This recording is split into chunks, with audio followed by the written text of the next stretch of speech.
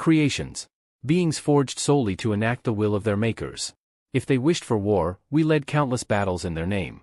If they desired treasures, we stripped them from the hands of the undeserving. A shadow flickered across his face as his mind sank deeper. Our existence had but one purpose: to fulfill their desires, to be the instruments of their will. Then, a memory surfaced, one that hardened his expression. One day, our Creator spoke.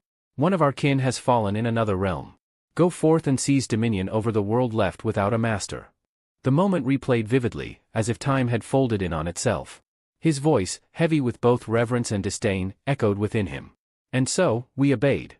The grand army of the divine was mobilized, countless faithful gathered to fuel the crusade. But the passage between dimensions demanded an unfathomable toll. With each step forward, the void narrowed, allowing fewer of us to continue. Those left behind were lost forever, swallowed by the abyss between worlds. A flicker of red reflected in his cold eyes, mirroring the glow of the dungeon as his mind delved further into the past.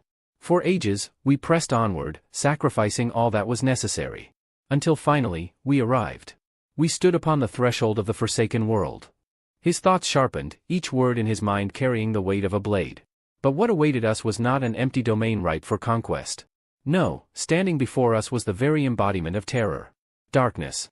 An abyss so vast and absolute that it eclipsed all hope of victory. A grim stillness settled over him as the memory continued to unfold. It was not merely a barrier, it was a force.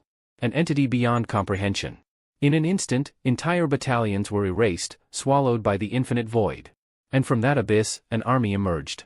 A legion forged of shadow, led by generals whose power dwarfed even the greatest of the divine. The apostle's fingers curled slightly, a rare display of emotion as he relived the nightmare. The darkness had not simply been an obstacle. It had been annihilation itself. The battle that ensued was unlike any conflict they had ever waged.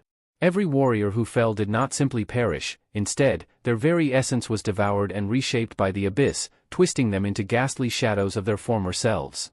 The divine army, once unshakable, found itself facing an enemy that grew stronger with every fallen comrade. The more they resisted, the more the darkness fed on their despair, its power swelling with each passing moment. What had started as a conquest in a world abandoned by its master soon spiraled into a war that bled into other realms. The divine forces, who had once marched with certainty, now staggered beneath the weight of their losses. The apostles, beings once revered for their unwavering faith, felt the first stirrings of doubt creeping into their minds. The apostle clenched his fists as the bitter memory resurfaced. Defeat, a notion they had never entertained, had become an undeniable reality. The casualties mounted, morale crumbled, and even the strongest among them began to waver. It was in this moment of desperation that Teal, God's chosen envoy, stepped forward, his presence radiating an aura of unwavering certainty. "This is not a loss," Teal declared, his voice cutting through the despair like a blade. "This is an opportunity." The apostle had listened in silence as Teal explained his reasoning. "Our passage between dimensions came at a great cost. The same applies to the darkness. It has withdrawn from the masterless world, and it cannot return easily, for the expenditure of mana was immense."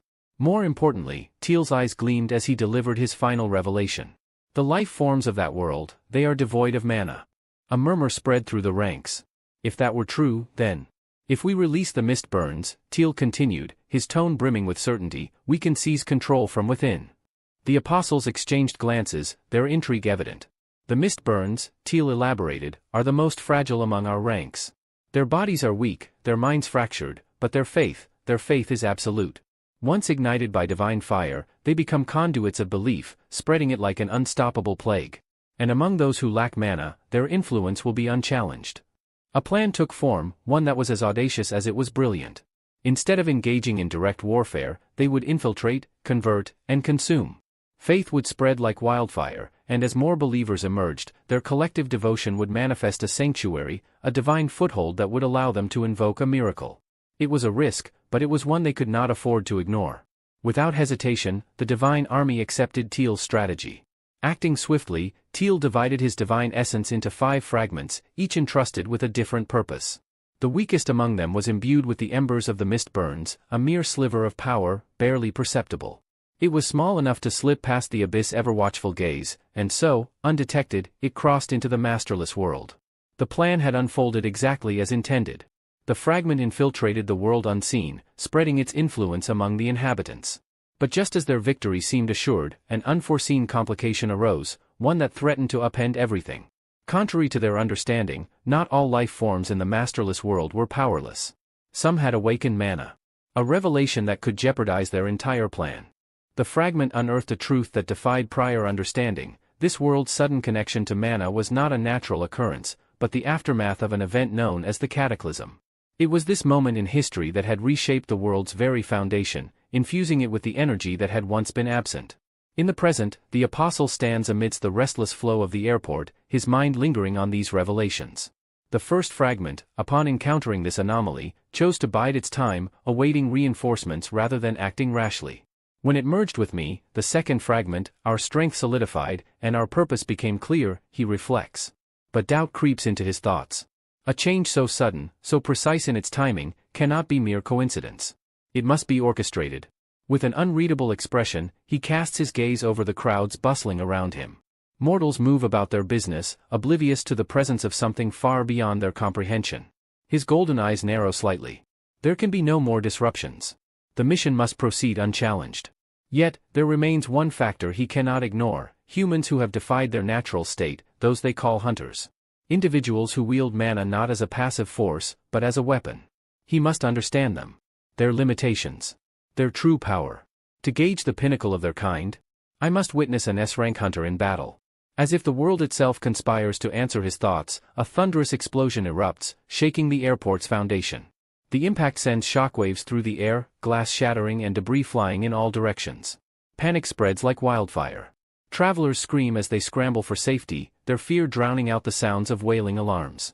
Unmoved by the chaos, the apostle remains a silent observer. Through the swirling dust and settling rubble, monstrous figures emerge, hulking, grotesque creatures, their forms bristling with crude, jagged weapons. Their eyes sweep over the terrified masses before unleashing guttural roars, their predatory instincts driving them forward in a merciless charge.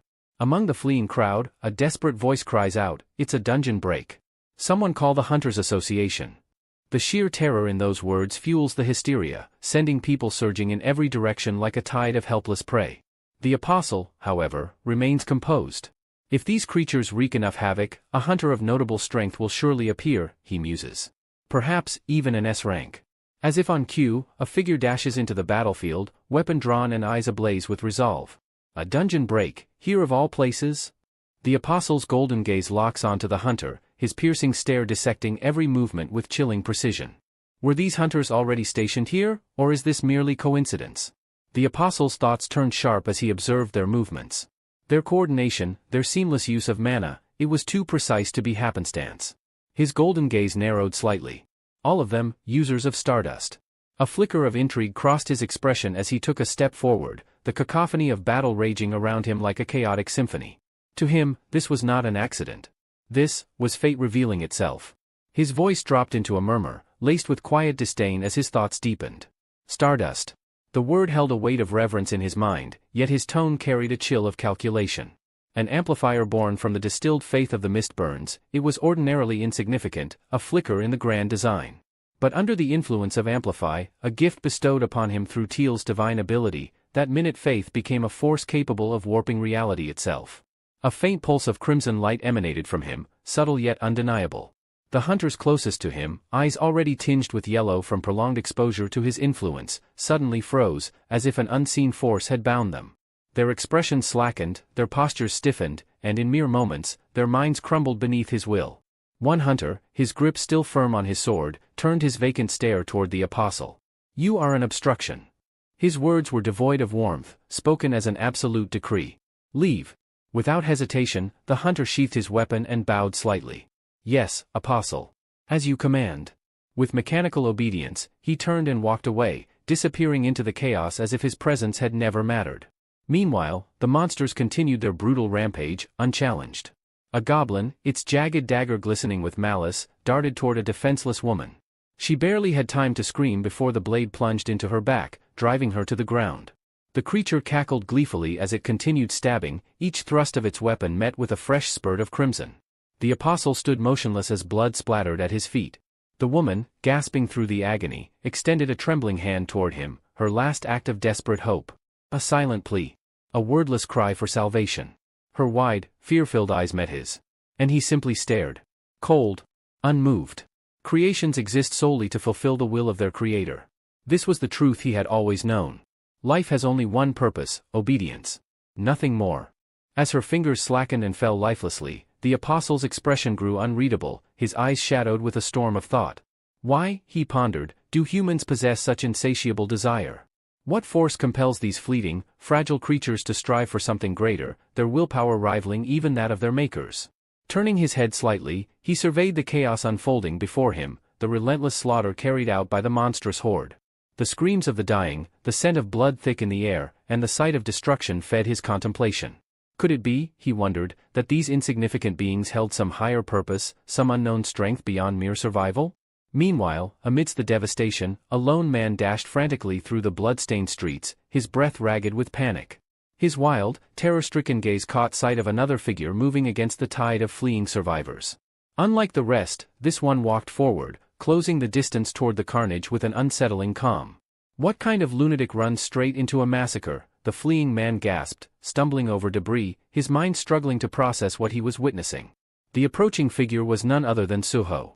With a quiet scoff, he adjusted the black mask concealing the lower half of his face, his tone laced with irritation. A dungeon break, huh? What a warm welcome. Nearby, a desperate scream rang out as a man lost his footing and hit the ground hard. He barely had time to raise trembling hands in a feeble attempt to shield himself before a towering beast loomed over him, its crude weapon poised to strike. The fatal blow never came. A powerful kick crashed into the monster's face, sending it hurtling backward as its club tumbled to the ground with a heavy thud. The rescuer landed smoothly, his stance unwavering. "Get up," Suho commanded, his voice cutting through the chaos like a blade. "I'll handle these. You, just run." From his vantage point, the apostle observed the scene with sharpened interest. Unlike the helpless masses, this masked warrior moved with seamless precision, each motion efficient, calculated, and lethal. His strikes were neither reckless nor hesitant. Every swing of his blade carried the weight of mastery, carving through the enemy with effortless control. The battlefield itself seemed to shift around him, as though the tide of battle bent to his will. The apostle's gaze narrowed. This hunter was unlike the others. There was something about the way he moved, the way he carried himself with absolute certainty, an air of power that transcended the ordinary. And then, recognition flickered in his mind. That mask. Lee Min-sung had spoken of a man who wore a black mask. The one who annihilated the Hyena Guild. A sliver of intrigue crept into the apostle's cold, impassive stare. His lips curled slightly, though not in anger, rather, in something akin to curiosity. The saboteur, so, this was the man who opposed him. Fascinating. Meanwhile, chaos engulfed the airport as goblins rampaged unchecked, their grotesque forms moving with bloodthirsty eagerness. Wielding crude, rusted weapons, they hacked through anything in their way, reveling in the terror of their prey. Screams filled the air as civilians scrambled for shelter, only to be mercilessly cut down by the savage creatures. The terminal, once a place of bustling movement, had transformed into a battlefield soaked in blood and despair. Then, in the midst of the carnage, a shadow moved. Too fast for the goblins to register, it flickered between them like a wraith. In an instant, bodies dropped where they stood, a precise slash or a crushing blow ending their miserable existence before they could react. Suho's movements were seamless, every strike carrying lethal efficiency. There was no wasted effort, only swift, decisive execution. A group of goblins, still clutching their weapons, barely had time to register their vanishing comrades before a devastating punch sent them sprawling. Their bodies crumpled to the ground, motionless. Suho exhaled, adjusting the hood over his head, his mind briefly assessing the situation. This doesn't add up. A gate of this magnitude, one capable of producing such a disastrous outbreak, should have been detected long before reaching this level of destruction. The Hunter Association would never allow a dungeon break of this scale to spiral out of control, especially in such a densely populated area. Something was wrong. His sharp gaze flickered to the slaughtered goblins at his feet. Whatever was behind this, it wasn't natural. But right now, speculation could wait. First, get the civilians to safety. Everything else comes later. Unbeknownst to him, from a vantage point shrouded in chaos, the apostle watched intently, his sharp mind rapidly piecing together observations. No traces of stardust. That alone set the masked man apart from most powerful individuals. The apostle's eyes narrowed slightly. The faith of the Mistborns does not flow through his body. He was neither blessed by their doctrine nor marked by their corruption. A rogue force. And yet, his aura was staggering. His presence, raw and untamed, crackled with potential. Comparable to Lee Min-sung? No, perhaps even greater. The apostle's thoughts churned, but Suho had already shifted his focus. Kneeling beside the fallen goblins, he extended a hand. In response, the shadows beneath the corpses stirred unnaturally, coiling and writhing like living entities. Dark tendrils slithered outward, wrapping around the lifeless bodies. And then, without hesitation, the shadow swallowed them whole. Moments later, 3 figures emerged, their twisted goblin forms now shrouded in inky blackness, glowing eyes locked onto their master in silent obedience. Suho barely spared them a glance before standing upright. Suho wasted no time issuing commands, his voice steady yet authoritative. Assist the civilians. Make sure those who can't escape on their own get out alive. Without hesitation, the shadow goblins nodded before vanishing into the battlefield, weaving through the blood-stained ruins of the airport. Their movements were swift and precise, slipping past the carnage as they sought out survivors. Hidden within the depths of the destruction, the apostle's confidence wavered for the first time. His breath hitched as he processed what he had just witnessed. A cold sweat formed at his temple, the weight of realization pressing down on him. That power, the command over darkness. It was impossible. Yet, there it was, unfolding before his very eyes. His fingers twitched slightly as a memory clawed its way to the surface. This authority, it can't be. It was identical. The same ominous force, the same dreadful presence that once sent tremors through entire armies. The power of the Shadow Monarch. His throat tightened as his mind was flooded with recollections of the unstoppable Shadow Army. He had seen it before, an overwhelming tide of blackened warriors that left nothing but ruin in their wake. The apostle clenched his jaw, his unease deepening as he watched the shadow goblins cut down the remaining monsters with effortless precision. A human wielding the power of darkness? The implications were terrifying. If this masked man was truly connected to the authority of shadows, then everything suddenly made sense. The annihilation of the Hyena Guild, the destruction of the Stardust Factory, all of it had been orchestrated by him. Every act of sabotage, every disruption to their plans, it was his doing. Just as the apostle was beginning to piece everything together, Suho's gaze shifted sharply. His eyes locked onto something in the distance, his expression unreadable yet piercing. A shudder ran through the apostle's body. He's seen me. His heartbeat surged as he instinctively attempted to suppress his presence, willing himself to disappear into the background. He couldn't afford to be discovered. Not here. Not now. If the remnants of the Shadow Monarch's authority still existed in this world, then their entire mission was at risk. I must leave. He cannot learn of us. Before he could act, a deafening crash shook the building. A massive truck came hurtling through the air, spinning wildly before slamming into the terminal.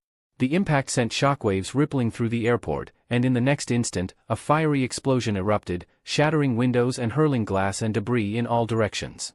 The force of the blast roared through the structure, swallowing everything in a blinding inferno. Reacting instantly, Suho lunged forward. Without hesitation, Suho positioned himself in front of the boy, shielding him as the explosion ripped through the area. Flames and jagged shards of glass slammed against his back, but the force barely fazed him. His body remained unshaken, an unyielding shield against the chaos. As the fire and smoke cleared, Suho turned his head slightly, his voice calm despite the destruction surrounding them. "Hey, kid. You all right? Any injuries?" Iterim's apostle could only stare in stunned silence. A short distance away, the apostle stood frozen, overwhelmed by the sheer dominance radiating from the man before him. Yet Suho's focus didn't linger on him for long.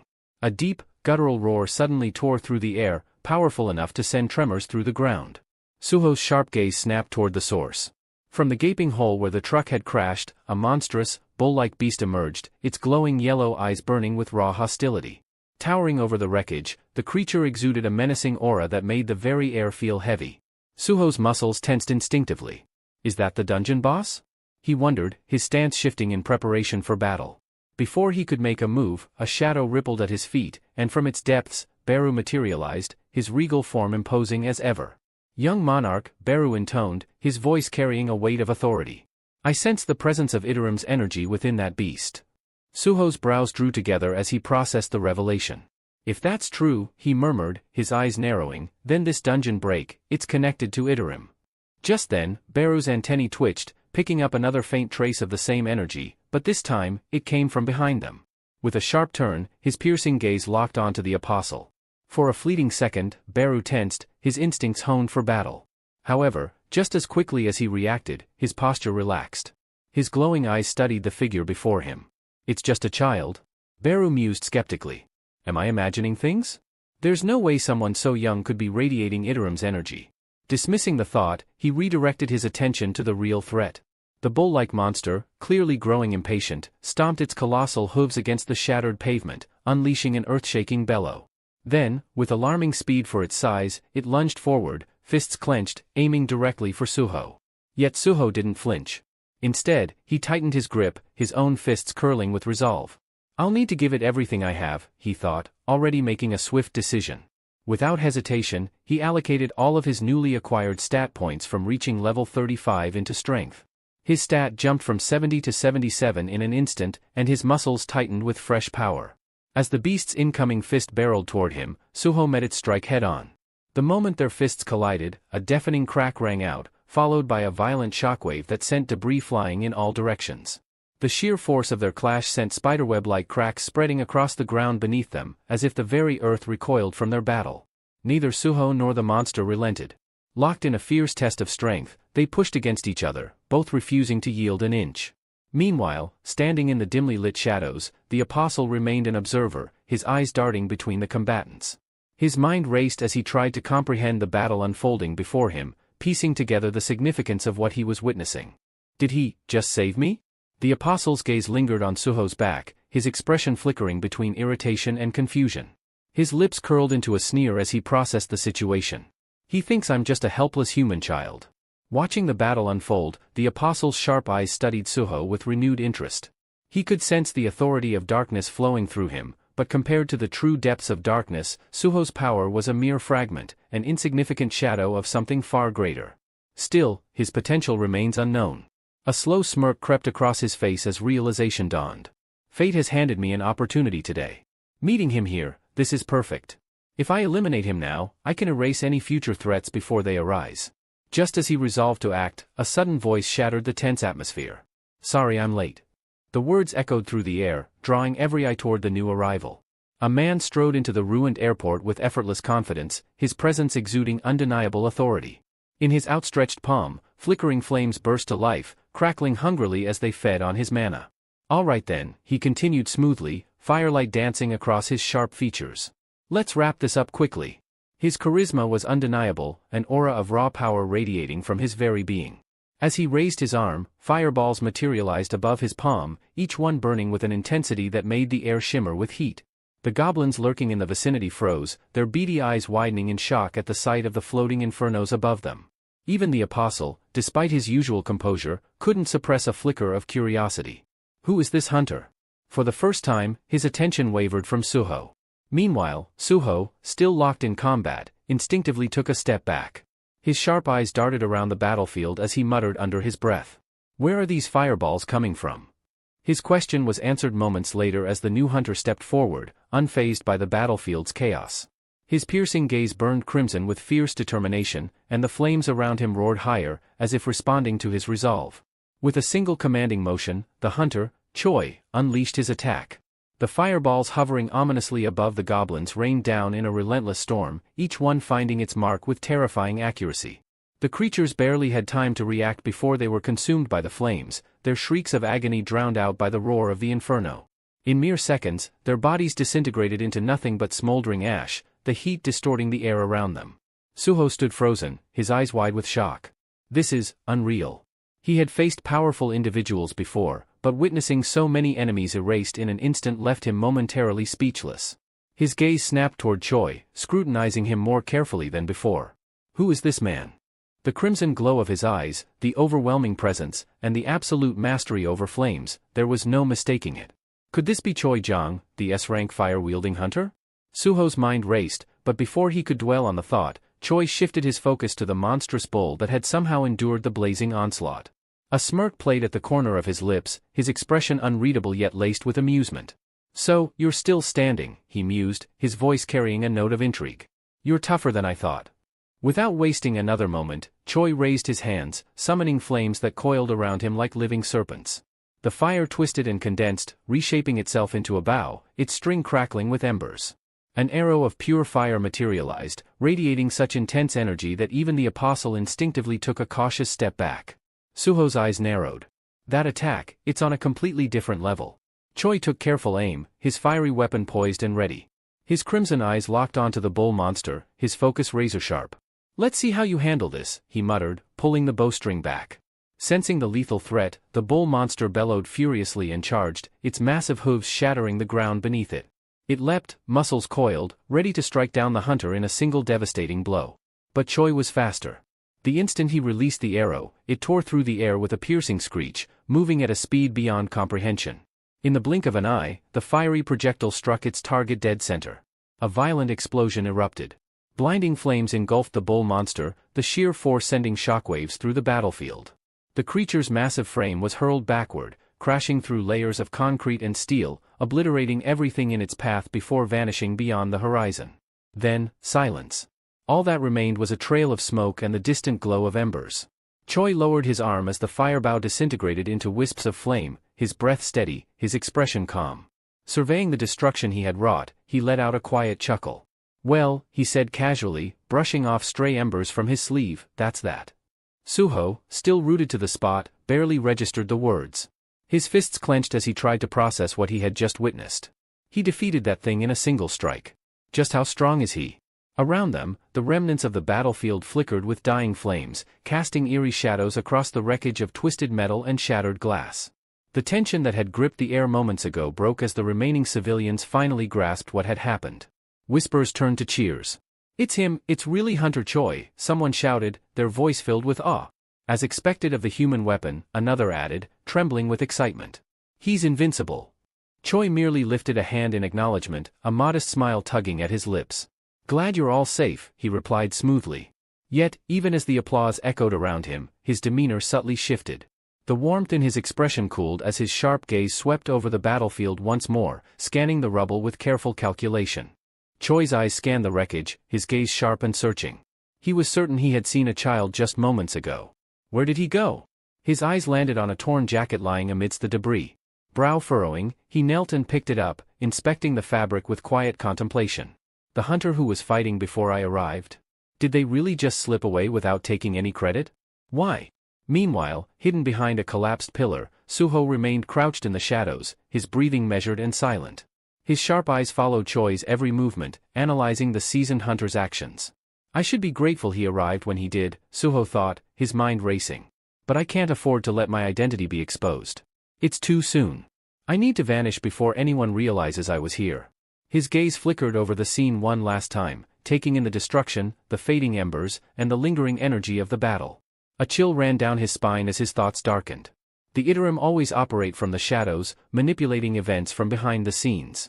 But this, attacking civilians in broad daylight? This wasn't random. His fists tightened. They're planning something far bigger. With that, Suho slipped deeper into the ruins, merging into the wreckage as effortlessly as a shadow fading into the night. As dusk settled over the city, the sky transformed from a fiery orange to a brooding shade of midnight blue. The sun's dying embers gave way to the silver glow of the rising moon, casting long, eerie shadows across the shattered streets. The air was thick with the remnants of smoke and dust, an unsettling stillness draping itself over the ruins. Far from the battlefield, in a dimly lit room tucked away in the depths of an abandoned building, the apostle stood motionless, his gaze fixed on the world outside through a cracked, grimy window. His mind was a storm of thoughts, replaying the events of the day with cold, calculating precision. Then, without warning, the air beside him rippled, distorting as though reality itself was unraveling. The distortion widened into a swirling, obsidian vortex, its edges pulsating with an unnatural energy. The apostle did not flinch, though his sharp eyes flickered with recognition. The portal expanded further, a deep void swallowing the dim candlelight. From its center, a pulsating red sphere emerged, radiating a malevolent aura. The room was instantly drowned in its eerie crimson glow. Then came the voice. Low, resonant, and dripping with authority. It has been some time, second fragment. The apostle remained seated, his expression unreadable. He did not turn to face the entity, but his voice remained eerily calm. So, you've arrived? Third fragment. His words carried a finality, like a man speaking his last before an inevitable fate. Before I relinquish this vessel to you, I will give you a summary of what lies ahead. There was no emotion in his tone, only a quiet acceptance. There are beings among the humans, he continued, his gaze still locked on the window, who possess magical power. They call themselves hunters. And among them, the strongest, those ranked as S rank, are particularly dangerous. We must tread carefully, the apostle murmured, his voice lowering into a hushed, almost conspiratorial tone. His golden eyes flickered with intensity. There is one among them, a variable that cannot be ignored. He must be. Before he could finish, the third fragment's voice cut through the air with cold detachment. That's enough. The apostle fell silent as the entity continued, its tone devoid of patience. I will see everything myself once I take control of this vessel. Your role is complete. As planned, you will now be absorbed into me. A subtle tension flickered in the apostle's gaze, though his face remained composed. His fingers curled slightly at his sides. What's this? The third fragment questioned, its voice carrying an edge of amusement. Are you hesitating? The apostle exhaled slowly, shaking his head ever so faintly. His voice was steady, yet something unspoken lingered beneath his words. It's nothing, he replied. I leave everything to you. As the red sphere began its consuming process, a thought surfaced in the apostle's mind, unbidden, unwanted. Am I reluctant to leave? The moment the notion formed, he crushed it. His expression steeled as he dismissed the weakness. No. This is the Creator's will. Everything we do is in service to Him. Then, the merging began in full. The crimson energy of the third fragment expanded, swallowing the apostle's golden radiance. The glow intensified, spilling through every crack in the room, flooding it with an ominous light. Outside, the night itself seemed to retreat as the violent energy pulsed outward, illuminating the darkened streets like a burning beacon. The walls trembled, barely holding against the sheer force of the transformation. The apostle's body twisted and contorted, his very essence unraveling and reshaping. The red glow deepened, warping the air itself until it was over. When the blinding light finally receded, a new figure stood in the apostle's place. The body had matured, taking on a fully grown form, its presence now suffused with a terrifying sense of command. No longer golden, his aura burned a deep, pulsating crimson, surging with immense power. He flexed his fingers, testing the strength of his new body. A slow smirk curved his lips as he relished the overwhelming force coursing through him. Then, a memory surfaced. A flicker of an image. That boy. His narrowed eyes gleamed with intrigue as his mind recalled the battle, recalling the one who wielded darkness like a weapon. The variable, he muttered, his voice laced with amusement. A quiet chuckle escaped him, deep and foreboding. To think someone exists with the same authority over darkness, he exhaled, his smirk stretching wider. How fascinating. His expression darkened, his thoughts shifting. The second fragment's judgment was flawed, he murmured, almost mockingly. To kill him would be wasteful. His eyes gleamed with malicious intent. No, if we bring him to our side instead. If he can harness his power fully, even command the dead, he would be far more valuable as a follower. Suho sank deeper into the couch, the plush cushions doing little to ease the exhaustion weighing down on him. The events at the airport had drained him completely, and now, in the rare silence of his living room, his eyelids grew heavy. For once, he allowed himself a moment of respite, his mind drifting toward the edge of unconsciousness. But peace, as always, was a luxury he was never meant to have. Like a hesitant shadow, Beru emerged from the darkness, his presence subtle yet impossible to ignore. His usual sharp gaze softened with concern as he studied Suho's slumped posture. Young monarch, you look like you just fought through an entire war and came out the loser, Beru muttered, his voice laced with worry. Without opening his eyes, Suho exhaled sharply, his tone carrying both exhaustion and frustration. Well, I did just survive an hour-long interrogation by my uncle. He tilted his head slightly, deepening his voice in an exaggerated impression. It's great that you're saving the world, but what about your safety? What am I supposed to tell your parents if you end up face down in a ditch somewhere? The memory alone was enough to make his jaw clench. His uncle's words still rang in his ears, a constant reminder of the worry he left in his wake. But as he stared up at the ceiling, his expression softened, thoughts shifting to the two people who had always been at the center of his world. Mom and Dad must be worried too, he murmured, almost to himself. A small, fond smile played at the corner of his lips. The weight of his exhaustion had not lifted, but a renewed sense of determination stirred within him. With a sudden burst of energy, Suho pushed himself upright, tossing the damp towel from his neck in one swift motion. Rest can wait. Beru, we're heading to the Shadow Dungeon. It's time to train. Beru blinked, momentarily taken aback. Young monarch, shouldn't you at least take a short break? Even those with the power of shadows need to sleep. Suho smirked, already rolling his shoulders in preparation. I just remembered, I haven't completed my daily quest yet. I can't afford to miss those rewards. You know, priorities. Beru let out a nervous chuckle, though the twitch of his antennae betrayed his concern. I swear, the young monarch treat's getting stronger like an addiction, like one of those players who can't stop pulling for rare items. Ignoring the remark, Suho raised his hand, summoning a swirling vortex of darkness. The portal to the shadow dungeon spiraled open before them, an endless abyss stretching beyond its borders. Without hesitation, they stepped inside. However, the moment Suho set foot in the dungeon, his confident expression shattered. His breath hitched, his body going rigid as his eyes widened in sheer disbelief. Suho's group stood in an awkward silence, the tension in the air thick enough to cut with a blade. His eyes darted between them, searching for some kind of explanation. What did you just say? His voice wavered, barely above a whisper. A sinking feeling took root in his stomach as he hastily summoned his status window. The color drained from his face. His daily quest had expired. The goblins, the very creatures he had been relying on to advance, were gone. Every last one of them. A cold dread settled in as he turned toward his companions.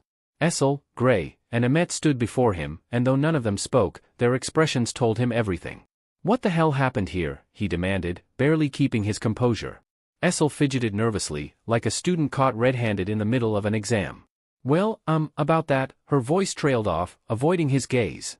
It was Emmet who stepped forward, utterly unfazed. I simply eradicated them, he declared, arms crossed over his chest, his tone matter-of-fact. They were an infestation, a blight upon your domain. It was long overdue. Suho's jaw tensed. Wait, you're telling me you killed all the goblins? His voice cracked slightly as realization dawned. Emmet's grin widened, completely unfazed. Every single one, he confirmed. And as promised, not a single human was harmed. For a long moment, Suho simply stared at him. Then, with an audible smack, his palm met his forehead. He exhaled sharply, frustration bubbling over. You wiped out all of my training targets in a single night. Do you realize what that means? My growth rate just plummeted. Emmet chuckled, clearly unbothered by Suho's outburst. If you seek strength, young monarch, then why limit yourself to mere goblins? I shall personally oversee your training. Suho blinked. You can train me? Emmet's chuckle took on a darker edge. Do you think I was simply born with this strength? No, true power is forged through relentless training. If you desire to surpass your limits, I will ensure you do. Before Suho could react, a familiar chime echoed in his ears. His system window materialized in front of him, displaying an unexpected notification. Congratulations. You have unlocked a hidden quest, preparation to become stronger. He blinked, scanning the text, his mind scrambling to process what had just happened. Well, he muttered, rubbing his temple. I guess I don't have much of a choice. With a resigned sigh, he accepted the quest. Emmet's laughter rang out, deep and ominous, like a villain reveling in his master plan. Uneasy, Suho opened his quest log, skimming over the requirements. Let's see. 100 push-ups, 100 sit-ups, 100 squats, and a 10-kilometer run. He squinted at the screen before deadpanning. What is this? The Saatama training regimen. Emmet's grin turned positively wicked. Oh, but there's more. A second notification appeared. New condition added, you must complete all tasks while carrying Emmet. Suho's head snapped up, his expression one of pure disbelief. You want me to do what? Are you insane? Emmet merely placed a hand on his chest in mock reassurance. Don't worry, young monarch. I will make myself lighter. Before Suho could argue, a thick mist-like aura enveloped Emmet's form. His body began to shrink, his once imposing figure gradually compressing until he was barely the size of a child. Suho, Essel, and Gray could only stare in stunned silence. That is equal parts horrifying and impressive, Suho muttered under his breath. Emmet stepped forward, placing a hand on Suho's shoulder. His now smaller fingers gripped firmly, his gaze unyielding. This should suffice. Now, let us begin. Suho, already questioning his life decisions, lowered himself into the push-up position. All right, let's get this over with, he muttered. Despite his outward determination, panic clawed at the edges of his mind. How is this even remotely fair? Before he could dwell on it further, the system chimed, a new notification flashing before his eyes. Bond skill is currently locked due to the power gap between player and Emmet. Requirement, level 80 to unlock. Suho's soul nearly left his body. Fantastic, he groaned internally. Just what I needed. Emmet wasted no time, hopping onto Suho's back with an ease that felt almost mocking. The instant he did, Suho's arms buckled, his body trembling under a weight that felt less like a person and more like a collapsed building. A deep crack echoed from the ground beneath him. Essel and Gray watched, frozen in shock. Meanwhile, Beru murmured, I think the young monarch is about to die. Emmet let out a hearty laugh. I may have forgotten to mention, while I can shrink my size, my weight remains unchanged. Suho's face contorted in agony. You're crushing me, he gritted out, his entire body quivering. Sweat poured from his forehead, dripping like a leaking faucet. Ahmet leaned closer, his expression amused. That's the idea. To grow stronger, one must first be broken down. Suho clenched his teeth, barely holding himself together. Yeah, well, I'm definitely about to break. Ahmet's laughter rang out, unbothered. Good. Now, give me 99 more push-ups, young monarch. Suho let out a strangled groan. Just kill me already. Miles away, in a derelict structure on the outskirts of Paiju's field-type dungeon, a different kind of suffering unfolded. The air inside the ruined building was thick with the sound of muffled screams. A mistborn creature convulsed violently, its distorted form writhing in agony. Dim, flickering lights cast eerie shadows on the walls, which were smeared with unsettling stains. The place resembled a crude, makeshift laboratory, half-destroyed equipment littered the floor, and the scent of rusted metal and burnt flesh lingered in the air. Standing amidst the chaos was Lee Min-sung, his sharp eyes locked onto the tortured creature. He exhaled slowly, the smoke from his cigarette curling lazily around him. The approaching sound of footsteps barely registered to him. He didn't even bother turning around. So, you finally decided to show up, he muttered coolly. Taking another long drag from his cigarette, he exhaled before speaking again, his tone laced with barely restrained irritation. How much longer am I supposed to keep doing this? Before he could continue, a low, guttural voice cut through the air. Human, you should feel honored to be a part of this. The voice belonged to the figure standing just behind him, a towering presence cloaked in darkness. Murmu, the overseer of the Stardust Factory, stepped forward, his grotesque form barely illuminated by the dim lighting. His presence was suffocating, an ominous shadow that loomed over everything. A twisted grin spread across his monstrous face. You wouldn't want to disappoint us, now would you? Murmu's expression shifted, his voice taking on a reverent tone. The Chosen One delivered us from our miserable existence. He granted us purpose. At those words, something inside Lee Min-sung snapped. With a flick of his fingers, he discarded his cigarette, its ember hissing softly against the cold floor. In the same motion, he whirled around, his blade flashing through the dim light. A sharp shlick echoed through the room as his sword carved through the demon's writhing tentacles, severing them cleanly. The amputated limbs hit the ground with a grotesque squelch, oozing dark ichor onto the already stained floor. His voice was low, but each word dripped with venom. A wretched life? Lee's glare burned into Murmu, his grip tightening on the hilt. And a monster like you dares to judge me? Do you have a death wish? Murmu remained unfazed, his unreadable gaze meeting Lee's fury without flinching. He neither retreated nor retaliated, simply watching. With an irritated scoff, Lee sheathed his sword, the blade sliding back into its scabbard with a sharp click. Enough of this, he growled. Where's the kid? Murmu's lips curled into a knowing smirk. The apostle is preoccupied. Lee's eyes narrowed dangerously. His voice dropped into a quiet threat. Lim Taegu will return to Korea soon. Tell your apostle to honor his promise. Instead of responding immediately, Murmu reached into the folds of his robes, retrieving a small glass vial. Within it, a thick, swirling substance glowed ominously, concentrated stardust, its sinister energy pulsing like a heartbeat. Holding it up, he turned to Lee with an almost amused tilt of his head. You've been given this already, haven't you? The demon's voice was laced with intrigue. Why do you refuse to use it? Lee didn't answer, his gaze locked onto the vial with open disdain. Murmu continued, his voice almost wistful as he reminisced. The Chosen One came to me after the Shadow Monarch shattered the demon realm. I was left to rot in the dimensional rift, abandoned, barely clinging to life. But he saved me. And thanks to his gift, the berserk poison, stardust, spread across the realm. We annihilated the later household, those wretched traitors. Lee remained unimpressed, his expression hardening with every word. Sensing an opening, Murmu pressed on. If you follow the apostle, you will gain strength beyond your wildest imagination. You could crush this Lim Taegu without effort. Is that not what you desire? Lee's response was swift, his voice sharp as a razor's edge. Don't act like you understand S ranks. Without another glance, he ground the smoldering remains of his cigarette under his boot and turned for the exit. Keep your cultist garbage to yourself, he muttered coldly. I'm never touching that stuff.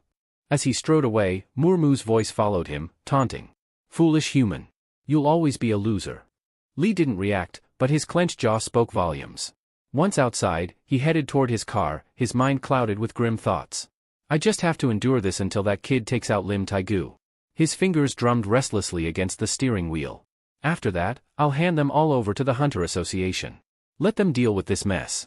He exhaled slowly, his eyes dark with something unreadable. I was untouchable once. I'll make sure things go back to how they were supposed to be. With that, he started the engine, disappearing into the night. Unbeknownst to Lee Min-sung, a silent observer lurked in the darkness, carefully watching his every move. The hunter pressed a finger to his earpiece, speaking in a measured tone. Association Chairman, Lee Min-sung just exited Paiju's field dungeon. I'm willing to bet that's where Stardust is being produced. On the other end of the call, the chairman's face darkened. Understood. Hunter Miho, keep tracking him. As the call ended, Chairman Lee turned toward Choi, who stood nearby, flipping through a stack of reports. Without looking up, Choi spoke, a hint of satisfaction in his voice.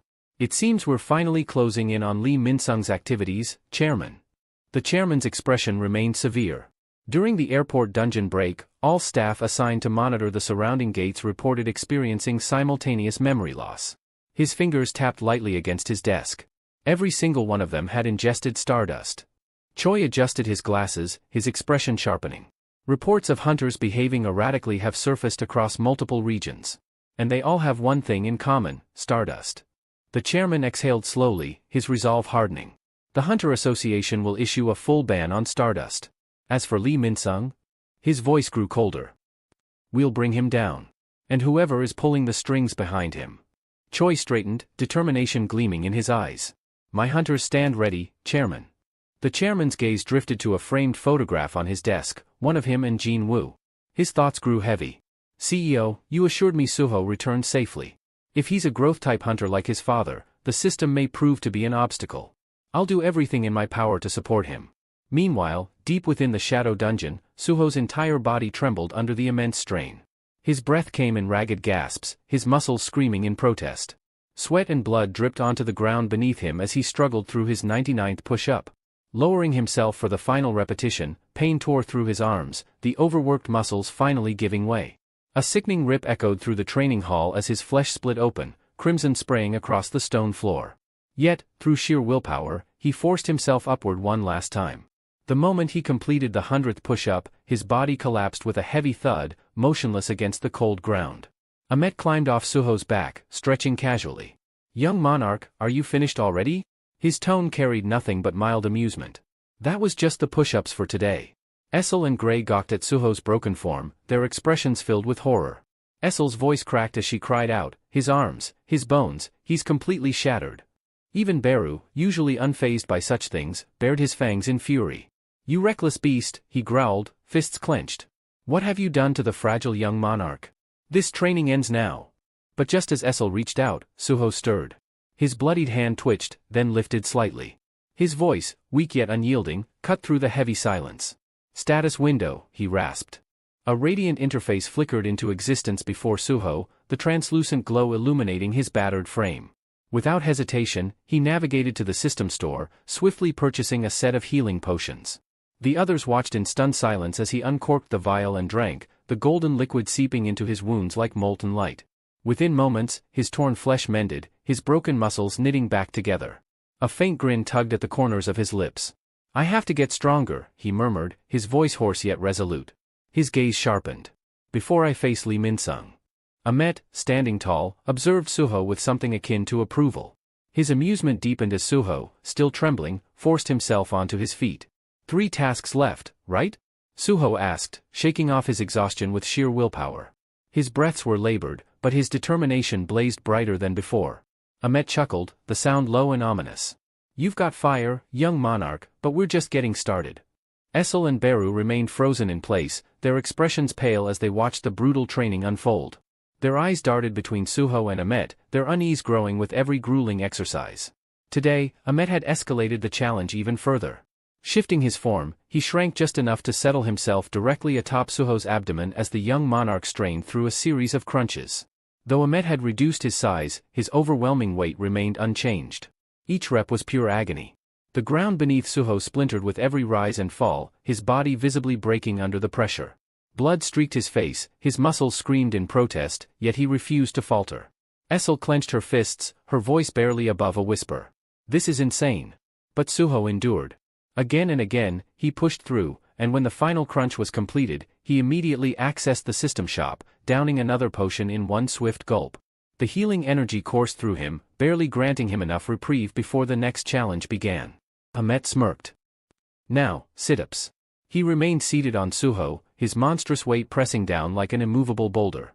Realizing sheer strength alone wouldn't suffice, Suho activated his bonding skill with Gray.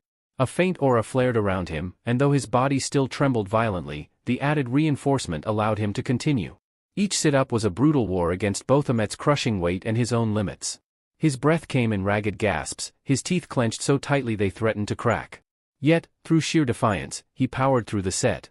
By the final rep, Suho collapsed onto the fractured ground, his body convulsing with exhaustion. But there was no time to rest. Potion bottles scattered around him as he drained another elixir, bracing himself for the final trial, a 10-kilometer run. Ahmet, perched smugly atop Suho's shoulders, crossed his arms. Try not to fall. With a final, deep inhale, Suho launched forward. Each step sent tremors rippling through the dungeon floor, his feet carving deep imprints into the cold stone. Sweat drenched him, streaming down his face in rivulets. His lungs burned, his muscles screamed for mercy, yet he kept running. The agony blurred his vision, and tears mixed with the sweat dripping from his chin. But Suho didn't stop. Because stopping meant weakness. And he would not allow himself to be weak. As Suho pushed himself forward, his legs burning with exhaustion, Ahmet observed him in silence. A thought crossed his mind. This young monarch, he refuses to surrender. No matter the obstacle, no matter how impossible the challenge, he keeps moving forward. If he continues like this, one day, he might surpass Tarnak. Perhaps even the other monarchs. When Suho finally reached the finish line of his grueling run, his breath came in ragged gasps, his voice hoarse as he groaned, "My back. I need a potion. Maybe two." Beside him, Gray, no longer strengthened by their bond, collapsed with a heavy thud. The two lay motionless on the dungeon floor, their chests rising and falling as if their very souls had been wrung dry by the brutal training. A heavy silence settled over them until a familiar chime echoed through the dungeon. A translucent screen materialized above Suho, the system's message blinking in bright letters. Daily quest rewards available. Hearing the notification, Essel, Beru, and Ahmet approached, their gazes filled with a mix of admiration and concern. Beru, usually composed, spoke in a low, approving tone. "Young monarch, today's training is complete." Suho, still sprawled across the shattered ground, barely lifted his head to glance at the floating text before him. His voice was weak but laced with satisfaction. "That was absolute hell," he exhaled deeply. "But thanks to this, my endurance and strength have improved." The system confirmed his progress. Strength, 78-79? Endurance, 40%, 60%. A tired but victorious grin tugged at Suho's lips. "If I can get through these quests with less struggle, I'll grow even stronger. The pain is worth it." Lifting a trembling hand, he motioned toward Ahmet. "I'll be counting on you tomorrow too." Ahmet nodded, an approving smirk playing at his lips. "Of course, young monarch." When Suho finally returned home, his body felt like lead. The moment he collapsed onto his bed, sleep claimed him instantly. Beru, standing beside him, watched quietly for a moment before reaching down to drape a blanket over Suho's battered body. His expression softened as he murmured, "You did well today, young monarch." With that, he turned and exited the room, his usual serious demeanor giving way to excitement. Finally, it was time to unwind. Settling onto the couch, he grabbed the remote and grinned. At last, some peace and quiet. The television flickered to life, and he leaned back, ready to enjoy his well-earned break. But his good mood was short-lived. The screen filled with the image of a news anchor, their expression grim. "Breaking news," the reporter announced. "The Hunter Association has just implemented new regulations regarding field-type dungeons in response to the catastrophic airport dungeon break." Beru's grin faded as his gaze darkened, a heavy feeling settling in his chest.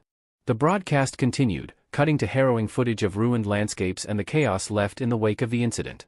The reporter's voice carried over the images, explaining the situation in detail.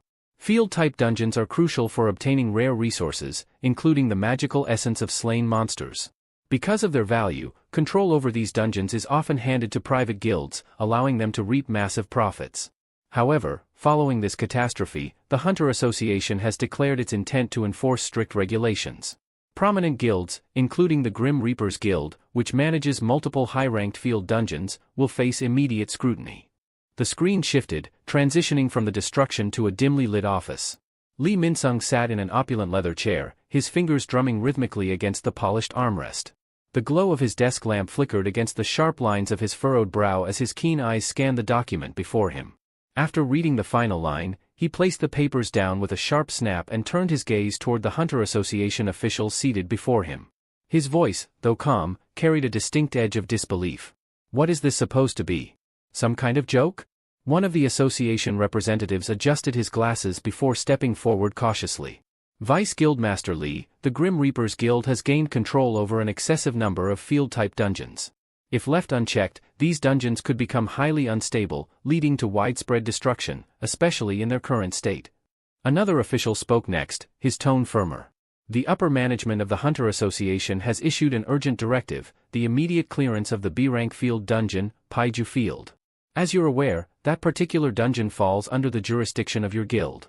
At the mention of Paiju Field, Min Sung's expression darkened, though he remained composed. Beneath the table, his fists clenched tightly. The association member continued, pressing the matter further.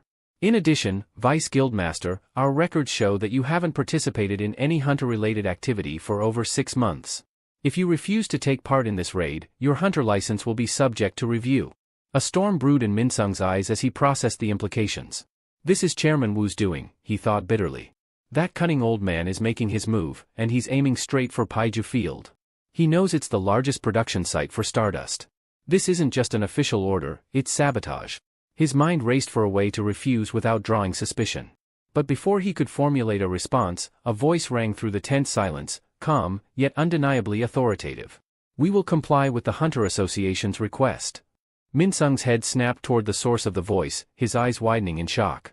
Standing in the doorway was none other than Lim Taegu, the S-rank hunter and the guildmaster of the Grim Reaper's Guild. The association officials exchanged brief, relieved glances as Min Sung struggled to suppress the sinking feeling in his chest. Thank you for your cooperation, Guildmaster Lim, one of the Hunter Association representatives said, bowing respectfully. Lee Min Sung clenched his jaw so tightly that it felt as if his teeth might crack. So that's why he rushed back from his overseas mission, he thought bitterly. Not for the guild, not for any urgent matter, just to get in my way. Lim Taegu strode into the room, his presence alone commanding attention. His sharp eyes briefly locked onto Min Sung's, and though he remained silent, the unspoken suspicion in his gaze was unmistakable. As the association officials began filing out, one of them turned back to deliver a final instruction. The association will be sending additional hunters to assist with the Paiju Field raid. Please ensure your team is assembled accordingly. Once the door clicked shut behind them, an uneasy silence settled over the room. Min Sung exhaled sharply, slumping into his chair as he ran a hand through his hair. A heavy moment passed before he lifted his head, his voice dripping with frustration. Lim Taegu, have you lost your damn mind? Do you have any idea how much a field-type dungeon is worth? Taegu remained unfazed, leaning casually against the table with his arms crossed. His tone was cold, each word deliberate. Do you actually believe the Hunter Association's goal is just to clear Paiju Field? Min Sung stiffened. A chill crept up his spine as unease settled deep in his gut. They've probably figured out what you've been doing behind closed doors, Taegu continued, his voice sharpening. Stepping forward, he fixed Min Sung with an unrelenting stare. I warned you not to underestimate them. But you ignored me and dared to use our guild members for your schemes while I was away. The atmosphere in the room shifted. Taegu's aura darkened, an oppressive weight pressing down on Min Sung. His piercing gaze gleamed with quiet menace. You still see me as nothing more than your driver, don't you? Taegu's voice was low, laced with quiet fury. Cleaning up the messes you make? Min Sung's patience snapped. His own rage surged to the surface, his expression twisting with fear as he glared at Taegu. But before that, the shrill ring of a phone shattered the tension. Taegu glanced at the screen, his expression shifting subtly. Without a word, he placed the phone on the table and straightened, his posture composed yet commanding. A recruiter just contacted me, he said coolly. A new S-rank hunter has surfaced in Korea. I'll be heading to the Hunter Association to look into it. Turning toward the door, he paused for a brief moment, glancing back at Min Sung. You might still have a chance to fix this mess, he said, his voice carrying a quiet warning. Don't waste it. Without another word, Taegu exited the room, his footsteps echoing down the hall. Min Sung remained seated, his fingers digging into the leather of his armrests. His knuckles had gone bone-white, and his mind was racing. Lee Min Sung's bloodshot eyes blazed with fury as he muttered under his breath. Another S-rank hunter? These people luck into power and act like they're untouchable. As the door clicked shut behind Lim Taegu, his thoughts sank deeper into resentment. His mind churned, brewing a storm of emotions that threatened to spill over. He leaned back in his chair, his fingers drumming against the armrest as a sinister smirk curled his lips. When is that alien brat going to grow up? He murmured. And when is that fragment going to reappear? A malevolent gleam flickered in his eyes as he uttered his next words, each syllable laced with venom. I need that alien to kill Lim Taegu for me. His breath hitched slightly as his grip on the armrest tightened. He has to die. For my sake, too. Before he could finish his thought, his phone vibrated on the table, snapping him from his scheming. His gaze narrowed as he leaned forward, swiping the screen. Whatever message he read caused his expression to shift entirely. His lips curled into a wicked grin before a low chuckle rumbled from his throat. That chuckle grew, bubbling into a maniacal laugh that echoed through the dimly lit room. That alien, he sneered, his voice dripping with intrigue. That irritating look on his face? What are you up to this time? The scene shifted to the headquarters of the Hunter Association, where a restless crowd had gathered outside. Reporters jostled for position, cameras flashing non-stop as they tried to capture footage of the latest sensation. Inside the building, the atmosphere buzzed with excitement and tension. The focus of their attention stood at the center of it all, the newly revealed S-rank hunter of Korea. The apostle stood motionless, his icy demeanor commanding absolute attention. His piercing gaze swept across the throng of reporters, but his eyes sharpened when they landed on a particular figure in the crowd. A man he recognized immediately. With slow, deliberate steps, the hunter approached, his presence alone silencing those around him. When he finally came to a stop, he spoke in a calm yet authoritative tone. Congratulations on attaining the rank of S-class, Mr. Park Do-jin. He offered a slight nod of acknowledgement. A collective gasp rippled through the room as recognition dawned on everyone. This wasn't just any hunter, it was Choi, a high-ranking figure renowned for his skill and influence. His sharp eyes studied the apostle closely, his expression shifting as a vague sense of familiarity surfaced. He rubbed his chin thoughtfully. Strange? Have we met before? He mused aloud. I feel like I've seen you somewhere. Park Do-jin's gaze grew colder. His response was swift and devoid of emotion. No, we've never met.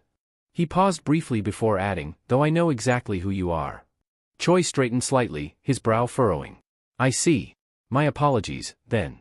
Without missing a beat, Choi shifted gears, his expression returning to one of business. In that case, would you consider signing a contract with the Hunters Guild? Park Do-jin remained unfazed, his expression unreadable. Thank you for the offer, he said flatly. But I've already chosen a guild. As he spoke, he slowly lifted a finger, pointing across the room. At that exact moment, the heavy doors of the Hunter Association swung open. The crowd instinctively turned their heads toward the entrance, murmurs rippling through them as they recognized the figure who had just entered. Lim Taegu, the S-rank hunter and guildmaster of the Grim Reapers, strode in, his posture as commanding as ever. Though initially taken aback by the sudden attention, his eyes quickly found Park Do-jin. His brow furrowed slightly in confusion. Because the apostle, without hesitation, was pointing directly at him. Park Do-jin's unwavering gaze swept across the room, his voice carrying the weight of finality. I've already made my decision. I will be joining the Grim Reaper Guild. A murmur spread through the crowd like wildfire. The newly awakened S-rank hunter had chosen his allegiance, and his words left no room for negotiation. 1 week later, the scene shifted to the frostbitten landscape of the Paiju Field-type dungeon. A group of hunters stood gathered at the raid site, their breaths forming clouds in the frigid air. Among them was Baek Mi-ho, a sharp-eyed hunter from the White Tiger Guild. She tightened the straps on her gear, her keen gaze scanning the surroundings until it settled on Lee Min-sung. As she approached, Min-sung greeted her with a charismatic smile, his tone dripping with warmth. Ah, Baek Mi-ho of the White Tiger Guild. I appreciate you joining us. It seems this dungeon is giving you extra work. Mi-ho returned his smile with a carefully measured one of her own. Her voice was polite, neutral. Not at all. It's only natural to offer assistance when required. But behind her composed demeanor, her thoughts were sharp and cutting. He's good. That charming facade, so polished, so convincing. But underneath, he was rotten to the core. Today, everything that happens inside this dungeon will come to light. That mask of his? I'll rip it off myself. Her expression shifted, becoming focused as she swept her gaze across the frozen terrain. A sudden presence behind her made her pause. She turned slightly, catching sight of him, Park Do-jin. The new S-rank hunter. The latest addition to the Grim Reaper Guild. Mi-ho's brows knitted together as she studied him. His aura was commanding yet enigmatic, radiating a quiet authority. An unexpected variable, she mused. If things went south, he could either become a serious problem or an advantage. The perspective shifted to a group of excavation workers stationed nearby. They were being instructed to grab pickaxes for the mission's objectives. Among them, a man named Suho silently took hold of his pickaxe, his expression unreadable as he braced for the grueling task ahead. The timeline rewound to a few days earlier. Sunlight filtered through the grand windows of the Grim Reaper Guild's headquarters, casting golden patterns across the polished floors. Inside, Lee Min-sung lounged comfortably in an opulent chair, his fingers idly swirling a drink in his hand. A smug grin tugged at his lips as he regarded the figure seated across from him. "To think you've changed so much since the last time we met," Min-sung mused, his tone laced with mockery. "I suppose aliens evolve quickly, huh?" Across the table, the apostle remained impassive, barely reacting. He lifted a porcelain teacup, taking a slow, deliberate sip. When he spoke, his tone was cool, detached. "My earlier form was chosen for optimal survival," he stated flatly. "Now that I have regained my strength, appearances are irrelevant." Min-sung let out a short chuckle, leaning forward with a smirk. "And the name Park Do-jin?" he pressed. "Becoming a hunter? What's your endgame?" The apostle didn't so much as blink as he set his teacup down with meticulous precision. "A name is merely a tool," he replied. "Park Do-jin grants me the ability to move freely in this world. Becoming a hunter ensures I can operate without restriction." The air between them crackled with unspoken tension. Each word exchanged was a calculated move in an invisible game, one where the true stakes remained obscured beneath the surface. The Grim Reaper Guild's hall, though vast, felt stifling under the weight of their conversation. The atmosphere was thick with unspoken tension, a silent battle of wills playing out between the two figures seated across from each other. Lee Min-sung's lips curled into a smile, but it was devoid of warmth. His voice carried a note of irritation as he spoke. "Thanks to your little show at the airport, the Hunter Association has been breathing down my neck. They're investigating every move I make, citing civilian casualties and damages. If they dig too deep and uncover what's happening at the Paiju Field facility, we're both finished." Across from him, the apostle remained unfazed. His cold, calculating gaze met Min-sung's, his tone barely above a whisper but brimming with quiet authority. "That's precisely why I joined the Grim Reaper Guild, to make sure that doesn't happen." He leaned forward slightly, the intensity in his eyes sharpening. "During the raid, I'll turn every hunter in that party into followers. Once that's done, they won't find a single trace of what's there." Min-sung's arms folded across his chest as he let out a low chuckle. Externally, he appeared amused, but inside, his mind whirred with silent calculations. "That's a bold strategy," he mused before narrowing his eyes. "But let me ask you something, do you really think you're ready to face Lim Taegu, an S-rank hunter, right now?" The apostle's expression darkened as memories of his prior encounter with Lim resurfaced. "So you're asking about my promise to kill him," he murmured. He paused, his eyes glinting with something unreadable. "After meeting him, I'm certain that if I were to fight Lim Taegu right now..." He let the sentence trail off, leaving the conclusion unspoken but ominous. Min-sung's smirk widened slightly as he studied the apostle, his mind dissecting every nuance of the conversation. Like a predator gauging its prey, he was already several moves ahead. "Keep your promise," he thought, masking his malice behind a composed exterior. "I don't care if you both end up dead. Just follow through with what you said." The scene shifted to the Hunter Association headquarters, where the president sat behind a sleek, polished desk. The soft glow of his monitor bathed the dimly lit office in a cool light. He gazed out the window, his fingers tapping rhythmically against the armrest of his chair, his mind deep in thought.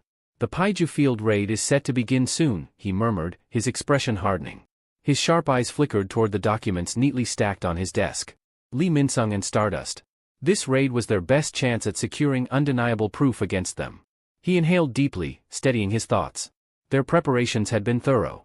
With the White Tiger Guild's cooperation, they had managed to secure A-rank hunter Baek Mi-ho for the mission. And if things escalated beyond control, they had an additional failsafe, Choi Jong and another S-rank hunter standing by as reinforcements. Yet, despite the solid groundwork, a shadow of doubt lingered in the back of his mind. His fingers stilled, his gaze sharpening as he focused on one particular name. Park Do-jin. The newest S-rank hunter. The wild card. His eyes narrowed. "He joins the Grim Reaper Guild just as we're preparing for this raid," he muttered under his breath.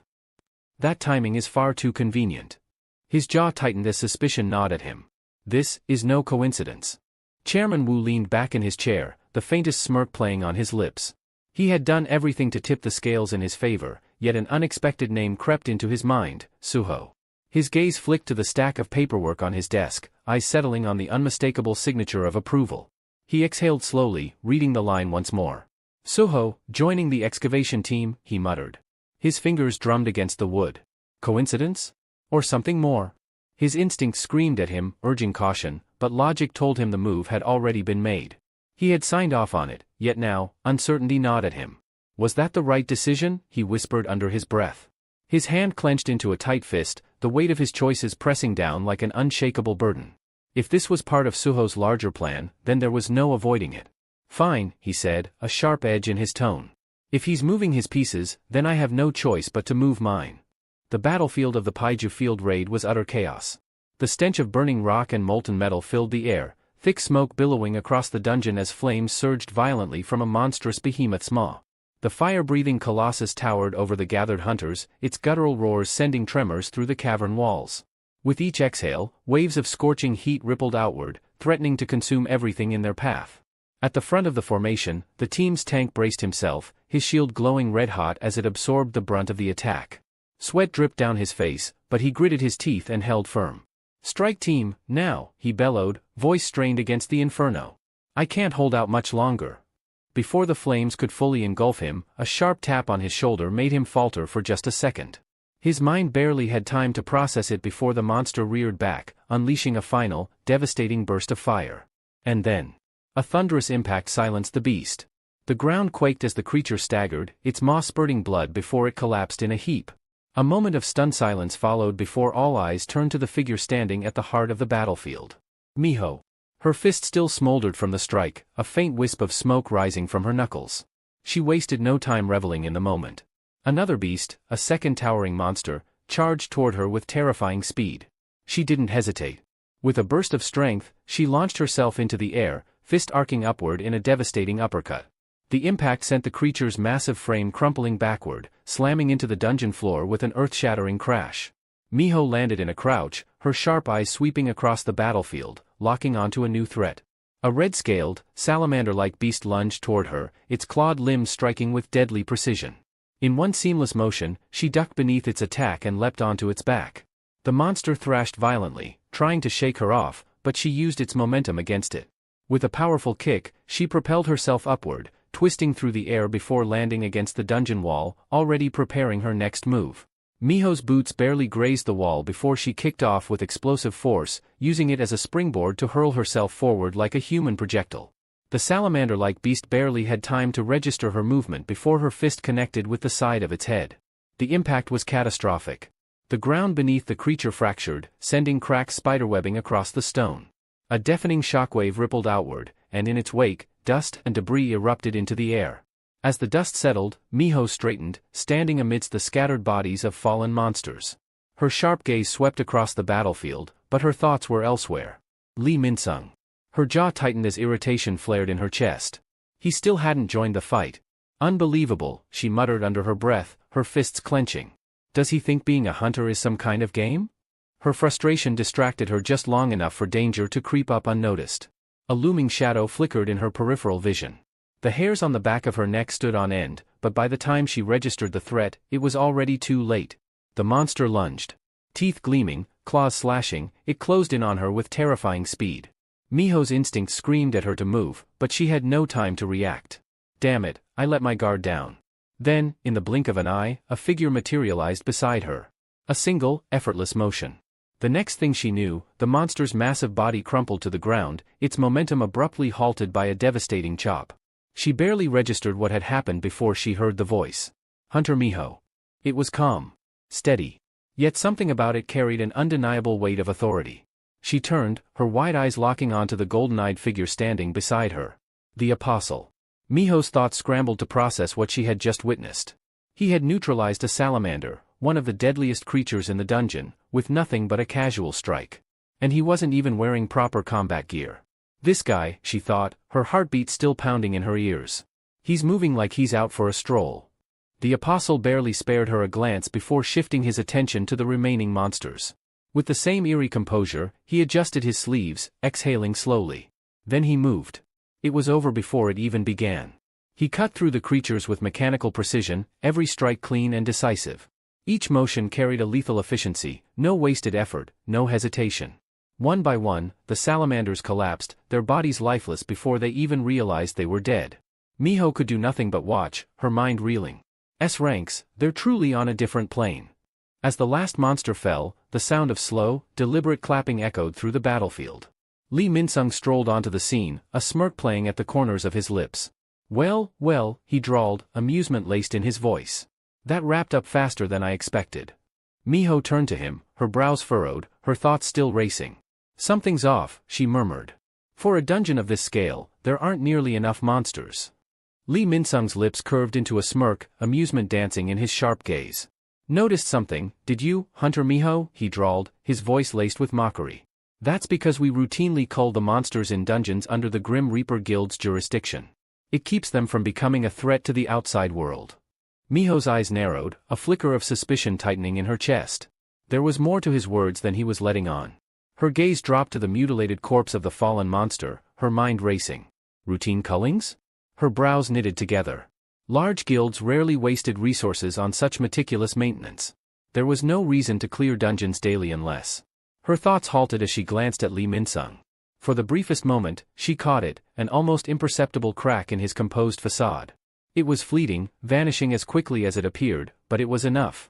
Something was definitely wrong. Lee Minsung, sensing her unease, let out a low chuckle. All right, hunters, he called out, his voice artificially cheerful. The boss room is just ahead. His lips curled into a sly grin, his eyes glinting with something darker, something calculating. Inside, he gloated. Search all you want, Miho. You won't find a single thing. The factory had already been dismantled, the demons had slithered deep into the recesses of Paiju Field, and any evidence that could have tied him to them had long since disappeared. What remained were empty halls, shadows, and dead ends. Unseen by the others, the apostle quietly observed Miho's darkening expression. You'll find nothing here, he mused. But even if you manage to survive what's coming, your mind may not. His golden eyes glowed faintly as he trailed behind the group, silently watching. Deep within a secluded section of Paiju Field, hidden from prying eyes, a far darker scene unfolded. The demon Murmu stood amidst the eerie glow of an unholy laboratory, his piercing gaze sweeping across the rows of lifeless, hollow-eyed figures slumped against the walls. Two other demons flanked him, their twisted forms exuding malice. Murmu clicked his tongue in irritation, his clawed hand gesturing toward the motionless husks. What a waste, he sneered, his voice thick with contempt. So much potential, just rotting away. A flicker of frustration crossed his face. The apostle is here, he muttered, his lip curling. Yet we're forced to sit idly by? Titch. What a disgraceful waste of time and resources. We could be turning these wretches into stardust instead of letting them gather dust. One of the demons growled in agreement, their murmured conversation thick with barely restrained malice. But before their schemes could continue, a sound cut through the tense atmosphere. The demons froze. A lone figure stood silhouetted in the doorway, clad in black, his very presence exuding an air of unshakable authority. The room grew eerily silent. Then, his voice rang out, calm, controlled, yet carrying an unmistakable undercurrent of anticipation. Beru. You're certain a demon is here? Suho asked, his voice calm yet firm. Yes, young monarch, Beru replied without hesitation, his tone carrying both reverence and anticipation. Their foul presence lingers. It's unmistakable. Without another word, Suho pressed his palm against the door. A mere push sent the locked frame splintering apart, the heavy door slamming open to reveal the horrific scene within. At the sudden intrusion, Murmu whirled around, his glowing eyes narrowing. Who dares? He never got to finish. Suho moved in a blur, closing the distance in an instant. His fist crashed into Murmu's face, the sheer force distorting the demon's features before sending him hurtling across the chamber. The impact was so violent that the walls cracked upon collision, a sickening crunch echoing through the room. Suho didn't pause. He shot forward, delivering another devastating blow before Murmu's broken body even had the chance to hit the ground. The second strike embedded the demon deeper into the ruined wall, leaving only a splatter of dark ichor and a barely recognizable figure. The remaining demons stood frozen, their expressions twisted in shock. Their ally, one of their strongest, had been turned into nothing more than a pile of shattered bones and torn flesh in mere seconds. Beru's voice cut through the silence, brimming with approval. You've grown, young monarch. To think a single punch sent a demon's head flying, he mused.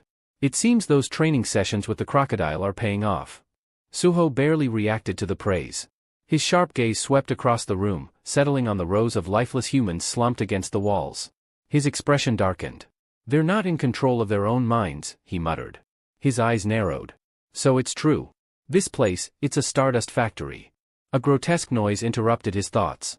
The mangled remains of Murmu twitched. His shattered limbs snapped back into place at an unnatural speed, his disfigured face knitting itself together. A hoarse, broken groan turned into a chilling, guttural laugh. A black mask, Murmu rasped, his voice dripping with malice. His glowing eyes locked onto Suho with twisted glee.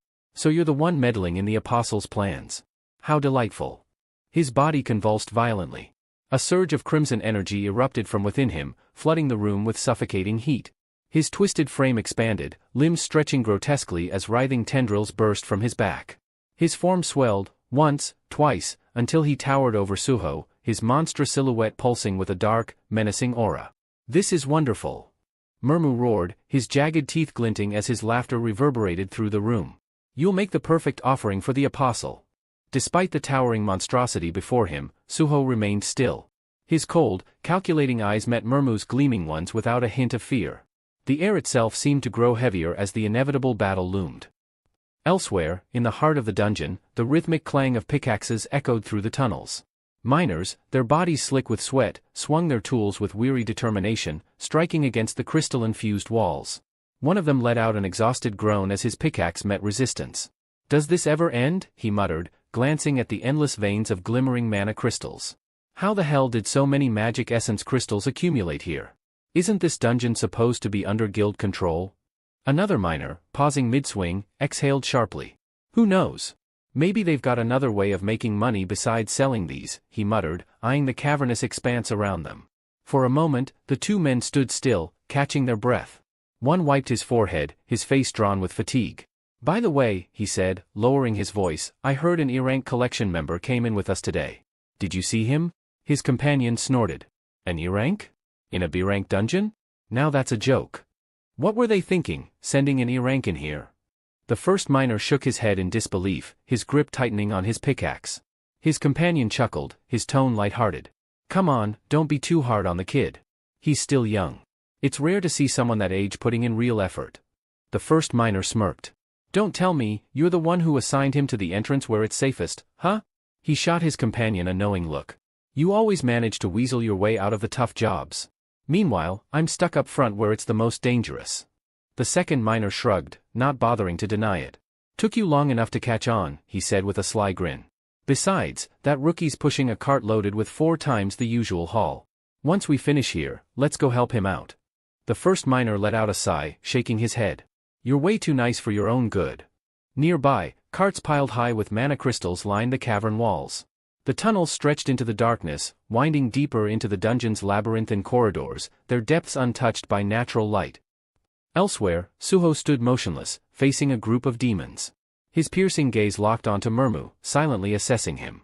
A ripple of energy stirred behind him, and from his shadow, Baru emerged. His voice was low and urgent. "Young monarch, this one's magic power." "I know," Suho interrupted, his expression unwavering. "I can feel it." His heightened sensory abilities had grown even sharper, allowing him to gauge Murmu's power instinctively. The demon's strength was comparable to an A-rank hunter, on par with Randolph, the formidable foe he had clashed with in the Pyramid Field dungeon. That realization alone was enough to make Suho's stance shift subtly, his fists clenching. There was a reason the Hunter Association had tasked the Grim Reaper Guild with clearing this dungeon. That's why he had infiltrated the excavation team, to uncover the truth behind the Stardust operations. His thoughts churned, his blue eyes flashing with determination. If the Hunter Association's scrutiny on Lee Minsung intensifies, getting information about the Iterim's apostle from him will become even more difficult. His gaze snapped back to Murmu, his voice firm and commanding. "Where is the apostle?" The demon regarded him with cold amusement, tilting his head as if evaluating him. "So, just as the apostle hunts the man in the black mask, this one is hunting the apostle," Murmu mused. Without warning, the demon's tendrils lashed out, one coiling tightly around Suho's ankle. Murmu's lips curled into a sneer. "You'll meet the apostle soon enough," he hissed. More tentacles surged toward Suho, twisting and writhing like living serpents. "Because before I deliver you to him," Murmu roared, "I'll break you so thoroughly that you won't wake from the coma I put you in." Yet, Suho remained completely still, unbothered by the tendrils constricting around him. His expression barely shifted, save for the faint raise of an eyebrow. "Let him try. You think just because your tentacles are wrapped around me, I can't break free?" Murmu sneered, tightening his grip. "Now that I've got you, there's no escape. My strength is absolute." Suho let out a slow breath, then rolled his eyes. "Absolute strength?" he echoed, his tone laced with mockery. For a brief moment, his mind drifted to the past, the brutal training sessions under Ahmet's watchful eye.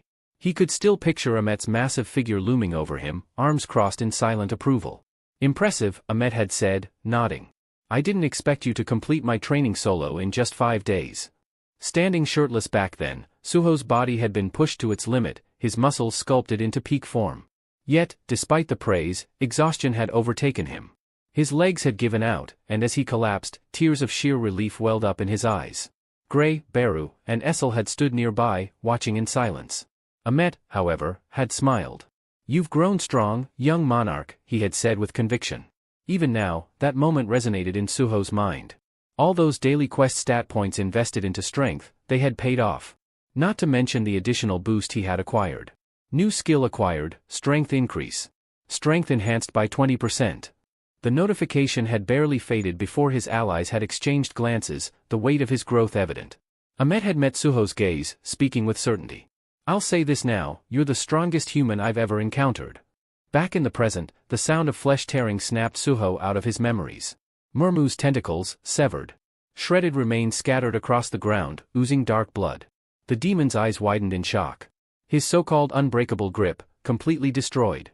"What are you?" Murmu snarled, his voice trembling with fury and disbelief. Suho didn't answer.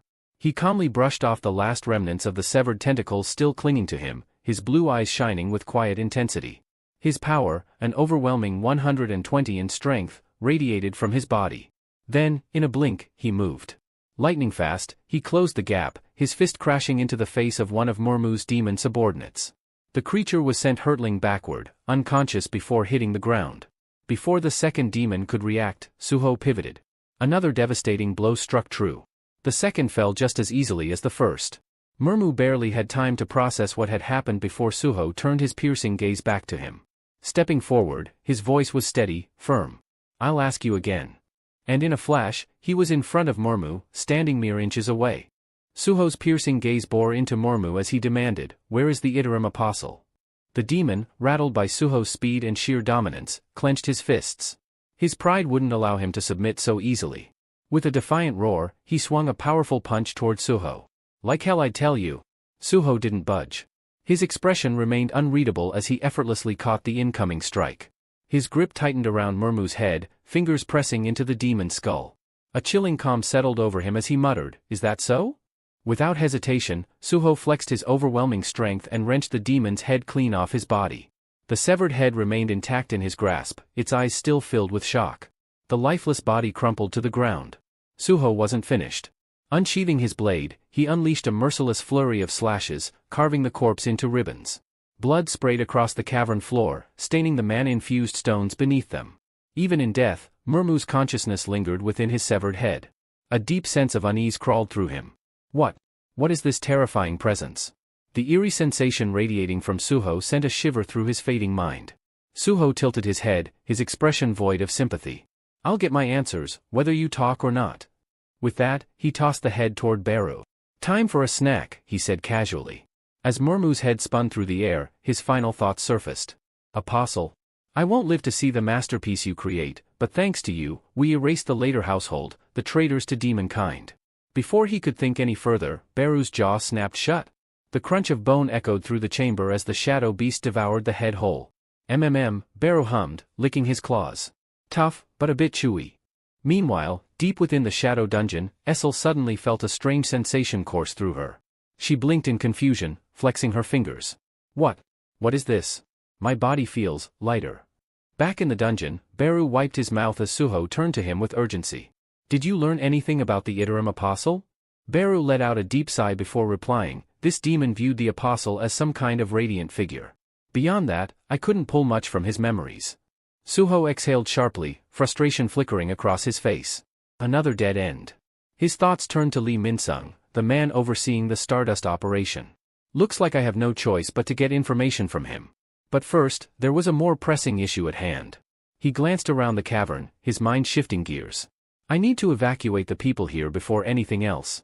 Meanwhile, miles away, the Iterum Apostle stood in the midst of a group of hunters. His sharp eyes narrowed as he sensed a disturbance. The demon's presence? It's vanished. But not because of the Hunters Association. The raid party finally arrived at a massive set of doors, the entrance to the boss monster's chamber. Lee Min-sung turned to the assembled hunters, his tone authoritative. This is Pa Yu Field's boss room. Among them, Miho's brows furrowed as unease settled over her. Something wasn't right. We've scoured the entire area and found nothing. She tapped her fingers against her weapon. Wasn't Pa Yu Field supposed to be the center of Stardust production? Lee Min-sung, noticing her skepticism, smirked slightly. Looks like she's struggling to figure out why she found nothing. Without speaking aloud, he transmitted a telepathic message to the apostle. We'll cancel the plan to brainwash the hunters. It's better if this ends quietly. The apostle's eyes flickered with irritation. That won't do, he muttered, displeased. Miho, still deep in thought, mulled over another possibility. Could it be located somewhere on the surface instead? She exhaled. If that's the case, then there's no choice but to shift focus. Miho tightened her grip on her weapon, her eyes filled with unwavering determination. We'll clear the boss first, she declared, stepping forward. The hunters behind her nodded in agreement, their footsteps echoing through the cavern as they prepared to enter the monster's lair. Meanwhile, a different battle was taking place behind them.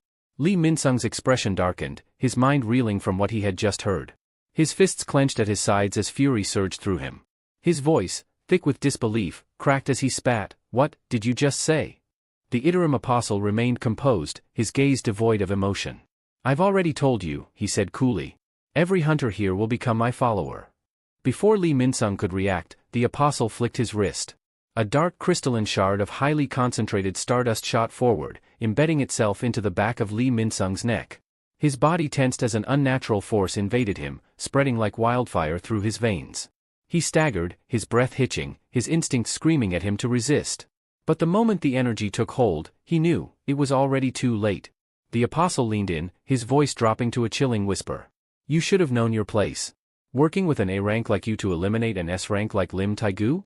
It was always an absurd deal. He chuckled, his breath icy against Lee Min-sung's ear. Did you really believe you were anything more than a disposable tool? Lee Min-sung's rage boiled over. His eyes burned with fury, his jaw clenched so tightly it felt like his teeth might shatter. S-rank this, S-rank that? He growled, voice trembling with raw hatred. You think I'd let myself be brainwashed by someone like you? But before he could take action, everything around him dissolved. The world turned into an endless void, stretching infinitely in all directions. The silence was suffocating, pressing down on him like an invisible weight. Above him, a single golden light pulsed, its glow steady and rhythmic. Panic clawed at his mind. His surroundings had vanished. He was standing in nothingness. His eyes flicked toward the golden glow, and the moment they locked onto it, a sudden shift took place.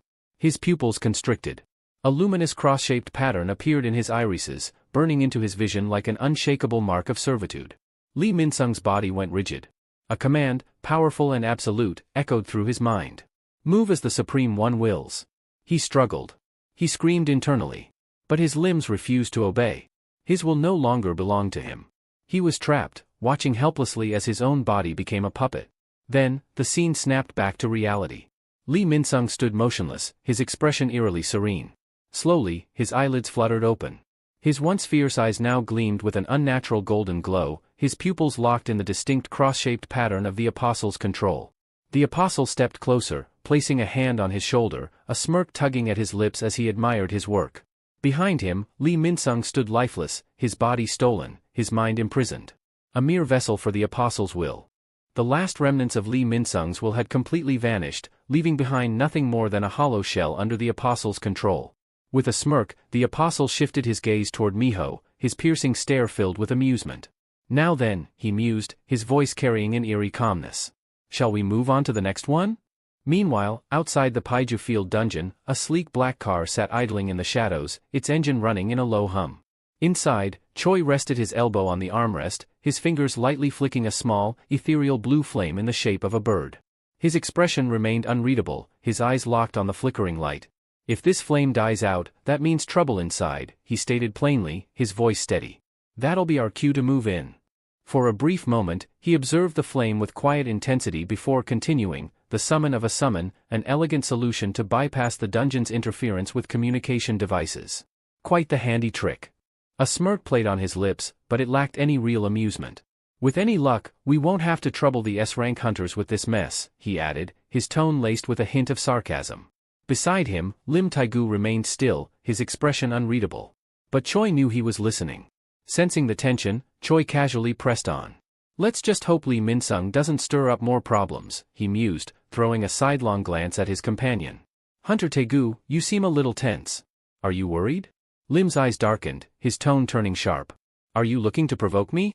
Choi chuckled, feigning innocence. Me? Now, why would I do that? But Lim wasn't fooled. The irritation in his gaze was unmistakable. With a scoff, he fired back, I suppose you're upset that S-rank Hunter Park Dojin joined the Grim Reaper Guild instead of yours? Choi's smirk faltered for the briefest second before he forced it back into place. Not at all, he responded, his tone carefully controlled. Our guild is already filled with exceptional hunters. Yet, despite his words, there was an edge to his voice, betraying his true feelings. Lim exhaled heavily, his fingers drumming against his knee. To think Lee Min-sung was the one distributing that stimulant. His jaw tightened. As a guildmaster, I can't ignore this mess. He leaned back, frustration evident in his voice. If things go sideways, he continued, turning to Choi with a firm gaze, I expect you to keep your word. If I can handle it myself, you stay out of it. Choi crossed his arms, his expression unreadable. I'd be glad if you could, he replied smoothly. I don't enjoy unnecessary conflict. The scene cut back to the dungeon, where chaos was unfolding. A massive, salamander-like boss monster reared back, its maw glowing an intense orange as it gathered flames for a devastating breath attack. Heat radiated from its body, distorting the air around it. The raid party held their ground, each member prepared for the impending strike. The tank stood at the forefront, gripping his shield tightly as he braced himself. A torrent of fire erupted from the boss's mouth, engulfing him in a scorching inferno. Yet, despite the overwhelming heat, he remained steadfast, holding the line. Through the haze of flames, Lee Min-sung surged forward. His sword gleamed under the fiery glow, his grip firm, his movements unrelenting. His expression, once filled with arrogance and determination, was now disturbingly vacant. Yet, his body moved with the same fierce precision, cutting through the flames like a relentless force. The battle had begun. Miho couldn't shake the unsettling feeling gnawing at her. Something about Lee Min-sung was off.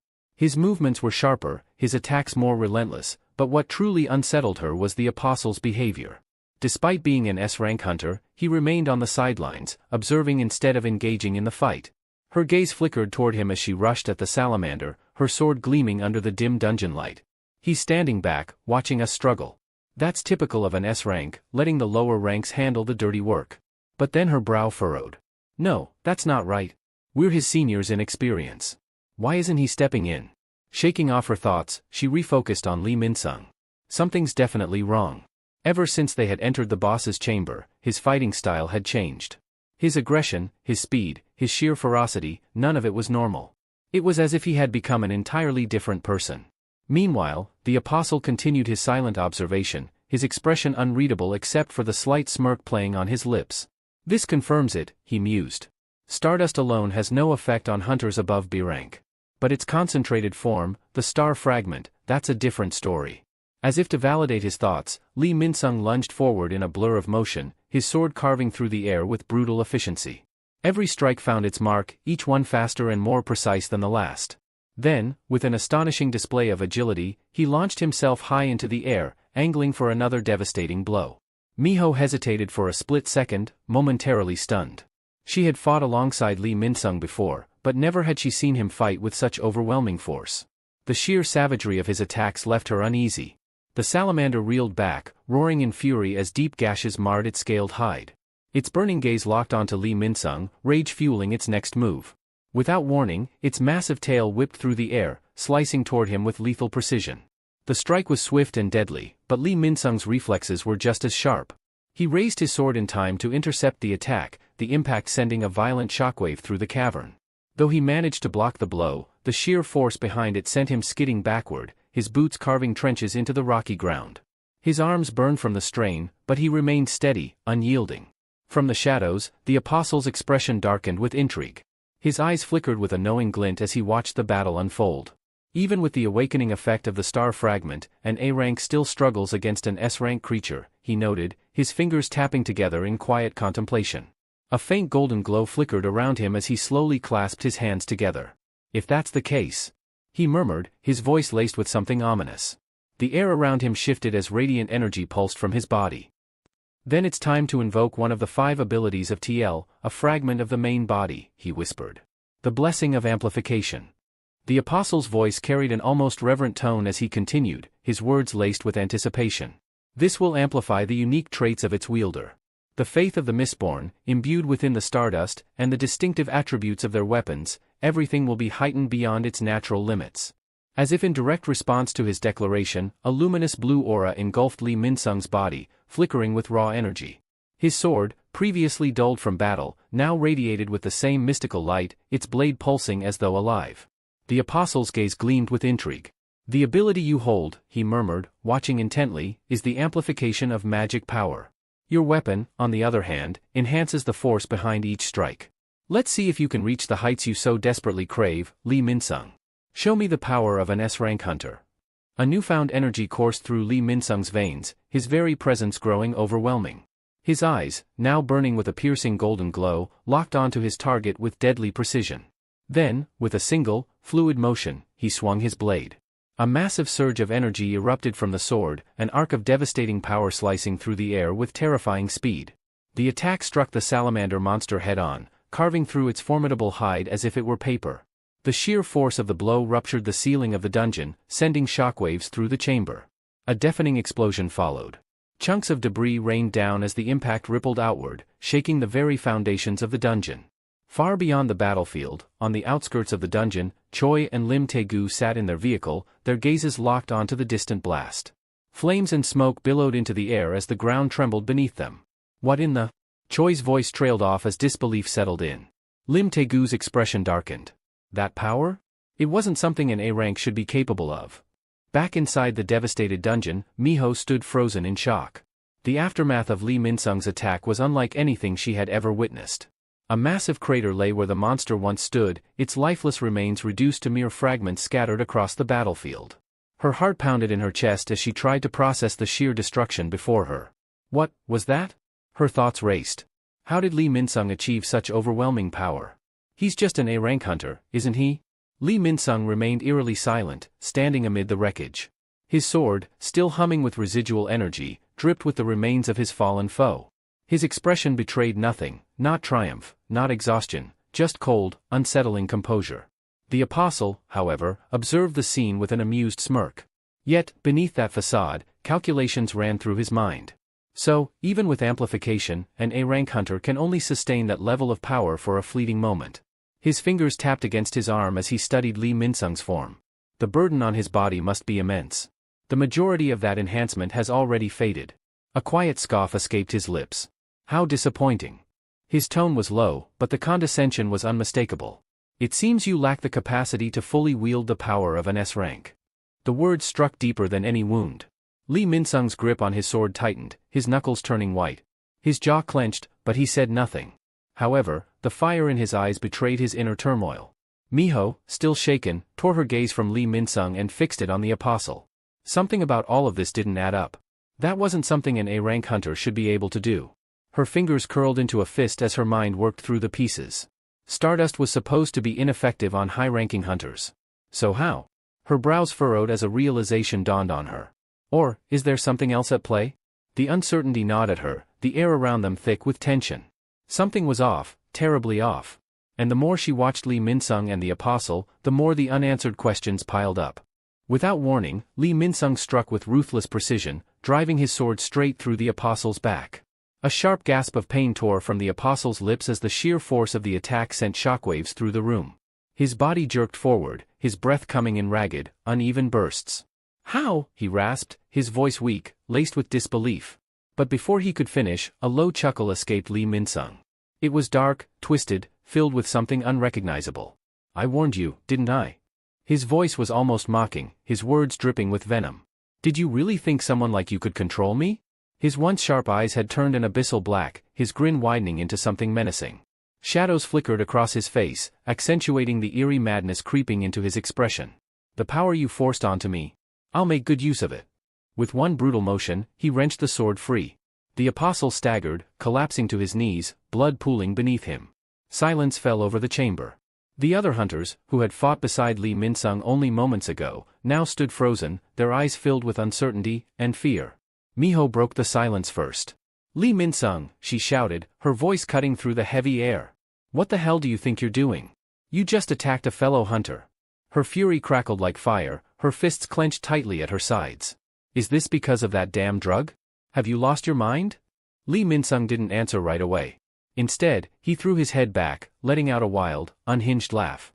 The sound bounced off the dungeon walls, distorted, unsettling. His free hand clutched at his forehead, his fingers digging into his skin as though he was trying to ground himself. Damn it, so this is how it turned out. His voice was strained, erratic. Sweat streamed down his face as his glowing yellow eyes flickered, shifting between gold and deep black, as if the power inside him was at war with itself. Then, through the haze of chaos, a whisper echoed in his mind. They're here. Outside. Waiting. A grim realization struck him like a blade to the gut. S-rank hunters? The association sent them. If I stay here, I won't make it out alive.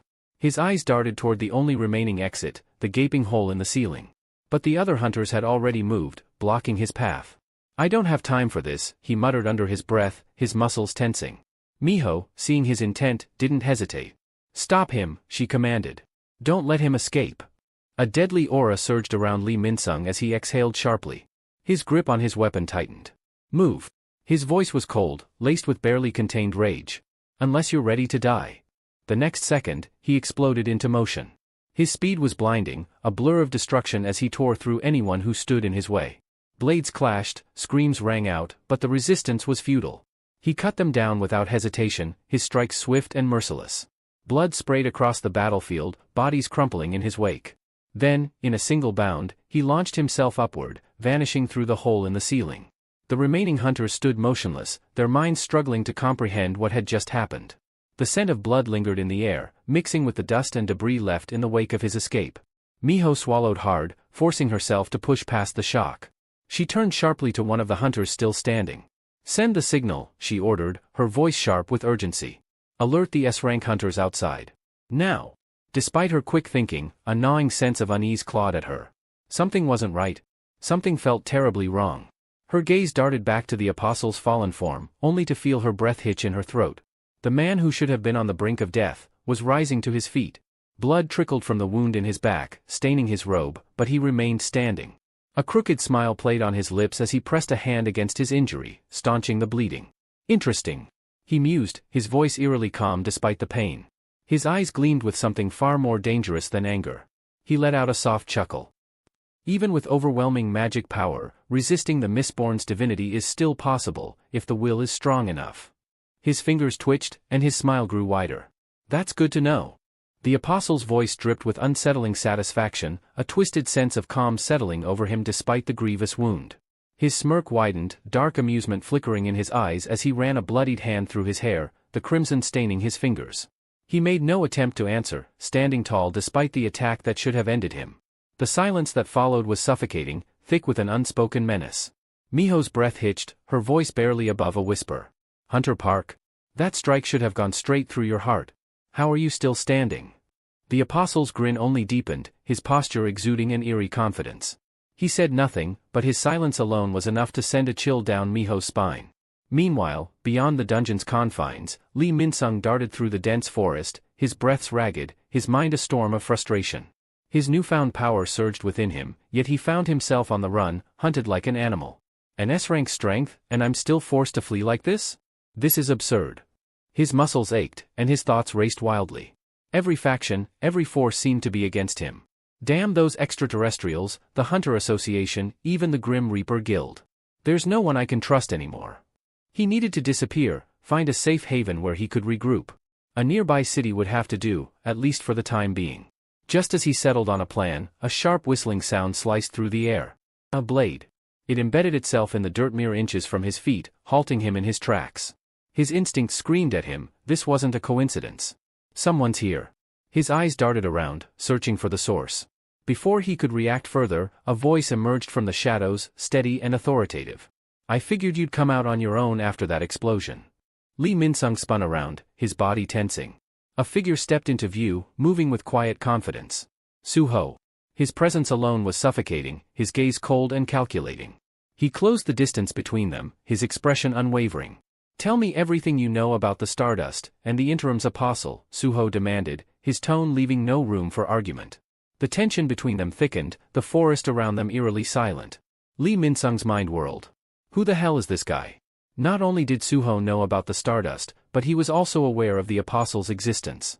That wasn't common knowledge. Lee Min-sung's gaze flickered downward, landing on Suho's hands, more specifically, the Vulcan gauntlets covering them. A chill ran down his spine as a realization hit him like a hammer. Wait, wasn't there a rumor about a masked figure who dismantled Broki's operations and crippled the stardust supply chain? A bead of sweat trickled down his temple. Could it be him? Lee Min-sung's sharp gaze flickered across the surroundings, calculating his options. His mind raced, but the answer was clear: he had no time to waste. If he hesitated even for a moment, the pursuing hunters would catch up. I don't have the luxury to drag this out. With that thought, he tightened his grip on his sword and lunged forward, his blade slicing through the air with lethal intent. A surge of confidence flooded his chest. Judging by the aura Suho emitted, he was far beneath him in terms of raw magic power. This fight was already won. "You're nothing," he sneered, his voice filled with arrogance. "Die, weakling." The attack was swift, merciless, but Suho didn't so much as flinch. He stood rooted to the ground, his expression unreadable. Just as the sword was about to connect, he shifted his weight ever so slightly, moving with an effortless grace. Then, in a motion so fluid it was almost surreal, he reached up and caught the blade with his bare hand. A sharp metallic screech rang through the forest as Min-sung's blade came to a jarring halt. His breath hitched, disbelief crashing into him like a tidal wave. His fingers tightened instinctively around the hilt, but no matter how hard he pulled, the sword refused to budge. What the? His mind reeled. How did he stop my attack, with his hand? A chill crawled up his spine. Before he could process the impossible reality before him, Suho moved. With a shift of his stance, he twisted his body and delivered a lightning-fast kick straight to Min-sung's jaw. The impact was devastating. Pain exploded through his skull as his vision blurred, his body sent flying backward from the sheer force of the strike. Blood sprayed from his mouth as he tumbled through the air before crashing into the ground with a resounding thud. His head spun, his body screaming in agony. This can't be right. He struggled to breathe, his thoughts a tangled mess. His magic power is weaker than mine. So why is he so much stronger?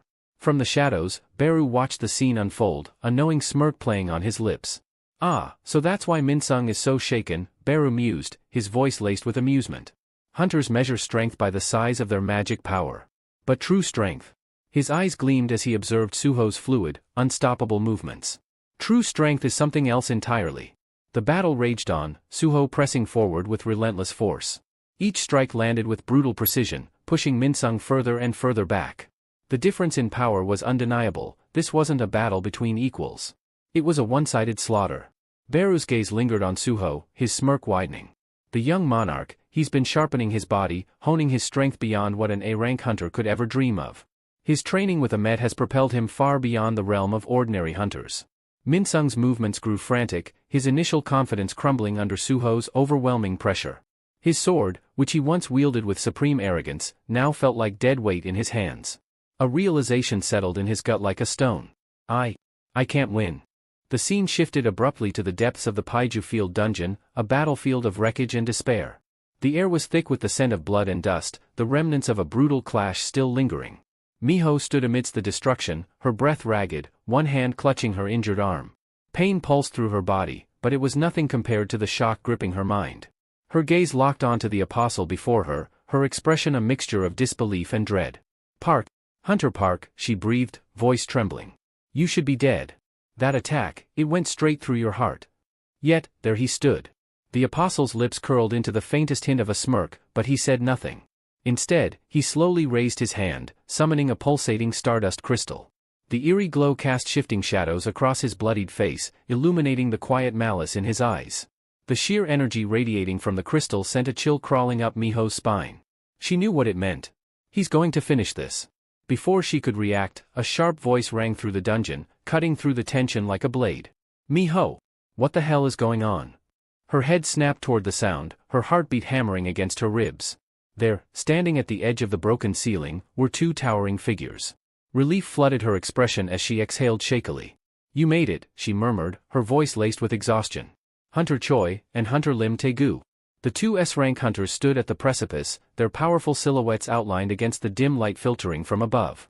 Their sharp gazes swept over the devastation, injured hunters scattered across the ground, Miho battered and bloodied, and the lone figure of the apostle standing amidst it all. A flicker of irritation flashed through the apostle's golden eyes. His mind whirred, assessing the new arrivals. 2S ranks. His fingers tightened subtly around the crystal in his palm. He had no intention of being reckless. Not now.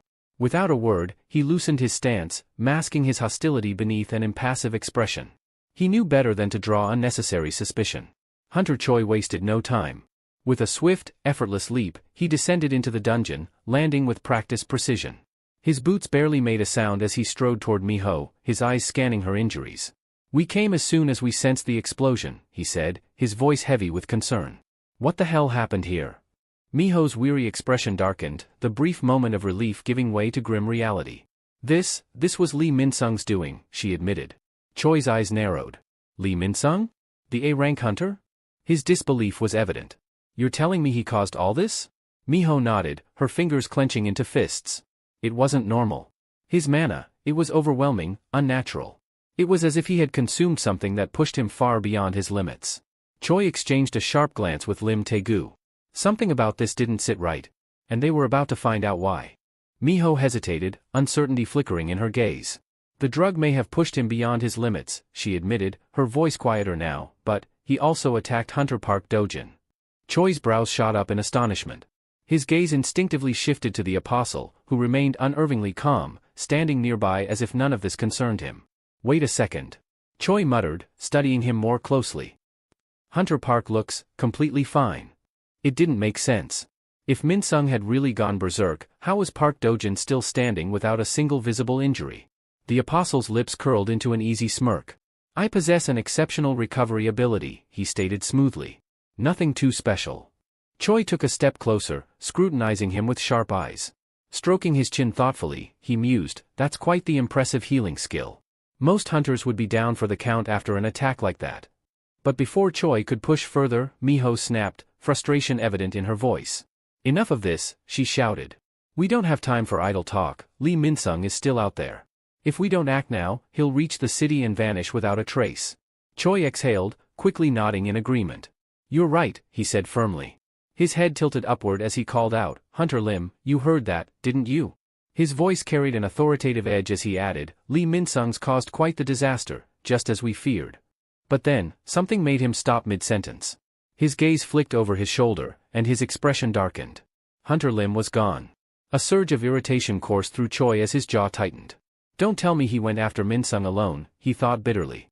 Meanwhile, the apostle's golden eyes glowed faintly, a flicker of realization igniting within them. "This isn't right," he mused. "My connection with Lee Min-sung hasn't been severed, so why is he resisting?" His thoughts spiraled deeper, troubled by the unpredictable nature of human will. Desires, emotions. His lips pressed into a thin line.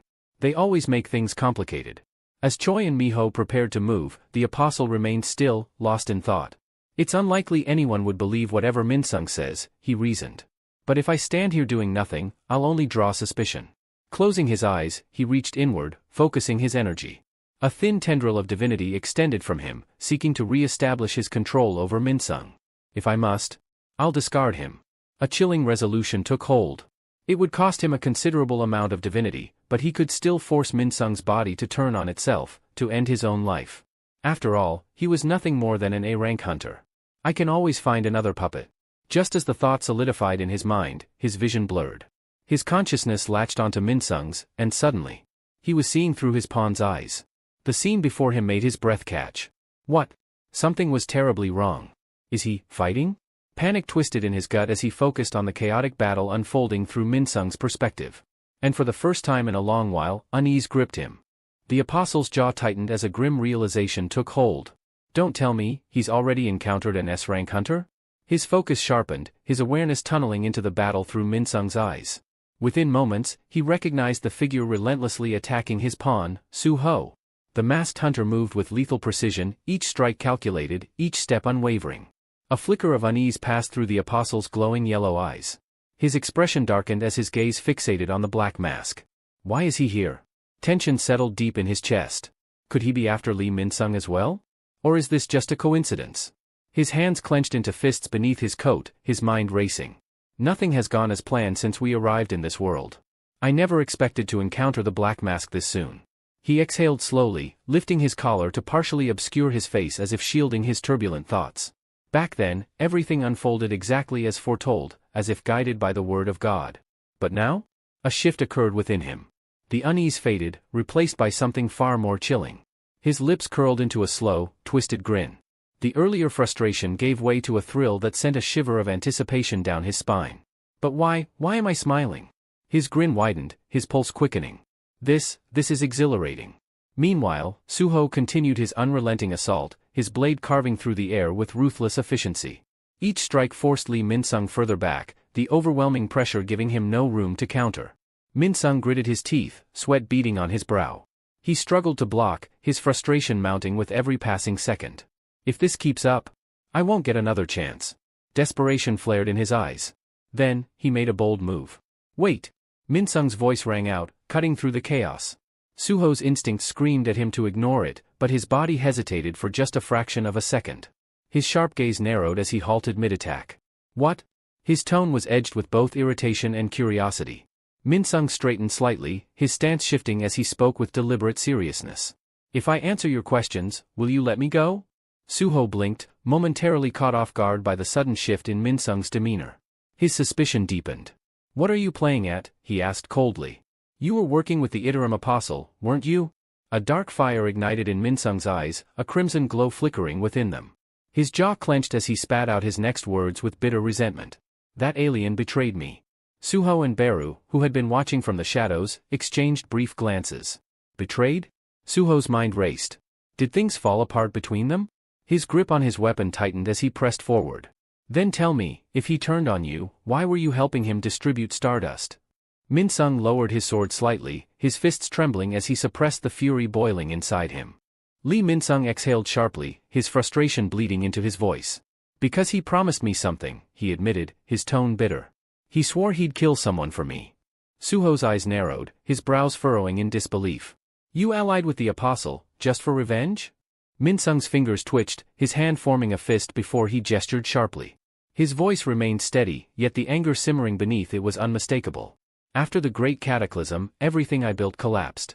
My entire life was turned upside down. And then, someone, a complete nobody, suddenly awakened as an S-rank hunter and had the audacity to look down on me. He paused, his expression twisting with resentment.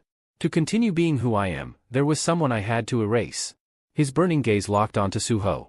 And weren't you searching for that alien too? To kill him. Suho stiffened, caught off guard by the sudden shift in conversation. His grip on his weapon tightened, but his voice remained firm. No, he said, his tone resolute. I don't intend to kill him. Not if this can be settled with words. For a brief moment, silence hung between them. Then, Min-sung's lips curled into a mocking smirk. You don't plan to kill him, he repeated, his voice dripping with scorn. Even though that creature is here to take over our world? A low chuckle escaped him. You remind me of a character I despised when I was an actor. Something dark flickered in his crimson eyes. The lingering power of the Apostle pulsed through him, corrupting his aura with a sinister energy. The air grew thick, the oppressive force radiating from him suffocating. His grin widened as he took a step forward, his voice low and taunting. A fool who clung to hope yet had no real conviction. That's what you are. The pressure around them grew heavier, the forest itself seeming to respond to the ominous shift. His red eyes burned even brighter as he sneered.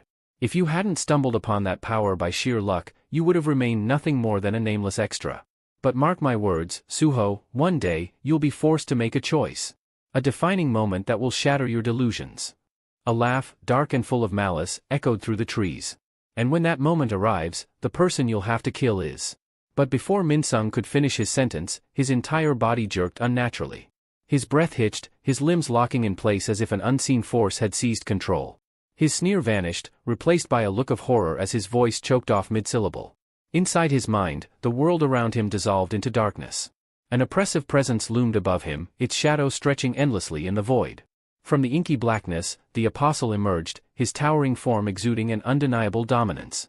His glowing yellow eyes bore down on Min-sung, his expression unreadable, yet filled with cruel amusement. You overstepped, the Apostle murmured, his voice dripping with quiet menace. Before Min-sung could react, ghostly fingers wrapped around him, lifting him effortlessly into the air like an insect caught in a predator's grasp. His struggles were meaningless. The Apostle's smirk deepened into something far more sinister. Lee Min-sung? I won't allow you to speak another word. A slow, mocking chuckle rumbled from the apostle's throat as he regarded Li Minsung with amusement. I must admit, you've turned out to be far more useful than I anticipated, he mused, his voice dripping with condescension. Thanks to you, I've gained so much. His golden eyes gleamed with cruel delight as he added, so perhaps I was too hasty in calling you incompetent. But now. He leaned in closer, his gaze scorching like molten fire. I'll be borrowing that body of yours one last time. Panic surged through Minsung like a tidal wave. His breath hitched, his muscles tensing as raw terror seized him. What? No. I won't let you. Before he could finish, the apostle's spectral hands slammed together with a force that resounded like a divine decree, the sound echoing through the void like a thunderclap fracturing reality itself. In the real world, Minsung's body was suddenly engulfed in an ominous glow. A violent surge of energy burst forth from him, sending waves rippling through the air, distorting the very fabric of the space around him. The forest trembled beneath the sheer force of the power erupting from within him. Debris shot through the air, trees groaning under the pressure as an unrelenting wind howled across the battlefield. Suho instinctively raised an arm, shielding his eyes from the onslaught. His pulse pounded in his ears as he took a step back, his mind struggling to process what was unfolding before him. What is this?" he muttered, his voice nearly lost in the roaring storm of energy. From the shadows, Beru's voice rang out, grim and foreboding. "This is Iterim's power," he stated, his tone heavy with dread. "And it surpasses even what we faced against Braki." A piercing scream shattered the night. Li Minsung's body convulsed violently, his back arching unnaturally as golden light erupted from within him. His mouth stretched wide in agony, yet no coherent words came, only a soundless, soul-wrenching wail. His very form was changing. The golden energy twisted and coiled around him like living chains, embedding itself into his flesh. His sword, which had once been merely a weapon in his grasp, fused seamlessly with his arm, its metal gleaming with an eerie brilliance. Then, as if the heavens themselves were splitting open, radiant wings unfurled from his back, vast, luminous, and pulsating with Iterim's overwhelming presence. Their glow was blinding, their edges sharp like celestial blades. The transformation was both breathtaking and horrifying, a grotesque display of divine might that defied human comprehension. Suho stood frozen, his body locked in place as he watched the impossible unfold before him. His fingers twitched at his sides, but he couldn't move, couldn't even bring himself to speak. His mind reeled. What just happened? The thought barely formed in his head before it was drowned beneath the sheer magnitude of the power before him. Li Minsung was gone.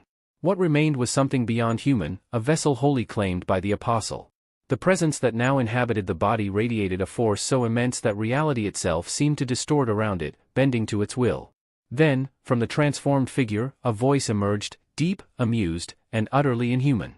"I see now," the apostle mused, his words carrying the weight of an omnipotent being. "The attack on the Stardust Factory, your relentless hunt for Li Minsung. It was all just a ploy to lure me out." His tone held a cold amusement, yet beneath it lay something darker, something dangerous.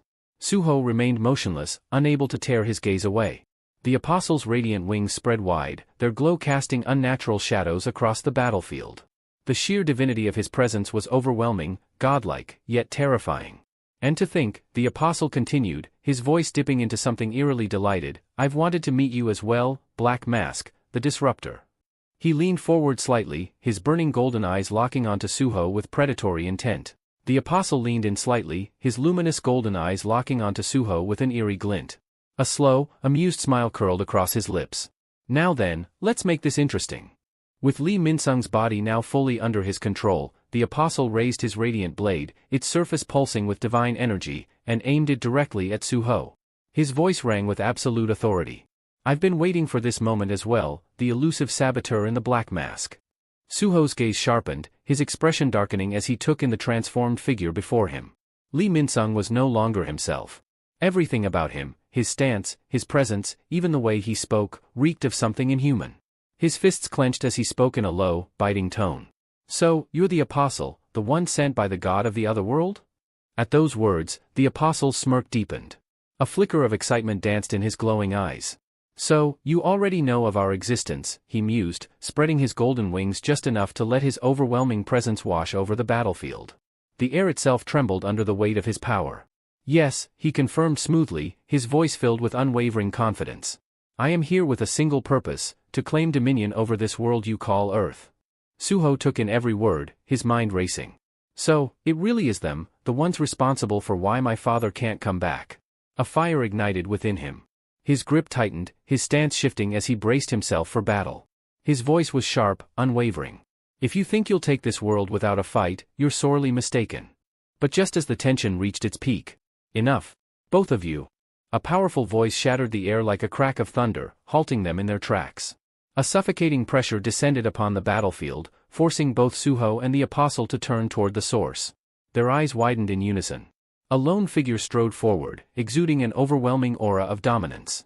Each step carried the weight of an apex predator descending upon its prey. Lim Tae-gu. The atmosphere shifted instantly.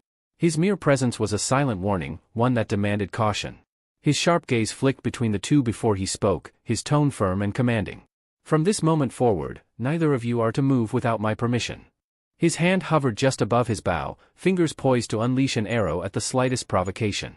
Try anything reckless, and I swear, you'll be riddled with holes before you take your next breath. His piercing eyes locked onto Lee Min-sung's altered form. A deep scowl crossed his face as he drew an arrow, his voice laced with restrained fury. Lee Min-sung, what the hell have you done? His grip on the bow tightened, his instincts screaming that something was terribly wrong. The presence before him wasn't the same man he once knew. Suho stood frozen, his mind still reeling from the sudden intervention. An S-rank hunter, why is Lim Tae-gu here?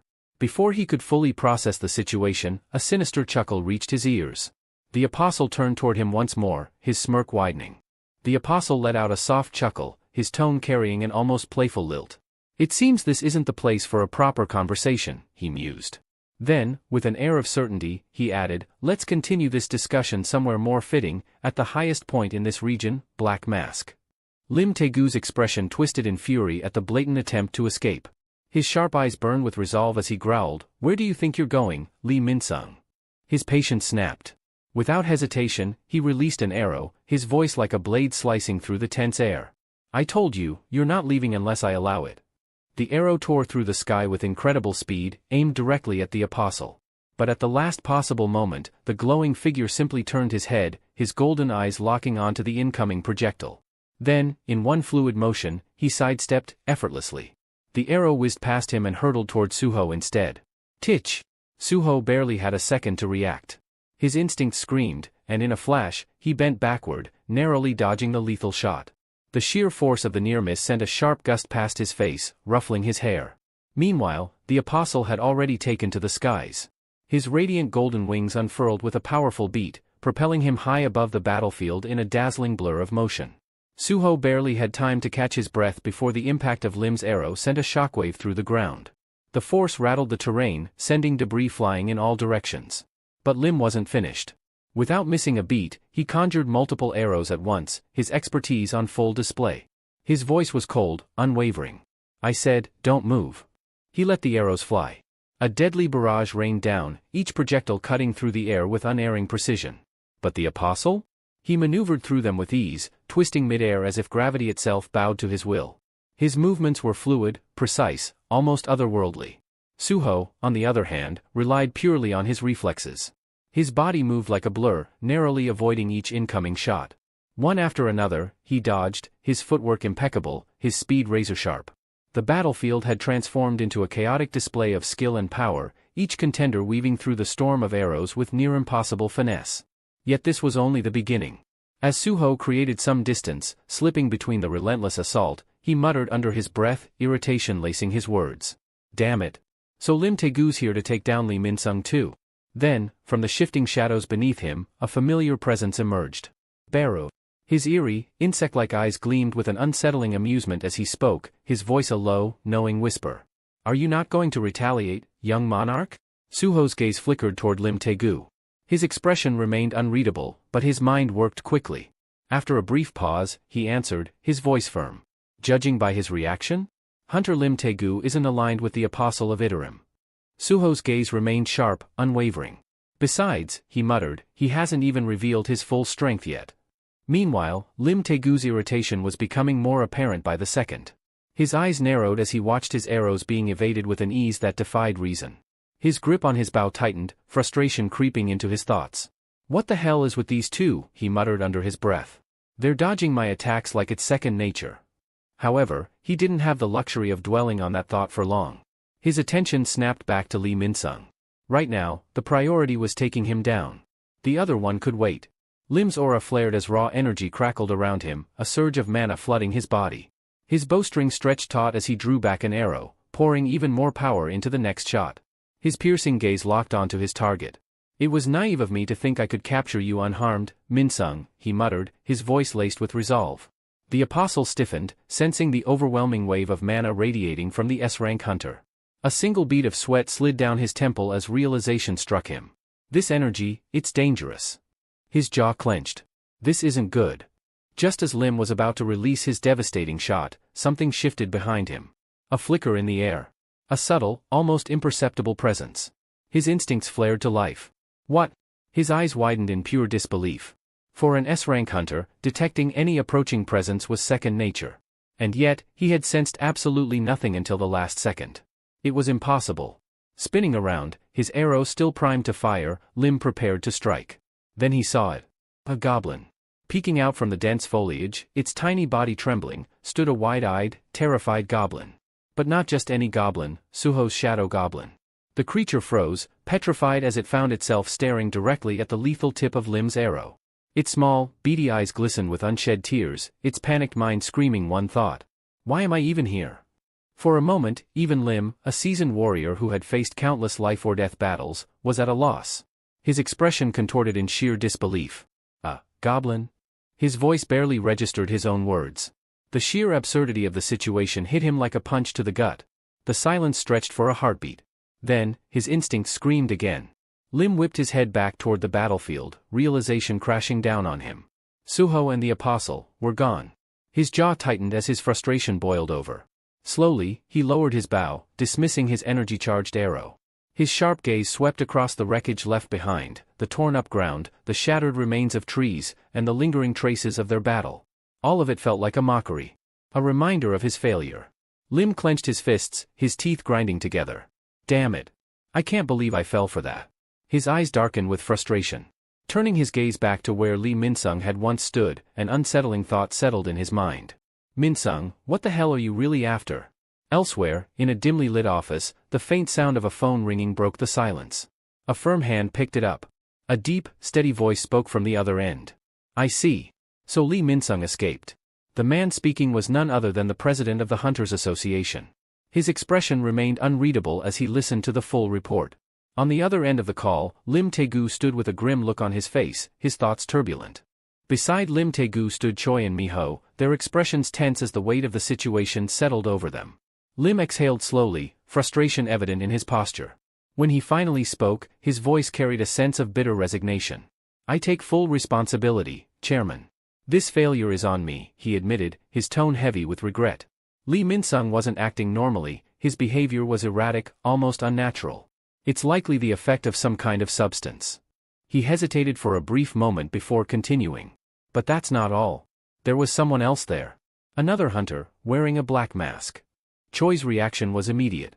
His eyes widened in alarm, and he turned to Lim with an urgency that took the others by surprise. A hunter in a black mask? His voice rose slightly, his agitation barely concealed. Was he built like a brawler? Lim blinked, momentarily caught off guard by the sudden shift in Choi's demeanor. He narrowed his eyes. You've seen him before? Choi clenched his fists, his mind racing as memories surfaced. At the airport dungeon break, he said, his tone grave. I saw a hunter in a black mask, too. He wasn't just fighting magic beasts, he was leading black magic beasts into battle. A tense silence settled in the room as the significance of Choi's words sank in. Seated behind his desk, the association chairman leaned forward slightly, his fingers interlocked in deep thought. His sharp gaze darkened as a particular memory surfaced in his mind, Jinwoo's shadow army. Black magic beasts. He murmured, his voice barely above a whisper. If that's the case, then they should belong to Jinwoo. His brows furrowed deeply, and a frown etched itself onto his face as his mind worked through the possibility. Was it truly possible that the long-missing hunter, Sung Jinwoo, had returned? His fingers tapped against the polished surface of his desk in a steady rhythm as he mulled over the thought.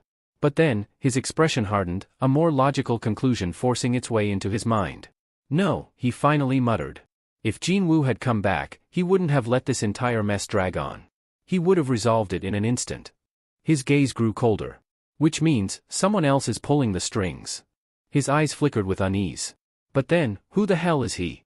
Atop the highest peak in the region, Where the apostle had chosen as the battleground for their confrontation, Suho arrived, his steps steady and unrelenting. The air was thin, the wind sharp as it howled through the desolate mountaintop, carrying a haunting stillness between them.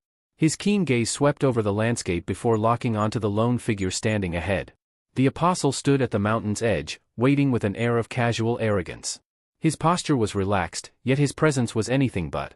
As Suho approached, his expression remained unreadable, his stance unwavering. A slow, knowing smirk spread across the apostle's lips as he leaned against his sword, the blade planted into the rocky ground.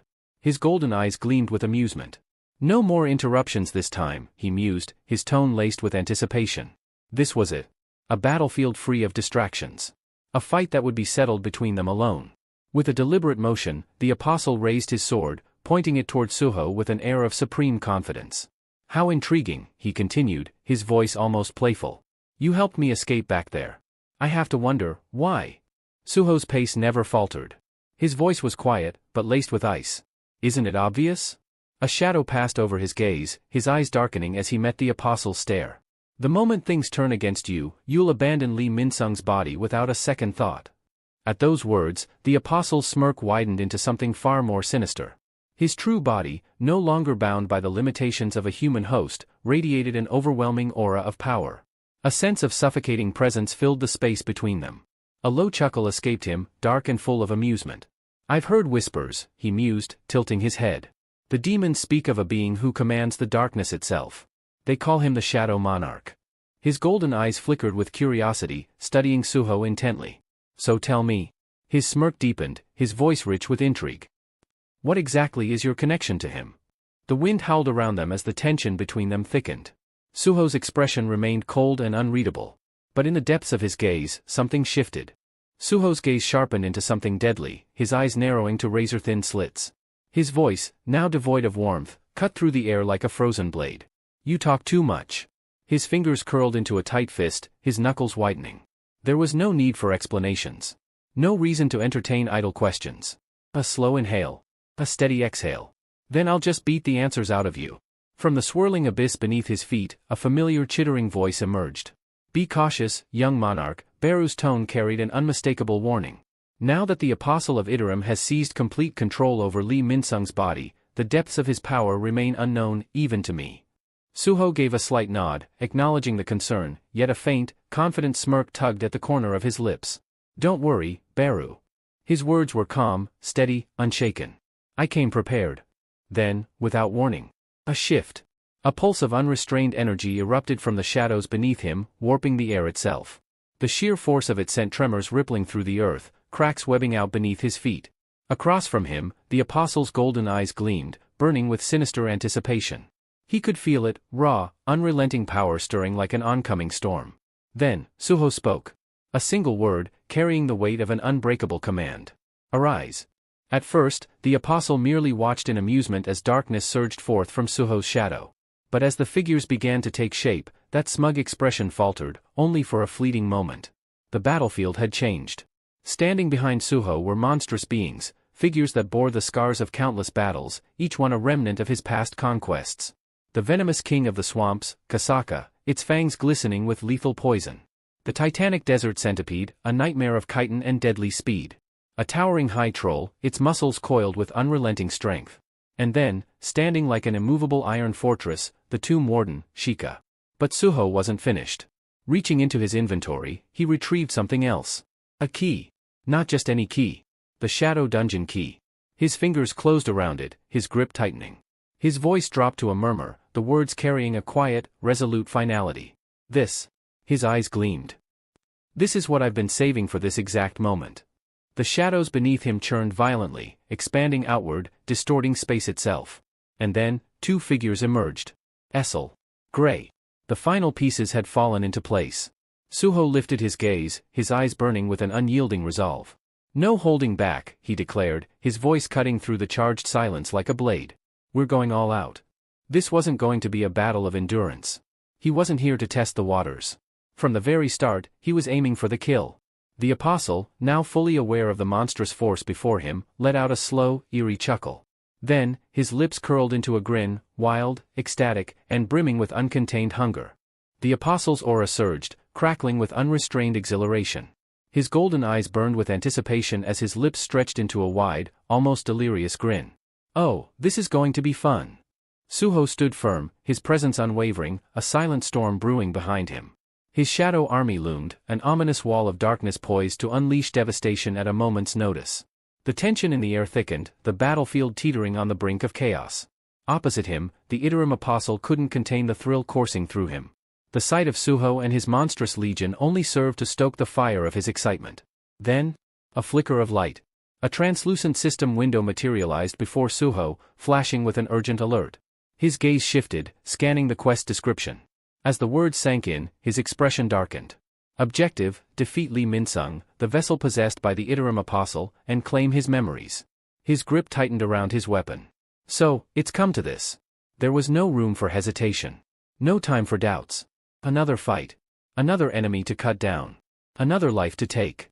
His eyes lifted, locking onto the apostle with quiet resolve. Yet another person I must kill. The apostle remained still, his sword idly pointed at Suho. But behind that composed exterior, his thoughts swirled in restless turmoil. Something within him had begun to change. Ever since he had come to understand emotions, an unfamiliar shift had taken root, one he still struggled to comprehend. Memories surfaced, fragmented images of Jin Wu, the original Shadow Monarch. Echoes of an overwhelming presence. The lingering sensation of something vast, something unknowable. For the first time, he understood. So this is what it feels like to meet true darkness. His mind replayed that moment, witnessing Jin Wu single-handedly decimate an entire dimension's army. Standing alone, yet commanding an army vast enough to blot out the sky. And yet, despite the power at his command, there was an eerie solitude about him. The apostle's glowing eyes narrowed slightly as a thought took shape, something insidious, something tantalizing. Could this boy, Suho, hold the answer I seek? Before he could explore the thought further, a monstrous roar shattered the silence. Kasaka, the venom-fanged serpent, launched itself at him with blistering speed, fangs dripping with lethal venom. A relentless killing machine, driven by the purest instinct to destroy. Yet, the apostle didn't move. He watched. Waited. Then, a single, fluid slash. His blade carved through Kasaka's massive form with effortless precision, cleaving the beast clean in half. Its sundered remains crashed to the ground, two lifeless husks falling like broken stone. The apostle barely spared it a glance, his sword dripping with blackened blood. But then, a flicker of motion. Something shifted in the periphery of his vision, slipping between the gaps in his feathers. The realization struck in an instant. He's fast. A brief flicker of surprise crossed his face as Suho closed the distance in the blink of an eye. Not waiting for his army to do the work, he was coming for him directly. A fist shot forward, a strike carrying the full force of Suho's power. The apostle barely raised his sword in time to block, metal ringing out as the impact sent a tremor through his arms. But Suho wasn't finished. Blow after blow followed in rapid succession, each strike precise, unrelenting, and devastatingly strong. The ground beneath them cracked with the sheer force of the assault.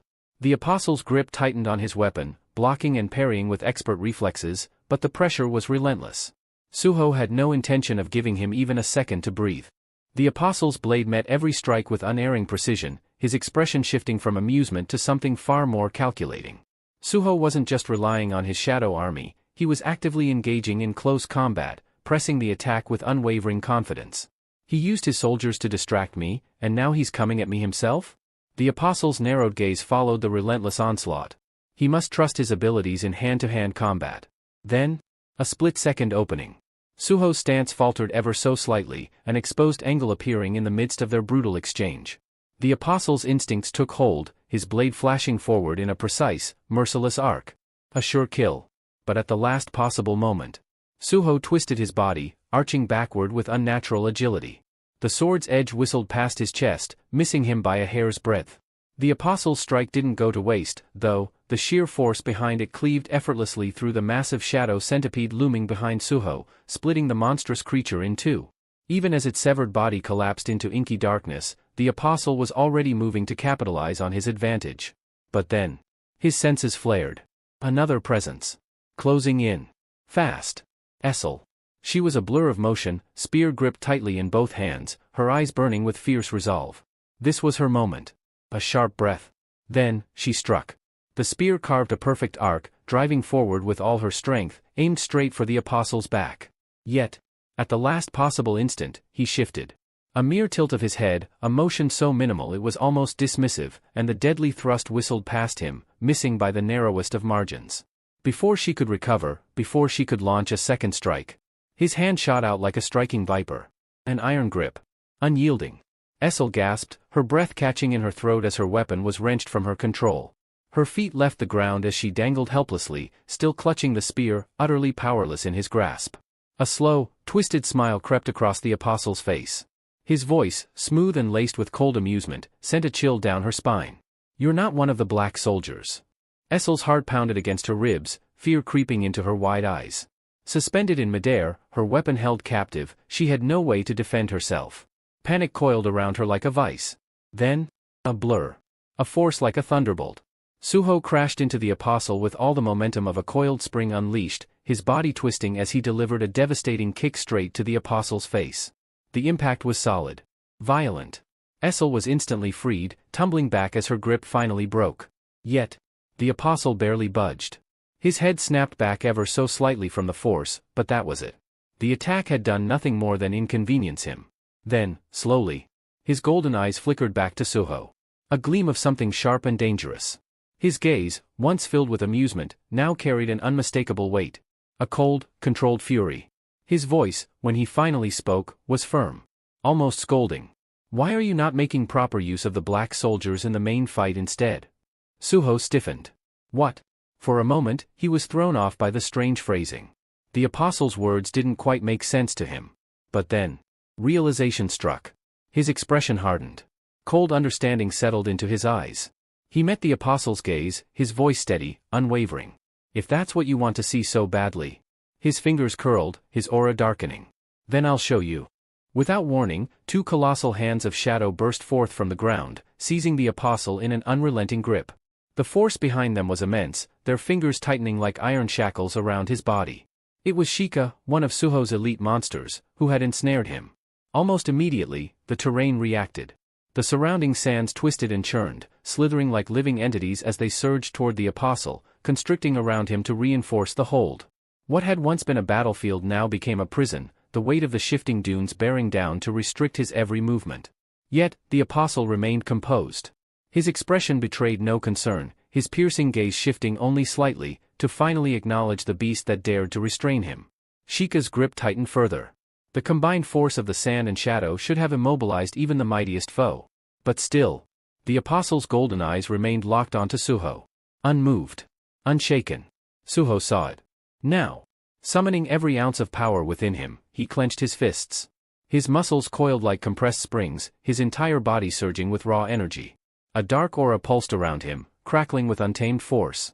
The very air around him warped under the pressure, distorting as he reared back, preparing to unleash a strike that could shatter mountains.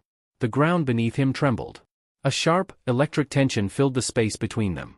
And yet, the apostle did not struggle. Did not even attempt to break free.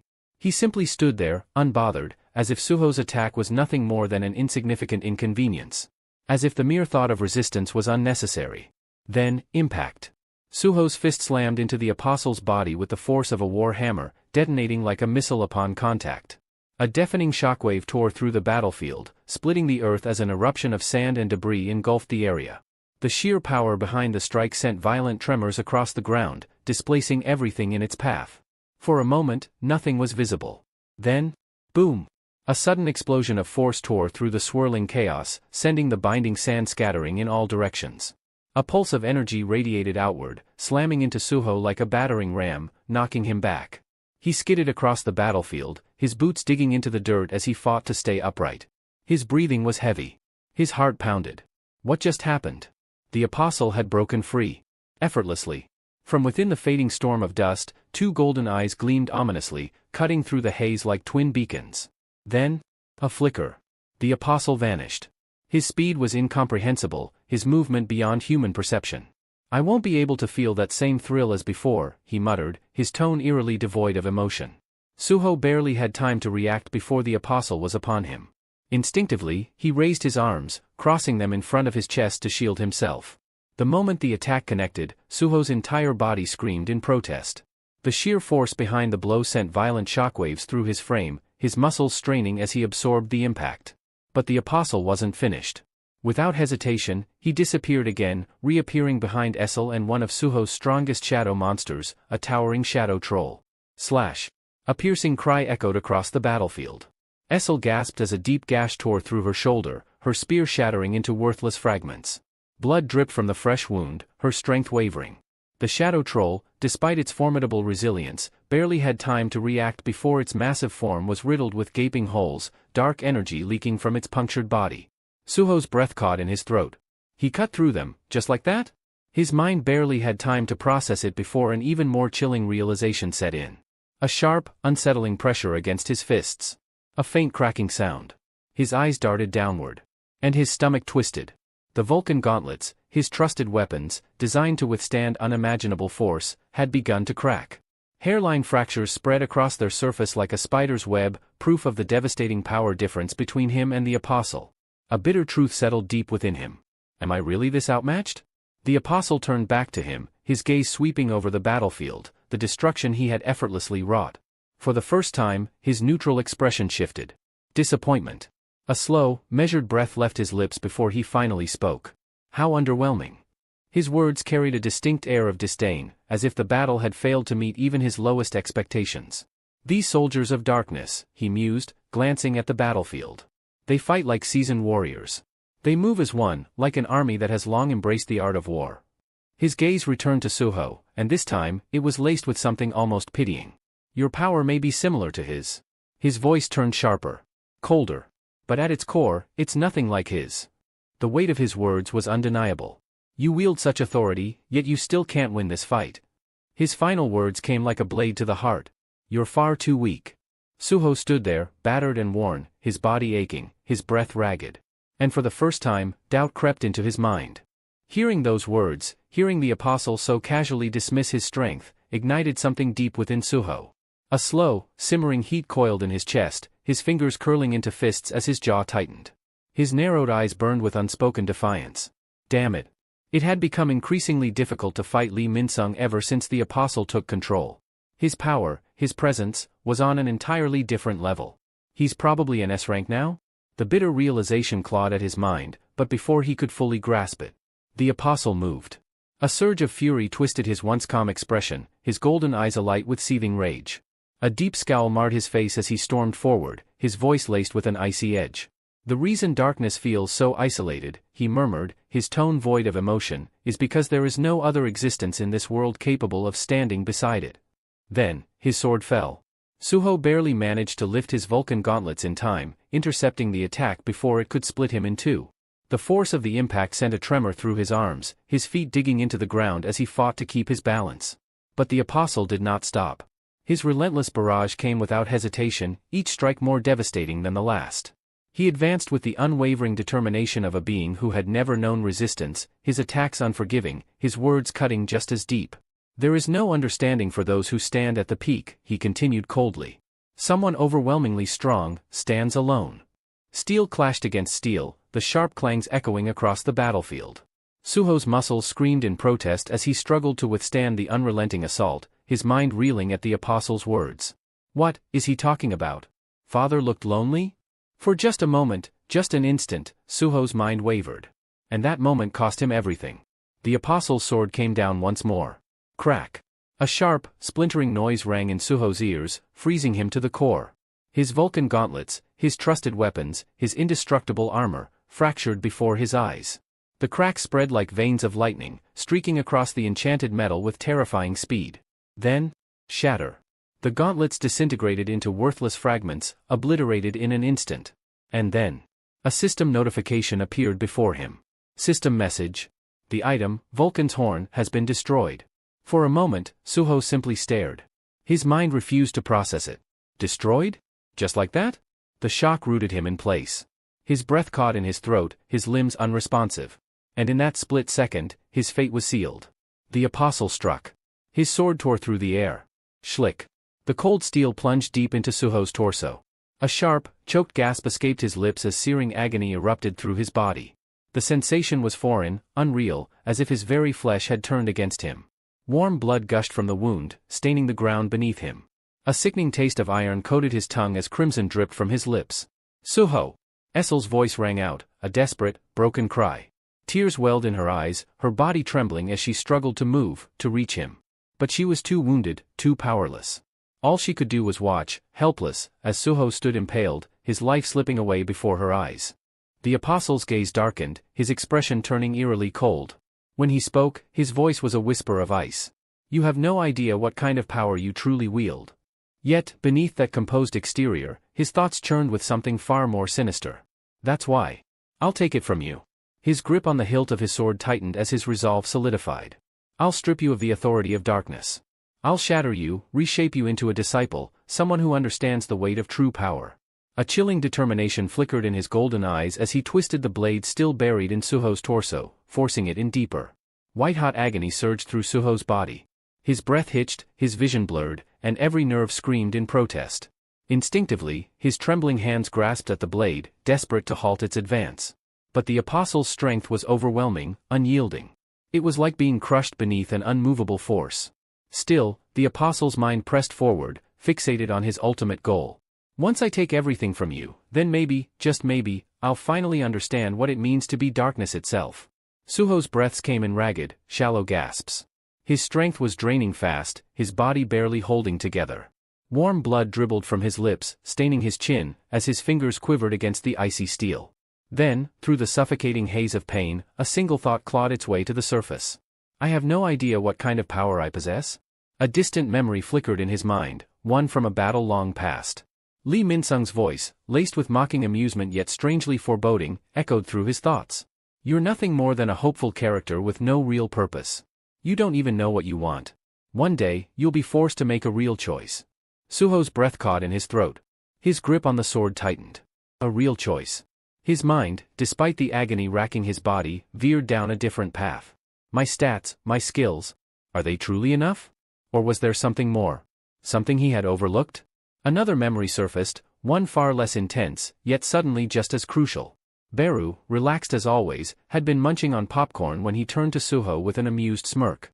Young monarch, why don't you use the shadow-transformed weapons?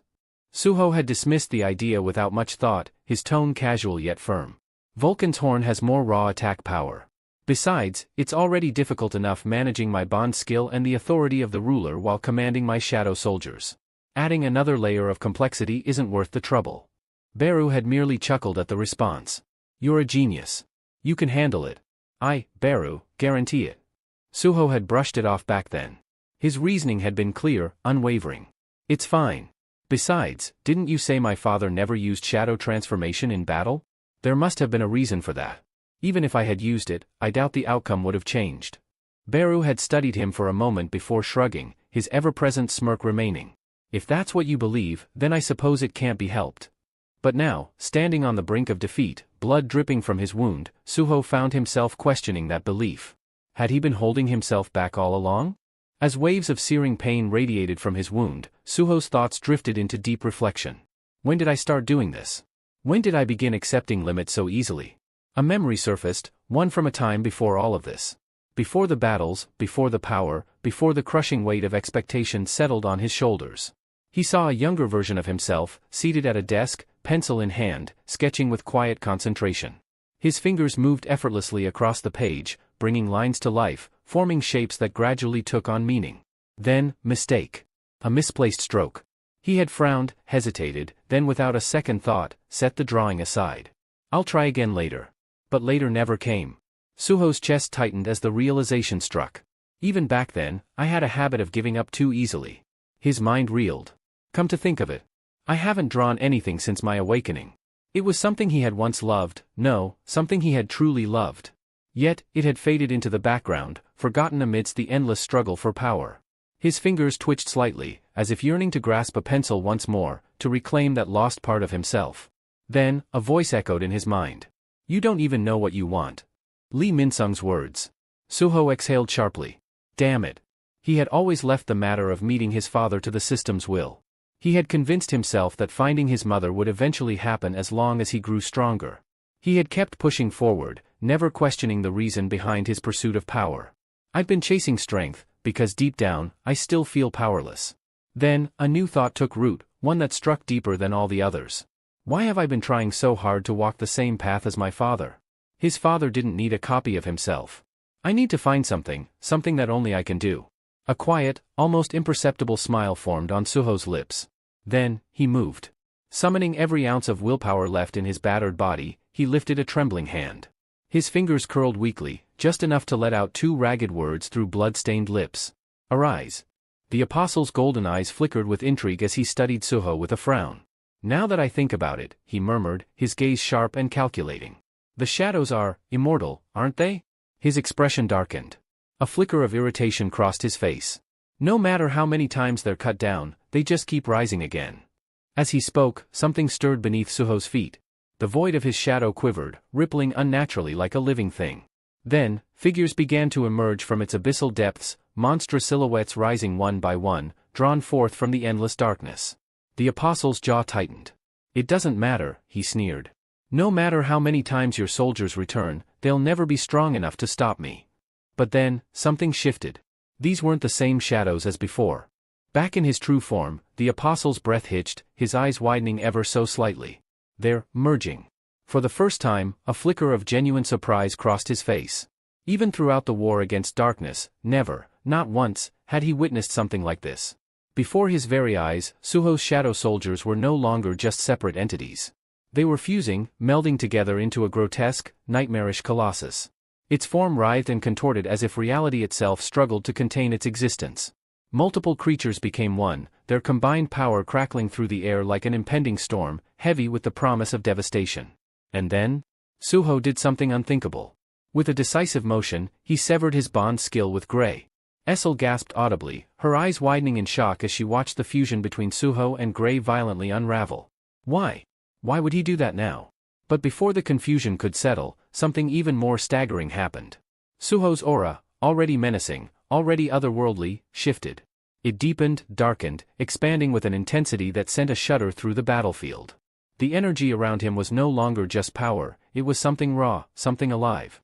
It coiled around him, writhing like a living shadow, whispering through the air in sinister currents. His eyes, brilliant, piercing, glowed an eerie, almost unnatural blue. Shadows slithered over his body, creeping like a second skin, reshaping themselves into something more. Armor. No, not armor. A metamorphosis. It wasn't just power. It was realization. It was awakening. And everyone who bore witness to it understood. For the first time, Suho wasn't merely wielding the darkness. He was becoming it. A memory stirred. The battlefield faded, dissolving into the warm glow of a winter evening. The streets of Suho's hometown were alive with festive brilliance. Strings of golden lights draped over buildings and lampposts, casting a soft, ethereal glow against the freshly fallen snow. The crisp air carried the comforting scent of roasted chestnuts and cinnamon, mingling with the laughter of children playing in the frost-covered streets. A much younger Suho dashed ahead, his eyes gleaming with the unfiltered excitement of childhood. "I'm gonna be a cop like Dad," he declared, his voice carrying through the cold night, bursting with enthusiasm. His breath puffed out in tiny clouds as he skipped ahead, his footprints quickly swallowed by the fresh snow. Behind him, Jin-woo and Cha strolled at a leisurely pace, watching their son's boundless energy with quiet amusement. Suho suddenly spun around, hopping backward as he grinned up at his father. "Because you look so cool, Dad. Can I be one too?" His bright, innocent eyes locked onto Jin-woo's, brimming with admiration, as if waiting for a decree that would solidify his dream. Jin-woo and Cha exchanged glances, their expressions a mixture of surprise and fondness. But before either could respond, Suho, unable to contain himself, blurted out another thought. "Or maybe an athlete like Mom. Then I'll be strong like her, right?" He beamed, bouncing in place. "That's okay too, right, Mom?" Cha watched him for a moment before a warm smile spread across her lips. She didn't need to say anything. To Suho, that smile was already an answer.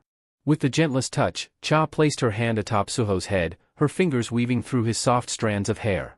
A warm, affectionate smile graced her lips as she spoke in a voice filled with unwavering tenderness. "Suho, when you were born, your father and I made a promise." His excitement faltered, curiosity flickering across his youthful face. He tilted his head slightly, his brow furrowing. "A promise," he echoed, his voice now subdued. Cha lowered herself to his eye level, meeting his inquisitive gaze with warmth. "That we would never choose your dream for you," she said gently. "No matter what path you decide to take, we'll always stand by you." Suho's expression wavered. His small hands balled into fists at his sides, his lips pressing together as if he were grappling with something unspoken. "But I want to be strong like you and Dad, he murmured, his voice barely above a whisper. Cha let out a soft chuckle, brushing a stray strand of hair from his forehead. If that's truly what you want, then pursue it with all your heart, she said. But promise me one thing. Suho's eyes lifted to meet hers, a silent question in his gaze. Always ask yourself if it's what you truly desire. The memory unraveled like snowflakes dissolving upon warm skin, fading into the depths of Suho's consciousness. Why now? Why did his mother's words suddenly resurface? Somewhere along the way, he had stopped questioning himself. He had chased after strength, after power, after the image of his father, never once pausing to ask what he wanted. What am I actually good at? What do I really love? Before he could find an answer, another memory emerged, sweeping over him like a tidal wave. The scent of charcoal and acrylic paint lingered in the air. Senior Lim stood beside him, one brow arched in mild exasperation as he peered over Suho's shoulder at the canvas before them. You're drawing that again? There was a tinge of curiosity beneath his tone, though he tried to mask it. Suho turned slightly, the corners of his lips quirking upward in amusement. If you look closely, there's a small... Before he could finish, Lim cut him off with a knowing smirk. Yeah, I get it. Your drawings are different, he sighed. He stepped closer, studying the artwork with an unreadable expression. Normally, if someone keeps drawing the same thing, they get stuck in a cycle. But you, it's the opposite. Suho blinked, slightly taken aback. It's like the more you draw, the freer you become. Lim's gaze landed on a particular sketch, and he pointed at it with a chuckle. Especially this one. Suho followed his line of sight, his eyes narrowing slightly as he examined the piece. Lim smirked. At this point, can you even call that an ant? The memory shattered like fractured glass. Reality slammed back into Suho with full force.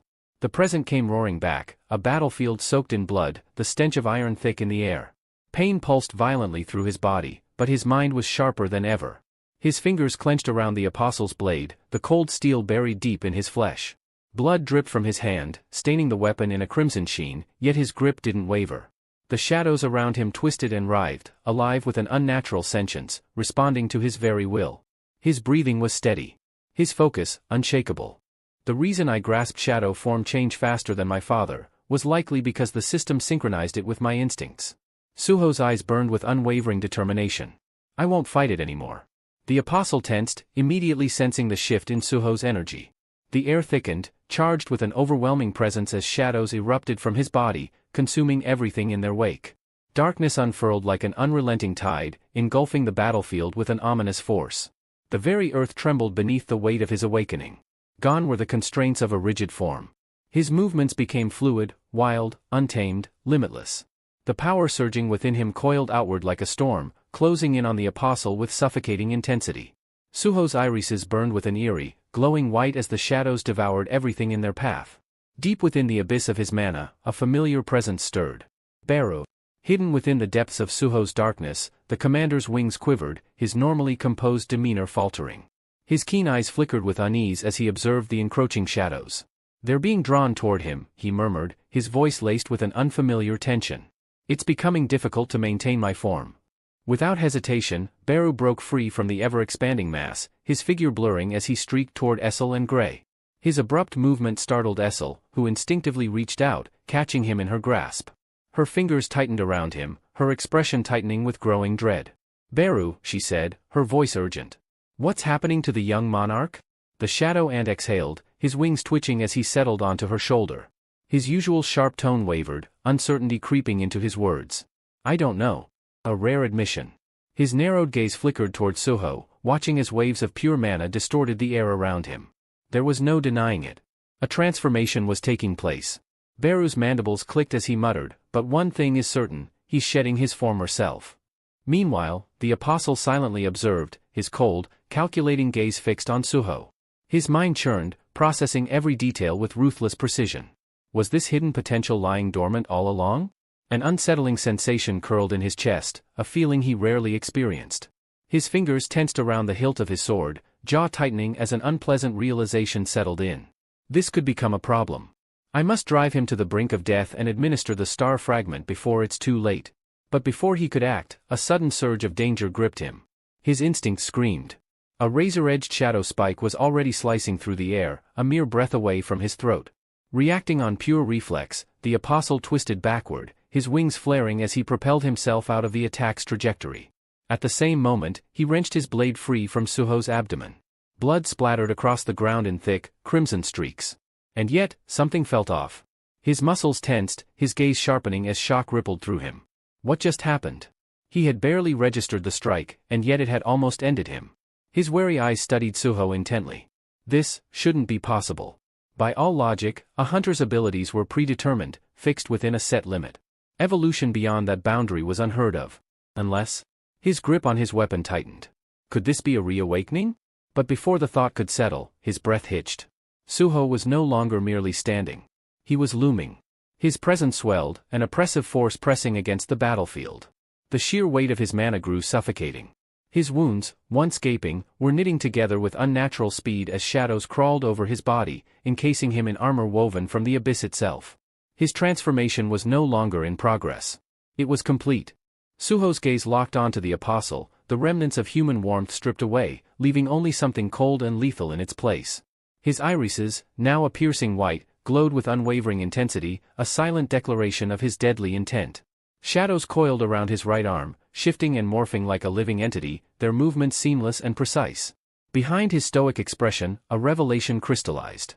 Is shadow transformation merely the ability to weaponize darkness? His mind sharpened with the realization. Shadows were not bound by shape or form. They could shift, morph, and adapt at will. If that were the case, their applications should be limitless. Before he could fully explore the thought, a shadowy beast erupted from the ground beneath the apostle. Its gaping maw stretched wide, fangs glistening as it lunged with the intent to tear him apart. But the apostle's reflexes were razor-sharp. With a single fluid motion, his blade cut through the beast with merciless efficiency. The creature split in half, its fragmented form dispersing into nothingness before it could even let out a sound. Barely a breath passed before another attack descended upon him. A hulking shadow loomed behind him, a high troll, one of Suho's most formidable summons, had maneuvered into position. Muscles coiled with immense force as the massive creature swung its colossal club downward, the sheer weight of the strike aiming to obliterate the apostle in one blow. Yet, once again, the apostle met the assault with unsettling ease. His blade intercepted the club mid-swing, halting the devastating strike as though the troll's monstrous strength was nothing more than an inconvenience. The high troll's teeth gnashed, his grip tightening as he pressed down with all his might. But the apostle didn't move an inch. Irritation flickered across his face as he spoke, his voice edged with disdain. Did I not make myself clear? Your minions are worthless against me. The moment the words left his lips, he twisted sharply. A streak of silver tore through the battlefield. His sword became a blur, slashing through Suho's shadow creatures in rapid succession. One by one, they fell, their forms carved apart, reduced to nothing but flickering remnants before vanishing completely. Then, something changed. A sharp instinct flared within the apostle, sending an urgent warning through his body. Look up. His eyes snapped toward Suho, and for the first time, a flicker of surprise crossed his expression. Suho was walking toward him. But this time, there was something different. He wasn't just wielding shadows. He wasn't just exerting the overwhelming presence of a ruler. The very air around him crackled with something new. Power coiled around his arm, not of darkness, but something far more volatile. A deep crimson aura flared to life, pulsating with raw, untamed energy. It twisted and surged, alive with intent, wrapping around him like a predator waiting to strike. Suho's expression remained unreadable, but when he finally spoke, his words sliced through the silence like a blade. If this doesn't work either, then it's over. A sudden flicker in his vision signaled an unexpected system notification. Bonding skill activated, Demon Strike. At that moment, a drastic change overtook Essel. Her dark hair turned an ethereal white, her mana surging outward in torrents, pouring directly into Suho without restraint. She wasn't holding back, offering everything she had for one singular, overwhelming strike. The moment her energy merged with his, Suho moved. A deafening boom erupted as he launched himself off the shattered ground, the sheer force of his takeoff fracturing the battlefield beneath him. Cracks splintered outward like veins in stone as he shot forward, his entire being infused with an unprecedented combination of shadow form, the ruler's authority, and the devastating power of Demon Strike. Across the battlefield, the apostle's instincts flared. His body reacted before his mind could fully process the danger, propelling him backward in a blur. His sharp eyes locked onto the incoming force, his pulse quickening at the sheer magnitude of energy barreling toward him. That mana, it's lethal. Yet, despite the warning bells ringing in his head, a smirk curved his lips. But an attack that obvious won't touch me. With calculated precision, he countered. His sword flashed in a rapid series of slashes, each strike forming deadly arcs of light that sliced through the air like relentless waves of destruction. Suho barely had time to react before the first cuts landed. Blades of energy carved into his body from multiple angles, tearing through flesh and muscle with vicious precision. The impact snapped his head back, crimson mist spraying into the cold night. For a brief moment, his vision wavered, the blinding pain surging through his nerves. The apostle inhaled deeply, reveling in the scent of Suho's blood. His smirk widened. "You should still be able to use your authority," he said, tilting his head mockingly. "Even while missing a leg." Suho wavered, his body battered and broken. His breath came in ragged gasps, but amidst the pain, a realization dawned. His eyes flickered, not with despair, but with clarity. "So, this is possible with shadow form?" The apostle's confidence faltered for the first time as a strange shift rippled through Suho's aura. The immense energy he had gathered in his arm, the fusion of shadow form, the ruler's authority, and demon strike, suddenly disappeared. But it hadn't vanished. It had been transferred. From the depths of the apostle's own shadow, a figure emerged like a phantom. Sheikah. A split second. That's all the apostle had to register the presence behind him before mana erupted around Sheikah's clenched fist, boiling with violent intensity. Then, boom. The force of the strike shattered the very air. The apostle's mind blanked, his body unable to process the devastating impact that had just crashed into his skull. A fusion of three destructive powers, stacked into a singular, catastrophic attack, obliterated his defenses, hurling him across the battlefield like a broken doll. His once untouchable form smashed into a distant rock formation with such force that the earth itself trembled. The shockwaves from the impact tore through the terrain, sending debris and dust billowing into the sky. For a moment, everything was silent. Then, as the dust settled, Suho and Sheikah stood amidst the wreckage, their gazes locked onto the destruction they had wrought. The apostle lay sprawled at the foot of the shattered rock, his once pristine form now reduced to something broken and bloodied. Crimson dripped from his mouth and eyes, a stark contrast to his former untouchable state. Yet, the wounds that plagued him weren't just physical, they dug into something deeper, something fundamental. His breath came in uneven gasps as he muttered in disbelief, "Transferring your skills, to a soldier?" His lips trembled, his mind struggling to process the sheer audacity of the technique he had just witnessed. This use of authority. Even the darkness itself has never wielded such an ability. The revelation sent a shudder through his very being. But as he wrestled with his thoughts, something within the battered body he possessed stirred. Deep inside Lee Min-sung's ravaged form, an unsettling shift took place. The apostle, still attempting to exert control, was met with something unexpected: resistance. He commanded the body to move, to respond, but something was wrong. Min-sung's mouth remained still. The apostle frowned, willing his host's jaw to move. Nothing. He tried again, only to realize the grim truth: his host's jaw had been completely shattered. A flicker of frustration crossed his features as he tested the body's mobility, flexing his fingers experimentally. The limbs still functioned. He could still fight. But this body was failing. He needed more power. If I replenish this vessel's mana by sacrificing its life force, I should be able to. A voice suddenly cut through his thoughts. Irritated. Defiant. Familiar. What the hell is this? The apostle's eyes widened in shock. That voice? It was Lee Min-sung. The consciousness that should have been suppressed had resurfaced. The once proud S-rank hunter, now reduced to a grotesque mess, twisted his disfigured face into a furious scowl. His shattered jaw, hanging at an unnatural angle, only made him look more monstrous, more inhuman. "Did that brat do this to me?" Min-sung's voice, dripping with venom, echoed through their shared mind. The apostle remained silent, masking his unease. But Min-sung could feel it. A scoff, bitter and mocking, rang through their fractured connection. "What's wrong?" His tone sharpened with cruel amusement. Did the almighty S-rank just get humiliated? And by someone weaker than him? The apostle's fingers twitched. His patience was wearing thin. "Lee Min-sung," he warned, his voice edged with cold fury. "If you don't shut your mouth, then..." "Then what?" Min-sung interrupted, his wicked grin widening. "What's the worst that could happen to me?" A dry, mirthless chuckle followed. "You think I'm afraid of dying?" His trembling hands curled into tight fists, rage boiling beneath his skin. "What I hate," Min-sung whispered darkly, his breathing growing heavier, "is being looked down on." His eyes burned with something unhinged, twisted, raw emotion. "What I despise the most." With a sudden, violent motion, he drove his own hand into his chest. Mana crackled wildly around his fingers as the impact sent shockwaves tearing through his body. A guttural, primal roar erupted from his throat, filled with hatred so deep it felt almost tangible. is being ignored. His ragged breaths came in sharp, uneven bursts as his gaze locked onto Suho. And then, he grinned. A slow, twisted grin that spread across his ruined face, the madness in his eyes flaring. "Come, you little brat." Suho didn't hesitate. Step by step, he advanced, his presence growing heavier, his power coiling around him like a storm ready to be unleashed. Minsung, consumed by his frenzy, tore away the apostle's armor. Heavy plates clattered to the ground, discarded one by one as his deranged laughter echoed through the battlefield. "If I can't be the protagonist?" The final piece of armor hit the dirt. "Then I'll play my role to the end." The fragments of his shattered protection swirled in the air like dying embers, obscuring his vision for the briefest moment. And in that moment, Suho was already there. Boom!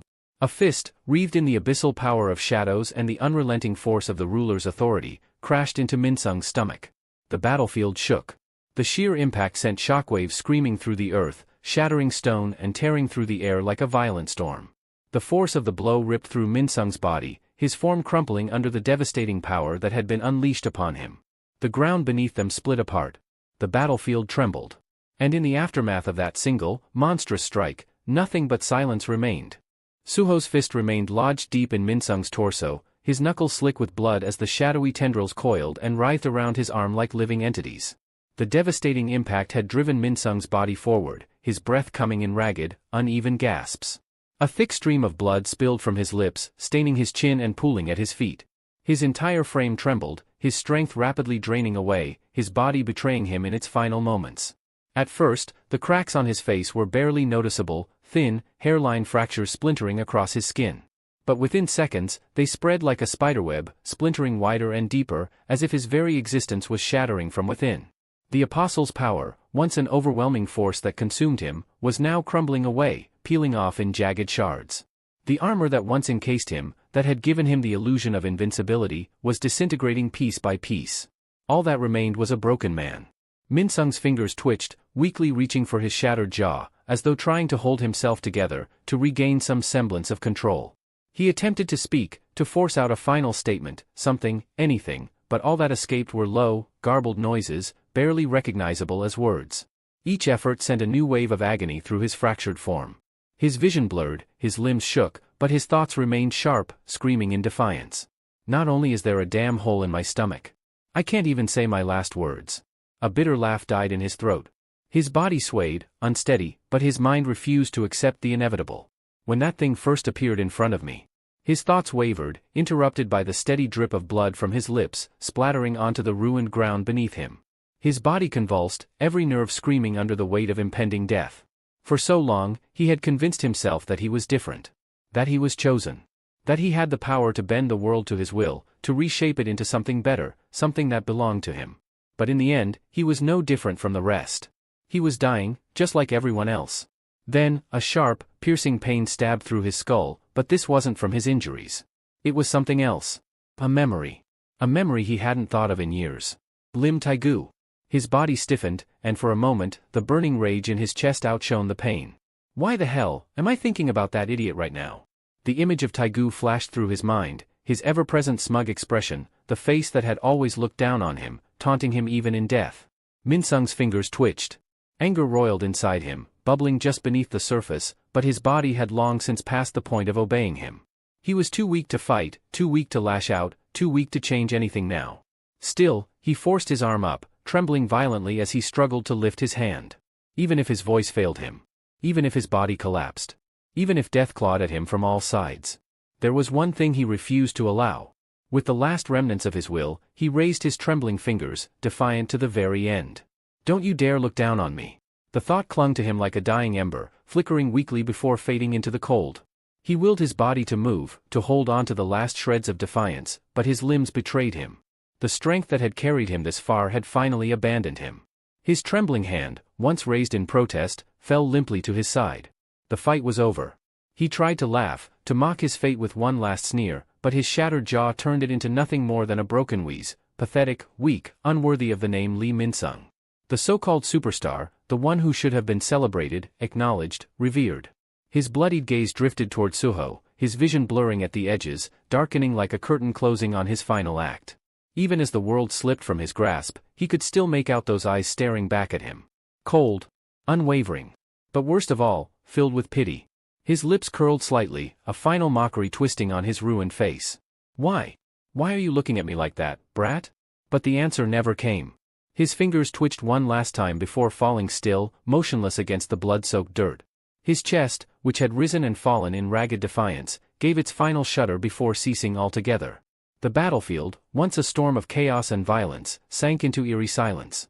A notification chimed in Suho's mind. You have gained experience points. Level up achieved.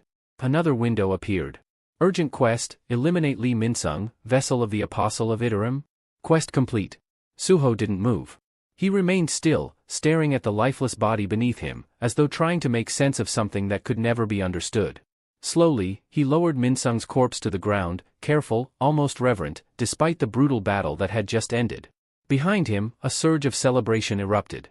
Beru, Essel, and Gray cried out in victory, their voices carrying over the battlefield with unrestrained relief. The weight of their triumph settled in, pushing aside the horrors of the fight.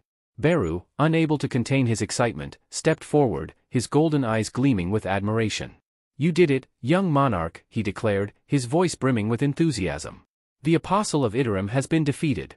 But Suho didn't acknowledge him. His gaze remained fixed on Minsung's body, unreadable, distant.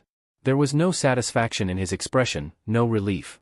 His shoulders remained tense, his fingers curling slightly against the dirt. When he finally spoke, his voice was low, heavy with something unspoken. In the end, it was probably Lee Minsung who laughed last, wasn't it? The words hung in the air, unmoving, carrying a weight that no celebration could shake. He had never truly known Minsung. They had never shared a real conversation, never walked the same path.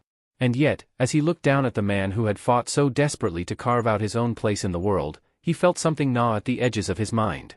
Minsung had clung to his desires until the very end. Beru, who had been so eager to revel in victory, faltered as he watched Suho's expression. This was different. The young monarch, so fierce, so unshakable, was weighed down by something new, something unfamiliar. A thought surfaced in Beru's mind. This must be the first time. The young monarch has killed one of his own kind. Even for someone as strong as Suho, there was a gravity to this moment that could not be ignored. Still kneeling, Suho exhaled slowly, his thoughts drifting elsewhere, drawn toward something deeper. Something that had been gnawing at him since the fight began. There's something I realized, thanks to him, he muttered. His voice was quiet, almost as if the words weren't meant for anyone else to hear. A fragmented memory surfaced in his mind, his father, his mother, the choices that had brought him here. And the path that still lay ahead. He had stepped onto this path for a reason. To find his mother. To stand beside his father. That had always been his purpose, hadn't it? But now, as he stood amidst the aftermath of battle, a strange uncertainty gnawed at him. Had he ever truly considered his own ambitions? His own goals? A memory surfaced, unbidden. Minsung's voice. That sharp insult, cutting deeper than any wound. You're nothing but a hollow character, lacking any real ego. His jaw tightened. He had dismissed the words at the time, but now, they clawed their way back, demanding to be acknowledged. His mind drifted further, back to the beginning, the tutorial. That first, brutal battle against his father. He could still remember the sheer dominance that had radiated from him, the kind of power that defied reason. Standing before that overwhelming force, he hadn't questioned his own strength or purpose. No. In that moment, all he had wanted was to be like him. To reach his level. To wield that same strength. His fingers pressed into the dirt, the tension coiling through his body. Even now, the frustration from that loss lingered, a wound that had never fully healed. Back then, his thoughts had been simple, almost desperate. If only I could be as strong as him. A slow breath in. Then out. His hands curled into fists as he pushed himself to his feet. His voice, quiet yet firm, cut through the silence. Because I was so obsessed with surpassing him. His gaze wandered over the battlefield, the echoes of the fight still vivid in his mind. The loss he had suffered that day had fueled his determination, but he had never stopped to ask himself why. The wind howled over the mountain's peak, carrying with it the scent of blood, dust, and something else. Something heavier. Something resolute. Suho stepped forward, reaching the edge of the cliffside. Below him stretched the vast, open world, a reminder of how much more there was to achieve. His voice, calm yet laced with newfound clarity, broke the lingering quiet. I always saw my father as something untouchable, too far ahead to ever reach. His words drifted into the wind, heavy with the weight of long-buried realizations. I thought that was enough of a reason to push forward. But until now, I never really questioned why I wanted it so badly. Silence followed, his companions, Beru, Essel, and Gray, watching intently. Their faces bore no immediate answers, only the quiet understanding of those who had fought alongside him. Suho turned back to them, his expression no longer clouded by doubt. But there's nothing wrong with having huge ambitions. His voice carried a new strength, a certainty that hadn't been there before. He raised his hand, pointing toward the sky, his eyes ablaze with determination. If I'm going to grow stronger, he declared, his words ringing with conviction, then I won't settle for anything less than being the strongest. A ripple of energy surged, not from any supernatural force, but from his sheer will alone. It radiated outward, unshakable, unrelenting. His stance firmed, his voice sharpened. Stronger than the apostles of Iterim. His fists clenched. Stronger than the monarchs. His eyes burned. And even strong enough to surpass my father. The final words struck like thunder, reverberating through the still air. It was no longer just a desire. No longer just a dream. It was a declaration, one that shattered every limit he had once imposed upon himself. His companions stood before him, momentarily struck speechless. The weight of his words hung in the air, sinking in. For the first time, Suho wasn't just walking a path laid out for him, he was forging his own. Beru was the first to react, though even he seemed uncertain. A nervous chuckle escaped him, his usual confidence slightly shaken. Young monarch. I can't say I see that happening, but hey, I'll be cheering for you anyway. His words were laced with amusement, but beneath them lay an unwavering loyalty. Essel, still processing the sheer magnitude of what Suho had just declared, tilted her head slightly, her brows knitting together. Wouldn't surpassing Lord Jinwu be, well, nearly impossible, she asked, her voice filled with genuine curiosity rather than skepticism. Suho sighed dramatically, crossing his arms. Wow, thanks for all the encouragement, he muttered, his words dripping with sarcasm. Of course, this was how they'd react. He wasn't surprised. Why would they believe him? To them, his goal probably sounded absurd, unrealistic. But that only fueled his determination further. Rather than dwell on their doubt, he turned his focus to something more immediate. I should check my rewards. The moment the thought crossed his mind, a soft blue glow flickered into existence before his eyes, summoning his system window. A flood of notifications filled his vision. You have gained experience points. You have leveled up. You have unlocked a class change quest. Suho's brow arched slightly in interest. A class change quest? His eyes scanned the new prompt that had appeared. Do you accept the class change quest? Understanding dawned on him. So once you reach level 40, you're eligible for a class change? He hadn't expected it to happen so soon. Quickly pulling up his status window, his gaze locked onto the updated details. Level, 40. Class, none. Subclass, Wolf Slayer. A smirk tugged at his lips, excitement sparking in his eyes. Looks like that empty class slot is finally getting filled, he murmured under his breath. Deep in thought, he remained immersed in the possibilities ahead, unaware that he was being watched. Far beyond the reach of his perception, something lingered. A presence. The apostle of Iterim had not vanished. Even after losing control of Li Minsung's body, he remained silent, observing, waiting. Above the battlefield, beyond the reach of any ordinary being, the apostle hovered in silence. His massive wings spread wide, blending seamlessly with the night sky, his presence completely concealed. From this vantage point, he observed Suho with an expression of quiet intrigue, golden eyes gleaming as if he were studying something fascinating. A slow, amused chuckle escaped him as his fingers absently combed through strands of silver hair. How careless of me, he murmured, his voice laced with amusement. To think the black mask held such potential. His amusement, however, was short-lived. His expression darkened, lips curling into a sinister smirk as his gaze fixated on Suho with newfound intensity. As expected, someone like you will have to become ours. Power stirred within him, ancient and potent, as he reached inward, tapping into something long forgotten, an ability that had only recently been restored. A whisper of power surged through his body as he mused to himself. One of the authorities of my true form, the scales of equivalent exchange. His smirk widened, his voice a quiet whisper of malice. With this, I can convert what I possess into something of equal worth. The moment his power was unleashed, an invisible force spread outward like ripples in a pond, latching onto all those who had dared to consume stardust, the forbidden substance that granted power beyond their limits. A heartbeat later, chaos erupted.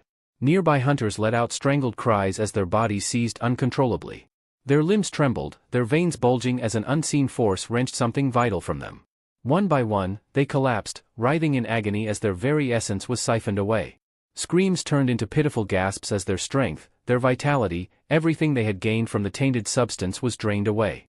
Flesh withered, eyes dulled, and bodies crumpled like empty husks. And all of it, every last drop of stolen life, flowed into the apostle. A surge of raw, unfiltered mana pulsed through his veins, his body trembling with its intoxicating rush. He exhaled slowly, relishing the feeling as his wings flared behind him, catching the wind with renewed vigor. His fingers tingled with unrestrained power, and he clenched his hands into fists, a breath of satisfaction escaping his lips. "Yes, this is the feeling," he whispered, his voice carrying a cruel delight. A flicker of light gathered in his palm, swirling as he condensed a fragment of pure stardust, an unstable yet deadly essence. A new, wicked idea took shape in his mind as he molded his mana, crafting a bow of pure energy with the stardust fragment as its arrowhead. The weapon pulsed ominously, the sheer force of its existence distorting the air around it. Drawing back the bowstring, his golden eyes locked onto his target. Far below, high on the mountain's peak, Suho stood motionless, completely unaware of the impending danger. On the mountaintop, Beru's sharp gaze flickered with unease. A gnawing sense of foreboding settled deep in his chest as he turned toward Suho, his instincts flaring with urgency. "Young monarch," Beru spoke abruptly, his voice firm yet laced with concern. "I will search through Li Minsung's memories to uncover anything about the Apostle of Iterum." Suho's expression darkened as he cast one last glance at Li Minsung's lifeless body. His jaw tightened, and after a moment of silence, he gave a small nod. "I'll leave it to you, Beru." His mind drifted as his gaze lingered on the fallen foe. What had driven Li Minsung to this point? Had he come to resent the world after the cataclysm? If I had never become a player? Before he could complete the thought, agony exploded through his body. A searing force tore through his core, violent and excruciating. His breath hitched as his eyes widened in shock. The pain was unlike anything he had ever felt before, raw and consuming. His entire body convulsed as a brutal shockwave ripped through his nerves, the sheer impact sending tremors down to his very bones. It only took him a fraction of a second to realize he had been struck. His gaze snapped downward, his mind struggling to comprehend the sight before him. Embedded deep into his abdomen was a glowing, pulsing mass, a fragment of pure stardust. A guttural, strained cry ripped from his throat as his blood splattered onto the ground, staining the rocky terrain beneath him. His vision blurred at the edges, his breath coming in sharp, ragged gasps. His body instinctively fought to contain the pain, but it was overwhelming, spreading like wildfire through every fiber of his being. His companion stood frozen in horror. Beru's face was stiff with disbelief. Essel's eyes widened, her fingers tightening around her weapon. Gray took a step forward, his lips parting as if to speak, but no words came. The golden light of the stardust fragment pulsed ominously, its influence creeping through Suho's veins like a living parasite. He clenched his teeth, forcing himself to move, to turn his head, to see. An attack, but from where? Who? His thoughts were violently cut off as his body spasmed once more. A foreign energy surged within him, something unnatural, something invasive. Above, far beyond reach, the apostle hovered, watching the scene unfold with smug satisfaction. A slow, sinister grin spread across his face, his golden eyes gleaming with twisted amusement. "Perfect," he murmured to himself, his voice dripping with sadistic pleasure. One step closer. He flexed his fingers slightly, feeling the resonance of the stardust fragment now embedded in Suho's body. The connection was formed. A thread of control, subtle yet binding, tethered the young monarch to his influence. Below, Suho dropped to his knees. His hands dug into the dirt as his entire body trembled, his control slipping away. Shadows rippled violently around him, writhing chaotically as if they no longer obeyed his will. Each breath he took was shallow and strained, his insides twisting in unbearable agony. It felt like something was crawling through his mind, clawing at his very essence, attempting to overwrite his consciousness. A foreign presence. Something trying to take hold. As the thought surfaced, the system notifications flickered before his eyes. Permanent effect, longevity, active.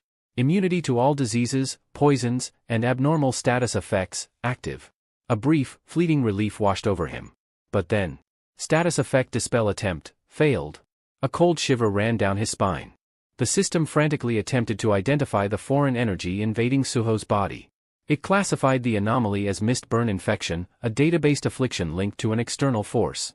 Immediately, the system initiated countermeasures. Analyzing. Attempting to purge mist burn infection data. Dispel failed. The message flashed before him, followed by another attempt. System instability detected, cause, interference from otherworldly substances. The system's internal defenses struggled against the unknown force. Longevity is attempting to heal using mist burn infection data? Failed. Retrying in 3, 2, 1. Failed. The notifications kept coming, each one marking another failure. Above, the apostle's smirk widened as he watched Suho writhe in agony. A sinister satisfaction glimmered in his golden eyes. Yes, he murmured, his voice barely above a whisper. With this, the authority of darkness is within our grasp. But then, something shifted. His smirk faltered. His expression twisted. A flicker of uncertainty passed through his gaze before it turned to outright shock. Suho's body convulsed violently, but instead of succumbing to the Stardust's influence, a powerful force within him repelled it. The foreign energy recoiled as though rejected by something far greater. Another system notification appeared. Status effect analysis succeeded. Status effect dispelled. System recovery in progress. The apostle's eyes widened. Impossible. Below, Beru, Essel, and Gray rushed to Suho's side. Panic was evident in their faces as they saw him trembling, his skin pale and drenched in sweat. His breath came in sharp, erratic gasps, his body still racked with pain. Beru clenched his fists, frustration and helplessness twisting his features.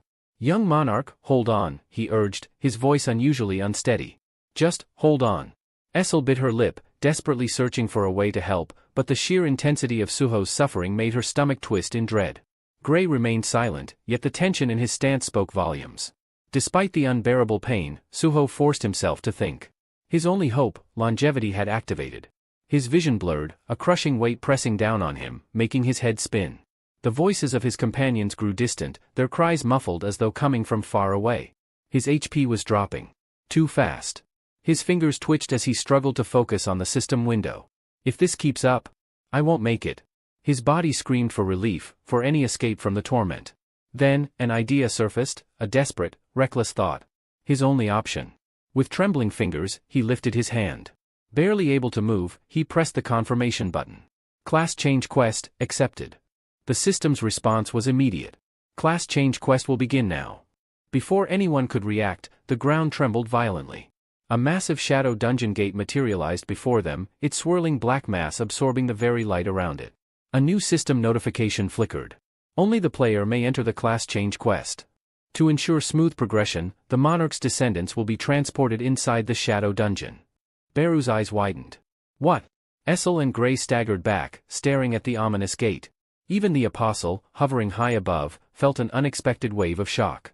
His golden eyes locked onto the portal, trying to comprehend what had just unfolded. Meanwhile, Suho was on the verge of collapse. His HP had nearly dropped to 0. And then, boom! An explosion of raw energy erupted from his body. A deafening shockwave tore through the battlefield, sending dust and debris flying in all directions. The force of it was so immense that it was visible for miles, a raging black surge of power, chaotic and unrestrained. Then, silence. Darkness swallowed everything. Suho's consciousness snapped back. His eyes fluttered open, but there was nothing. No sky. No ground. No light. No sense of direction. Where am I? Everything was pitch black. His own voice echoed faintly, like it was coming from somewhere far away. For a brief moment, a terrifying thought crossed his mind. Am I dead? But the pain in his limbs, the burn still crawling across his skin, told him otherwise. He could feel everything. It hurt. I can still feel it, he whispered hoarsely. Suddenly, a soft flicker of light appeared in the distance, a delicate blue flame dancing in the void. It cast a dim glow, chasing away the oppressive blackness around him. His breathing steadied. He was alive. His heart thudded rapidly in his chest as clarity began to return. As his eyes adjusted to the faint illumination, his gaze swept across his surroundings. What he saw next made his breath hitch. He was no longer outside. No battlefield. No mountain. He sat on smooth ground, fully healed, no trace of injury, inside an expansive, endless corridor that stretched far beyond sight. The architecture around him was alien, ancient, and grand. His throat tightened as he swallowed hard. What is this place? Elsewhere, back on the mountain summit where the brutal confrontation had just taken place, the battlefield lay eerily silent. The air still crackled faintly with leftover energy, and the ground bore the marks of an intense clash. But the victor was gone. In a blur of golden light, the apostle descended from above, landing gracefully on the scorched earth. His eyes scanned the terrain with sharp precision, immediately settling on Li Minsung's corpse. The body was broken, lifeless, unmoving. But something else was missing. No Suho. No shadow soldiers. No traces of the allies who had been there. The apostle's expression hardened as he examined the area. No residual mana, no spatial rift, he muttered under his breath. His instincts flared. Whatever had happened wasn't random, it was calculated. A controlled extraction. A gate must have opened, he surmised, narrowing his eyes. But only they were pulled inside. A slow grin spread across his face. Ah, a selective gate. How curious. His hand brushed his chin, thoughtful. Darkness, and that black mask. Every time I encounter them, something unexpected happens. There was a gleam in his eyes now, not of anger, but fascination. What a thrilling mystery this is becoming. Meanwhile, deep inside the newly formed shadow dungeon, Suho balanced silently on one hand, his entire frame suspended above the cold stone floor. His posture was immaculate, unmoving, save for the occasional droplet of sweat that slid down his temple and fell onto the ground. His breathing was slow and measured. He wasn't meditating, he was testing his own body. There was no grimace, no pain. His face remained unreadable as he muttered quietly. The wound in my abdomen, it vanished on the way here. His fingers curled slightly as he shifted weight. My body feels stronger. Perfect. With a fluid twist, Suho landed lightly on his feet, rolling his shoulders to ease the tension.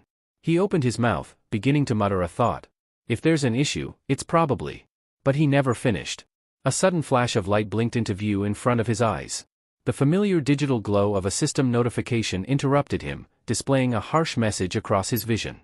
System alert, advancement quest conditions prohibit the presence of other monarch successors. His brows knitted together.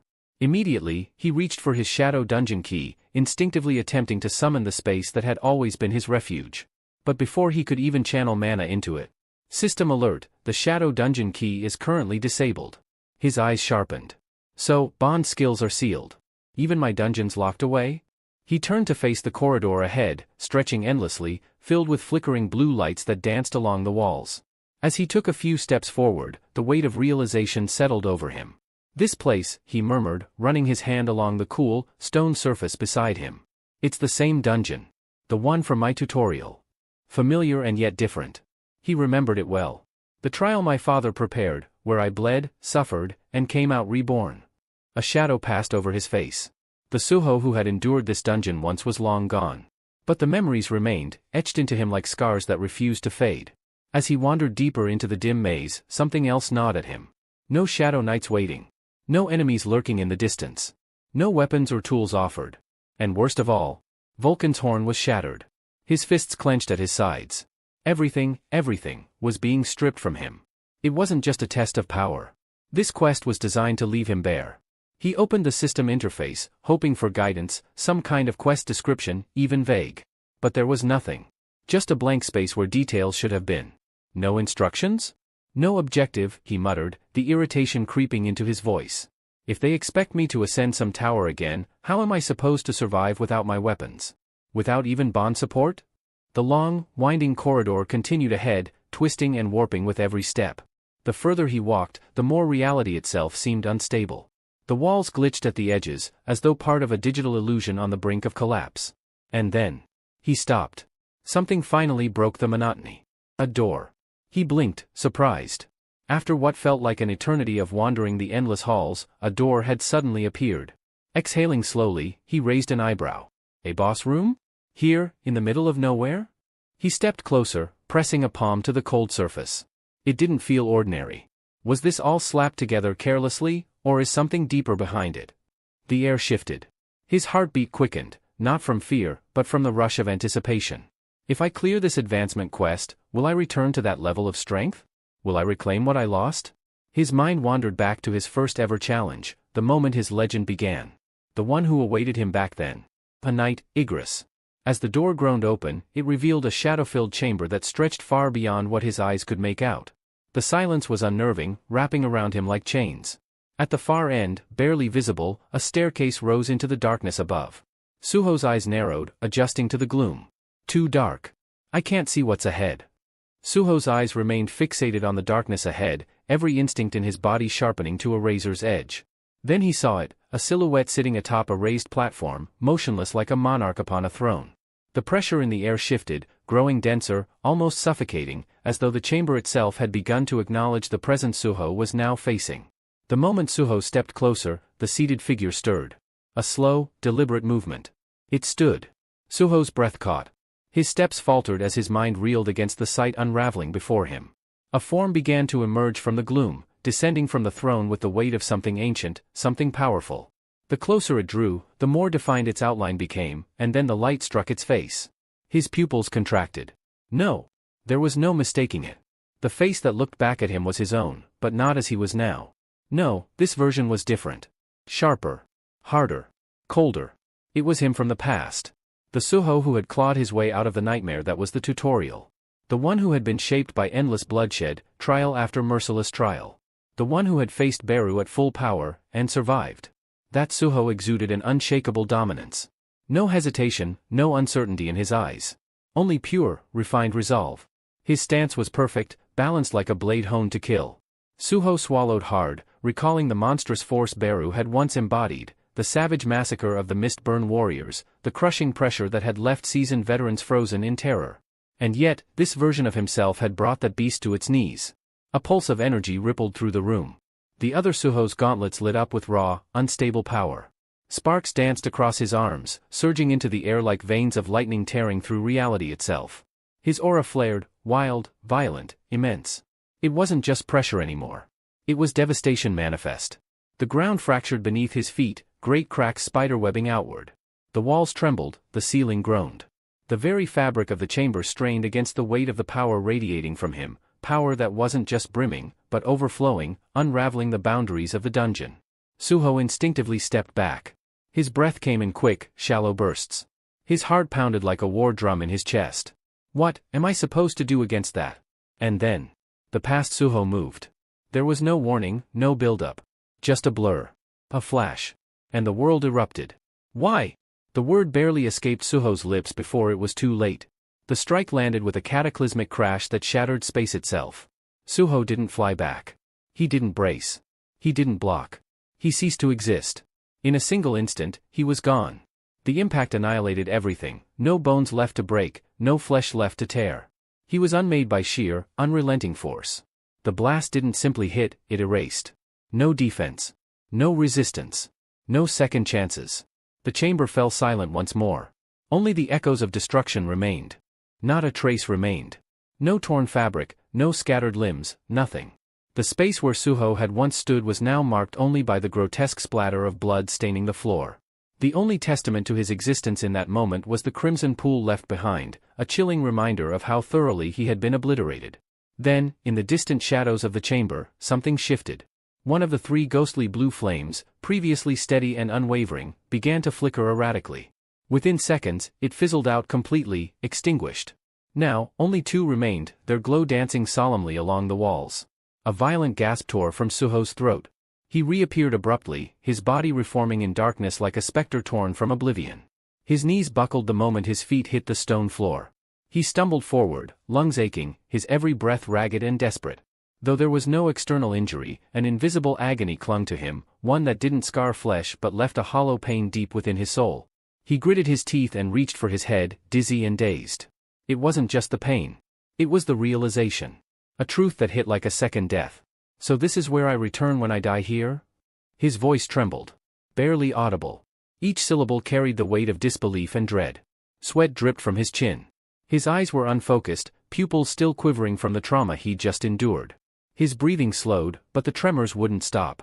His thoughts were scattered, clashing like debris in a storm. If this was the advancement quest, then what was the point? Was this how it was meant to work? Am I really supposed to defeat that? He muttered. The version of himself that had once triumphed over Beru, could he ever hope to match that now? His hands curled into trembling fists. The despair pressed on him like a weight, but he refused to give in. No.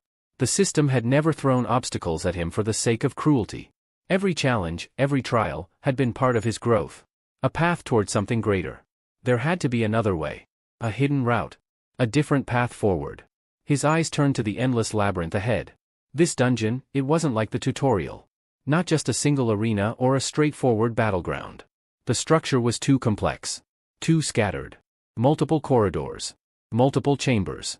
The boss room he'd found earlier, it had been placed too randomly. Which meant, there must be others, he whispered, the spark of hope returning to his voice. Without another second wasted, he launched into a sprint. His feet echoed against the cold stone floor as he weaved through the twisted halls, the eerie glow of blue fire lighting his path. His breaths grew steady, mind clearing with each step. And then, he saw it. Another massive gate. Standing ominously at the end of a hallway. He skidded to a halt, his chest heaving as he took in the sight. A sharp grin pulled at his lips. Just as he had hoped, another boss room. Wiping the sweat from his brow, he steadied his breathing, bringing his thoughts into focus. He hadn't failed. Not yet. This wasn't over. As long as there were more doors, more chances, he would keep moving forward. But just as his hand reached out toward the handle, a wave of dread surged through him. His instinct screamed. Stop. His entire body tensed. Something was wrong. It was too quiet. Too still. His gaze narrowed. What's waiting behind this door, he thought, doubt creeping in. A flicker of hesitation gripped him. Should he really charge in blindly again? What if this opponent was worse? What if it wasn't his past self, but something more? But no. He couldn't afford to falter. Not now.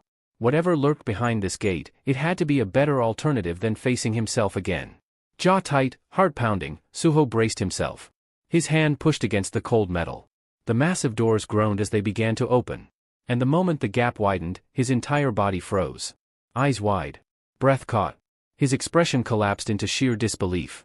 What he saw inside left him stunned beyond words. What lay before Suho was surreal.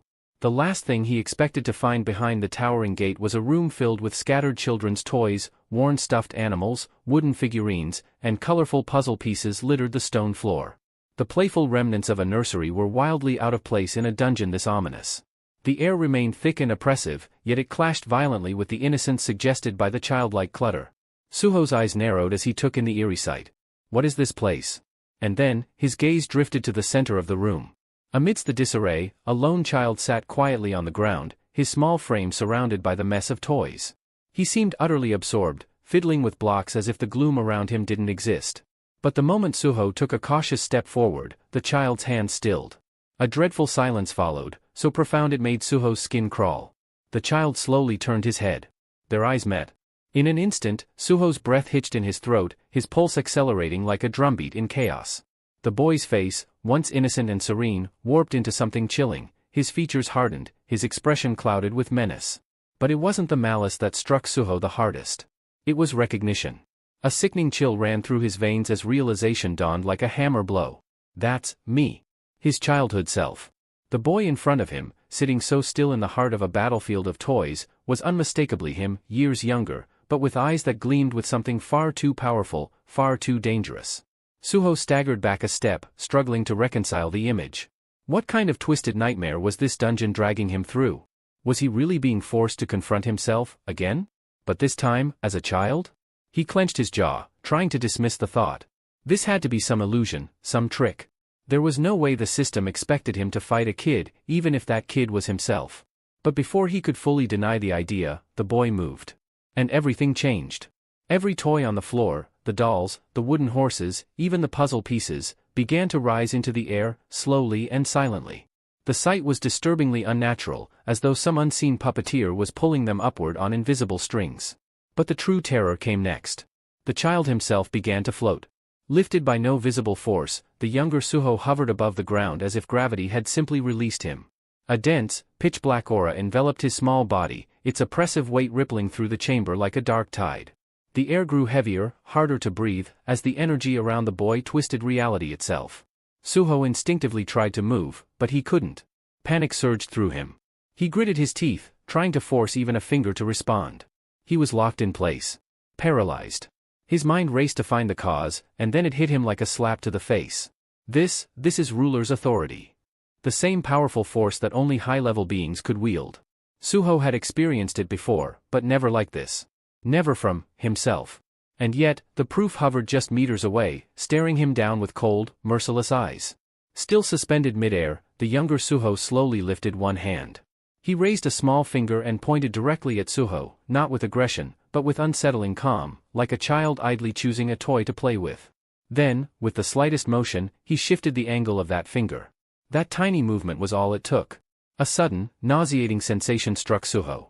His vision blurred, warping violently, as if the entire world around him had started spinning out of control. Reality twisted and cracked, the air growing unstable. Then, snap. A blinding pain exploded through Suho's neck as his head was yanked violently to the side, the sound of bones twisting echoing through the chamber. A howl of agony caught in his throat as his entire body convulsed, helpless under the crushing grip of his own childhood's power. He couldn't move. He couldn't fight. And for the second time, Suho was reminded. The greatest enemy in this dungeon wasn't a beast or a monster. It was himself. His breath hitched.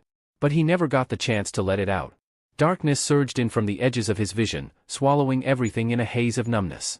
The pain vanished just as quickly as it had come, replaced by a terrifying emptiness. He couldn't even register what had gone wrong. No warning. No resistance. One moment, he was staring at the floating child, and the next, he was gone. Like a candle extinguished by a gust of wind, his consciousness winked out. And in the darkness of the respawn chamber, a second ethereal blue flame sputtered violently, then died. Only one remained. With a harsh gasp, Suho's body rematerialized in the suffocating dark. His lungs screamed for air as he instinctively clutched his throat, the memory of the snap still fresh in his nerves even if the injury was gone. His fingers trembled as they traced the unbroken skin at his neck, still half expecting to feel bone protruding. He was drenched in cold sweat. His knees buckled beneath him, and he collapsed into a sitting position on the icy floor, body shaking as panic clawed at his mind. The scene from seconds before played over and over, refusing to let go. He had died. Instantly. Killed by a child. No, a younger version of himself. He choked back a shudder. His nails scraped against the stone as he leaned forward, his body curling inward like he could physically protect himself from the overwhelming truth pressing in. This is madness. It didn't matter whether it was his past self, the Suho who'd once stood victorious over Beru, or the innocent-looking child now wielding devastating power. Neither opponent was within his reach. He couldn't even scratch them. He was being crushed. Repeatedly. And without any way to fight back. Frustration and fear surged inside him like twin storms colliding. How the hell am I supposed to beat this? His breath quickened, his heart slamming against his chest. And then, another thought struck him like a dagger to the gut. His eyes shot to the wall. There it was, the final flame. Still flickering, still burning, but barely. His stomach twisted. In the tutorial? I had 3 lives. 2 were gone. 1 remained. His breath grew shallow as he stared at that fragile wisp of light, realization crashing over him like a tidal wave. If he died again, if he failed one more time, it would be over. But then, something strange pulled at his attention. Movement. Blue light, faint, but everywhere. He blinked rapidly and looked up. His eyes widened. The chamber wasn't just holding his lone flame. There were hundreds of them.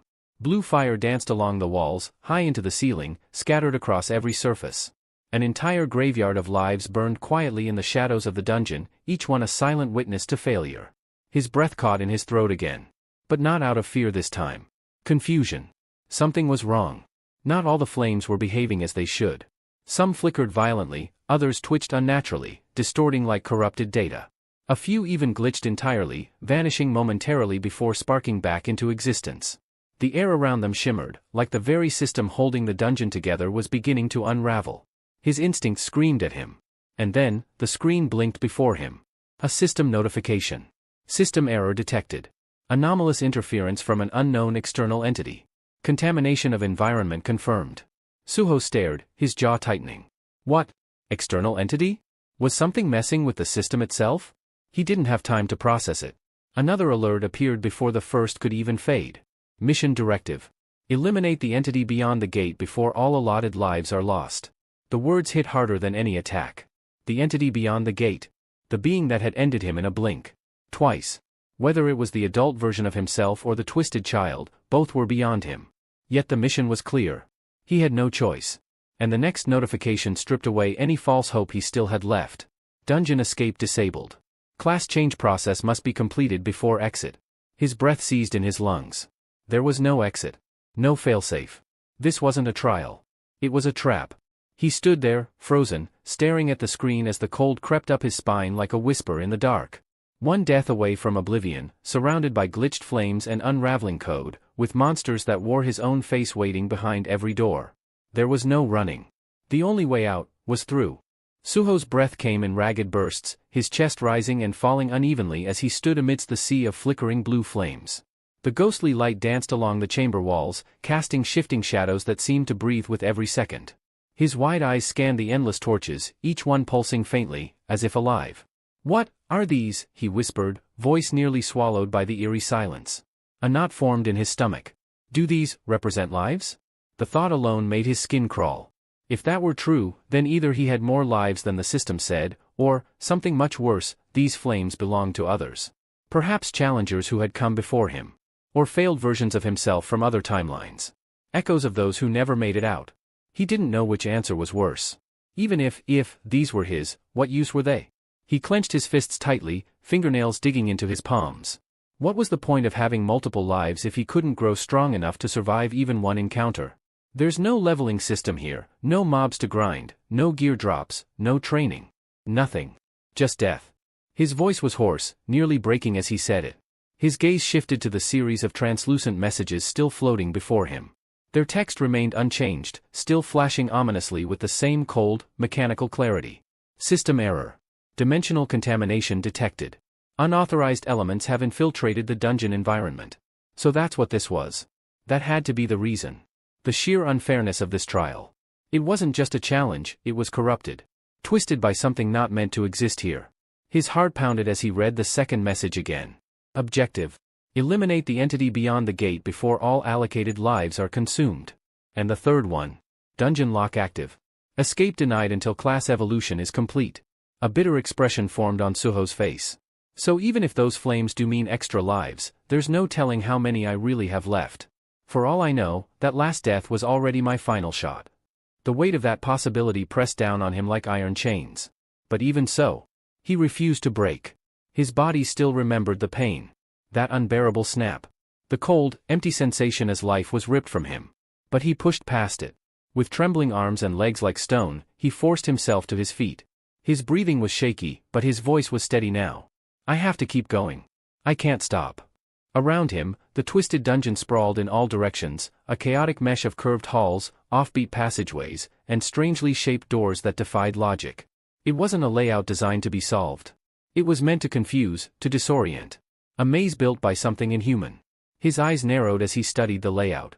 There were at least 2 boss rooms so far. If there are more, just how massive is this place? The uncertainty coiled in his chest like a serpent. Still, there was time. He could search. He could learn. Maybe find something. A clue. A flaw. But just as that fragile hope sparked in his mind, a chill swept across the corridor. He froze. A terrible sensation crawled across his skin, like unseen fingers brushing the back of his neck. His muscles locked in place as an oppressive weight settled over the entire hall ahead of him. He knew this feeling. Something was there. Something wrong. Breathing shallow, Suho slowly turned his head toward the passage cloaked in shadows. His heart beat like a war drum in his chest. There was something waiting for him in the dark. At first, there was only silence, deep and suffocating. Suho's eyes strained against the blackness, searching for the source of the ominous pressure bearing down on him. The silence dragged, thick as tar, and just as he began to wonder if his senses had betrayed him, something moved. A faint glint broke through the darkness. It was small, almost imperceptible at first, floating with unnatural grace toward the edge of the torchlight. Its shape wavered slightly, flickering like a mirage. Suho squinted, trying to make sense of what he was seeing. Then realization struck like lightning. A toy. His stomach twisted violently, dread surging up his throat. Another one emerged, then another. Dozens of them drifted out from the shadows, suspended midair as if pulled along by invisible threads. Their presence made the air feel heavier, colder. The hollow look in their eyes, the way they moved, unnatural, wrong. And then, at the center of that eerie procession, he appeared. A small child floated between them, silent and motionless, his body surrounded by the orbiting swarm of playthings. His features were unmistakable. It was Suho. Or rather, the warped, younger version of him. A miniature replica born from a nightmare. His face remained half-veiled in shadow, but his eyes, they glowed. Not with innocence, but with something ancient, cruel, and devastatingly powerful. Suho felt the blood drain from his face. Every muscle in his body froze. He couldn't breathe. That thing wasn't just a version of him. It was him, and yet something entirely else. Why is he here? He whispered hoarsely, stumbling a step backward. His thoughts were spiraling. Did the gate open? Did he leave the boss room? His instinct screamed at him to move. To run.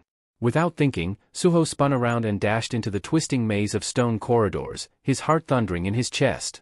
I need to get away, I need to escape. But he didn't get far. With a sharp pop, a searing pain exploded in his leg. A deafening tear filled the air as something ripped clean through his calf. The force of the impact flung him to the ground with brutal force. His palms scraped across the stone as he caught himself, teeth clenched against the agony. He gasped, breath stuttering. Blood gushed from a gaping wound, his leg shredded by the blast. Trembling, he looked behind him, and saw it. One of the floating toys was gone. In its place, a trail of smoke drifted through the air. It exploded on me. The realization sent another wave of nausea washing over him. He turned his gaze back toward the child, toward the warped version of himself. The boy still floated, calm and silent, unaffected by the carnage. He didn't even blink. Suho's eyes widened in horror. This power? That level of control? How can he manipulate so many objects with such lethal precision? Just with his authority alone? The question spiraled unanswered.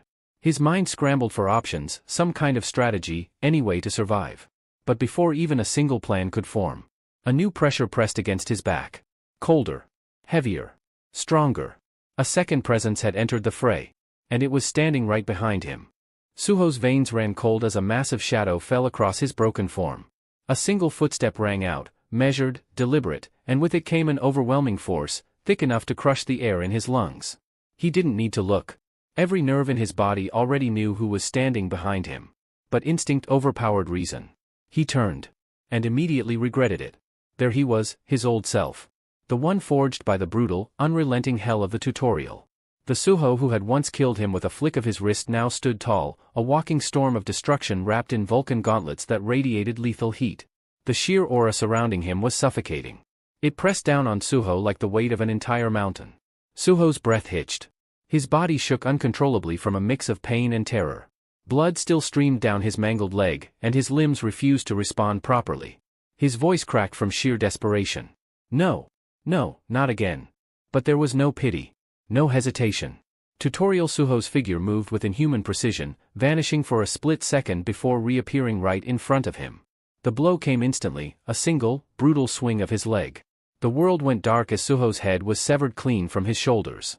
The next thing he knew, he was gasping for breath, lungs heaving as he reappeared at the dungeon's starting point. The dull orange torchlight greeted him once more. His hands trembled with rage. He staggered to his feet and punched the nearest stone wall hard enough to bruise his knuckles, his breath ragged and uneven. His fingers dragged down his face in a slow, frustrated motion. "This is insane," he growled. "Bosses can just leave their rooms now? What kind of nightmare difficulty is this?" The sheer unfairness of it all gnawed at him. The rules made no sense. If bosses were allowed to roam the maze, if they could attack him outside their designated areas, how was anyone supposed to survive? His mind spun, and his thoughts drifted to his father. Had he experienced the same torment? Was this twisted quest part of the same legacy? But as the question echoed in his head, something shifted. A realization sparked behind his eyes. Wait. A flicker of understanding gave way to a grin, one filled not with amusement, but with raw, stubborn resolve. "If I'm respawning here," he murmured, "that means those torches, they really are my lives." That changed everything. His eyes narrowed, the fire in them reigniting. And if my goal is to defeat a boss inside a room, then I don't have to fight them. His smirk widened. I just have to find another boss room. One I can actually win against. Of course, none of that erased the impossible odds stacked against him. No sooner had he steadied his breathing than the floor trembled again. He wasn't alone. A cold, bone-deep chill ran down his spine as he slowly turned his head, only to meet that same merciless gaze. Tutorial Suho had returned, his presence oppressive, his movements utterly silent. Suho barely had time to flinch. In the next instant, his body exploded under the force of another devastating strike, faster than lightning, more brutal than any monster he'd faced. And just like that, he was dead again. There was nothing left of him. No remains. No trace that he'd ever stood there at all. Again and again, Suho was reborn, only to be killed moments later. His deaths blurred together, a nightmarish loop of agony and helplessness. Sometimes it was baby Suho, drifting like a ghost through the air, his chubby fingers twitching slightly, and with just that, invisible forces shredded Suho's body apart like paper.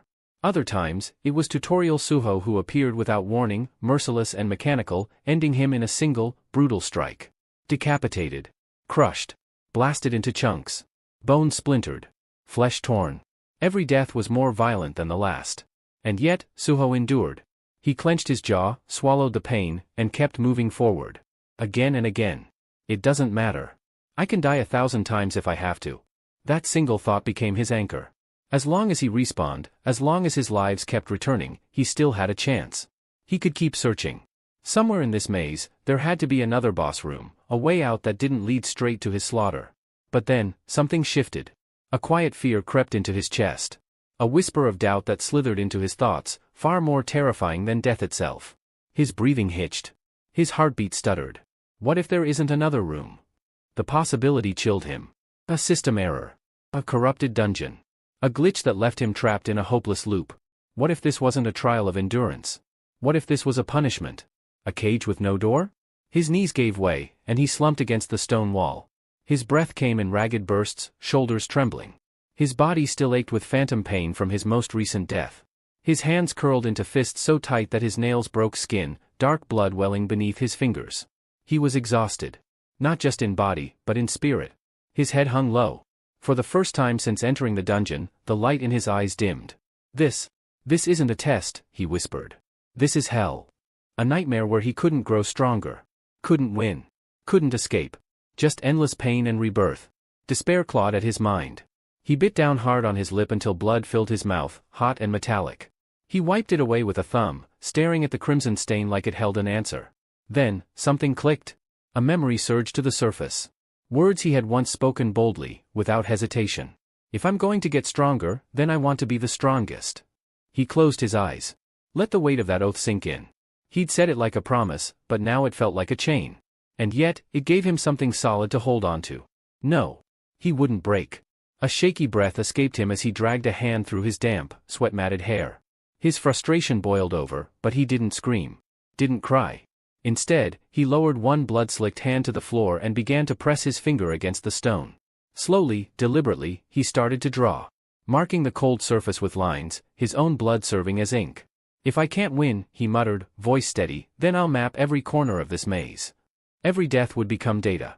Every attempt a new route. I'll leave a trail. I'll create my own path. His eyes hardened with renewed determination. The hopelessness didn't vanish, but it was now tempered by something stronger. Resolve. Outside the dungeon, chaos was beginning to spread. A breaking news alert interrupted every major broadcast. The Hunters Association had declared an emergency ban on the use of stardust.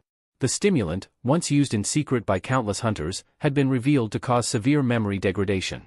Entire weeks, months of experience, erased in moments. An investigation was already underway. The authorities moved swiftly to trace the drug supply lines, determined to uncover the group responsible. Then, the real shock came. Breaking, former vice guildmaster of Reaper Guild, Lee Min-sung, found dead on a mountain trail. The headlines exploded across news networks and social media. Early that morning, a hiker had stumbled upon the lifeless body of the famed hunter. Once revered as a hero, praised for his strength, charm, and strategic mind, Lee Min-sung had become a central figure in a sprawling drug conspiracy. The revelation sent shockwaves through the world. A beloved public figure, now exposed as the mastermind behind a black market empire, and found dead under mysterious circumstances. The Stardust crisis had just begun. And deep in the dungeon, Suho still bled. Still died. Still fought. Unaware that the world above was beginning to unravel. The betrayal hit like a knife to the gut, especially for those who had once looked up to Lee Min-sung as a symbol of strength and honor. The Reaper Guild, caught in the fallout, swiftly released an official statement, promising full cooperation with the Hunters Association as the investigation unfolded. But even as the world around them adjusted to the shock, for some, the damage cut far deeper. In a private meeting room dimly lit by a single overhead light, Lim Taegu sat with his elbows on the polished table, head bowed slightly, fingers pinching the bridge of his nose. A long, exhausted sigh escaped him. More than just fatigue, it carried the weight of guilt and the ache of memories that refused to fade. His eyes, bloodshot and weary, stared blankly ahead as the same question haunted him over and over again. If I hadn't let him slip away, would any of this have happened? He dropped his hand, leaned forward slowly, and murmured with a voice thick with self-reproach, "This all started because of me." His knuckles whitened as he clenched his fists, the nails pressing painfully into his palms. Regret pooled in his chest like a lead weight. Across the table, the chairman of the Hunters Association studied him with a measured gaze. "Don't carry all the blame, Hunter Lim Taegu," the chairman said in a calm, composed tone. "You did what you could at the time." But Lim barely reacted. The words washed over him, leaving no impression. His gaze sharpened, lips tightening as he laced his fingers together in front of him, resting them just below his chin. "There's something off about Minsung's death," he said quietly, but there was a steel edge beneath his words. His corpse, it was distorted. Mutated, even. But he never possessed any transformation abilities. No shape-shifting. No enhancement-type traits. The silence that followed was heavy until Choi, who had remained quiet until now, finally leaned forward. His brows furrowed, eyes narrowing slightly. "You think Stardust created something new?" he asked, his tone careful, almost hesitant, but the weight behind his words was undeniable. Lim's jaw tightened. He didn't answer right away, turning the possibility over in his mind. "I don't know for sure," he admitted. "But it wouldn't be the first time a drug unlocked something unnatural." Then, after a long pause, he added, "There's more. Someone else was there when Lee Minsung died. A man, masked, dressed in black. He fought him right before it happened." Choi's gaze sharpened instantly. Recognition flickered in his eyes, and the mood in the room shifted. A new kind of tension took hold. "A masked hunter?" Choi said, voice low. "Then it's possible, he wasn't just there, he could have been the one who killed him." That possibility landed like a thunderclap. Silence settled over the room again, but this time, it was heavy with suspicion. The chairman leaned back, his expression unreadable, but his mind was clearly racing. A black mask. A hidden identity. A detail too precise to ignore. As the air thickened, Choi reached into the inner pocket of his coat. With deliberate movements, he pulled out a small photograph, slightly crumpled, edges worn from handling. He studied it for a second, fingers brushing over its surface, then laid it face up on the table. The atmosphere in the room subtly shifted, the once casual air turning dense with implication. Choi's voice remained composed, but the tension in his words betrayed the gravity of what he was about to say. "On another note, one of the expedition's miners has gone missing." With a soft scrape, he slid a photograph across the polished surface of the table. A name, bold and unmistakable, was printed beneath the grainy image. Sung Suho. Lim Taegu's brows furrowed. The chairman beside him leaned forward slightly, his jaw tightening as he read the name. Their eyes met across the table, silent understanding passing between them. Something wasn't right. Choi's fingers tapped rhythmically against the wood, each beat echoing louder than it should have. He spoke again, this time with a sharper edge. "Officially, he's categorized as a low-tier hunter. But considering recent events, I suspect that's just a cover. He might be a false ranker." Those words sent a ripple through the room. At the far end of the table, a figure who had remained motionless until now stirred. Park Dojin, the apostle, cloaked in silence throughout the meeting, slowly leaned forward. His presence, usually quiet and restrained, now felt palpable. Dangerous. His expression remained unreadable, but his gaze had changed. Something dark flickered behind his eyes, subtle but chilling. "Let me see it," he said, his voice flat and emotionless. Choi didn't hesitate. "Of course. You're involved in this case too, Hunter Park." The apostle lifted the photograph, examining it with slow, deliberate movements. His eyes, cold and dissecting, lingered on Suho's face, committing every contour, every shadow, every fragment of his expression to memory. His thumb subtly slid across the image, tracing over Suho's features as if peeling back a mask only he could see. From his seat, the chairman remained silent, but his thoughts were in turmoil. His gaze never left the photo in Park Dojin's hand. He didn't need confirmation, he already knew. Sung Suho was the black-masked hunter. There was no more room for doubt. The movements, the skill, the aura of that mysterious fighter. It had all pointed toward one truth. But now, Suho had vanished. No reports. No traces. Just gone. Just like him. A chill ran down the chairman's spine as his thoughts drifted to another name lost to time and shadows, Sung Jin-woo. Another anomaly. Another ghost who had once shaken the world and then disappeared, swallowed by the unknown. What is happening to this world, he wondered bitterly. Two extraordinary hunters, both veiled in mystery, both now missing from the pages of reality. He could only grip the edge of the table, jaw tight with silent anxiety. He didn't know where Suho was? But with the eyes of powerful forces beginning to turn his way, he could only hope the boy was still alive. Apostle's fingers shifted slightly, purposefully obscuring the lower half of Suho's face. A beat passed. Then, without a word, a slow, almost predatory smile began to spread across his lips. Recognition had dawned. That expression said it all, there was no longer any doubt. The man in the black mask wasn't just some mysterious interloper. It was Sung Suho. And now, Park Dojin had found his prey. Far beneath the surface, in the winding, shadow-choked depths of the dungeon, Suho sat in eerie stillness. The frigid stone wall pressed against his back as he rested, body still, but mind running at full speed. His breath was slow, measured, every inhale deliberate. Yet behind his steady exterior, his eyes burned with purpose. Spread out before him was a sprawling map, drawn by hand, etched with precision, and soaked in the dark red ink of his own blood. He had used his very body as a tool, carving out a record of his journey through the ever-changing nightmare of the labyrinth. Each corridor, each room, each trap, every death, every rebirth. It was all there. His fingertip glided across the lines, retracing his own path over and over again, searching, calculating, eliminating dead ends. Each mark, each symbol, told a story of failure, pain, and learning. He wasn't just surviving anymore. He was strategizing, piecing together the maze, one bloody thread at a time. And somewhere, far above, forces were closing in. But Suho wasn't planning to die again. Not without making it count. This place was no longer an incomprehensible tangle of corridors and dead ends.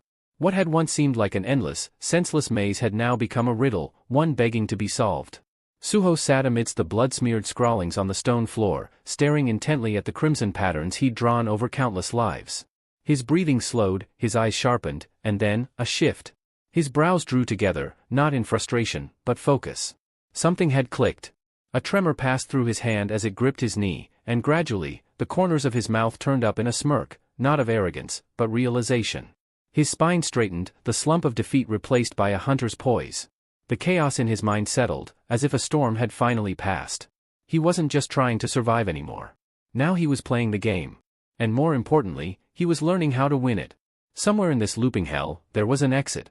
And he was going to find it. Deep within the heart of the shadow dungeon, a heavy silence loomed, broken only by the steady flap of wings slicing through the air like whispers of panic. A faint red hue shimmered across the abyss as Amit stood rooted near a jagged pillar, arms crossed, jaw tight with irritation. Buzzing around like a maniac isn't going to bring him back, he snapped, his voice low and clipped, laced with icy frustration. We still don't know where the young monarch is. You're not helping. His words echoed into the darkness, slicing through the silence like a blade. But nearby, Beru was a storm of frenzied motion, zipping from shadow to shadow, eyes wild with unrest. His wings beat violently, the rhythm erratic, filled with desperation that couldn't be contained. You heartless lizard. Beru exploded, his voice trembling, raw with emotion. How can you speak like that when the young monarch's fate is still unknown? His words cracked at the edges, and for a moment, the strong warrior's mask crumbled. Fear and sorrow pooled in his gaze. His wings slowed just enough for his voice to break. Every second he's gone? I can't breathe. I can't even close my eyes without imagining the worst. A heavy silence followed. Standing nearby, Essel cast her gaze downward, her usual composure weakened by the weight of waiting. Her voice, when it came, was quiet but heavy with shared dread. I can't blame Beru, she said softly. It's been 2 weeks since the young monarch entered the gate. 2 whole weeks of nothing. Her words hung in the stillness, stretching across the gloom like a veil of unease. Amit didn't flinch. He stood firm, his arms still folded, gaze locked on the unseen horizon. So, you're worried too, huh? He muttered, unmoved. But Essel's expression hardened. Her eyes narrowed sharply as she turned toward him, voice sharp enough to cut. You're acting like this doesn't matter, she hissed. Aren't you one of us? Don't forget, you're his companion, too. Her words struck like a stone dropped in still water. For a fleeting moment, Amit's eyes flickered, not with guilt, but something close to it. He said nothing. Not right away. Though his tone remained rigid, something behind his gaze wavered. Not weakness, but something even harder to admit, worry. Real, quiet worry he didn't know how to express. I understand your concern, Amit said at last, his voice slower now, but carrying the weight of something deeper, experience earned through countless battles and lifetimes. But let me ask you something. He turned his gaze toward Essel and Beru, his expression unreadable. Are you really seeing the young monarch for who he is? His words didn't rise in volume, but they landed like a hammer in the quiet room, stripping away the veil of fear that hung over them. For a moment, no one replied, the silence heavy, oppressive. I know to you, he still seems like a child. Fragile. Incomplete. A shadow compared to the legacy of the original monarch, Amit continued, his arms unfolding as he stepped forward. But that's where we differ. He looked upward, as if searching for a memory in the shadows. I never met the shadow monarch. I never stood beside him or watched him raise an army. I didn't see that legend. His voice grew softer then, the edge fading into something almost reverent. But I have seen Suho.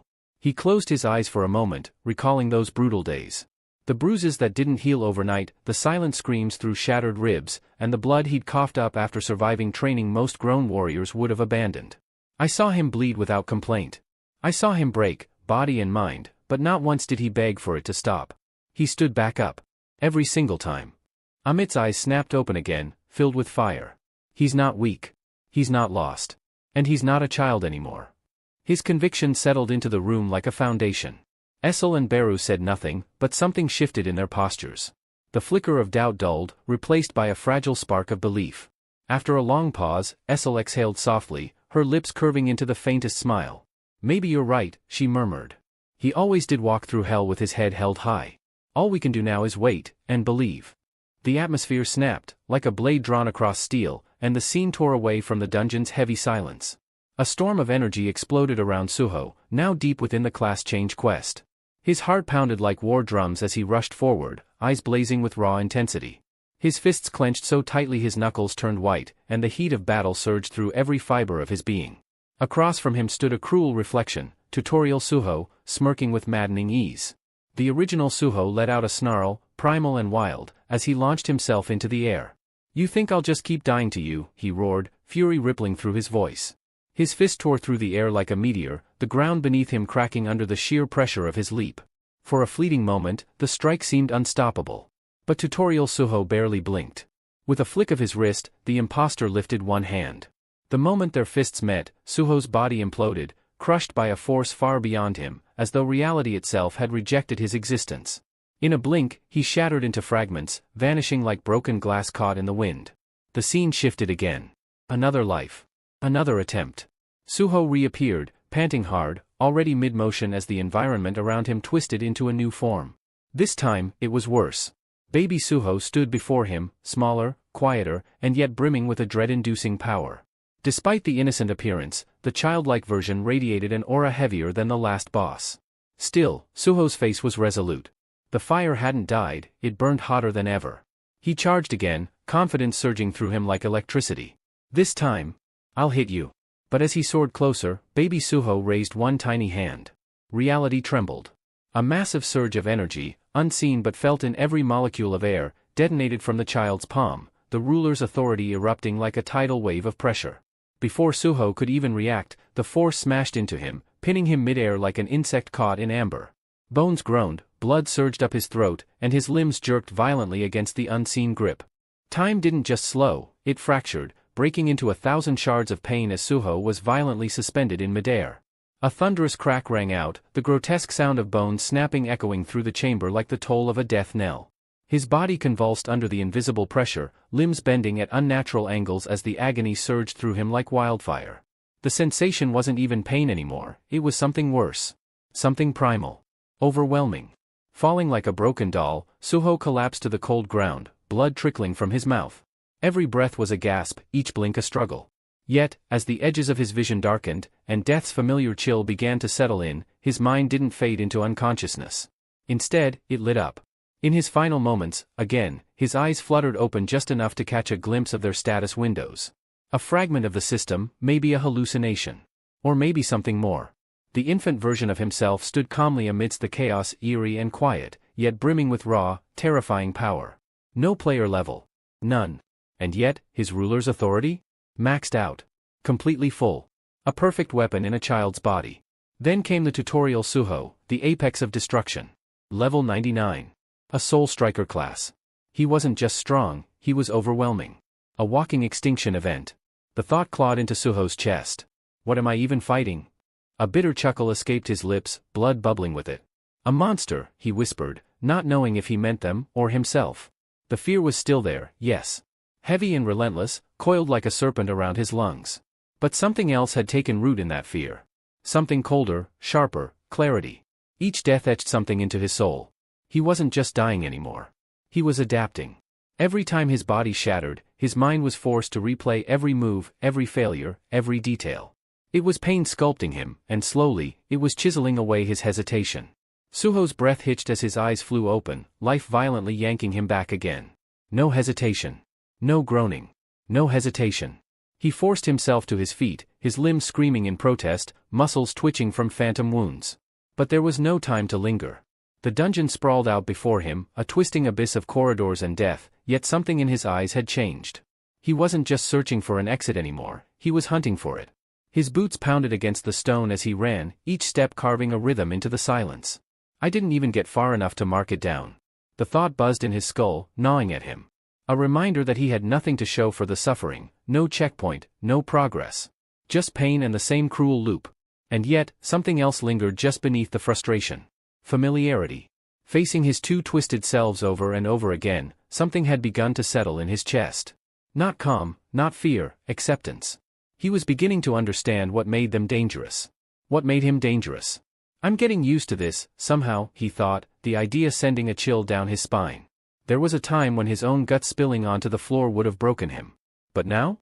Now, it was an inconvenience. A setback. Something to overcome. Another time, he'd nearly reached the infant form, his hand just a breath away, before that cruel, invisible grip had snapped his spine like a twig. I got closer, he reminded himself, clenching his jaw. I'm not done. No matter how many times he died, something shifted with each encounter. He wasn't regenerating, he was evolving. Every death was another thread in a web of knowledge. Every loss, a step forward in a path paved with blood. And then it hit him. This progression, it shouldn't matter. Not in a place like this. This place was built to break you, not build you. But he was changing anyway. His thoughts sharpened, burning with a fresh edge. I can't afford to die carelessly. Not here. Not ever. I'm not just fighting to win anymore. I'm fighting because I have to. I'm fighting to survive. And if he had to crawl through death 1,000 times to do it, so be it. No matter how many times he was forced to crawl back from the jaws of death, Suho pressed on. Each death wasn't just suffering, it was a stepping stone. Another scar etched into his soul. Another layer of unshakable resolve woven into his being. Back at the respawn point, he crouched low over the map sprawled out before him. His blood, still fresh from his most recent demise, smeared across the parchment as he made precise adjustments. His fingers trembled slightly, not from fear, but from the weight of accumulated exhaustion. And yet, in that moment, something inside him was solidifying. I'm changing, he thought, eyes scanning the labyrinth of inked corridors and hastily scrawled notes. Every failure, it's making me harder to break. His gaze locked on a blank patch near the center of the map, an area he had yet to set foot in. It wasn't marked with danger, traps, or notes. Just an eerie silence. That's the only section I haven't touched, he murmured to himself, his tone carrying a grim certainty. He stared at it for a moment longer, then straightened his back, drawing a deep breath that steadied his nerves. If there's no gate there, his voice trailed off before sharpening like a blade. Then it means the only way out is beating them.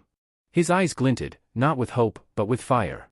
A fire kindled by every brutal death, every moment he clawed his way back from the void. He'd been meeting the baby and tutorial versions of himself far more frequently now. Something was shifting in the dungeon's rhythm, accelerating, cornering him. They're not giving me breathing room anymore, he realized, lips curling into a slight smirk. Just then, as if summoned by thought, he appeared. The baby version of Suho floated effortlessly above the ground again, surrounded by his levitating toys.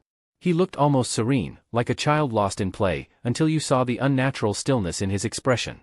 Until you felt the crushing pressure that surrounded him like a noose tightening around reality itself. Suho's smile twisted with dry amusement.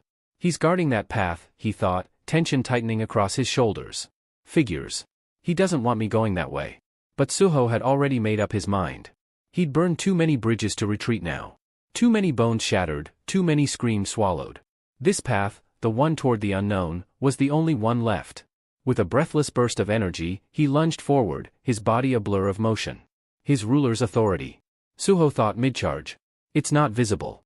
It just grips, crushes, bends everything around it. Then an idea surged to the front of his mind, reckless, desperate, but rooted in raw instinct.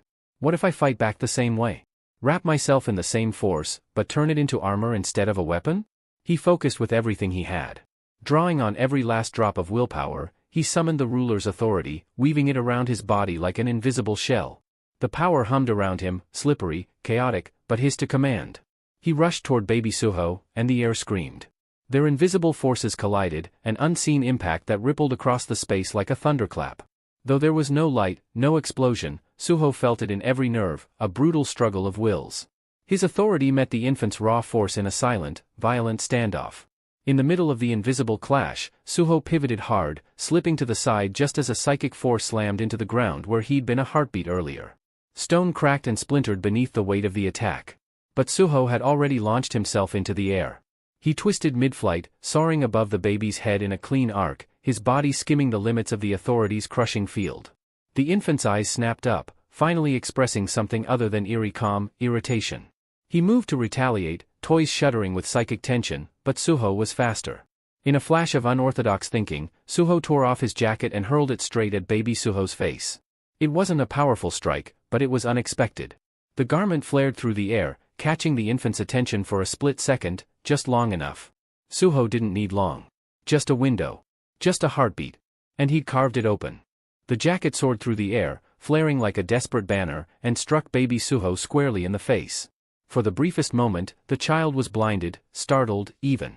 That fleeting disruption was all Suho needed. He bolted. No hesitation. No second guessing. His legs moved before the rest of him caught up, driven by pure instinct and adrenaline. Every heartbeat thundered in his ears as he dashed down the corridor, the stifling air of the dungeon ripping past his face. He didn't look back. He couldn't afford to. Then, suddenly, his eyes locked onto it. A hallway. Narrow and dimly lit, veiled by shadows he hadn't yet touched. Suho's eyes widened, recognition flooding in like a jolt of electricity. That's it. The left corridor. The last unmarked path. His chest tightened, not with fear, but with a strange flicker of hope. Each stride felt lighter than the last, each footstep echoing with the weight of his purpose. His mind, usually plagued by doubt and dread, focused in on a single, desperate prayer. Let there be something, anything, different this time. And then, it appeared. An ornate gate.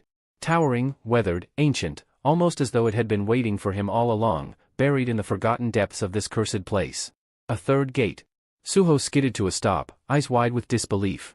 Time seemed to slow around him as he stared. It was real. Not a mirage, not a false hope, real. The culmination of every agonizing step, every death, every narrow escape. A smile tugged at the corner of his lips, shaky but genuine.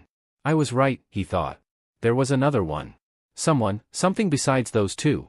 But as the rush of discovery bloomed in his chest, it was quickly choked by an ominous chill that slithered down his spine. He felt it. A heavy, dreadful presence closing in. His heart sank. The air thickened. And before he could even turn to confirm it, he knew. The soul striker is coming. His breath caught in his throat. Crap, Suho muttered under his breath, his voice tight with panic.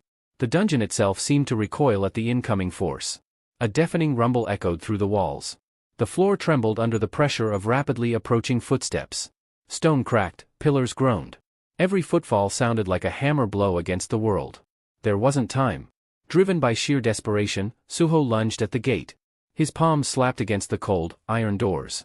His fingers scrambled over the handles, slick with sweat and blood. I have to get through. If those two were guarding this, then this is what they were trying to keep me from reaching. Behind him, the temperature dropped. Not physically, but spiritually.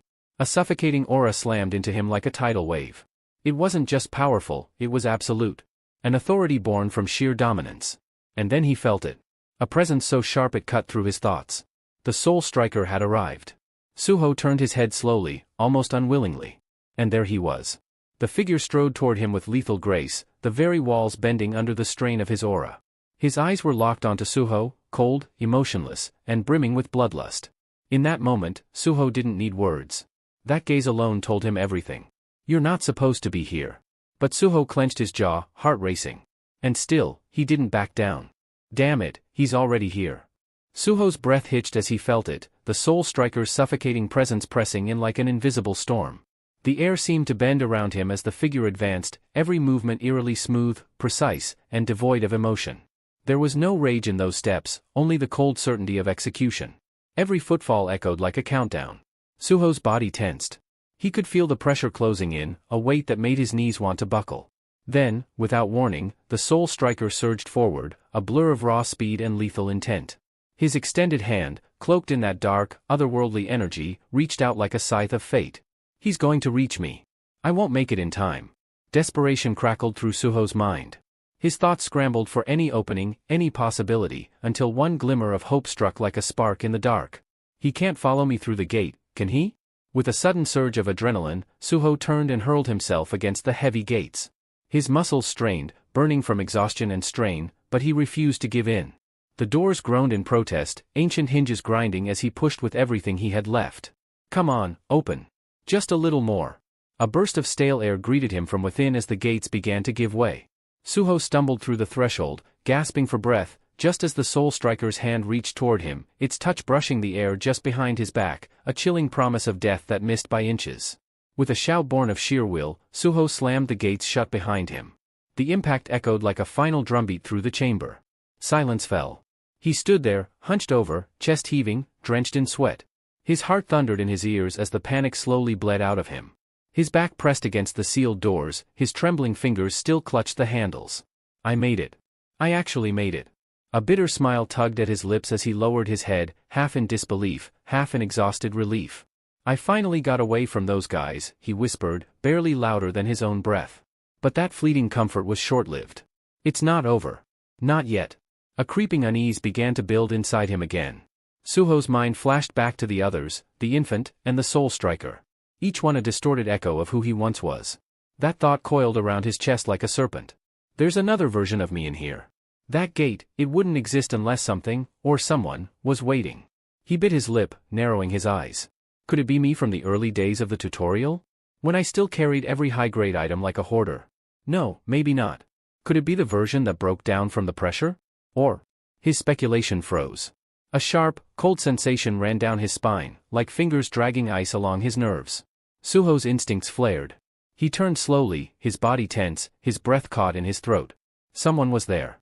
A figure began to emerge from the far end of the room, stepping into the faint glow leaking through the dungeon's fractured walls. The footfalls were deliberate, unhurried, yet filled with purpose. As the figure came into full view, Suho's heart stuttered. It was him.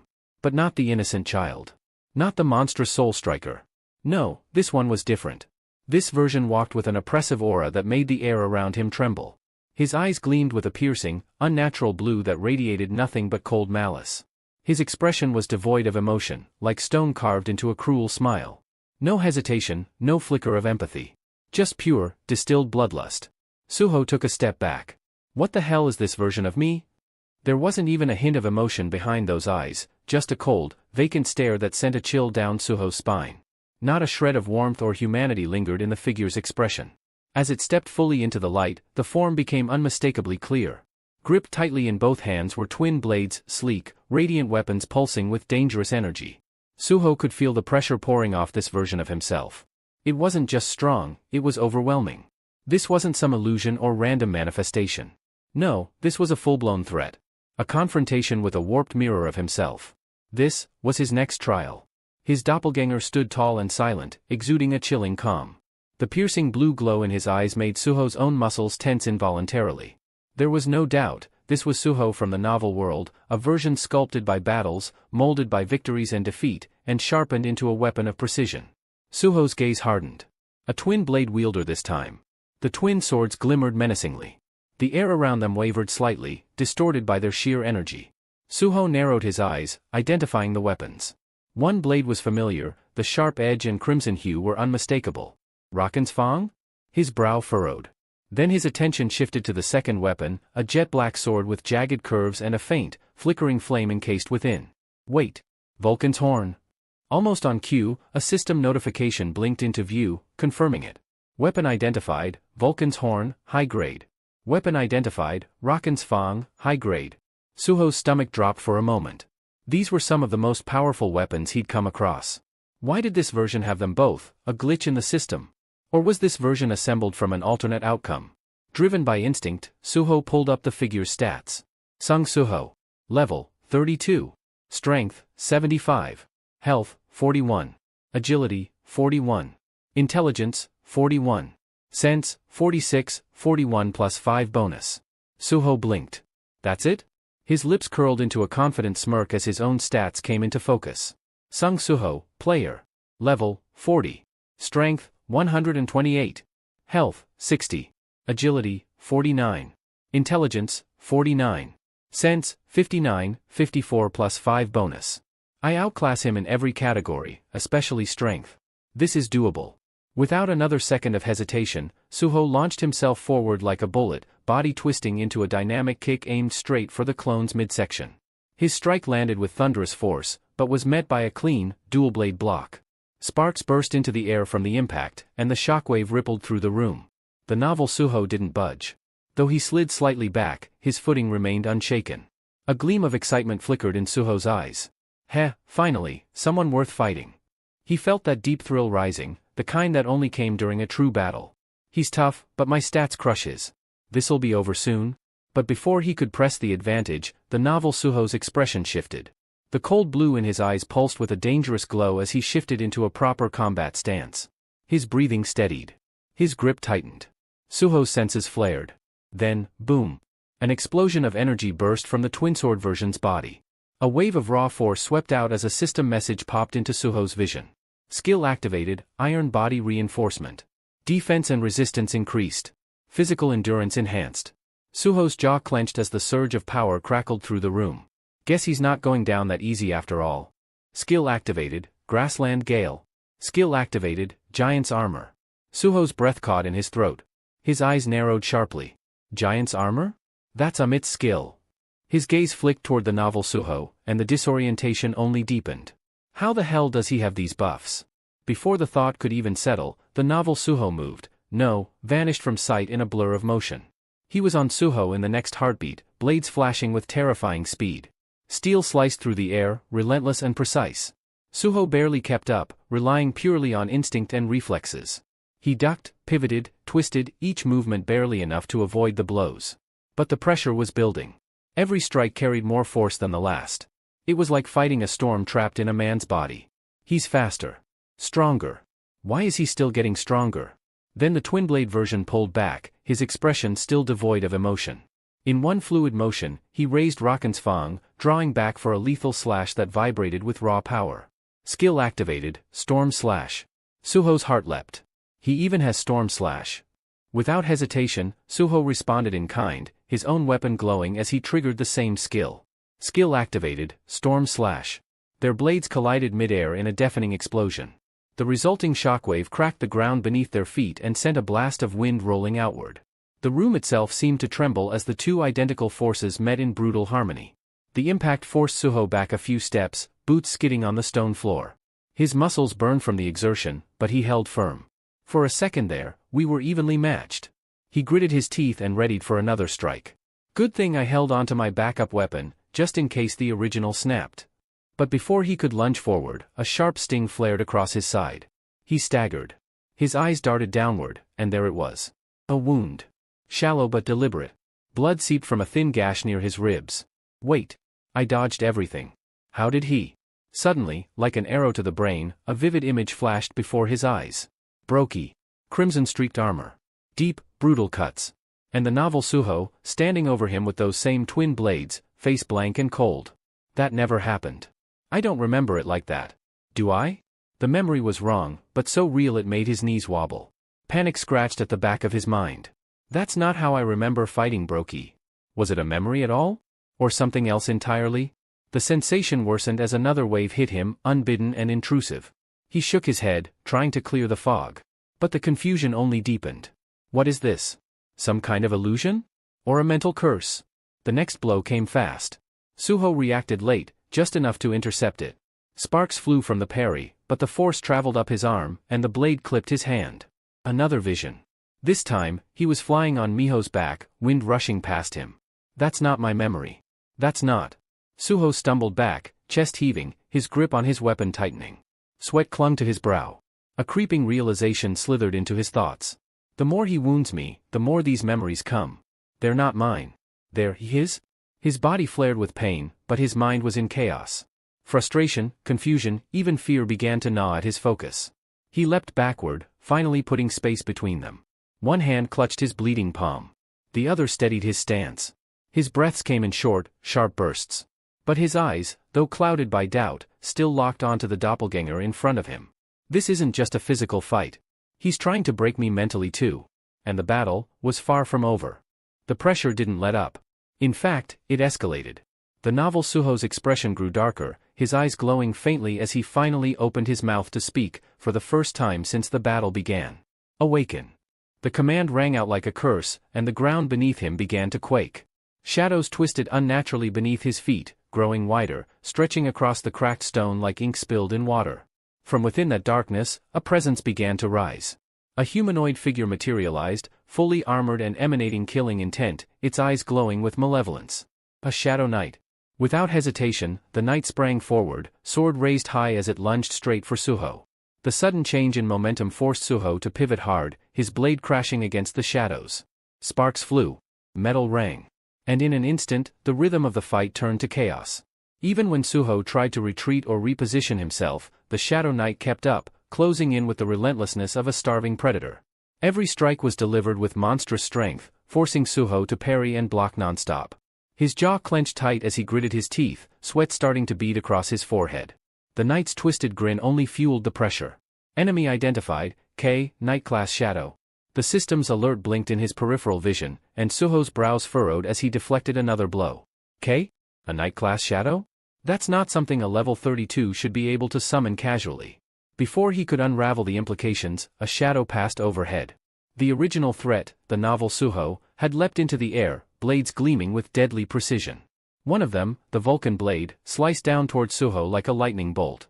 He barely managed to sidestep it, feeling the heat of the strike as it tore through the floor just inches from him. Now it was a 2-on-1 fight. Every second was survival. Kei resumed his assault without pause, striking in sync with the novel Suho's next advance. Suho's body moved on instinct, dodging to the side, rolling, then parrying with quick bursts of movement. The clash of steel on steel echoed around the chamber. He has access to shadow summoning, that means his shadow storage must be unlocked. Level 32. Suho's thoughts raced as he ducked under a blow. He's practically replicating my own path of growth. The realization hit harder than any sword could. The memories I've seen while fighting him, they weren't hallucinations. They were fragments, shadows of another version of me. A different timeline. A different world. He gritted his teeth, barely managing to push Kei back. In that world? I walked a path laid out perfectly. Trials came in sequence. I overcame each one and kept rising, just as the system intended. There was another Beru, another Essel, Gray, and even Amit. But here. He didn't get to finish the thought. Kei's blade suddenly struck with greater force, knocking Suho's weapon clean from his hands. It skittered across the stone, far from reach. He stumbled back, defenseless. The Shadow Knight's grin widened as it charged again, its blade gleaming with killing intent aimed squarely at Suho's chest. But just before it could pierce him, Suho's hands caught the blade. Bare-handed. The weapon sliced into his palm, blood spilling instantly. Yet Suho didn't flinch. Instead, his eyes locked on the knight, burning with fury and pain. Why? He growled, voice trembling not with fear, but frustration. Why is it always like this? His grip tightened, holding the knight's wrist in place even as blood ran down his arms. Why do you always throw these impossible trials at me? He shouted, voice rising with anger and exhaustion. His breath came in short bursts, his body trembling, but he didn't let go. Why do you always push me until I break? Then it happened. While Suho held Kei in place, vulnerable and focused entirely on the shadow, the novel Suho made his move. Silent. Lethal. He flickered behind Suho like a phantom, both swords raised high and gleaming under the dim light, ready to strike from the blind spot. And Suho was wide open. Suho stood his ground, unmoving despite the blade still embedded through his bleeding palms. His fingers remained clenched tightly around Kei's wrist, holding the Shadow Knight in place with sheer willpower. His voice trembled under the strain, but each word carried weight. You never give me trials I'm capable of clearing easily, he growled. Now, you pit me against a version of myself I don't understand, forcing me to die over and over again, with no explanation. The novel Suho sprinted toward him, sword arcing back in preparation for a fatal blow. Yet before steel could meet flesh, something strange rippled through the air. Kei's body jolted. The knight faltered, its composure cracking, its gaze darting to Suho's hands. A shadowy aura surged around Suho's fingers, which had sunk deeper into the knight's form. Kei's eyes widened in disbelief, but it was too late. With a low hum of power, the dark essence of the Shadow Knight began to fuse with Suho's injured hand. Armor formed, layer upon layer of jagged obsidian, flickering with ethereal energy. The Shadow Knight was being absorbed. The moment the novel Suho's blade reached Suho, it didn't cut skin. It struck the newly formed Shadow Gauntlet, and the impact sent a wave of force tearing through the chamber. The walls groaned, the air crackled with unstable mana, and dust rained from above. Suho raised his head slowly, his voice cutting through the chaos like thunder. But after all the times I've been brought to my knees, after the despair, the failures, the pain. His irises gleamed a savage blue, glowing with seething bloodlust.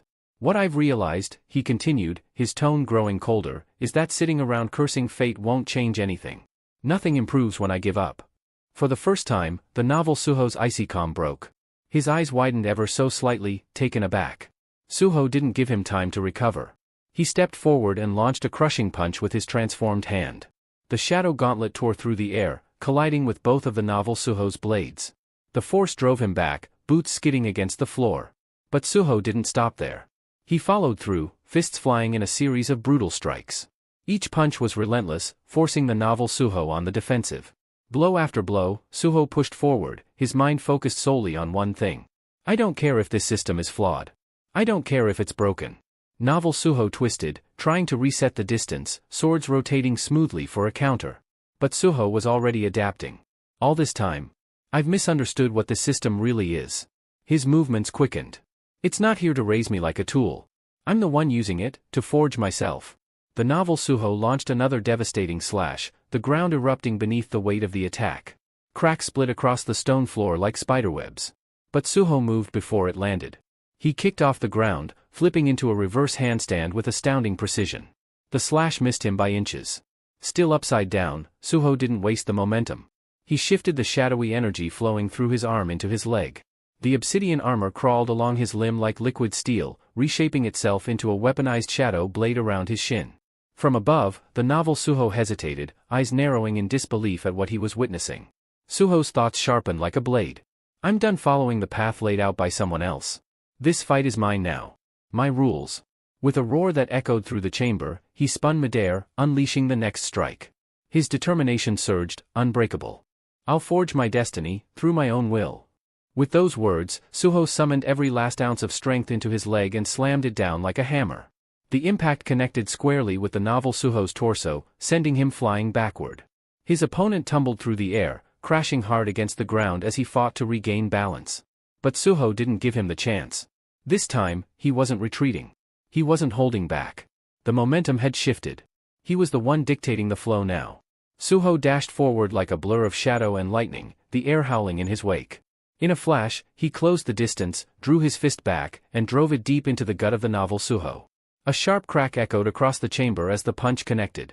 The impact sent a shockwave tearing through the room, and blood burst from the novel Suho's mouth. His sword slipped from his fingers, clattering uselessly to the floor as his body folded under the force of the blow. Suho didn't let up. Drawing the shadow energy back into his hand, he clenched his fist until veins bulged along his arm. Letting out a roar filled with fury and resolve, he delivered another punishing strike. This one was brutal. The second blow hurled the novel Suho backward like a rag doll, slamming him into the wall with enough force to shatter the stone. Debris exploded outward. Chunks of rock flew through the air as the entire section of the wall collapsed from the sheer violence of the hit. A rumble vibrated through the boss room as dust swallowed the space. When the cloud settled, the novel Suho was sprawled out amidst the rubble, unmoving, defeated. Suho stood amidst the destruction, shoulders heaving with each labored breath.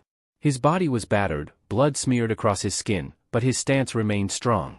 The shadow coating his arm slowly began to dissolve, tendrils of darkness fading into the air like smoke after a fire. And then, without warning, the system interface flickered into view before him. You have defeated the being that lies beyond the gate. A faint chime echoed in his ears, followed by another message. Achievement unlocked, one who triumphs through adversity. Title granted. Effects, stat increase in proportion to health lost. Suho stared blankly for a moment, still catching his breath. His gaze shifted toward the fallen figure of the novel Suho, whose form was now beginning to dissipate, breaking apart like ash scattered in the wind. It's over, he thought. A quiet, almost numb exhale escaped him. Finally. He looked down at his hand. Though the shadow was mostly gone, a faint trace still lingered, as if refusing to fully leave him. It pulsed once, silently. No, it's still here, Suho realized. It's not finished with me yet. Before the thought could settle, another notification shimmered into existence. Analyzing players' decisions, resilience, and achievements. The player overcame an overwhelmingly powerful foe without surrender. Mental fortitude maintained despite experiencing hundreds of deaths. Suho's jaw tightened as more messages appeared in rapid succession. Physical evolution was restricted. However, significant mental growth was detected. The player's ability to create innovative solutions during dire situations is noted. Unyielding determination has a positive influence on your environment. And finally, the system will now grant the player a choice of evolution based on performance. 3 potential classes available. 3 glowing orbs emerged from thin air before him, each one pulsing with distinct energy. One burned like flame, another shimmered with cold calculation, and the last radiated pure, chaotic darkness. Suho's eyes narrowed as he stepped forward, heart pounding, not from fear, but anticipation. It was his decision now. And this time, the path he chose, would be his and his alone. The air was thick with pressure, almost suffocating, as Suho narrowed his gaze, analyzing the 3 radiant orbs floating before him. Each one pulsed with its own unique rhythm, as if beckoning him down a different fate. His heartbeat quickened, his thoughts a whirl of uncertainty and resolve. 3 classes? He mused, eyebrows twitching. Let's see what kind of twisted options you've lined up this time. The first orb shimmered and revealed its choice. Successor of shadows? A path forged in certainty. If selected, the system would lay out a direct, unwavering route for Suho to follow, a path refined and predetermined. It offered strength, yes, but no deviation. No freedom. The destination was fixed. Suho's lips tightened. The second orb flickered to life. Soul Striker. An enigmatic class rooted in his own history. It promised to evolve based on his previous experiences. But the catch was brutal, his shadow abilities would vanish, and none of his past stats would carry over. A complete reset. A return to the beginning. Back to square one? The idea made Suho's jaw clench. Then, the third orb began to glow, though it offered no name, only a brief system prompt. Recommended class based on player traits. Evolves into a hidden class after a personal quest. Shadow skill will be lost. Suho stared hard at it. No guarantees. No clarity. Just a leap into uncharted territory. It felt like stepping into fog with no idea what lay on the other side. His chest rose and fell with slow, controlled breaths. But the fury beneath began to stir. The first, it chains me. The second, it resets me. The last, it strips me of everything I've gained and throws me into the unknown. His eyes darkened, a flash of raw emotion cutting through them. His hands trembled, not from fear, but from the weight of it all. The countless deaths. The torment. The betrayal of the system. And now this? This is what you call a reward? Suho growled through gritted teeth. After all that? After dragging me through fire and death again and again, this is the choice you give me. His voice echoed like a tremor, thick with rage. I'm not your puppet anymore. With a sudden motion, Suho stepped forward and swept his hands through the air, pulling all 3 orbs together. The energies reacted violently, twisting and writhing as they collided, resisting the fusion. But Suho wouldn't stop. I'm not choosing. His voice rose to a defiant roar. I'm taking all of it. With a surge of unrelenting will, he slammed his palm against the converging orbs. A blinding explosion of energy erupted from the fusion point. The boss room was consumed by an overwhelming brilliance, light tearing through every crevice as the swirling orbs merged into a single core of power. The system chimed. Initiating class override. All conditions met. Class transformation, complete. The light imploded into Suho's body, and he stood firm at the epicenter of the eruption, unmoved, expression like steel. The moment burned itself into the fabric of the dungeon. Then, darkness. The scene shifted. Deep within the shadow dungeon, Beru trembled. His clawed hands scratched at the floor in a frenzy, obsidian shards digging into his palms as he paced in circles, wings twitching with nervous spasms. His breaths were uneven, broken by sobs as his panic spiraled out of control. My lord, where are you? He whimpered, his voice raw, eyes darting around the dim chamber with dread. Why won't you answer? Beru collapsed onto his knees, unable to contain the ache in his chest. His form shook violently, gripped by fear and sorrow. Nearby, Essel stood silently, pale and stunned by the overwhelming pressure still lingering in the air. Then, quietly, she walked over and knelt beside Beru. Gently, she rested a hand on his shoulder, offering a fragile sliver of comfort. He's not gone, she whispered. He's still fighting. But even she wasn't sure if those words were meant to reassure Beru, or herself. 3 weeks had passed. And still, no word. Not a whisper, not a trace. The weight of the young monarch's absence pressed down like a suffocating fog. Each day without news felt like another brick laid atop their chests. Essel's voice cracked the silence, her words laced with exhaustion and dread. It's been too long. I can barely breathe in the silence. Her voice didn't rise above a whisper, but it hung in the air like the low rumble of thunder, impossible to ignore. Nearby, Beru slowly turned his head toward Amet. Tracks of dried tears lined his cheeks, but his glowing eyes blazed with desperation. Crocodile, tell me honestly, he rasped. Do you think he's still alive? Amet didn't answer right away. He stood still, clawed fingers brushing over the edge of his scaly jaw as he mulled it over. For once, the ever-confident lizard warrior didn't have certainty in his eyes. His usual bravado faltered. This kind of disappearance? I didn't foresee it, he admitted with a grim tone. No message, no trail, not even a flicker of presence. It's not just strange, it's unnatural. I can't tell where he is, or if something went terribly wrong. Behind them, a low rumble rolled through the room. Gray let out a warning growl, low and guttural, the sound vibrating through the stone beneath his feet. His head dipped slightly in thought, body rigid with alertness. His expression gave away nothing, only a tension that hinted at something looming. And then, like the sudden crack of a lightning bolt piercing the night sky, his ears twitched. He turned sharply. His eyes locked ahead as space itself warped, folding inward. A swirling, radiant portal burst open, its light flooding the chamber with blinding intensity. Everyone whipped around. And from within the shimmering vortex, a figure stepped out. Calm. Composed. Radiant. Suho emerged like a specter returning from myth. His eyes were relaxed, his grin unbothered.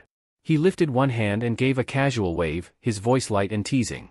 Yo, he greeted with a cheerful lilt. You guys look like you saw a ghost. Miss me? A stunned silence fell over the room. Beru, Essel, Gray, even Ahmed, they all stood frozen, mouth slightly agape, their brains struggling to process what their eyes confirmed. Suho looked untouched. Not a scratch on him. In fact, he practically glowed with energy, like he had walked straight out of a dream, or a different dimension. Beru let out a small gasp that turned into a sob. Essel's eyes welled up instantly, hands flying to her mouth as emotion overwhelmed her. Even Gray's hardened face cracked, his gaze softening ever so slightly. Ahmet crossed his arms, but the faintest curve of a smile tugged at his mouth. It was subtle, but it was there, relief laced with pride. And then, as though a dam broke, Beru and Essel burst out together, their voices quaking with a blend of anguish and scolding relief. Young monarch, where in the realms have you been? Do you have any idea what we went through?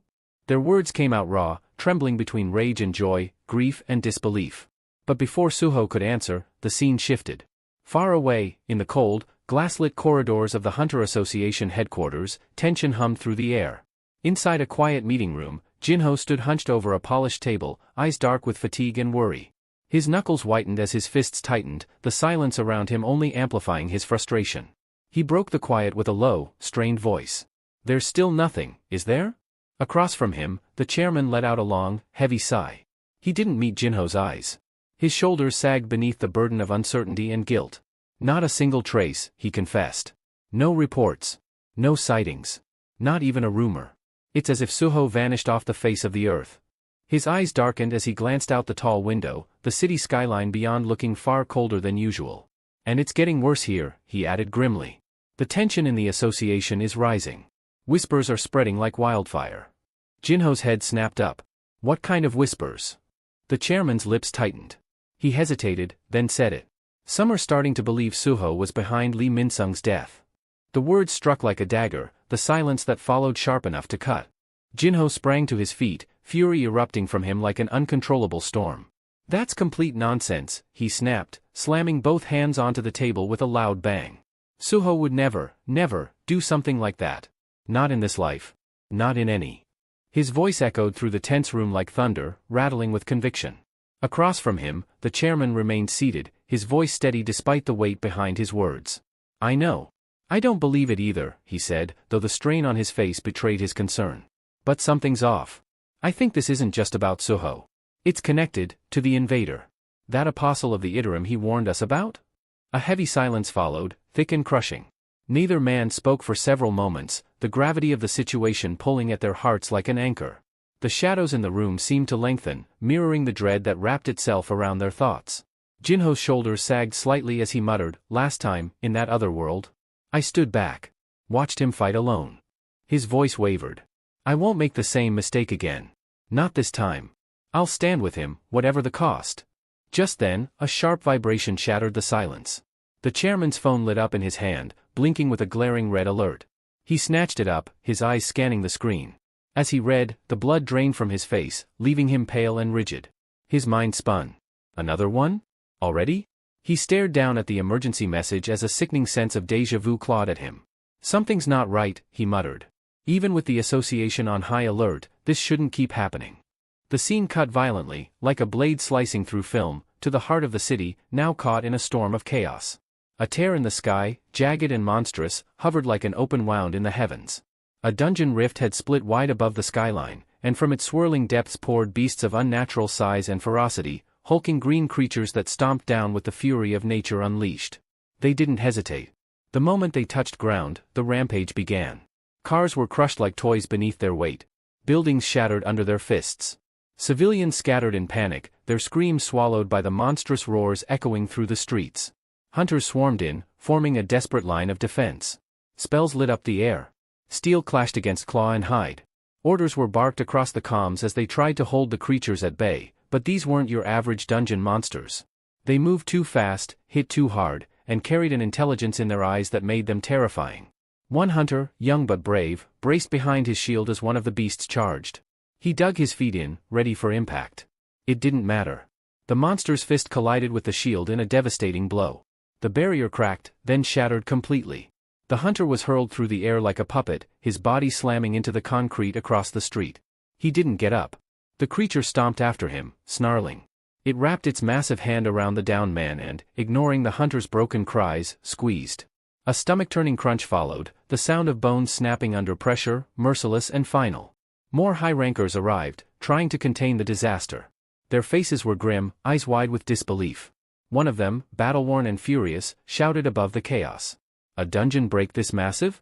In the middle of the city? Where the hell are the guilds? Isn't this their zone? But no one had answers. Only the roar of monsters, the sound of crumbling steel, and the creeping fear that this was just the beginning. High above the carnage, balanced lazily on the edge of a rooftop, the apostle lounged with one leg draped over the other. The city below was drowning in chaos, shouts of terror, the crash of destruction, and the desperate roar of battle, but none of it fazed him. His eyes followed the unfolding disaster like someone watching embers dance in a fire pit. He leaned slightly to the side, listening as panicked voices rang through the concrete jungle, and sighed with mock disappointment. How painfully predictable, he muttered. His relaxed expression slowly sharpened, and a glint of cold ambition shimmered in his eyes. If I'm to strike at the core of the Hunter Association, he mused, then I need more than just noise. I need impact. Something that burns its name into their memory. A cruel smirk tugged at his lips. Widespread destruction gets attention. Attention becomes trend. And trends, he chuckled darkly. Trends are immortal. They become stories, legacies, etched into history. From his perch, he watched the chaos unfold below like a puppeteer admiring his handiwork. Flames reflected in his gaze as he murmured. Humans are amusing. They'll forget the brave fool who dies first trying to protect them, but they'll always remember the one who stole the limelight. The loudest. The most vicious. That's who they crown. Down below, the hunters were pushing back. One of them, a veteran with sharp eyes and a precise stance, leapt into action. In a blur of motion, he dashed toward one of the rampaging creatures and delivered a precise upward slash across the monster's face. Steel sliced through flesh with a sickening rip, and the beast let out a tortured screech that rattled every window in a 3-block radius. Blood sprayed as the monster staggered, then thrashed wildly, its fury doubled. The hunter landed lightly on his feet, his coat flaring behind him. His voice rang out with calm authority. "Form a line behind me, now." The other hunters immediately responded, bolstered by his presence. One younger hunter gasped aloud, eyes wide with recognition. "That's Hwang Jae-hyung. He's a B rank. We're not done yet." From his rooftop, the apostle's brows rose ever so slightly. He slowly sat up straighter, his fingers interlacing into a symbol as yellow energy sparked around him. Electricity buzzed in the air, building in waves of raw, coiled force. "A B rank trying to steal the scene," he said, tone dripping with amusement. "How irritating." His fingers twitched, and the yellow aura expanded like a living thing. His voice dropped to a whisper, barely audible, yet brimming with command. "This is my performance. I decide how it ends." The moment his will took hold, the monster's pupils shimmered with the same golden hue. Controlled like a puppet on strings, its aura surged wildly, its strength spiking beyond natural limits. Then, without warning, it reared back, and its massive tail snapped forward like a whip, slamming into the battlefield with the force of a wrecking ball. The ground cracked, asphalt exploded, and the hunters were thrown off their feet by the sheer force of it. From above, the apostle watched with a lazy grin, as if applauding the opening act of a show only he could see to completion. Hwang Jae-hyung barely had time to register the incoming attack before the monster's tail struck him like a battering ram. The impact was cataclysmic, his ribs caved in under the force, and blood erupted from his lips in a crimson arc. His body hurtled through the air like a ragdoll, crashing into the side of a concrete building with a deafening boom that echoed across the block. Chunks of masonry crumbled and smoke rose in thick plumes as a portion of the wall collapsed, burying the hunter in rubble. A crater formed beneath the impact site, and when the dust finally thinned, Jaehyung lay limp, half buried in debris. Blood pooled beneath him. His head lolled forward, vision splitting in two. He blinked slowly, thoughts a tangle of confusion and pain. What the hell was that? That aura, it just exploded out of nowhere. But the creature wasn't finished. With a snarl that made the air vibrate, the monster lunged again, this time pounding its fists down onto the crater with relentless fury. Each blow sent tremors rippling through the ground. Jaehyung's body spasmed under the barrage, twitching violently with each impact. Bones splintered beneath the weight of the strikes. Crimson sprayed outward with every punch, painting the cracked pavement like grotesque art. The hunters nearby watched, rooted in place. A moment ago, they'd drawn courage from Jaehyung's presence. Now, that hope was dashed, shattered alongside his bones. Horror gripped them. Not a single one dared move. One of the younger hunters, a recently recovered D-rank, shook uncontrollably. Cold sweat dripped down his back as panic seized his chest. His fingers clutched the hilt of his sword, but it felt impossibly heavy, like it belonged to someone else. I just scraped together enough to get my leg healed, finally got a weapon. I thought I could fight again. I thought I was ready. His eyes widened in terror as several monsters locked onto him, their snarling maws already closing in. Their charge was merciless, faster than he could process. His breath caught in his throat. Fear locked his muscles. He couldn't run. He couldn't even scream. What the hell was I thinking? A washed-up D-rank trying to be a hero? He raised his arms in a futile attempt to shield himself, bracing for death. But death didn't come. Instead, a thunderclap of violet light tore across the battlefield.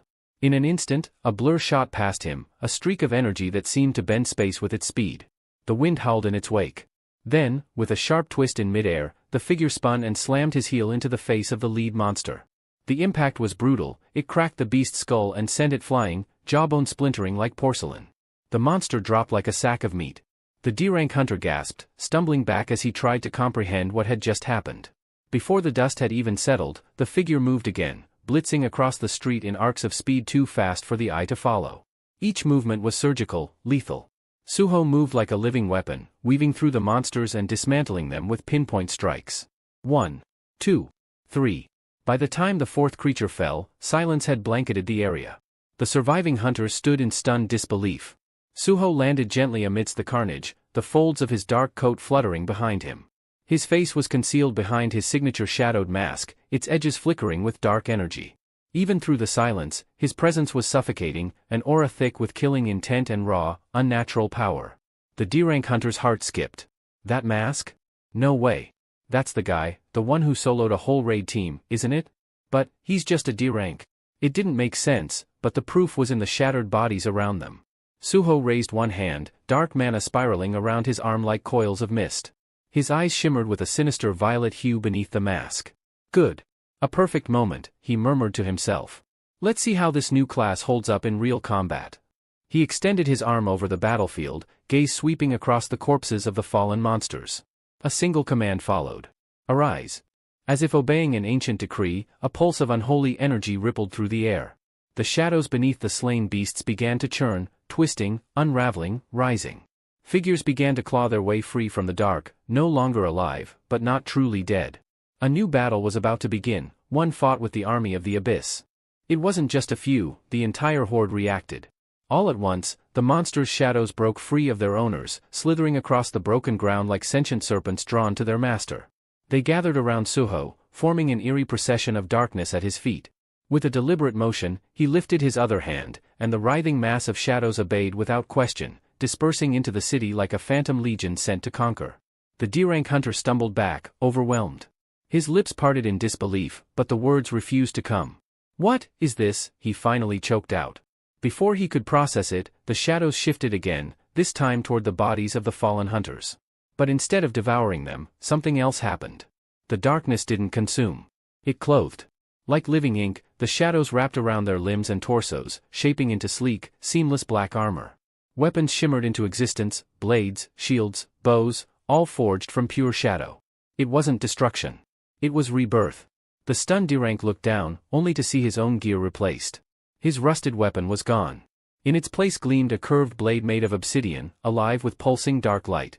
Is this mine? He whispered, awe and confusion etched across his face. Why am I wearing black tier equipment? Before he could gather his thoughts, Beru's voice pierced through the air, astonished. Young monarch, Beru gasped, his compound eyes locking on the shadow-crafted gear. Wait, are you saying, you can now grant shadow gear to others? Suho turned calmly, the battlefield's noise fading behind him. His eyes met Beru's with an unwavering stare, his tone composed yet firm. No, he said clearly. This isn't an enhancement or transformation. What you're seeing, these aren't forms. They're items. Real ones.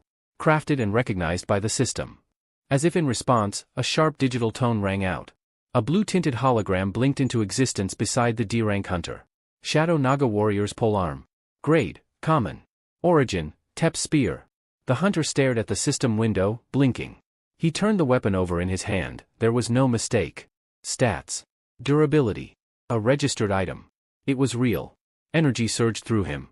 His muscles felt more responsive. His body moved with greater speed and precision. Is my body being strengthened too? He wondered aloud. Around him, more system alerts popped up, each showcasing new gear summoned from the darkness. Shadow-woven swords, spears, longbows, every item complete with stats and classifications. Beru's expression deepened into something between awe and reverence. These aren't enhancements, he murmured. They're true combat gear. Gear forged from your army? Your ability, this creation of equipment using shadows, even the first Shadow Monarch never achieved such a thing. He looked at Suho with a deepened respect, voice quieter now.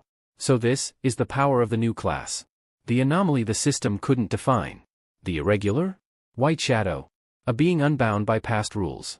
Suho remained silent, a flicker of thought dancing in his eyes. Slowly, his gaze swept across the battlefield, across the figures now wearing the armor he forged. Then he made a decision. His hand moved to his face, fingers brushing the edge of the mask that had hidden his identity for so long. There's no longer any reason to stay hidden, he muttered to himself. With no hesitation, he pulled the shadowed mask away. And in that instant, the D-rank hunter standing before him froze, mouth agape, as Suho's true face was revealed, no longer a rumor, no longer a myth. The shadow behind the storm had finally stepped into the light. With a calm air and a soft, knowing smile tugging at the corners of his lips, Suho turned to the battered hunter beside him. Confidence radiated from his posture, unwavering and resolute. His violet eyes gleamed with unwavering purpose as he glanced toward the beast stampeding in the distance. If you still have the will to fight, he said, voice even yet powerful, then will you stand with me? Above the battlefield, on a rooftop cloaked in shadow and smoke, the apostle finally rose to his feet. A wild grin stretched across his face as he basked in the mounting chaos. His heart raced as though it had been waiting for this moment. So, he's arrived, he murmured, barely able to contain his excitement. But then, the expression shifted. Joy twisted into discomfort. His lips curled into a tight grimace. His hands clenched into fists as a shiver of unease crawled down his spine. That technique, that wasn't in any of the records, he hissed. His gaze sharpened, locking onto Suho from across the battlefield like a predator sizing up its rival. That power, he's not just another awakened. A shadow of a smirk played at his lips once more.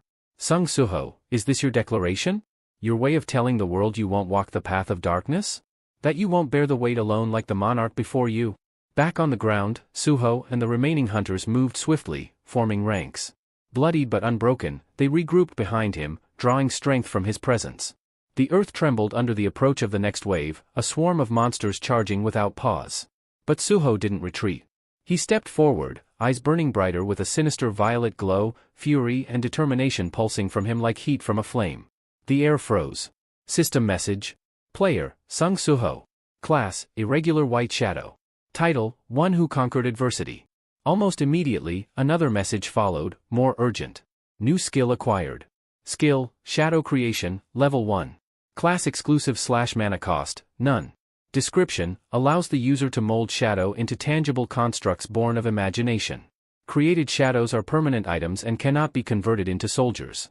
The scene abruptly shifted across the globe, thousands of miles away. India. The heart of the Azura Guild lay in ruin. An explosion had torn through the main hall, its once grand structure reduced to fractured marble and rubble. Fires crackled among the shattered remains of stained glass windows. The floor was cratered and scorched. Smoke choked the air. Beneath the wreckage, a bloodied hunter lay half-buried. He was barely conscious, breathing shallow, his wounds far beyond anything a potion could fix. He had once fought beside Suho in a forgotten dungeon, and now, in the end, he whispered with cracked lips. Suho, forgive me. I couldn't repay what you gave me. All around him, guild members lay still, bodies scattered across the devastation like fallen statues. The destruction was total. From amidst the carnage stepped a giant of a man, body carved from muscle, rage burning in his eyes. Thomas André. His stare scanned the scene in silence. The devastation said everything. His jaw tightened. So the bastard behind this is in Korea, he growled. Without another word, he turned sharply, walking through the smoke. His assistant followed close behind. We're leaving, Thomas said. His tone was cold steel. And whoever dared touch what's mine. He stopped, eyes blazing. Won't be walking away. The screen faded to sky. High above the world, past the reach of even satellites, clouds gathered in endless, flowing tides. And then, light cracked the heavens. A radiant portal shimmered into existence, swirling with celestial energy. Within that blinding gate stood a figure, graceful and radiant, her features blurred by divine mist. But she was not alone. Beside her towered an enormous dragon. Its presence blotted out the stars, and its coiling shadow moved like smoke across the sky.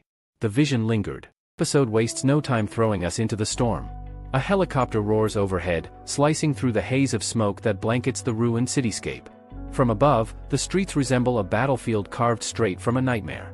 Chaos rules, sirens wail, flames crackle in the distance, and shrieks of monsters echo between shattered skyscrapers. Civilians have long fled. All that remains is carnage and the desperate struggle of hunters clashing against wave after wave of dungeon-born abominations. A grotesque beast bellows, towering over the chaos, only to be annihilated in an instant, its head bursting apart under a precise, merciless shot. Before the blood can even hit the pavement, another nightmare slithers from the shadows, only to meet the same swift end. And then the focus shifts. In the midst of the slaughter, Sung Suho emerges like a phantom of war. His movements are sharp, violent, and beautiful, an unrelenting blur of blades and brutality. He launches himself at a towering beast, his foot snapping into its jaw with the force of a freight train. The impact sends the creature flying, crashing through stone and steel before collapsing in a heap. The last monster falls, and silence settles like ash. Suho straightens, his chest rising and falling in steady rhythm. His expression hardens as a single thought runs through his mind. One strike each. Not a single one survived more than a blow. Just how far have I grown? But his reflection is cut short. His eyes catch movement at the edge of the chaos. A unit of hunters is carving its way through the horde with unexpected efficiency. They move like one body, swords flashing, spells detonating in perfect rhythm. One of them, drenched in sweat yet grinning, cuts a beast down and yells between breaths, his voice tinged with astonishment. Ever since we put on this black gear, my whole body feels lighter. He spins midair, delivering a decisive strike that splits a monster clean in half, then laughs with raw exhilaration. Even I can kill magical beasts now. Suho's lips curve in the faintest smile. So that's the effect of the shadow gear? They're fighting like veterans now. Without ceremony, he raises his hand. Arise. The word ripples outward like a silent detonation, vibrating with power. The shadows respond instantly. Suho's mind sinks inward as the familiar flow of his new ability unfolds. Shadow creation, he recalls. A skill born from my class advancement. With it, I can reconstruct weapons and armor using the echoes, the data, buried in my shadow soldiers. It's like reaching into their essence, pulling fragments into my mind, breaking them down, reshaping them into whatever I imagine. He kneels beside the fallen beast he just felled. Its massive corpse twitches as shadows ripple across its skin like liquid ink. Concentrating, he visualizes the armor piece he wants. The clearer the image, the higher the grade. The shoulder guards and belt turned out rare because I could see them perfectly. But the gauntlet? I forced it. The result was weaker. A faint scowl touches his face. You can't cheat the system. Respect the material, respect the form, that's the only way to forge top-tier equipment. A chime answers his thoughts. Name, Sung Suho. Level, 42. Class, Irregular White Shadow. Title, One Who Overcame Adversity. HP, 8525/8525. MP, 820/820. Strength, 130. Stamina, 62. Agility, 51. Intelligence, 61. Perception, 51. Available points, 0. He exhales slowly. At last. I can store shadow-crafted items. Restricted to equipment, sure, but still, it's a complete game changer. Another prompt flashes. Heroic grade items can be contracted permanently. He nods at the message, though his brow furrows slightly. So my class title, White Shadow, doesn't mean my shadows turned pale. Then what exactly does it signify? Before he can ponder further, a thunderous roar erupts, shaking the ruins around him. A fresh tide of monsters surges forward, eyes glowing red, claws slicing through the air. Suho plants his feet, gaze sharpening, his aura radiating calm readiness. He's about to spring, when a heavy impact resounds behind him. A new presence lands with such force that the earth itself trembles. The shockwave knocks rubble into the air as the monstrous corpse beneath the newcomer is flattened like clay. Suho whirls. The figure straightens, his silhouette etched against the broken skyline. A smirk glints in the firelight. Park Dojin. With casual confidence, Dojin raises one glowing hand. The beast scents him immediately, 3 peel from the horde, rushing him from every side. He doesn't even blink. Amplify. The word is whispered, but the effect is cataclysmic. His arm erupts with radiant force, and in one sweeping strike, the monsters are reduced to ash, their forms erased in an instant. The battlefield stills. Hunters nearby freeze mid-motion, their weapons hanging limp at their sides. One stammers, barely able to speak. He erased them, in one move. Corpses litter the ground, the metallic stench of blood thick in the air. Amid the silence, Suho and Dojin lock eyes. There is no open hostility, only a heavy, unspoken tension. Dojin's smirk lingers as he regards Suho with amusement, while Suho's expression remains guarded, conflicted, caught between curiosity and unease. Something about Dojin's calm, almost mocking composure feels wrong. Far from the battlefield, another story unfolds. In a modest apartment, Yujinho sits frozen before a glowing television screen. His hands tremble as he grips the edge of the table, eyes wide and wet with tears. The broadcast replays the dungeon break, Suho's masked figure unmistakable. "So you're alive?" Jinho's voice cracks, trembling with relief and fury. "You brat, you should have called me the moment you came back." Beside him stands Wu Jingxiel, quiet and observant. His tone is gentle, sincere. It's a relief, truly. But the moment breaks. Jingxiel's phone buzzes urgently. He answers. A sharp voice cuts through the line, "Cho Jong-in. Did you see the broadcast?" "That masked man, it's Sung Suho." Before Jingxiel can reply, another voice intrudes, Lim Taegyu, his breath ragged as he races across rooftops. "It's him. I'm certain of it. I saw him before, when Long was with me. He's the masked hunter. I'm heading there now, I'll contact Park Dojin.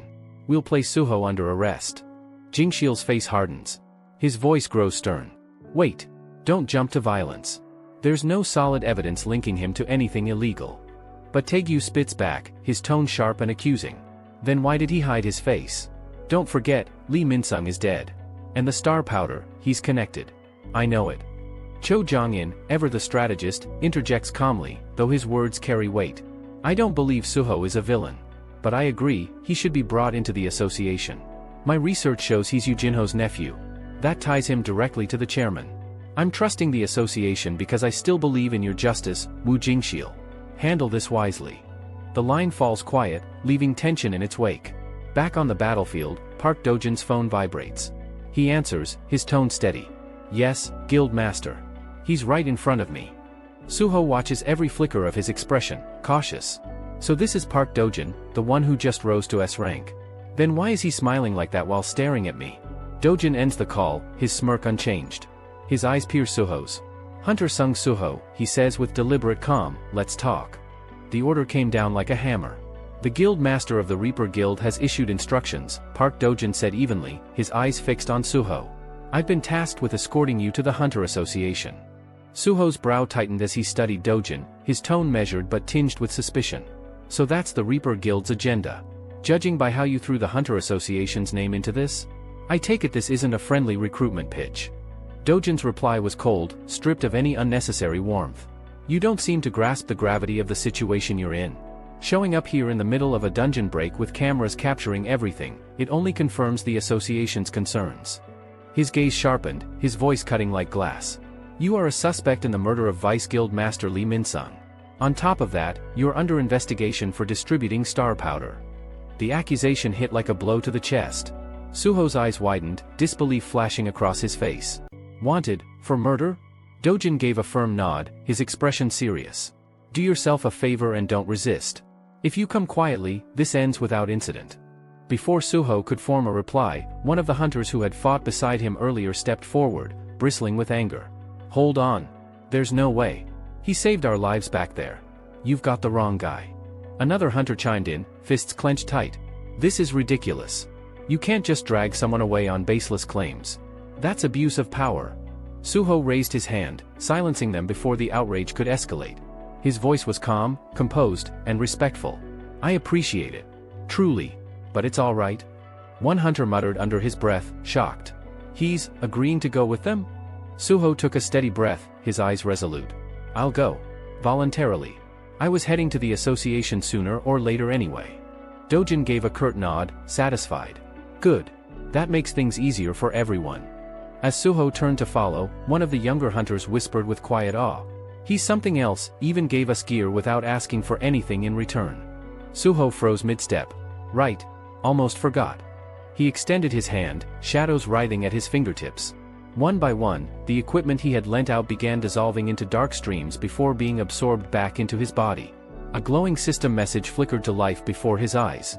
Skill activated, Shadow Item Storage, Level 1. Class exclusive. No mana cost. Allows caster to absorb shadow-forged items into personal storage. Items can be summoned or withdrawn at will. Current capacity, 14/40. A faint smirk tugged at Suho's lips.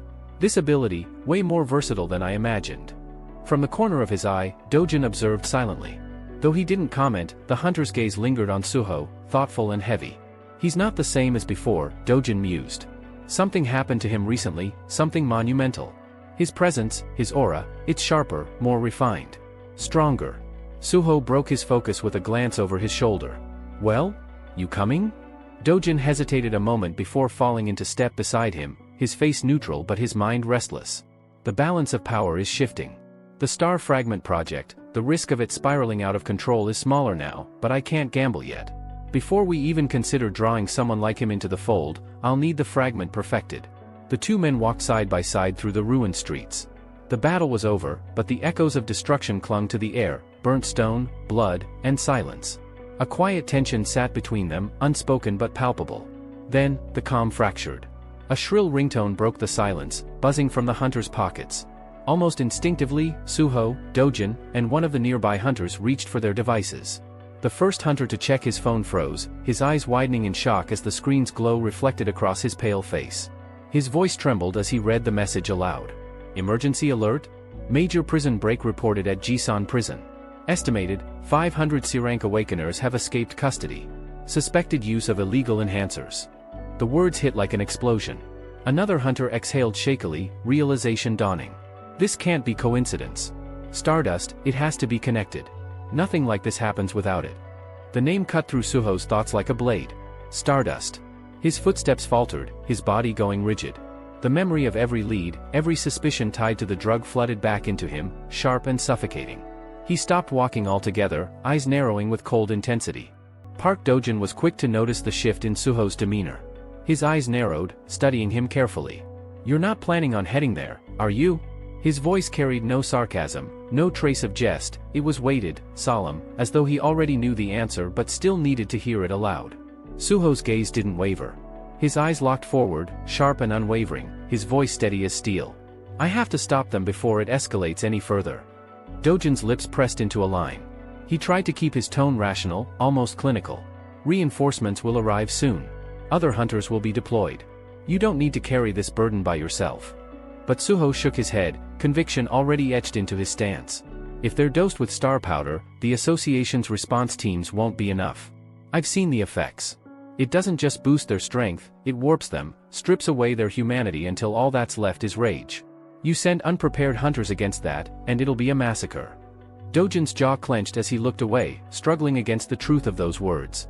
Suho was right, and the thought of letting him vanish into the chaos unsettled him. But restraining him here would only add fuel to the storm already surrounding Suho's name. You understand what you're doing, don't you? Dojin said finally, his voice deliberate, each word laced with warning. If you don't report to the association now, if you disappear instead, you'll be painting yourself as guilty. For both of us, this only gets worse. The silence that followed was long and heavy. Then Dojin closed his eyes and exhaled, shoulders loosening as though resigning himself to the inevitable. Fine. Let's just say I tried to stop you. Suho's reply was a single nod, gratitude flashing in the brief glance he threw over his shoulder. I'll check in at the association afterward. That's a promise. And with that, he was gone. Suho launched himself into the air, his form a blur of motion as he bounded from rooftop to rooftop. Each leap was fluid, silent, controlled, the movement of someone who had mastered both power and precision. He cut across the cityscape like a living shadow, heading straight toward the brewing storm. Dojin remained rooted in place, his gaze following Suho's vanishing silhouette until it disappeared between the buildings. For a while, there was only stillness. Then, slowly, a faint smile crept across his face. "Perfect timing," he murmured. "Let's see just how far you've climbed."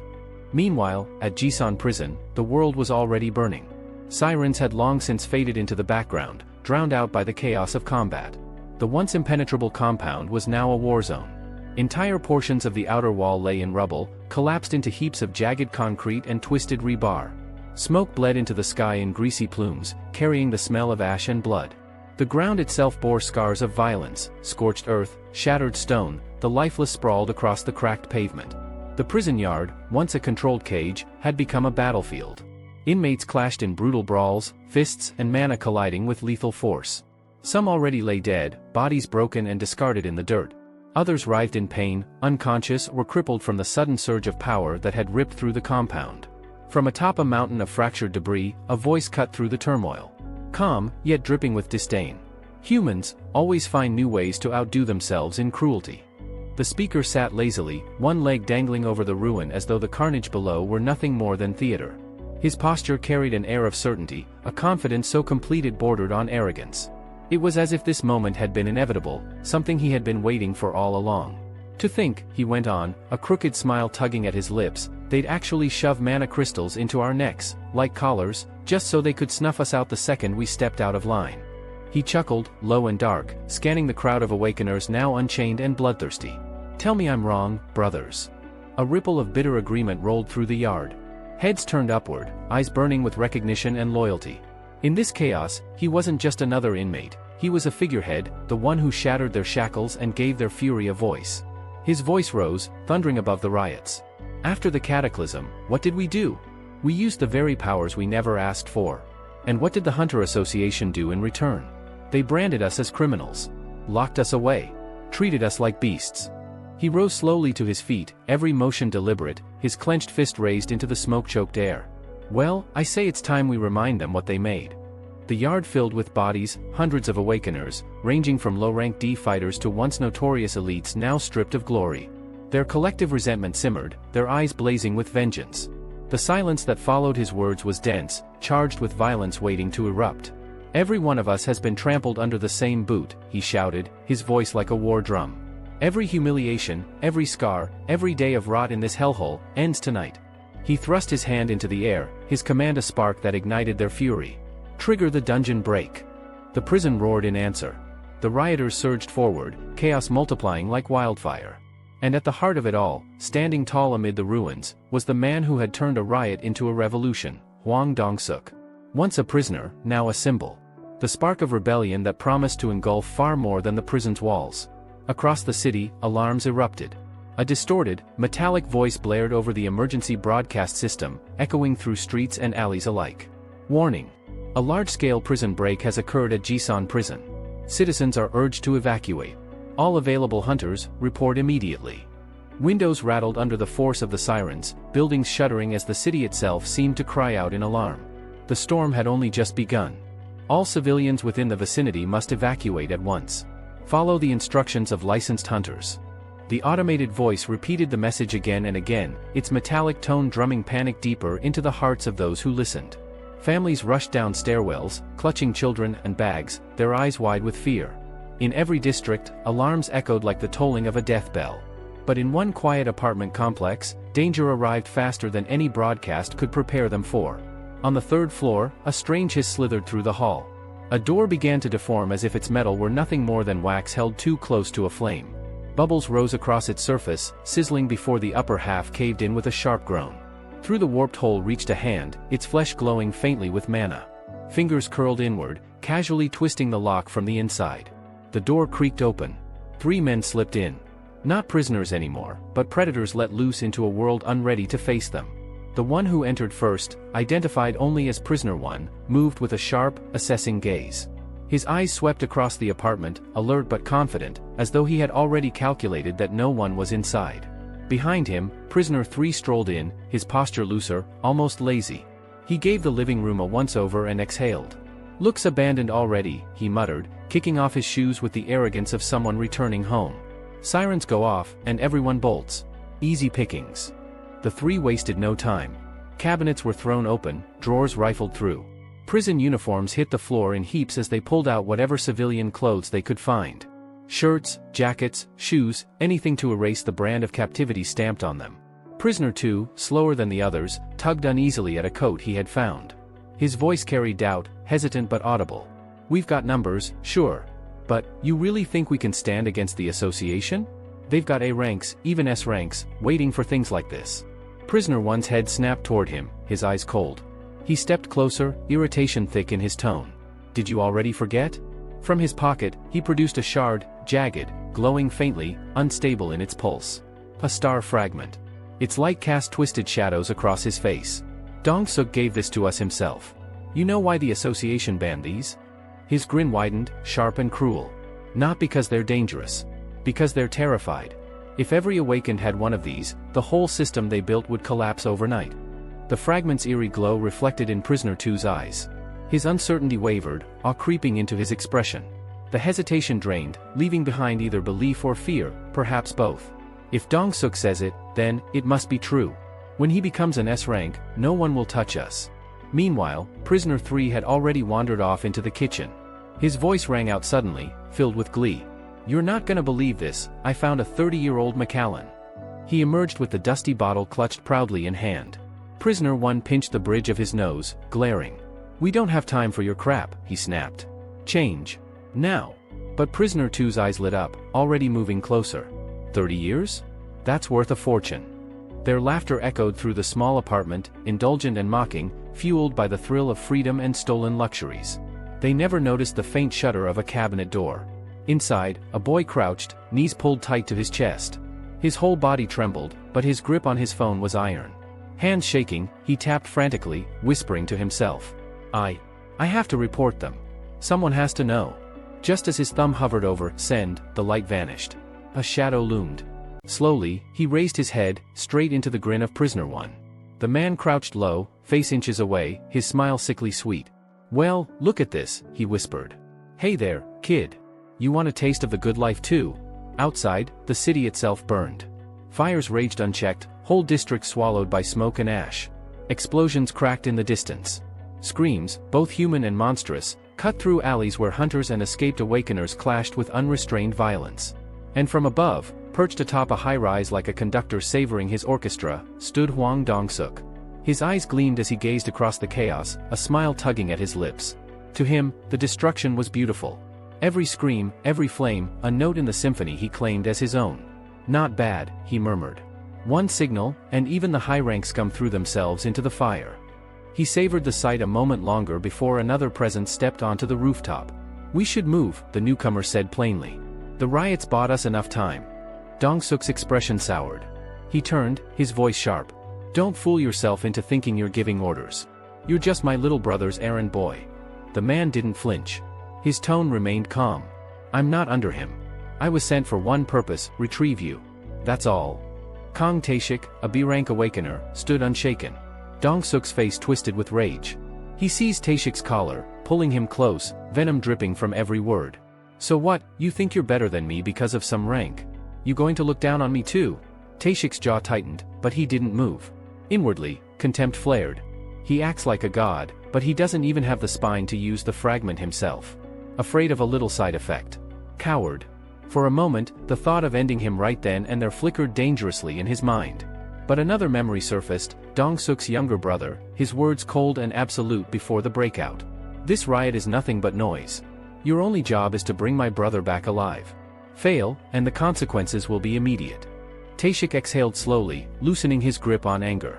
When Dong-suk barked again for an answer, sharp with impatience, Taeshik finally let the tension drain from his shoulders. "I'm not here to make enemies of S ranks," he muttered. "I'll follow your lead." Elsewhere, another rooftop thundered as a tactical helicopter descended, its blades cutting through smoke. With a screech of metal, the side door swung open, and two figures stepped onto the ash-strewn surface. Wu Jinchul was the first out, scanning the burning horizon with sharp eyes. Beside him, Choi Jong-in followed, his movements measured and calm. "It's been a long time since we stood together," Jong-in said, glancing at his companion. "Not since the cataclysm." Jinchul's jaw tightened, his voice clipped. This isn't about reminiscing. I won't stand by while civilians are butchered. Zhang Yin's expression hardened as his thoughts shifted. What about the suppression devices on the inmates? Jinchul's reply came like a hammer blow. Shattered. The control hub was deliberately targeted and destroyed. Whoever orchestrated it also ambushed our hunters. Several of ours are clinging to life. The words struck the gathered hunters like a physical weight. Zhang Yin exhaled sharply, disbelief dripping from his tone. Impossible, the admin sector was under the watch of A ranks. To bring it down so easily, whoever's behind this isn't just powerful, they're prepared. And with star fragments involved, it's obvious someone with real influence is pulling the strings. Another figure emerged from the haze, stepping into the light without any need for introduction. Lim Taigu's voice cut into the tense silence. Exactly as I predicted. This isn't chaos for its own sake, it's deliberate. Someone's directing the entire operation from the shadows. Wu Jinchul gave him a curt nod. Glad you made it, Hunter Lim. We're going to need every blade at our disposal. Lim's face was grim, his words heavier than the smoke in the air. And one more thing, Sung Suho. He's ignored the association's summons. The name alone was enough to freeze Jinchul mid-breath. His lips parted as though speaking to himself. Sung Suho. Concern turned to suspicion, suspicion sharpened into accusation. Lim Taigu's glare burned through the room. He said he was headed to Jisan prison. And we all know that facilities fallen under the control of escapees empowered by star fragments. If a man already under suspicion for smuggling star powder deliberately heads straight there, do I really need to connect the dots for you? His words gained momentum, each one another nail in the coffin. Let's stop pretending this only started today. The seeds were planted the moment he first appeared under that black mask. Back then we dismissed him as an oddity, but now the truth is clear, every move was calculated. The killing of Li Minxiang wasn't some accident born of chaos. It was intentional. He silenced an obstacle in his path. Since then, every step he's taken has been to cover his trail in the distribution of star powder. Lim's conclusion landed like a blade. He's concealed his real rank. He's hidden his true strength. And someone willing to lie about something that fundamental isn't just dangerous, they're an active threat. I'm classifying him here and now as a rogue-class criminal. A villain. That's why I demanded to join this operation, to see it ended with my own hands. Wu Jinchul slammed a fist against the table, voice cutting through the rising hostility. You don't know that. There's no proof Suho went to Jisan prison to stir trouble. What if he's there to stop it? You're condemning him on nothing but suspicion. Before his words could settle, Choi Jong-in entered the debate with steady finality. Speculation or not, we cannot deny this, he's hidden his awakening rank since the beginning. That alone strips him of credibility.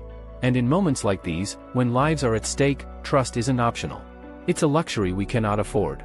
Jinchul turned to Jong-in, disbelief etched across his face. You too? His voice cracked with quiet betrayal. Park Dojin stayed silent in the corner, arms folded, gaze unreadable. Yet inside, his thoughts churned like a storm. I can't oppose S ranks. Not now. But Suho must have known this would happen. Rejecting the association was practically begging for suspicion. His mind drifted deeper, to the core of the spreading rot. Star powder should have been choked off when the association banned it. Instead, its evolution, the fragments, spread like wildfire. Even knowing how unstable it is, hunters are still using it. A humorless smile touched his lips. Fine. Let them tear each other apart. I'll wait. And when the pieces settle, I'll find Suho myself. Far from the bickering hunters, Sung Suho's figure tore through a dense jungle, every breath ragged but steady. His body blurred between the trees, branches snapping and foliage scattering in his wake. He didn't let up, not even for an instant. Beast possession should have given me more speed, this terrain's too dense. Gray, hold on a little longer. He pushed harder. Muscles screamed, lungs burned. The tree line broke, and without slowing he launched himself forward, bursting out of the jungle like a projectile into the open sky. Before him sprawled a nightmare, the city. Smoke choked the horizon, flames climbed skyward, and the air trembled with a symphony of terror, explosions, roars, and screams both human and monstrous. He landed hard on the outskirts, boots skidding against cracked asphalt.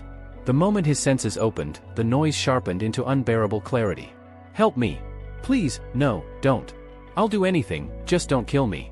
His chest tightened, the cries slicing through his mind. This isn't just noise, this is the Bond skill.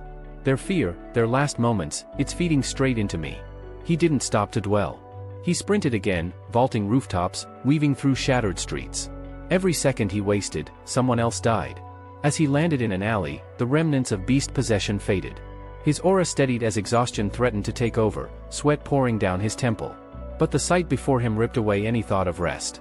A gang of prisoners, circling terrified civilians. Blood already darkened the ground. Their eyes weren't just cruel, they were feral, drunk on the madness of fragments. One of them sneered at Suho's sudden appearance. The hell? A mud and some guy just fell out of the sky? Another burst into laughter. What is this, a damn circus act? Suho ignored them. He crouched beside Gray, who had collapsed at his side, chest heaving weakly. You did more than enough, he whispered. Gray's tired whine was answer enough. Suho rose. His presence shifted. This part's mine. The prisoners cackled, mockery spilling out. You a hunter? You look half dead already. What do you think you're gonna do? They never finished the sentence. Suho blurred forward. In an instant, his fist connected with a prisoner's jaw, bone cracked, the man slammed into the ground so hard the pavement fractured beneath him. The others froze, shock painted across their faces. Suho stood tall over the unconscious man, eyes cold and merciless. You had your chance, he said, voice low, cutting through the air like steel. You could have run. Disappeared. Started again. He pressed his foot against the man's skull, his aura rising like a storm. Shadows curled at his heels, alive and waiting. But instead, you chose to prey on the weak. The atmosphere thickened, mana radiating in suffocating waves. Suho's final words hit like a verdict. I won't waste time repeating myself. Two choices, kneel down, or die. The pond's surface glimmered faintly beneath the afternoon sun, its calm broken only by the soft rings spreading from a fishing line. The smell of damp earth and crushed grass lingered in the breeze, carried along with the buzzing of summer insects. A barefoot boy stood nearby, his gaze fixed on the man in front of him. Young Suho's eyes drifted over the old man's weathered back, lingering on the pale grooves that carved across his skin like stories etched in flesh. Grandpa, Suho finally asked, cautious yet curious. Why do you have all those scars? The old man tugged gently on his rod, feeling resistance at the end of the line. His hands, calloused and steady from years of work, reeled in the catch. Only after the silver flash of fish broke the water surface did he glance back with a faint, knowing smile. These? He raised his arm, letting the boy see more clearly. These aren't just scars, Suho. They're medals. Proof I kept moving when it mattered. His finger brushed across one long mark on his forearm. This one pulled a little girl from a burning house. I was 7 seconds away from being buried in it myself, but I couldn't leave her. He shifted his hand lower, resting it against his ribs where another jagged line carved deep. And this? Some drunk was about to cave in a man's skull with a broken bottle. I stepped in before he could. Got this for my trouble. Suho frowned, puzzled. But why take that risk? Why throw yourself into danger when you know you'll get hurt? The man chuckled softly, his palm rough as it ruffled the boy's hair. His gaze softened. It's not about being fearless. My body just moved before my mind could think of consequences. That's all. Sometimes, you don't stop to ask why. The scene dissolved. The warm pond and buzzing insects gave way to stinking air, thick with sweat, rust, and rotting trash. Present day slammed into focus, Sung Suho standing in the center of a shattered street. Around him, convicts brandished jagged pipes and knives, circling with the restless hunger of wolves. The air itself seemed to shudder from the weight of his aura. His eyes swept across them, calm, but edged sharp enough to cut. His voice came steady, carrying enough iron to silence their nervous shuffling. You have two paths, he told them coldly. Drop here unconscious, or fight back and die where you stand. Some faltered at the words. One muttered, voice trembling, you saw that kick, right? No way that was normal. Another narrowed his eyes, suspicion creeping into his tone. Has to be a high-rank hunter. The balance shifted when one man stepped forward, grin crooked and cruel. Between his fingers gleamed a shard, jagged and faintly glowing. Relax, he sneered. We've got these. The others followed his lead, pulling out their own illicit treasures, star fragments. Without hesitation, they swallowed them whole, their throats convulsing as if they downed shots of bitter liquor. The reaction was violent and immediate. Their veins lit with a lurid yellow glow, muscles bulging until skin seemed ready to tear. The ground cracked beneath their boots as they flexed their new strength. Confidence bled into their voices. I could crush an A rank right now, one laughed, manic. Hell, another barked, maybe even drop an S rank. Suho's eyes darkened. His tone dropped to a razor's edge. So that's your answer. Resistance. But before he moved, a venomous voice slithered through his thoughts. Mocking. Familiar. Why do you even hesitate, boy? It taunted. They've eaten the fragments. You know what that means. Yet you stall while innocents bleed out. Pathetic. A vision tore through him, Lee Min-sung standing there, eyes blazing crimson, teeth bared in a cruel grin. What good is that shiny new class if you're still a coward? You're no different from the day you killed me. The specter spread its arms wide, voice booming like a dare. Go on, prove me wrong. Rip through them the way you ripped through me. Don't think. Just do it. Suho's breath slowed. The light in his eyes dulled, replaced by something heavier, darker, bloodlust. His boot pressed harder on the skull of the man already pinned beneath him. Bone and asphalt cracked in unison. The convicts recoiled, but rage quickly replaced fear. With weapons raised, they charged as one, the glow of star fragments fueling their madness. The first lunged low, blade flashing toward Suho's ribs. Suho's hand lashed out like a trap snapping shut, seizing the attacker's wrist mid-swing. The bone gave way with a sharp, brittle crack. The man screamed, but the knife never struck home. It slipped from his broken grip, clattering against the pavement, only for Suho to catch it in the same motion. The blade flashed in his hand, carving through flesh with swift, precise arcs. Chest, throat, veins, every cut intentional, every strike decisive. The man collapsed in a heap before he had even realized what had happened, his lifeblood pooling around him. Suho let the weapon fall, its echo sharp against the stones, and advanced without pause. The next criminal stiffened, rooted in place by fear. His voice trembled, disbelief tearing through the panic. How? Why can't I see him move? I swallowed the fragment, I should be faster. His complaint ended abruptly when Suho's fist drove into his face. The blow carried the force of a wrecking ball. Bone shattered like fragile glass, and his body was hurled backward, colliding with a brick wall hard enough to send a cloud of dust spilling down. The last two prisoners didn't hesitate. Their muscles coiled, eyes blazing with murderous intent as they hurled themselves into the air, bodies cutting forward with predator's precision. They moved with the speed and instinct of killers, yet Suho had already felt their intent before they left the ground. The shadows at his feet stirred. Darkness flowed outward like liquid, stretching, lengthening, then spiking upward in jagged spears. With a deafening snap, the shadow spikes ripped through the air, catching the two assailants mid-flight. The momentum carried them forward only inches before the impalement tore through them, blood spraying as their bodies convulsed. The fight ended before their brains registered death. They crumpled, twitching once before lying still, crimson pooling across the alley floor until the bricks ran slick. Silence pressed down, thick with the metallic tang of blood. Then, within his consciousness, a familiar figure materialized, Lee Min-sung. The ghost's presence was both casual and unnerving, an arm slung lazily around Suho's shoulder as though they were old friends. His smile was thin, his eyes devoid of warmth. You've changed a lot in such a short time, Min-sung observed with mock amusement. Impressive, really. His voice then sharpened, the playfulness peeling away into judgment. But tell me, was slaughtering them necessary? You could have subdued them. Do you even know the difference between a beast and a man anymore? How can you still call yourself a hunter? As the apparition flickered, Mong's laughter echoed faintly in the back of Suho's skull. At first a low chuckle, it swelled into something sharp, grating. Seems like you've become a monster yourself, kid. Suho's expression never wavered. No flicker of guilt, no shadow of hesitation. His voice was cold when he answered. Beru. From the darkness his ant-like shadow soldier rose. Young monarch, Beru said softly, concern threading his tone.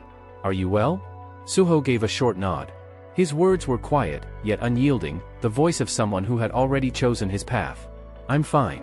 Beru studied him carefully, unease creeping in. I understand your drive to protect others, he said slowly. But, is it wise to reveal yourself so openly? You aren't hiding your identity at all. Suho's gaze shifted toward the fallen hunter nearby. Kneeling, he reached down and gently closed the man's vacant eyes. When he spoke again, his tone was calm, yet steel lay beneath it. To be honest, I came here to protect people. That was all. His jaw tightened. But the longer I stayed, the angrier I became. With Iterim's apostle looming over us, we should be uniting. Instead, we're tearing each other apart in petty awakeners' wars. If this keeps up, all we'll do is drag my father down. He rose slowly, resolve hardening with each word. His gaze lifted toward the smoke-stained sky above, his voice carrying like a vow. So I won't hide anymore. I'll stand at the front. I'll unite them, hunters, descendants of monarchs, even the scum we call villains. His eyes sharpened, burning with conviction. Magic beasts, anything strong enough to stand against what's coming, I'll claim it all with my own power. For a moment, the world itself seemed to pause, holding its breath. Determination etched itself across Suho's features, hard and absolute. His eyes darkened, the faint glow within them deepening into a vivid, unyielding violet. Beru tilted his head, the corners of his mandibles pulling into a rare, almost amused grin. So that's your goal, young monarch? To force everything in this world to kneel before you? Suho didn't look at him. His gaze remained fixed on the horizon, unwavering. Not servants, he said quietly. Comrades. His attention fell back to the alley below, where the mangled corpses of the escaped convicts still bled into the cracked pavement. His voice lowered, carrying a weight that felt heavier than the blood-soaked air. But before that, I need to sweep out the filth here. Then I'll hunt down the rest, the cowards hiding in the shadows of the city. For that, I'll need numbers. He raised his right hand, fingers curling as the darkness around him stirred restlessly. The atmosphere thickened, energy vibrating in the air like a storm building pressure. Power pooled inside him, swelling until it burned in his throat, ready to erupt. His eyes blazed brighter, violet deepening into something that bordered on radiant, as though conviction itself had taken color. No more hesitation, he declared, the words sharp as steel being drawn. Arise. The command cracked across the night like thunder. Above the city, chaos painted the skyline. Smoke and fire blurred the stars, casting an orange pall over districts already drowning in violence. On one of the quieter roads, a luxury sedan slid across the asphalt with elegant precision, its frame reflecting the dim light of street lamps. The engine's hum was steady, controlled, even as the driver pressed harder on the accelerator. For a moment, the car was nothing but a shadow weaving through the storm. Then the calm shattered. From the darkness ahead, a roaring sphere of flame tore through the night, compressing the air with its sheer velocity. It struck the sedan side in an explosion of light and heat. The world erupted, metal shrieked, glass shattered, and fire consumed. The vehicle spun, then slammed onto the street, flames devouring its bodywork as black smoke poured into the sky. High above, perched on the roof of a building, the same gang of criminals who had invaded the apartment earlier watched with hungry eyes. Their leader leaned forward, grinning with cruel delight at the wreckage. Unlucky bastards, he sneered. Wrong time, wrong place. Guess they didn't hear the city's a battlefield now. But the scene below didn't unfold as he expected. Through the hiss of flames, a calm male voice cut through, steady and composed. Miho. You alright? No panic. No fear. The driver's side door groaned, then was ripped away entirely by a single hand. Metal warped and screeched in protest before being torn clean from its hinges. The tall figure holding it studied the twisted door briefly, his expression almost dry. I'm guessing insurance won't cover this sort of thing, he remarked flatly. Without warning, he spun, hurling the car door upward like a weapon. It cut through the air with a vicious whistle before smashing against the rooftop ledge. The impact was so violent it bounced skyward, leaving cracks across the concrete edge. The criminals flinched back instinctively, their confidence faltering. Survivors? Strong enough to use a car door as a projectile? The leader's smirk died as his gaze locked on the flames. Two silhouettes emerged from the fire, their steps unhurried, steady, untouched by the heat. Embers rained around them, sliding off their figures as though afraid to touch them. The man loosened his tie, rolling his shoulders as if annoyed more than threatened. His voice carried low, tinged with irritation. What a damn mess. And in the middle of our family trip, no less. At his side, the woman flexed her fingers, joints cracking one by one as her irritation boiled over into something far sharper. Her eyes burned, not with fear, but with venomous intent. The only blessing, she said, her tone sharp enough to cut, is that we happened to be here when this started. Recognition rippled through the gang. These weren't civilians. They weren't prey. The woman was Beck Miho, Vice Guild Master of the White Tiger Guild, an A-rank hunter known for her relentless power. And the man beside her, straightening his collar with deliberate calm, spoke with authority that left no room for defiance. If we drag this out, your mother's going to have my head, he muttered, glancing sideways at Miho. He was Baek Yunho, Guild Master of the White Tiger Guild. An S-rank hunter whose very presence bore down like a storm front. His eyes locked on the rooftop, narrowing on the spot where the fireball had been launched. Let's end this quickly. The scene shifted. Three criminals lay sprawled across the cracked asphalt, their bodies beaten so brutally that even breathing seemed like an effort. Blood mixed with grime beneath them, forming slick pools that reflected the distant glow of the fires still raging in other parts of the city. Standing over them, Baek Yunho's voice carried an unnerving casualness, as if their groans and whimpers were nothing but background noise. How many inmates are supposed to be on the streets again? He asked, his tone calm but his sharp gaze sweeping the chaos around them. Miho, her stance poised and unshaken, glanced down at her phone, the screen reflecting in her eyes. Roughly 500, she said evenly, her voice detached, though the tension in her jaw betrayed her unease. Yunho exhaled, rubbing the back of his neck with a slow, deliberate motion. 500, he muttered, the words almost a sigh before his tone sharpened, steel lacing his next sentence. At this pace, your mother's going to rip into us for being late to the family gathering.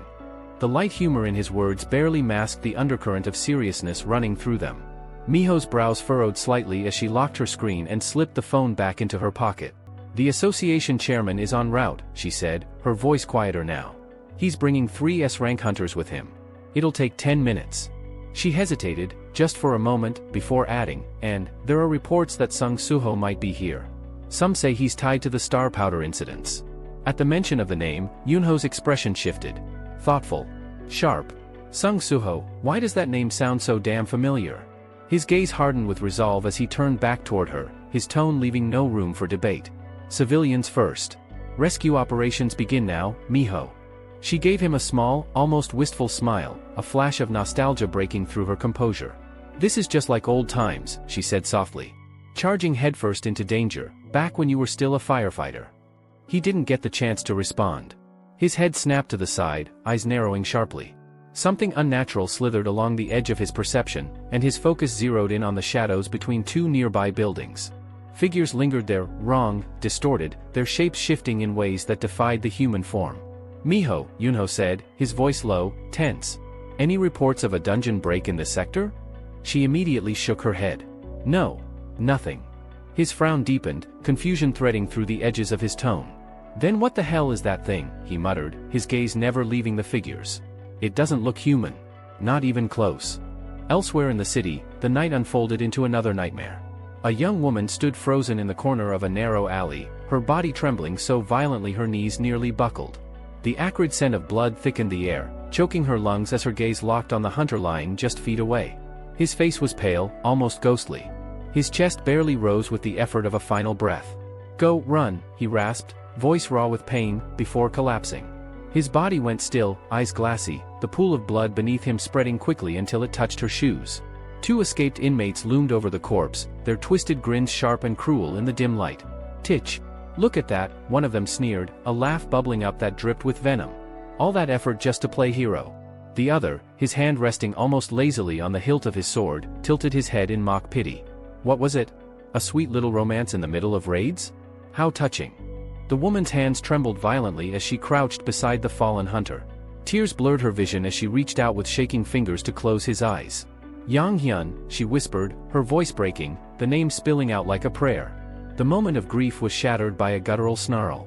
Enough of that crying, the sword-wielding inmate spat, his irises glowing a feral red as his lips twisted into a savage grin. He lunged forward, blade arcing down toward her. Don't worry, he mocked, the words soaked in cruelty, you'll be seeing him again real soon. But the killing blow never came. A voice, sharp and commanding, cracked through the chaos like thunder. Arise! The fallen hunter's shadow rippled, twisting unnaturally, and then surged upward as if yanked by unseen strings. Darkness condensed and solidified, forming a soldier, silent, imposing, its blackened figure standing between the girl and her death. The sword clashed against hardened shadow, the force sparking like steel on steel. The girl's eyes widened, her breath catching in disbelief as her trembling lips formed a whisper. Yang Hyun? The shadow soldier did not speak, but its entire form quivered with tension as it held the inmate's blade at bay, refusing to yield even an inch. The attacker stumbled back, fury twisting his features. What the? He spat. That corpse just stood up. How the hell, what is this? From the rooftop above, a calm voice answered, cutting through the chaos like a blade. Even in death, Suho said, his tone steady but charged, you still answered my summon. That means your will hasn't changed, you still want to protect her. His violet eyes gleamed with fierce determination, the glow deepening until it bathed the rooftop in an otherworldly light. Then take my strength, he continued, his voice carrying the weight of command. Protect what matters to you, even if this becomes your last stand. The shadow soldier braced itself, trembling with effort but refusing to break. Suho raised his hand, energy pulsing like a heartbeat. One by one, shadows wrapped around the soldier, hardening and shaping into sleek, armored gear. First, a Naga warrior belt, enhancing its agility and resilience. Then, layered Naga shoulder guards, shimmering like polished obsidian, fortifying its defense as new strength surged through its darkened frame. Finally, the Naga warrior sword appeared in the soldier's grip, a rare-grade weapon, pulsing with a deadly gleam. Its stats were no joke: an attack boost of +55, agility increased by +5, and, most dangerous of all, a piercing enhancement capable of slicing through 10% of an enemy's defense as though flesh and steel were paper. The soldier's empty eyes flared with a violent violet blaze, raw power surging through its form like a live current. The oppressive aura it radiated forced even the trembling girl behind it to freeze in awe. With no hesitation, not even the faintest pause, the shadow soldier launched forward. It moved like a predator unleashed. Its steps blurred, ripping through the air with predatory precision. Blades clashed, the sharp ring of steel echoing through the blood-soaked alley. Then came the screams, raw, animalistic, desperate, before they were cut short in brutal succession. One by one, the inmates fell. Limbs twisted, crimson arcing violently through the dark until the ground was nothing but a slick canvas of blood and ruin. And through it all, the girl stayed untouched, protected within the unwavering perimeter of her guardian. As the last body hit the concrete, the alley fell silent. From above, Suho descended, stepping forward with a quiet, calculated air. His face was unreadable, but his movements, deliberate and steady, carried a weight that silenced even the shadows clinging to the corners of the street. His hand lifted slowly, palm open as his voice dropped into a commanding growl. "Arise." At once, the shadows of the fallen convicts writhed violently, detaching from their corpses like black smoke drawn toward a flame. They solidified, one after another, until a new battalion of abyssal soldiers kneeled in unison before their master, awaiting his command. Suho's sharp gaze swept over the new ranks, and his words came out crisp, sharp as a blade. "Search the city. Hunt down every last criminal hiding in the dark. Leave no one standing." At his side, Beru stood tall, his expression almost reverent. His voice, brimming with pride and restrained excitement, broke the silence. "Exactly as you planned, my liege. The army swells with every passing second." Suho's eyes narrowed slightly in satisfaction, the faintest hint of a smirk curling his lips. "At this pace," he murmured, his tone confident but cold, "we'll purge the city completely in no time." Beru let out a low laugh, a twisted note of admiration threading through it. "Behold, this is the true authority of the Shadow Monarch." For a heartbeat, Suho allowed the smile to deepen, almost private, almost human. "You're right," he said quietly, gaze fixed on the sea of shadows. "I thought this ability was little more than a gimmick. But now, I see it for what it truly is." His expression softened subtly when his eyes drifted toward the girl, still huddled near the original shadow soldier. Amid the chaos, she and the soldier shared something fragile, intimate, as if time had briefly frozen for just the two of them. Suho's voice dropped to a whisper, meant for no one but himself. "Yes, it really is an incredible power." Beru caught the change in his master's expression. Tilting his head, his sharp eyes glinted with curiosity. "Will you leave that one there, my lord?" Suho gave a faint nod, a quiet smile tugging at his lips. "His essence will fade within a day," Suho replied softly. "Let him have his farewell while he still can." Beru chuckled knowingly, the sound like gravel scraping stone. "Huh. My lord, you're almost unrecognizable from the man who stood here just moments ago, the merciless king who slaughtered villains without blinking." Suho opened his mouth, a wry retort forming, but then froze. His body went rigid. His eyes widened slightly as he felt it, a violent, searing ripple tearing through his network of shadows. Dozens of threads, severed in an instant. His voice hardened, cold and sharp as tempered steel. "A large number of my soldiers were just wiped out." The easy grin faded from Beru's face, his excitement bleeding into a dangerous stillness. "Then it seems," he said, voice low, "we found him. The one orchestrating this entire riot." The perspective shifted. A street, utterly devastated, lay in ruin.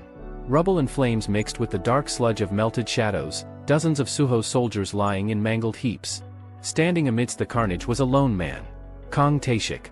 His presence was magnetic, his sharp eyes glinting with the cold fire of someone who'd crossed countless battlefields.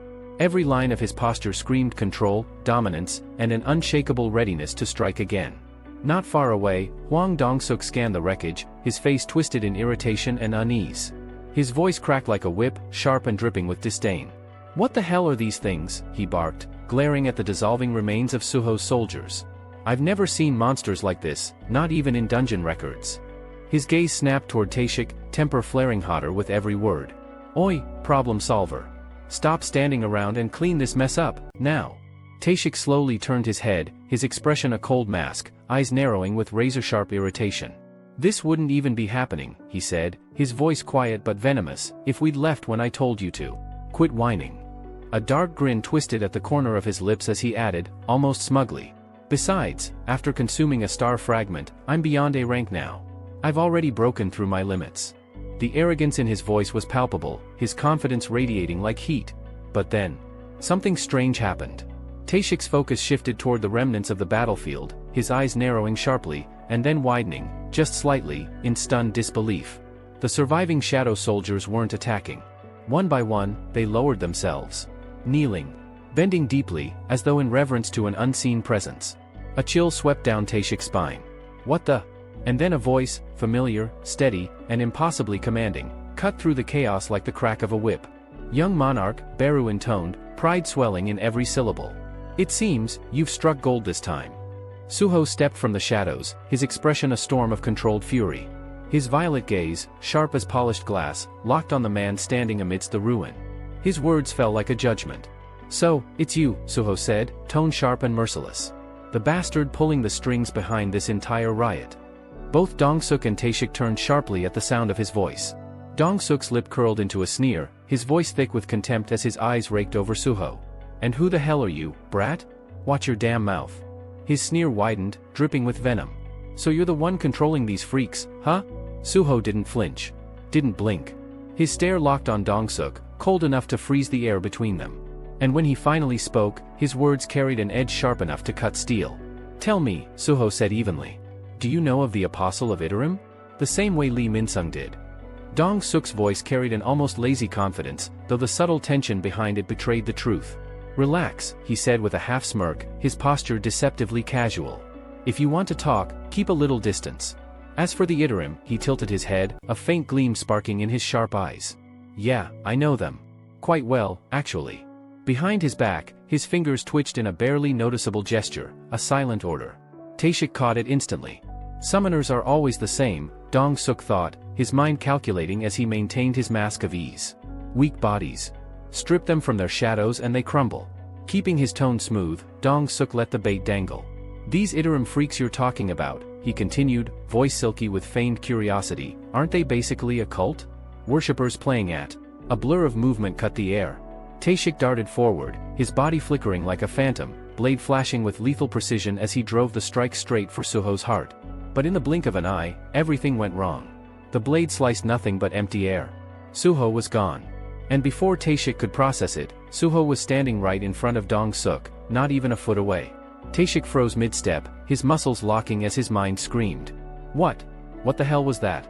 I didn't even see him move.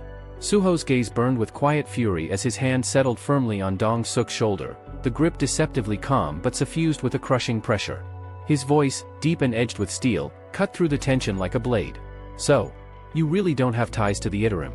The faint glow in Suho's eyes flared into a chilling violet blaze, his killing intent flooding the narrow street like a suffocating fog. Then explain something to me, Suho continued, each word sharp and deliberate. Where did you get the star fragments? His grip tightened, nails pressing down like unyielding steel claws.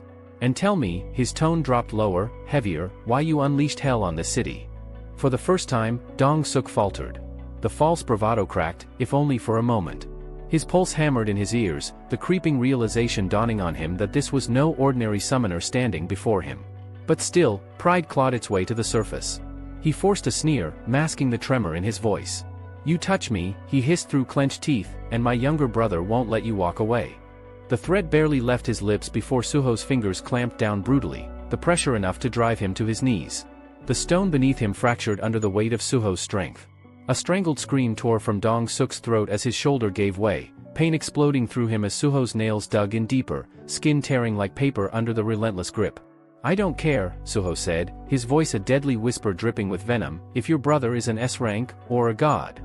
His eyes burned brighter, radiating raw dominance. Answer me. Panic ripped through Dong-suk, shredding what little composure he had left. His voice cracked, breaking under the agony. It was my brother, he shouted, desperation spilling from every word. He gave me the fragments. I don't know anything else, I swear. And the city, Suho pressed, his tone frigid, demanding. There wasn't a reason. Dong-suk stammered, every syllable trembling. It just amused me. Watching people scramble, watching them obey me, it was fun.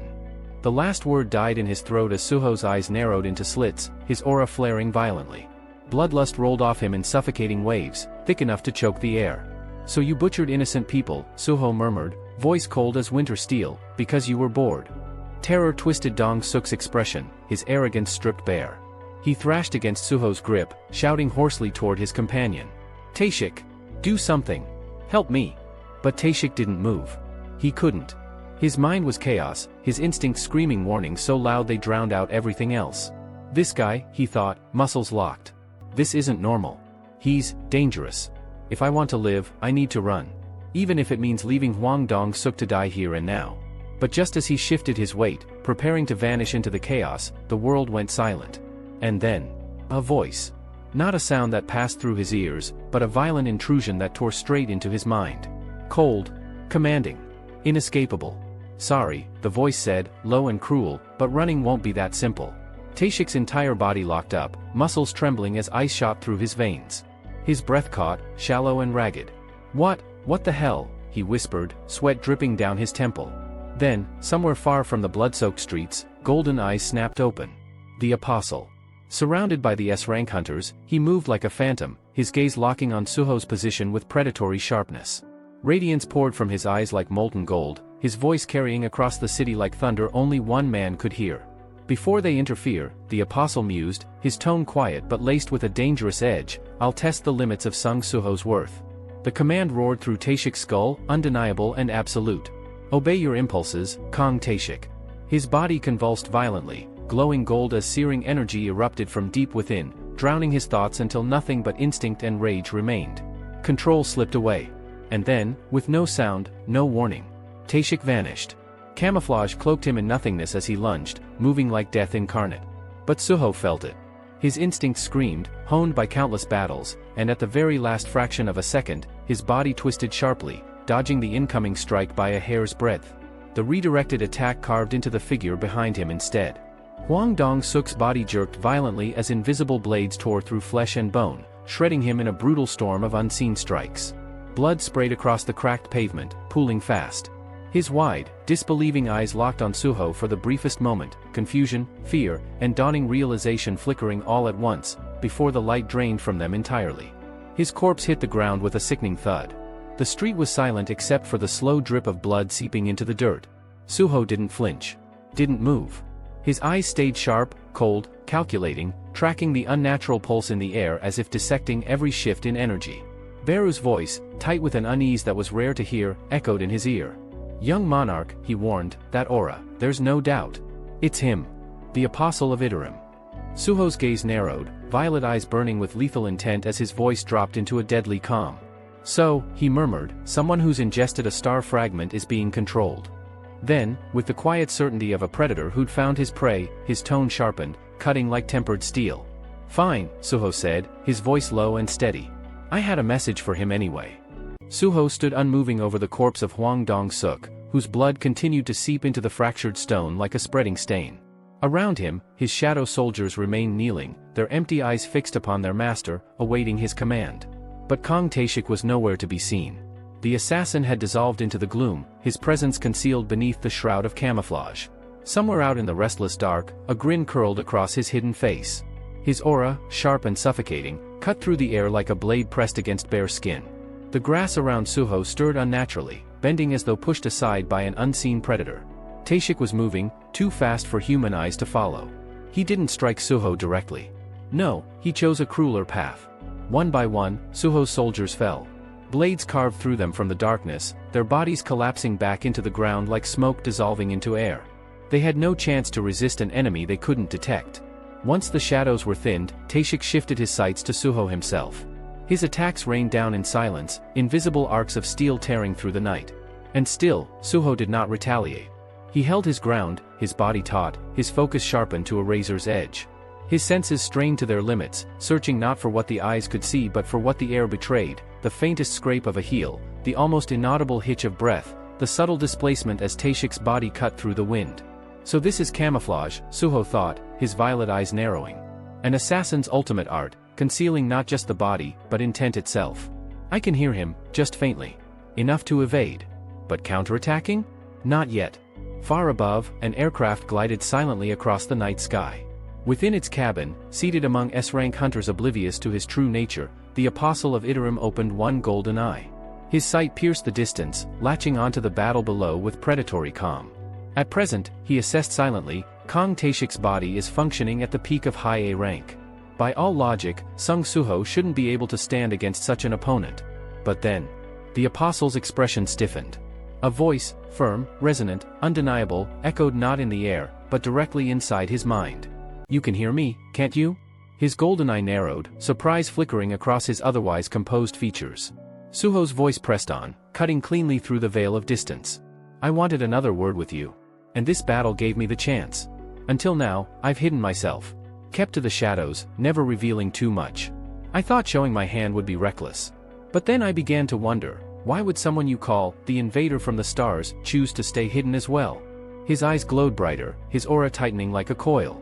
"You use star powder to control others, never fighting in the open. Was it because exposure would be just as dangerous for you as it is for me? But then, after Lee Minsung's fall, you began to emerge. Piece by piece. For someone who cloaked himself so carefully to suddenly step into the light, there's only one reason. You're preparing.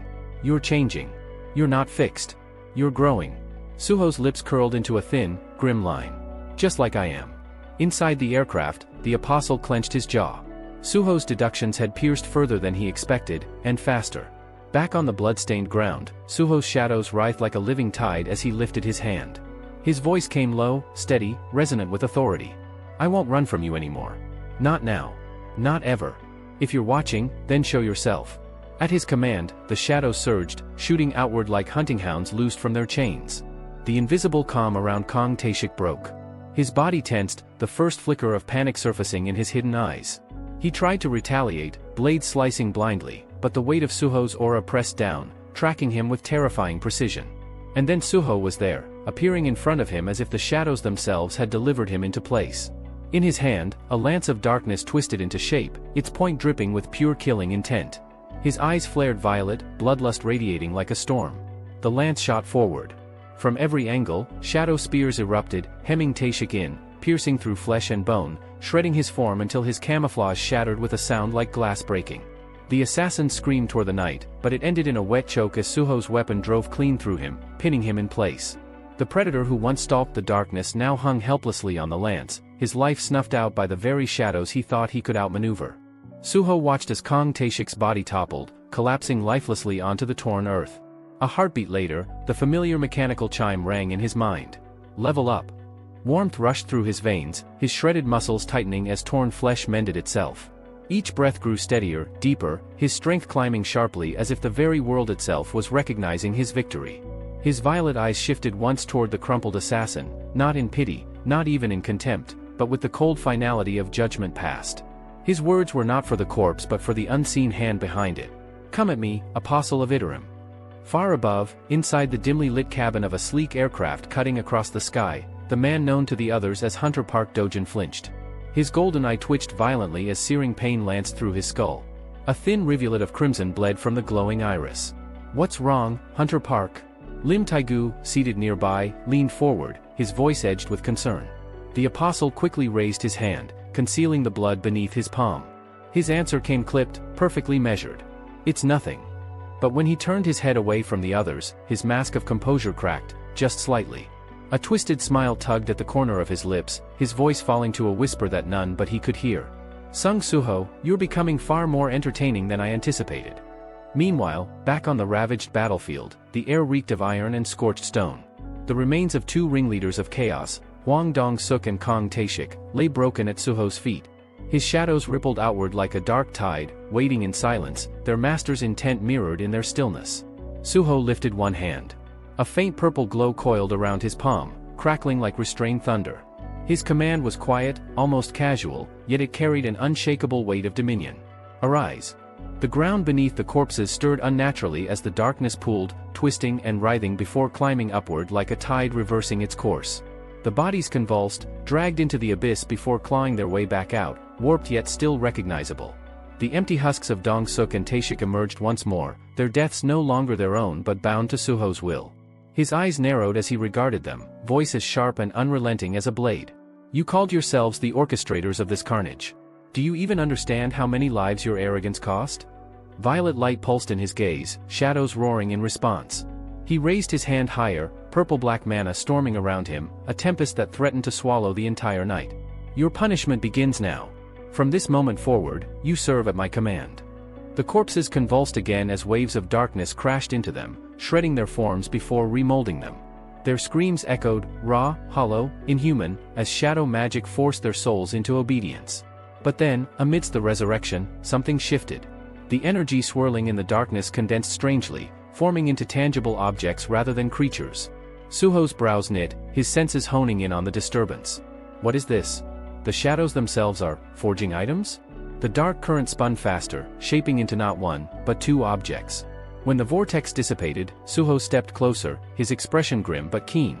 The first was armor, black, sleek, and edged with violet etchings that pulsed faintly. The system marked it. Swindler's armor. Grade, rare. Effect, increases defense and vitality. Suho's eyes narrowed, his tone low.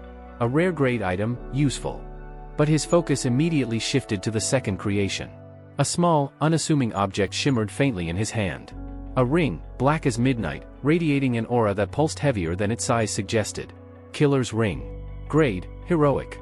Effect, camouflage, level 1, conceals the user's form and erases presence. His chest tightened, not with fear, but recognition.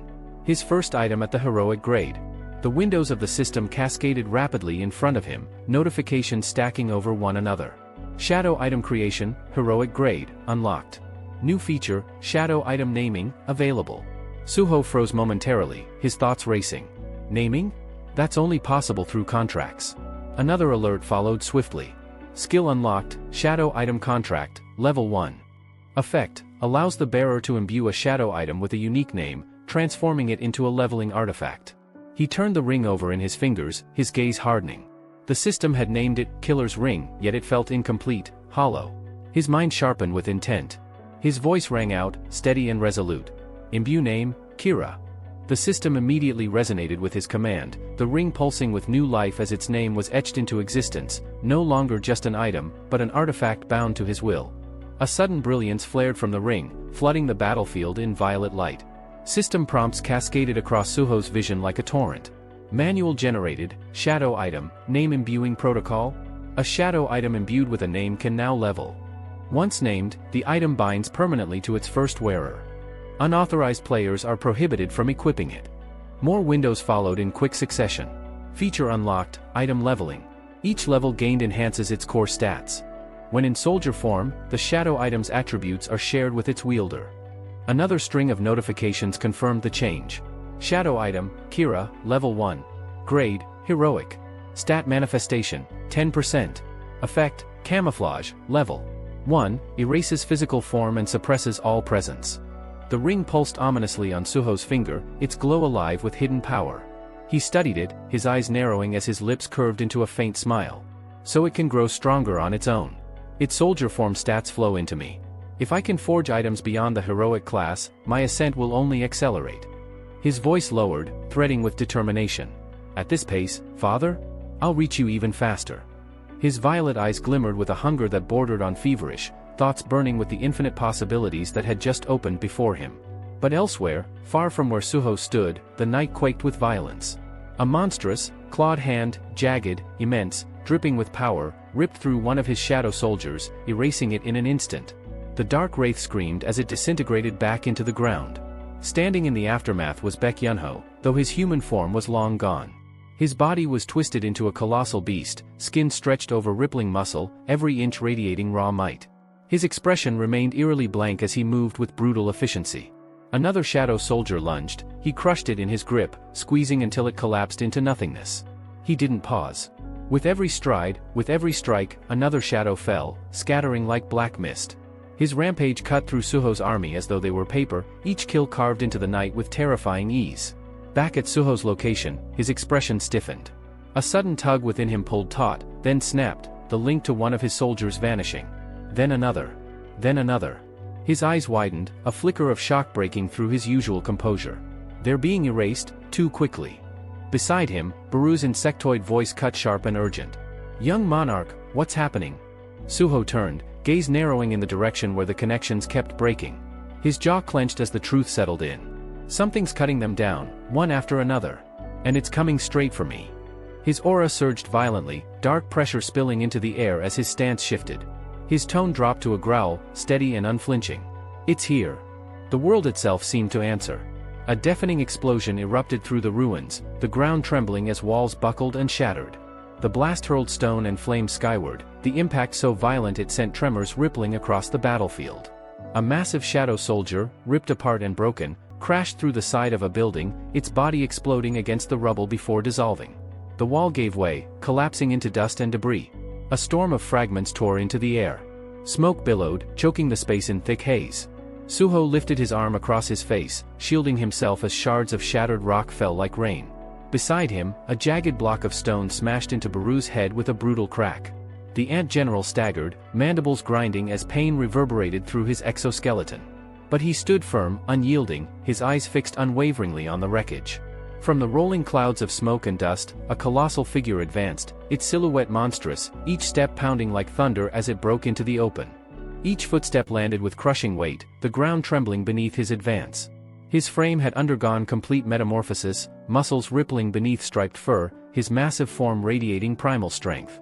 In his clawed hand, he dragged the limp body of a shadow soldier, its broken form scraping against the stone like discarded prey. His voice cut through the smoky haze, deep and commanding. I rushed here the moment I saw that black pillar rise. Baek Yunho lifted his head, his burning eyes piercing through the veil of smoke until they locked onto Suho. A flicker of suspicion carved itself across his beast-like face. A hunter? No, what exactly are you? Suho's gaze tightened, his jaw set. To him, the man standing before him bore no resemblance to a human, it was the presence of a predator, raw and overwhelming. A magic beast? He muttered under his breath, his tone edged with disbelief. Why would one appear here?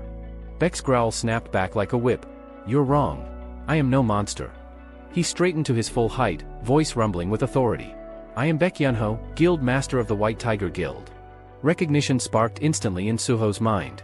The name alone carried weight, the White Tiger's leader, an S-rank hunter famed for his beast transformation. Baek's features sharpened as his nostrils flared. He stepped closer, claws gleaming faintly in the dim light. The scent of blood clings to you. Thick, suffocating. What are you really? Suho didn't flinch beneath his stare. His voice was steady, cold with conviction. I am a hunter. A hunter who came here to save lives. Baek's eyes narrowed, suspicion lingering. Then tell me your name. There was no hesitation. Sung Suho, he replied firmly. I know the association hunts me, but I have done no wrong. For a breath, silence stretched. Then, Baek's lips curled into a booming laugh, echoing through the ruins. So it's you. To admit your name so openly, such audacity. You, the one suspected of spreading star powder. His claws twitched, catching the light as he stepped even closer, menace radiating from every word. Did you know one of my guild's own nearly perished because of that poison? In a blur, Baek closed the distance. His claw hovered just at Suho's throat, the point sharp enough to pierce with the slightest push.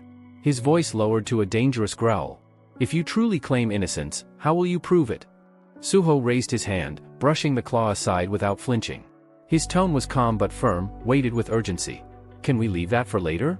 Right now, I'm short on allies. Having an S rank here changes everything. Baek blinked, momentarily thrown by the unexpected answer. His suspicion gave way to confusion as Suho continued, voice unwavering. Let's focus on saving civilians first. People are dying while we waste time on this. Yunho's expression twisted in disbelief. Do you even realize your situation? Suho's gaze sharpened like steel. I do. But a hunter's duty comes before all else.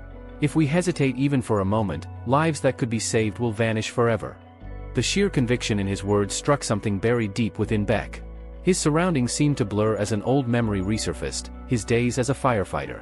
He stood once again beside a man whose presence was unshakable, Sung Ilwan. Ilwan's voice rang clear in his mind, stern yet steady. Don't waste time weighing every decision. Act first, choose what must be done. Then find a way to make that choice the right one. That's our duty in rescue. The present crashed back around him. Baek's eyes widened as realization thundered through him. His voice trembled. That name, no wonder it felt familiar. He stepped forward, hand seizing Suho's shoulders, his monstrous strength forgotten in the rush of recognition. His expression broke into rare warmth, his hardened face softening with a smile. Sung Suho, the grandson Captain Sung Ilwan always spoke about with pride. Slowly, Baek's beastly form receded, his massive figure shrinking as the fur dissolved, claws retracting back into human hands. His features eased as his humanity returned, a grin spreading across his face. So it's true. You really are his grandson. The city was drowning in unrest, smoke curling up into the crimson sky while sirens and screams blended into a chaotic chorus. On a battered bridge connecting two districts, a squad of soldiers stood guard, rifles trembling faintly in their hands. One of them, younger and nervous, darted a glance toward the horizon where the fires raged and muttered under his breath. "Squad leader, do you really think we can stop those rampaging creatures on our own? I've heard bullets bounce off them like pebbles on stone." The man beside him, the squad leader, didn't answer immediately. His jaw clenched as he studied the burning skyline, the rising smoke painting his eyes in shades of fire. His grip on his weapon tightened until his knuckles whitened. After a long silence, he finally exhaled a weary sigh. "Orders are orders. Whether we stand a chance or not doesn't matter. What matters is carrying them out." The younger soldier shifted on his feet, his voice wavering with unease. "Still, doesn't it feel like something's off? Like the whole city itself is different somehow?" The leader gave a short, sharp exhale, his expression hard. "Different? Chaotic doesn't even begin to cover it." While they stood in tense uncertainty, the true war raged below. Baek Yunho was a storm incarnate, his monstrous strength unleashed as he tore through the streets. His claws glistened red as he shredded wave after wave of fleeing convicts, his bestial form cutting them down like paper. Every swipe of his hand shook the ground, his fury leaving no room for hesitation. But he wasn't alone. At his side, Sung Suho cut through the chaos with a chilling composure. His strikes were efficient, calculated, and merciless. Every swing of his blade reaped lives with surgical precision, his calm demeanor belying the deadly power behind each movement. Together, they moved like twin forces of destruction, their auras flaring and pressing down on the battlefield. The pressure was so suffocating it felt as though the streets themselves bowed under their presence. Yet unlike the convicts who cowered before them, their purpose was clear: they weren't here to hunt. They were here to purge. Amid the carnage, Baek glanced sideways, a wide grin splitting his blood-stained face. "To think you'd fight like this, even as a summoner." Captain Sung Ilwan's pride, through and through. Suho gave a low chuckle, shaking his head. He knew the stories. Baek Yunho had once served under his grandfather, back when Ilwan was a firefighter. "You're not doing too bad yourself. S-rank hunters, built on a different scale entirely." Baek's booming laugh echoed across the street. "Huh. Then just call me uncle, boy." The pair carved a path through the convicts until entire blocks lay silent in their wake, littered with broken bodies and rubble. But as the dust settled, Suho's expression darkened. He turned toward Baek with a frown. "I've been making noise, tearing through the place as you asked. But won't the real villains just slink into hiding?" Baek's grin only widened. His aura surged like a tidal wave, his half-transformed body radiating raw power that even Suho had to brace against. His claws gleamed as he raised his voice. "That's where you're wrong, rookie. We're not here to chase criminals. We're here to save lives. The more noise we make, the harder it is for them to move. Fear keeps them caged. And when they hide, it buys the people time to live." Suho fell silent, his chest tightening as he absorbed the words. Slowly, he nodded. It was a perspective he hadn't considered before, and admiration welled in him. This was what it meant to be a guild master. Not just strength, but the burden of thinking beyond battle, of carrying the lives of thousands in every choice.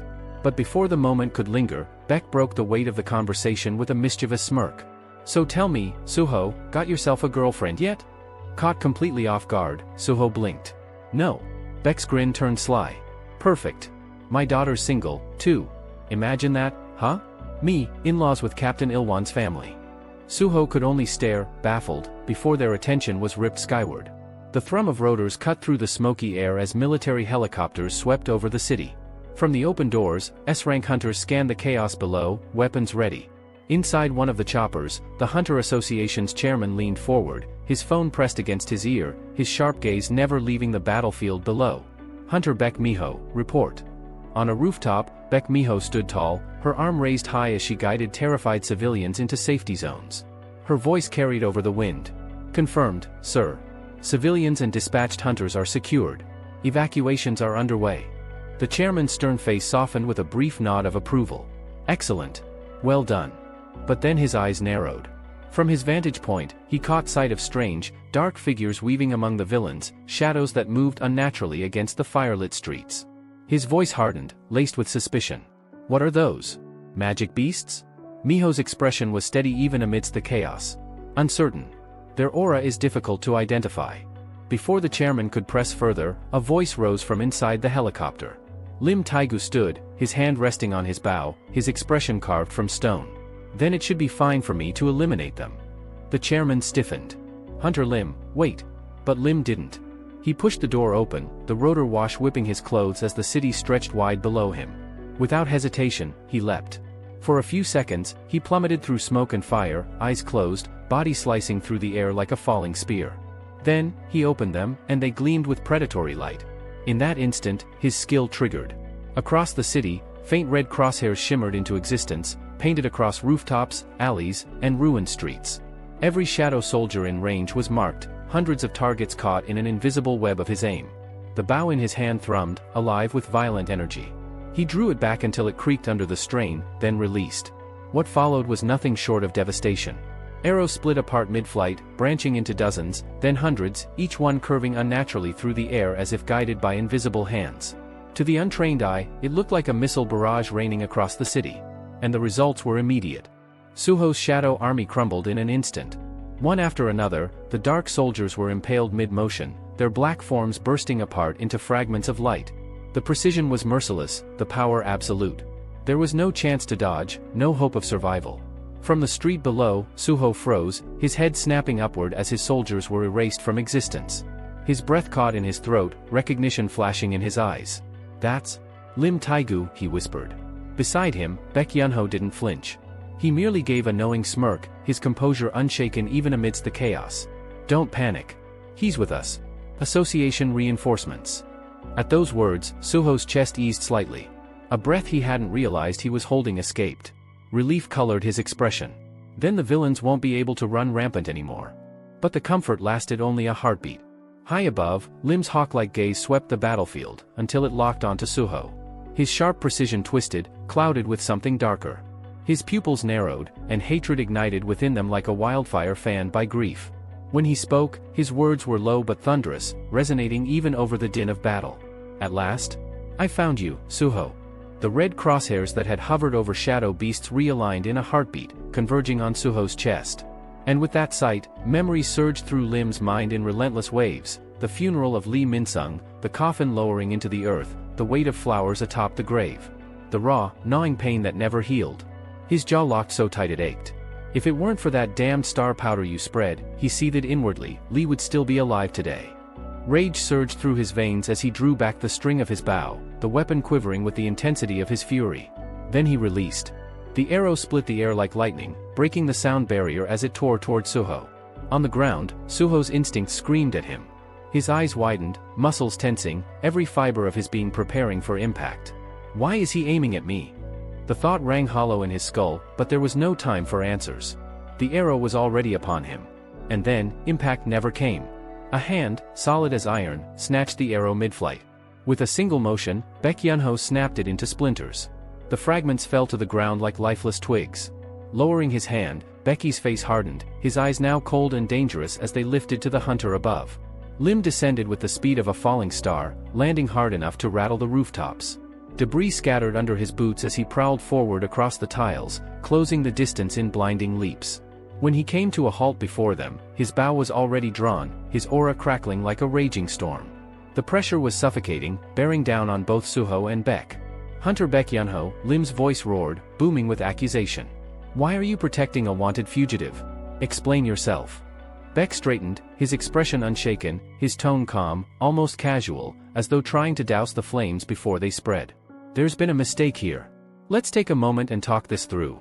But Lim Taigu was far beyond reason. His words thundered with raw anger, each one heavier than the last. Mistake? He ignored the summons of the association. He fled when called to account. Sung Suho is no hunter, he's a criminal in disguise. Baek's jaw flexed, his usual grin flickering back into place, but this time it was sharp as a blade, stripped of all humor. A criminal, you say? You dare call him that when he's been fighting tooth and nail to save civilians here? I know you grieve for Lee Minsung, but don't let your hatred blind you. Suho is no villain. His words had barely left his mouth before another arrow hissed through the air, grazing across Baek's cheek. A thin line of blood trickled down. The playful mask vanished from his face in an instant, his expression now deadly serious. Lim's eyes burned, his killing intent palpable. His bow pulsed with power as he shouted, voice like a war cry. Then answer me, Baek Yunho. What is your connection to him? The world seemed to still in that moment. The street fell silent, tension clinging to the air like smoke. Suho stood at the center of it all, the tip of Lim's arrow trained on his chest with unyielding precision. The fury radiating from Lim was suffocating, his hatred unrelenting. Baek stared at him for a long moment, then let out a heavy sigh. He could see now that words alone would never break through the haze of vengeance clouding Lim's mind. His pupils narrowed into slits, his muscles bulged as bones cracked audibly. His presence exploded outward in a violent surge of energy. In a single heartbeat, Baek Yunho's beastly transformation began. His transformation erupted in full force, shaking the earth as if the ground itself feared his awakening. The monstrous form he wore radiated overwhelming might, towering with primal dominance. Baek's voice broke through the heavy air, low yet thunderous, carrying the weight of authority. So, reasoning won't pierce through that thick skull of yours, Lim. Then I'll have no choice but to put you down with my own hands. The atmosphere grew suffocating, the very air quivering as the two S-rank hunters locked eyes. Their auras slammed into one another like colliding storm fronts, each refusing to yield. Sparks of raw energy crackled and coursed through the devastated street, rattling windows, sending debris clattering, and shaking walls to their foundations. Suho stood caught between them, rooted in place, his lungs straining under the crushing pressure of their unleashed powers. His eyes widened in disbelief, his thoughts spiraling in desperation. This is insane. If they fight here, this entire district will crumble to dust. What am I supposed to do? How do I even stop this? But before an answer could surface, the ground itself groaned and split. Without warning, flames burst upward, swirling into a searing inferno that enclosed them in a blazing circle. The heat licked at Suho's skin, forcing him to shield his face as the firestorm sealed the battlefield. Through the smoke and fire, shadowed figures slowly came into view. Suho's pulse nearly halted as he recognized them. Hunter Choi Jong-in, Chairman Wu Jinchul, Baek Miho, and even the silent apostle himself. The sheer presence of so many top-ranked hunters gathered together was almost unreal, like a dream woven from tension and danger. A commanding voice boomed over the roaring blaze, sharp and unyielding. That's enough. All of you, stand down. The words sliced cleanly through the chaos. Suho's head snapped toward the speaker, his breath catching when he realized it was the chairman himself. His disbelief left him stunned, his jaw slack. Baek's massive shoulders finally eased, his monstrous features softening as his expression shifted. A faint smirk tugged at his lips, carrying both defiance and resolve. So it's time I tell the truth, then, he said. His voice carried more weight than before, firmer, yet laced with a strange gentleness. Suho is the grandson of Captain Sung Ilwon, a man to whom I owe my very life. If I say this boy is no criminal, then I'll wager my name and reputation on it. The world seemed to freeze. Silence blanketed the street, heavy and absolute. Every gaze snapped to Baek, testing his words, searching his face. His confident stance faltered only for a heartbeat when his eyes met Miho, his daughter, standing resolute at the chairman's side. Her teeth clenched, her voice like cold steel as it cut across the silence. You expect us to believe blood ties to someone you once served with are enough to erase suspicion? He's still a fugitive.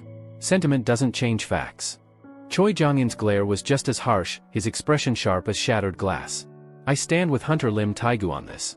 There's no justification to spare someone who has already betrayed the trust of hunters and the association alike. Arresting him is the only rational choice. Meanwhile, the apostle remained wordless, his gaze unreadable. He observed with eerie calm, as though simply waiting to see what path Suho himself would choose. But Lim Taigu's fury only burned hotter, his rage swelling like a firestorm that refused to be extinguished. Lim Taigu's roar split the air, his words drenched in scorn and fury. So this is what you've come to, Baek Yunho? Even now, you'd shield him? You discard your honor, your name, all for some sentimental attachment? His killing intent surged outward like a tidal wave, the flames encircling them trembling as if they might collapse under the sheer force of his aura. The searing pressure bore down on everyone, daring Baek to retreat. Stand aside while you still have the chance, Lim spat, eyes blazing with violent intent. Because if you don't, I'll break you here and now. But Baek didn't move. Not a step. His stance remained firm, his presence unwavering, even as the inferno around them wavered in response to Lim's wrath. Slowly, he turned his head toward Suho, his eyes holding a steady, grounded resolve. Still, Baek said evenly, though his voice carried the weight of a boulder, this should be settled with words, not reckless bloodshed. Before anyone else could speak, another voice descended, a voice heavier than the blaze, sharper than the storm.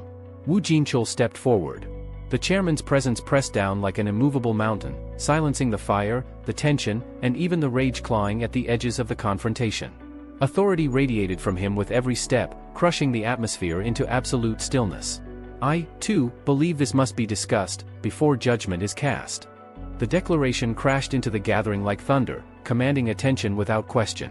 Choi Jong-in, Miho, and Lim Taegu snapped their gazes toward him, their faces etched with shock and defiance.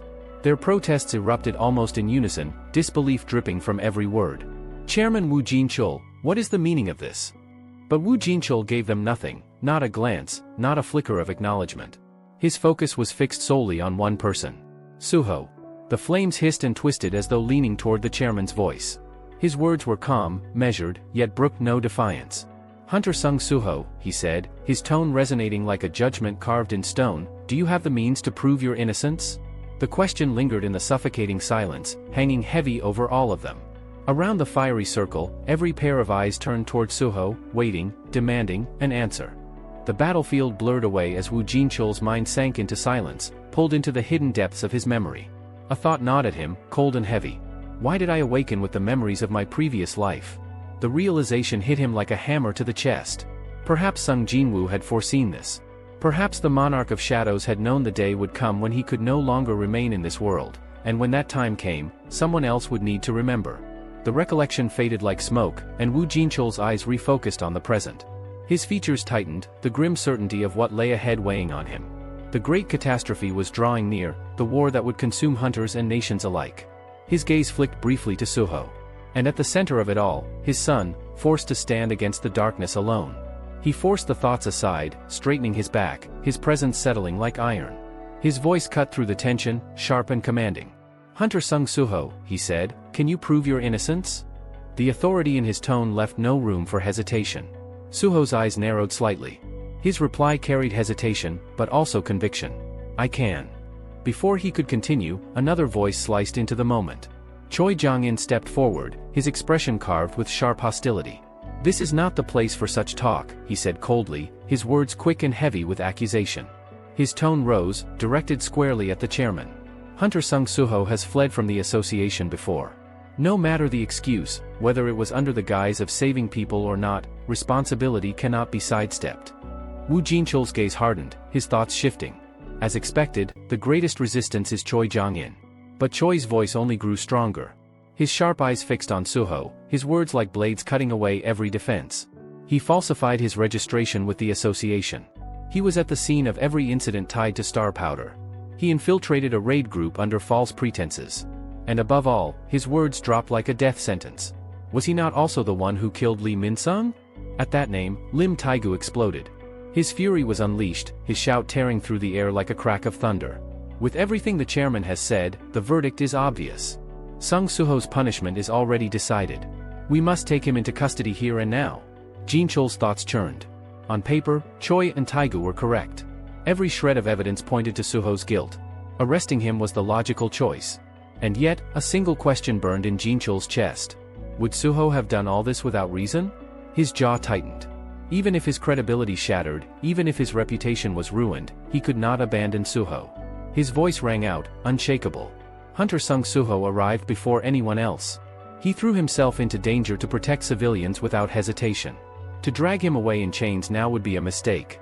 A punishment without fairness. Choi's glasses caught the light as he adjusted them, eyes narrowing in calculation. His mind raced. I've worked alongside the chairman for years, and yet this is the first time I've seen him falter like this. Can he truly not see? Lim Taegu is on the verge of unleashing his full strength. To shield Suho here, at the cost of angering the Reaper Guild itself? Why risk everything? Unless, does he know something we do not? Before Choi could press the argument further, a new voice rose, strong, steady, unyielding. Suho. There's no need to keep fighting, he said, his tone deep with resolve. The atmosphere shifted in an instant. His aura erupted outward, shadows writhing around his form, rising like black flames. His entire frame was consumed in the power of darkness, his eyes gleaming with determination. I'll prove my innocence, he declared firmly. Then his voice dropped lower, sharp as a blade. Though the method may be violent. The declaration rattled Wu Jinchul. Wait, Hunter Sung Suho. His usually composed voice cracked with urgency, alarm lacing his words. But Lim Taegu had already snapped. His rage had reached its zenith. His features twisted in wrath, his jaw clenched tight, and his growl tore through the tense silence. Did you think I'd let you run free again? He acted without hesitation, ignoring every order, every warning. His bow drew back in a single fluid motion, and the arrow ripped through the air with lethal speed. The shaft slammed into Suho's shoulder, driving deep. The impact jarred his body, blood splattering from the wound. Suho gritted his teeth, his body rocking slightly, but he did not fall. His legs held firm, his back straight, his eyes unwavering. Baek Yunho's hand twitched as he half reached toward him, his face tight with alarm. Yet even his speed wasn't enough to intercept the shot. Lim Taigu's eyes widened in disbelief. How is he still standing? Then he noticed it. A ripple of shadow stretched from Suho's feet, sliding like liquid night until it wrapped itself around Taigu's frame. He hadn't even realized until the darkness coiled up his body. Suho's voice rang out like a judgment. Shadow Key. The instant the skill activated, Taigu convulsed. His body stiffened as a surge of alien energy pierced through him. His eyes flew wide, his breath caught as memories not his own, or perhaps once his own, erupted inside his mind. Battles. Blood. Near-death struggles. Moments long buried by time came flooding back, crashing into him with merciless force. His entire body shook, his knees giving way until he collapsed to the ground. Hunter Lim Taigu. Are you all right? Both Choi Jong-in and Baek Miho cried out, their voices filled with alarm as they started toward him. Nearby, Suho staggered, clutching the arrow wound in his shoulder. Pain etched across his face, yet his gaze remained cold, unyielding. From the darkness behind him, Beru emerged, mandibles clicking in agitation. His thoughts resonated like a whisper of thunder. Young monarch, is this truly your aim? To return their memories? Suho's eyes narrowed, his blood dripping onto the ground as his thoughts grew grim. If the hunters who fought alongside my father awaken to who they once were, then they will have no choice but to hear me out. Without hesitation, he kicked off the ground. Shadows burst beneath his feet, launching him high into the air. Suho! Baek Yunho and Wu Jinchul shouted in unison, their voices sharp with urgency as they instinctively reached out to stop him. But Suho was already in the air, shadows propelling him like wings of darkness. His thoughts burned with a single purpose. Choi Jong-in must awaken too. Down below, Choi's eyes widened as the young hunter hurtled toward him, his entire body encased in a writhing shroud of shadow that clung to him like living armor. Suho's fist was drawn tight, his jaw set, his expression grim with determination. A single desperate plea echoed in his mind. Hunter Choi, you have to remember. Please, let this reach you. But Choi Jong-in was no novice. His instincts, forged in countless battles, snapped into place instantly. His hand lifted, and with a fluid motion born of years of mastery, a colossal whirlwind of fire erupted to life. The vortex screamed upward, splitting the battlefield with a blazing barrier of destruction. The sheer heat warped the air, flames clawing skyward like a raging inferno. Baek Yunho and Wu Jinchul both cried out at once, their voices heavy with dread. Suho!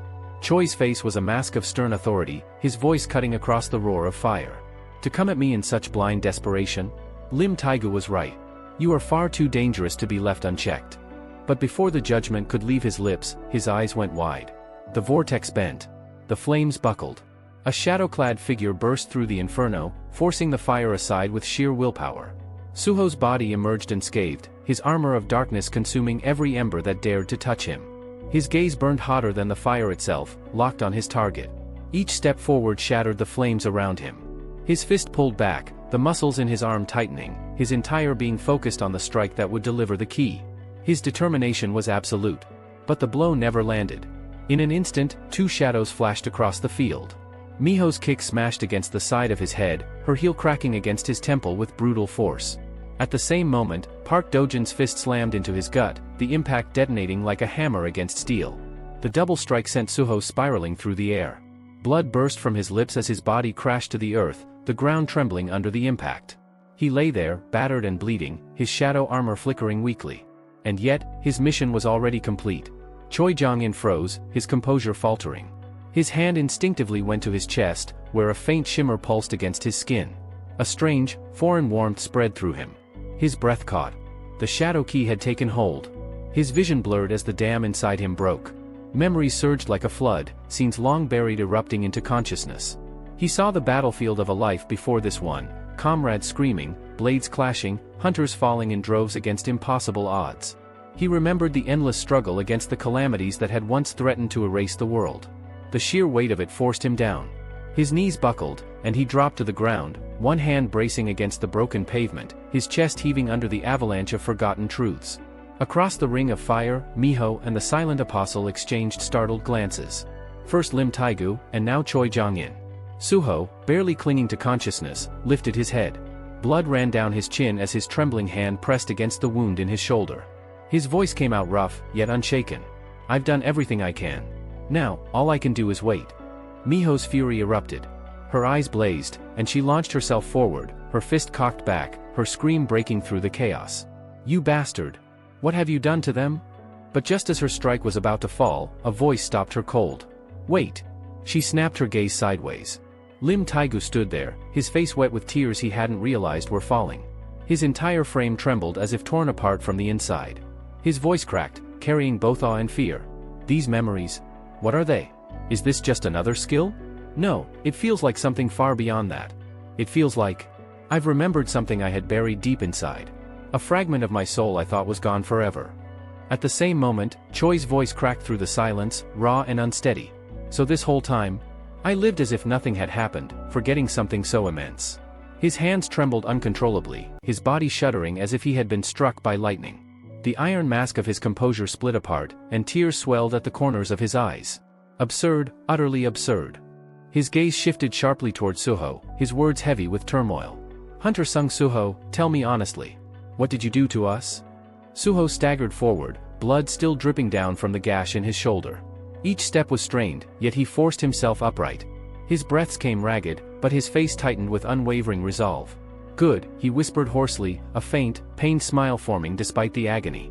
"This means we can finally speak as we should." Steeling himself, he continued, his tone losing any hint of hesitation. "The visions you saw, they weren't illusions. They're pieces of your own past.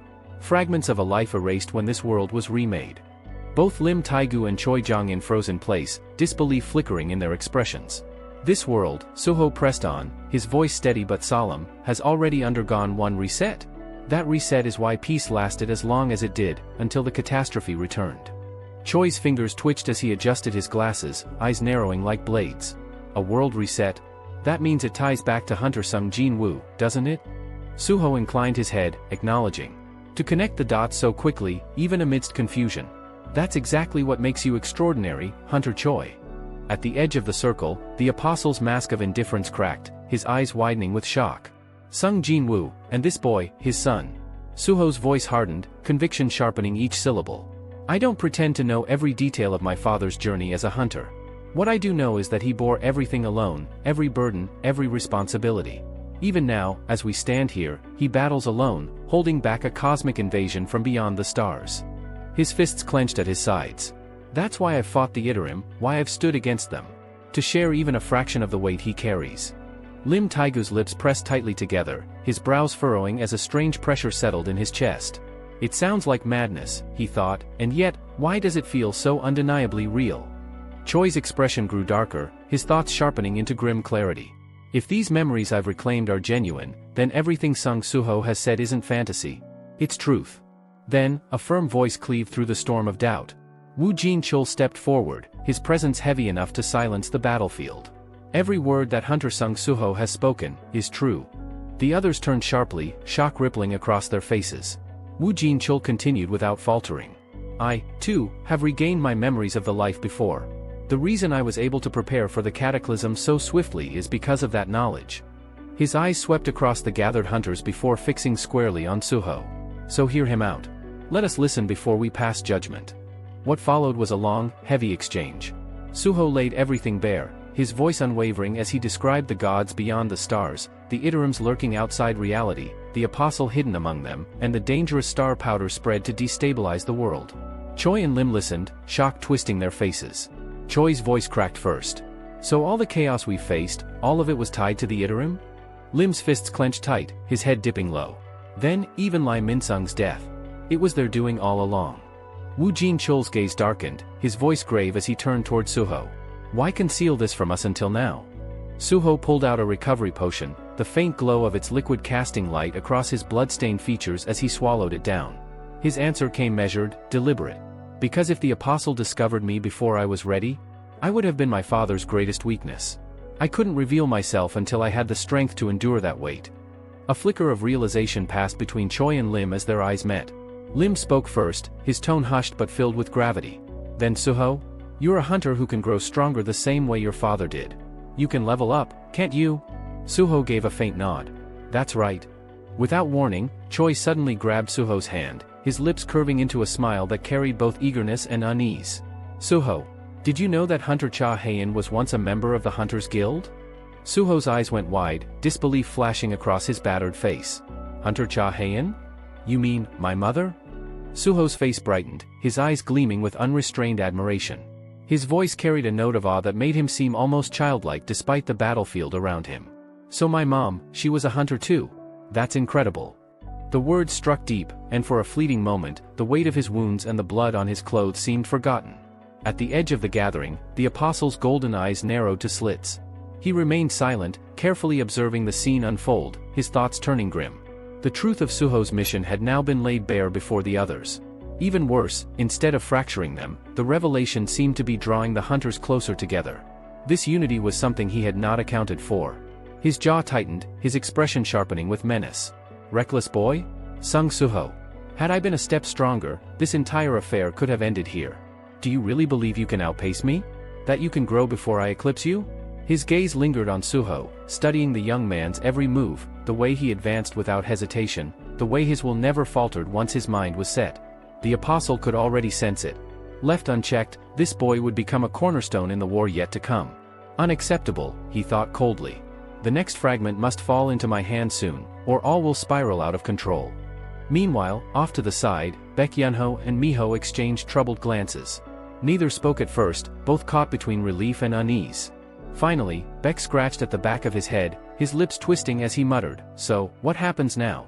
I mean, sure, it's a relief the suspicion about Suho's guilt has been cleared up, but honestly, I still don't fully understand any of this. Suho turned toward him, his gaze calm, his voice patient but steady. I understand how it feels. Without the proper context, none of this would make sense. His expression then shifted, growing sharper, his words carrying a quiet but unshakable determination. That's why. I'll prove it. I'll confirm the memories of the world that existed before this one. The apostle's expression instantly hardened, a ripple of unease flashing across his features. For the first time, genuine fear stirred in his chest. If he pushes further, if he continues along this path, he might expose me. At the very center of the group, Suho stood tall despite his injuries, a faint but resolute smile breaking across his face. His voice rang clear, deliberate and firm. I believe the wisest course is to verify the memories of everyone here. Only then will the truth be undeniable. Suho stood tall among the gathered hunters. From the depths of his shadows, he drew out a strange relic, a key. Its surface shimmered faintly, radiating an ominous black glow. Raising it high, a faint smile tugged at his lips. It's time, he said with quiet certainty. All of us should remember the world that came before.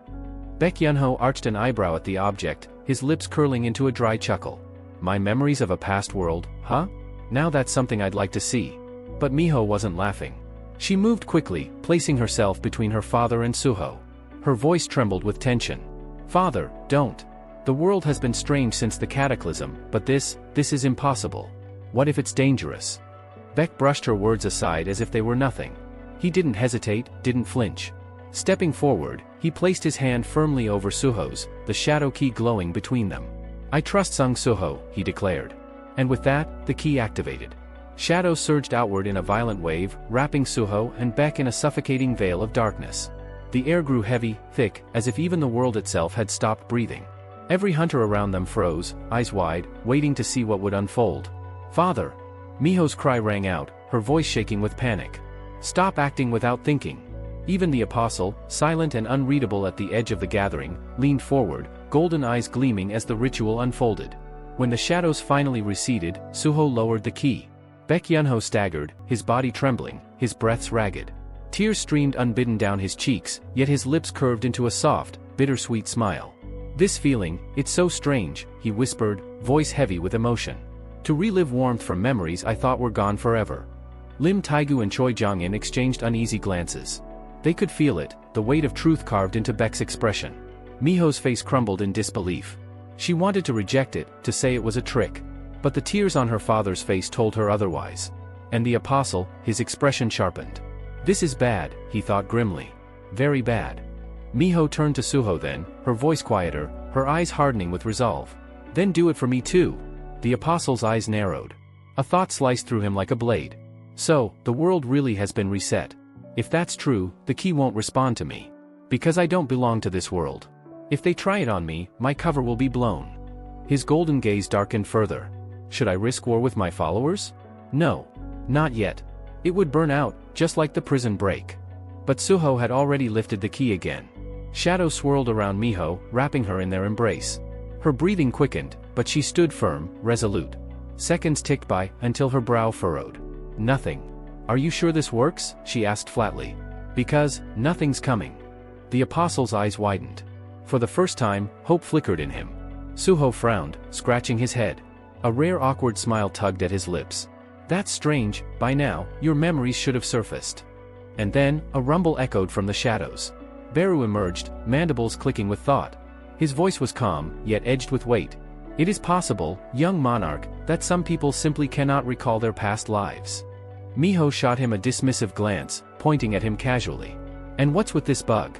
Why does he look so weak? Beru's compound eyes blazed with fury. His mandibles snapped, his voice booming with rage. Weak? You dare call me weak? I'll tear you apart where you stand. Before his fury could spill over, Suho lifted his hand, his voice firm. Beru, finish your explanation. The ant general trembled, barely suppressing his fury, but obeyed. The world before was 20 years ago. That was when mana still existed. But in the peaceful world that followed, some people never existed at all. His eyes glowed faintly. This woman was not born in that world. Miho's breath caught, her voice breaking into a whisper. I wasn't born? Suho's expression darkened as he lowered the key. He had seen this before, with Park Dojin. The key did nothing. And the apostle, watching, smirked faintly. Seems I too cannot remember. Curious, isn't it? Suspicion flickered in Suho's eyes, but before he could speak, Miho's anguished cry tore through the air. Father, does this mean I truly didn't exist in that world? Yunho tried to soothe her, but father and daughter quickly slipped into their usual bickering. Meanwhile, Chairman Wu Jinchul stepped toward Suho, his voice calm, deliberate. Don't you see it? Isn't this something to be grateful for? Suho blinked. What do you mean? The chairman's expression softened. This peace, this life, is the world Sung Jin Woo bought with his sacrifice. Countless lives that would never have existed before, are here now. Isn't that worth cherishing? Suho turned, his gaze sweeping across the hunters. Some were deep in thought, others arguing, some still shaken by their new memories. And he understood. This fragile peace, was his father's dream. Drawing a breath, he stepped forward. His voice rang with unshakable conviction. If the outer gods invade, this world will be destroyed. That's why I ask you, lend me your strength. And just as the weight of his words hung in the air, the scene cut. A news anchor's voice carried calmly across living rooms across the nation. The prison break incident that shook the entire country has finally come under control.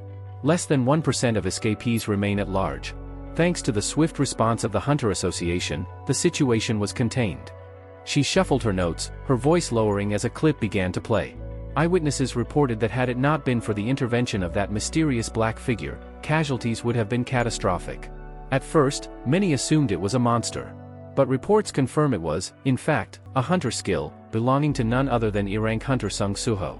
Witnesses say he was the first to arrive on scene, protecting civilians, and claims he experienced a reawakening.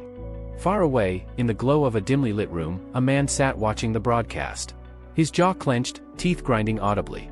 Rage twisted his features. This man was none other than Huang Dongsu. And as the word hero echoed from the newscast, his fury boiled over. Bloodlust burned in his eyes. Sung Suho, he hissed, venom dripping from every word. I'm coming for you. Meanwhile, back with the hunters, the same broadcast flickered on a television screen. Suho frowned, pointing at it with a raised brow. Reawakening? Really? What kind of nonsense is this? Wu Jinchul answered calmly, his tone firm and authoritative. We discussed this beforehand. To the media, it's a reawakening. Rare, but believable. The public will accept it. Cho Jong inside, pushing his glasses up, his face weary. His voice dropped low, edged with frustration.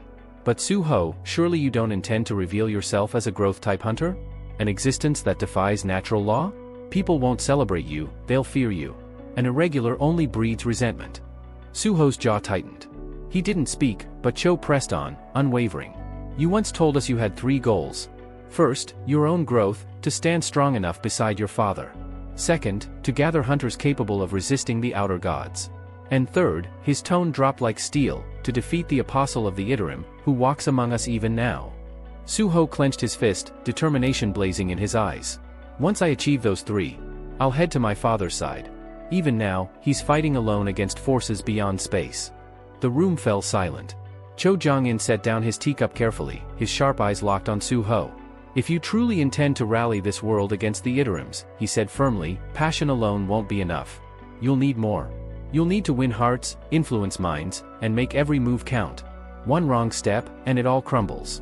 Suho froze, those words echoing in his mind. He finally lifted his head, resolve returning. For you to give me such advice, does that mean you'll help me? Before Cho could answer, Baek Yunho slammed his palm on the table. The sound cracked like thunder. His face was lit with conviction. Of course. You are Sung Il-hwan's grandson. The son of Sung Jin-woo, the hope of humanity itself. But more than titles, Suho, it's you. Your actions moved me. From this day forward, the White Tiger Guild will stand with you. Cho adjusted his glasses, voice steady, though quieter. Even Jin-woo struggled against Iterum? But I refuse to stand by while Earth is destroyed. The Hunter Guild will support you too. Woo Jinchul clenched his fist silently. Baek and Cho had been persuaded. Now, only one remained, Lim Taigu of the Reapers Guild. All eyes turned to him. Arms crossed, his expression unreadable, Lim finally spoke in a cold, cutting tone. Tell me plainly, Suho, was it truly you who killed Lee Min-sung? The air tensed instantly. Baek bristled with anger. Why bring that up again? But Suho raised his hand, silencing the room. His voice was steady. Yes. I killed him. Lim's eyes narrowed. Then tell me, what exactly happened to him? Suho's tone dropped, but it did not waver. He was addicted to stardust. Worse, he was possessed by the apostle of the Iterum. Lim pressed harder.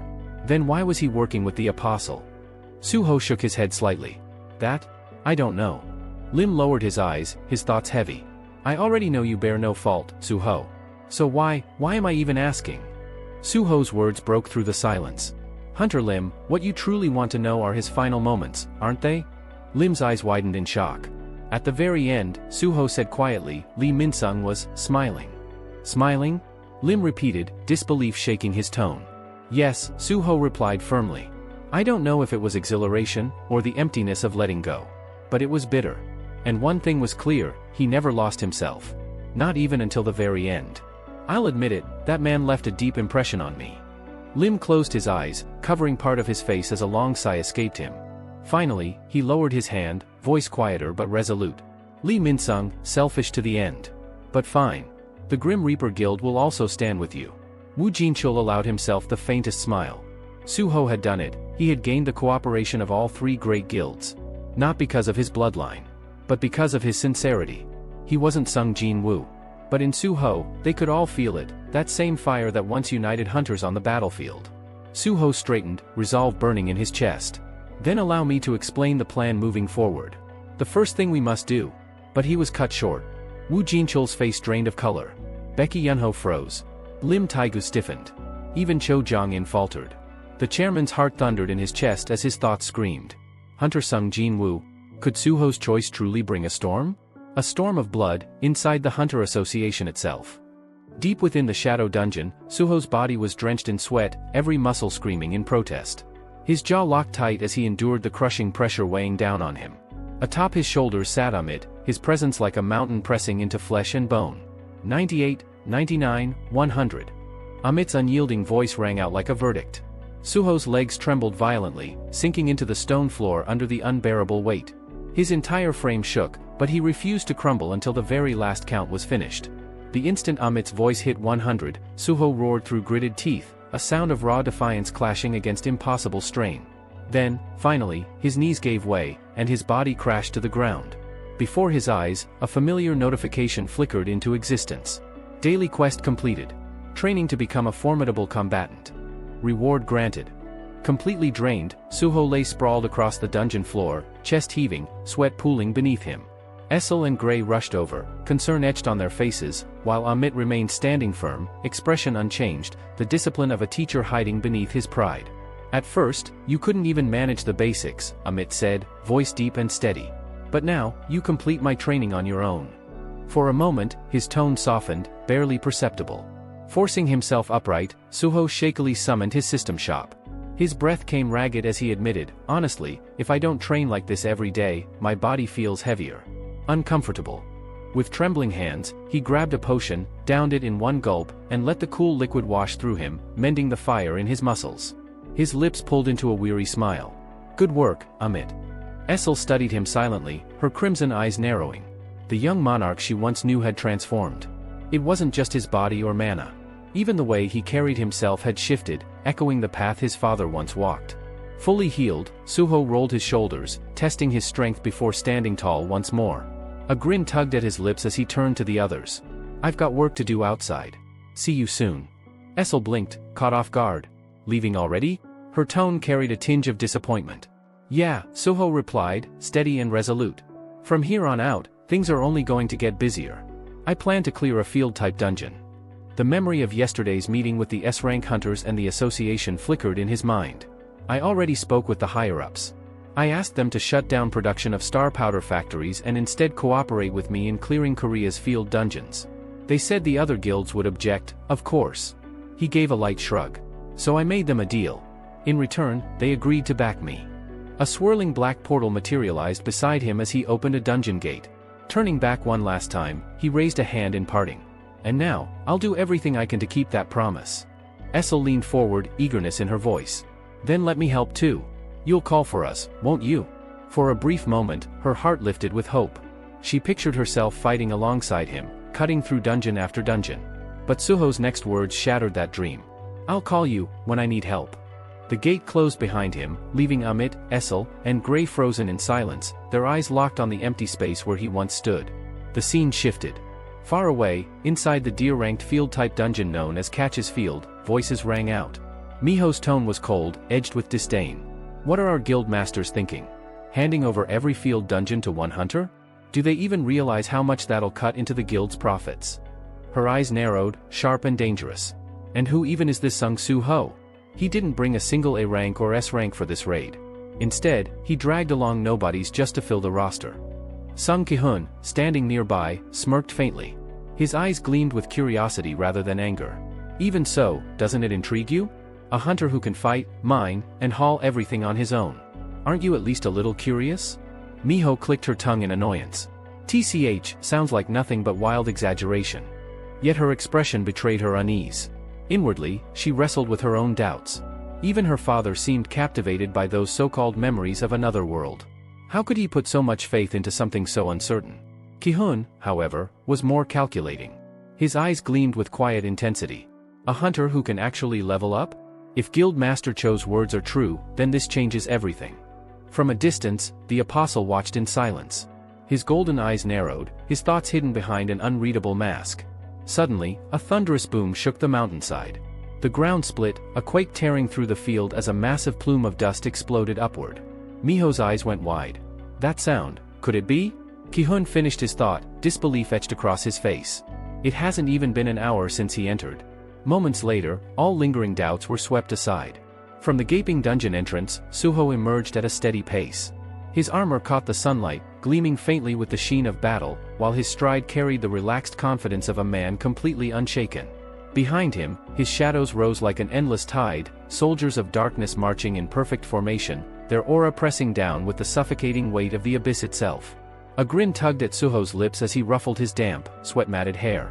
"Sorry to keep you waiting," he said casually, as though he had just finished a jog instead of clearing an entire dungeon alone. "The boss went down fast, but pulling out the essence stones took longer than I expected." The statement hung in the air with casual ease, yet its weight was anything but ordinary. Suho glanced at the gathered hunters, his grin widening into something bolder. "I'm not done yet. I want to hit 3 more dungeons today. So," he tilted his head, "shall we move to the next field dungeon?" The words landed like a hammer. Miho and Ki-hun froze, their breaths caught in their throats as their hearts raced uncontrollably. In his hands glittered piles of mana stones, solid proof of his achievement. Even if the dungeon was only deer rank, the sheer fact he had cleared it alone in just an hour defied all common sense.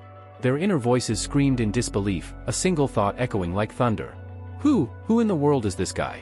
Hidden in the darkness, the apostle observed silently, his lips pressed into a thin, severe line. The atmosphere around Suho was shifting rapidly, and he could feel it. Hunters and guilds alike were beginning to gather behind this boy. Even he, the apostle, felt an unfamiliar tremor run through his chest, an uneasy pressure that whispered a dangerous warning. This boy's pace, this boy's rise, if left unchecked, it could slip out of his control entirely. The scene shifted abruptly to a grand hall, where the nation's most powerful hunters and chairman Wu Jin-chul had convened. The air was heavy, the silence oppressive until Choi Jong-in leaned forward, his tone measured yet laced with concern. Entrusting all our field-type dungeons to one individual, was that really wise? These sites provide mana stones, resources from magic beasts, even materials for factories. Think about what we're relinquishing here. Before the tension could thicken further, Baekhyunho's booming laughter cracked the air like a sudden burst of sunlight. He clapped Choi's shoulder with a hearty slap, his grin both teasing and disarming. "Choi, you've always been the very definition of greed," he quipped. But his smile soon dimmed, and his voice turned heavy. "Listen. If Iterum devours this world, what's the point of clinging to stones, wealth, or even guild pride? All that value turns to ash the moment the world burns." Choi's expression tightened, and his eyes shifted toward Lim Taegu, silently pulling the Grim Reaper Guild master into the conversation. Lim's face remained carved from stone, his voice sharp enough to cut steel. "Those field dungeons weren't just sources of mana stones. They're also where we discovered factories producing star powder. That poison ruined Lee Minsung's life. I'll see it eradicated, no matter the cost." The personal edge in his tone allowed no rebuttal, silencing the table for a moment. But Choi's gaze dropped, shadowed by an older, deeper fear. The images of ancient monarchs flickered in his memory, world-ending entities unlike anything native to Earth. His words were hushed, yet his question carried the weight of dread. And what if the enemies coming here aren't weaker than them? What if they're the same, or even worse? Would we even stand a chance against invaders of that scale? For the first time, Baekhyunho's confident demeanor faltered. He lowered his head, his jaw clenched tight as the memory of overwhelming forces gnawed at him. The gap between humanity and those beings had been immeasurable. Chairman Wu Jin-chul broke through the heavy silence. His voice was steady, authoritative, cutting through fear like a blade through mist. "You're overthinking it," he declared firmly. "Avoiding this fight isn't possible. Sooner or later, it will reach us. And Suho," his words paused deliberately, anchoring the hunter's attention, "Suho can handle it." The reassurance steadied the room, but Jin-chul was not blind to reality. The strategy would provoke fierce resistance from guilds whose survival hinged on field dungeon profits. He repeated Choi's earlier concern, the practical side of the problem, convincing hunters who lacked memories of the prior world. Hunters like Miho and Park Dojin would never believe talk of alien invaders without undeniable proof. Suho's eyes narrowed, meeting Jin-chul's with hard intensity. His voice carried urgency, sharpened like steel. "Then how do we convince them?" The chairman exhaled slowly, his gaze sweeping the assembly. Then, with deliberate weight, he gave the one answer that might rally the masses. "There's one thing people follow, regardless of reason or logic." His voice lowered, each word deliberate. "Power." He began listing names as if reciting a roll call of titans. Thomas Andre of the United States. Lu Jigang of China. Siddharth Bachchan of India. Each name carried a ripple of recognition, each one belonging to the handful of hunters whose power could rival entire nations. They were walking weapons of mass destruction, icons who bent nations around their very presence. The meaning was undeniable. To sway the world, if Suho could rise to the rank of a national-level hunter, his influence would no longer be limited to words or ideals. It would become gravity itself, drawing people in without resistance. The weight of that possibility pressed against Suho's chest as Chairman Wu Jin-chul's meaning settled in. This wasn't empty encouragement, it was a map, a path where strength became persuasion and authority transformed into undeniable power. Suho's expression hardened, not with fear, but with determination. His eyes gleamed with a clarity that bordered on defiance. "Then I'll do it," he said, his voice carrying an iron conviction. "Give me 1 month. In that time, I'll climb high enough to command respect from anyone. I'll become a presence no hunter can ignore." The moment lingered before Jin-chul's tone shifted, pulling them away from ambition and back toward strategy. "For now, focus on what's directly ahead," he said firmly, reaching for the door. With that, he pushed open the heavy entrance, the hinges groaning as light spilled into the chamber beyond.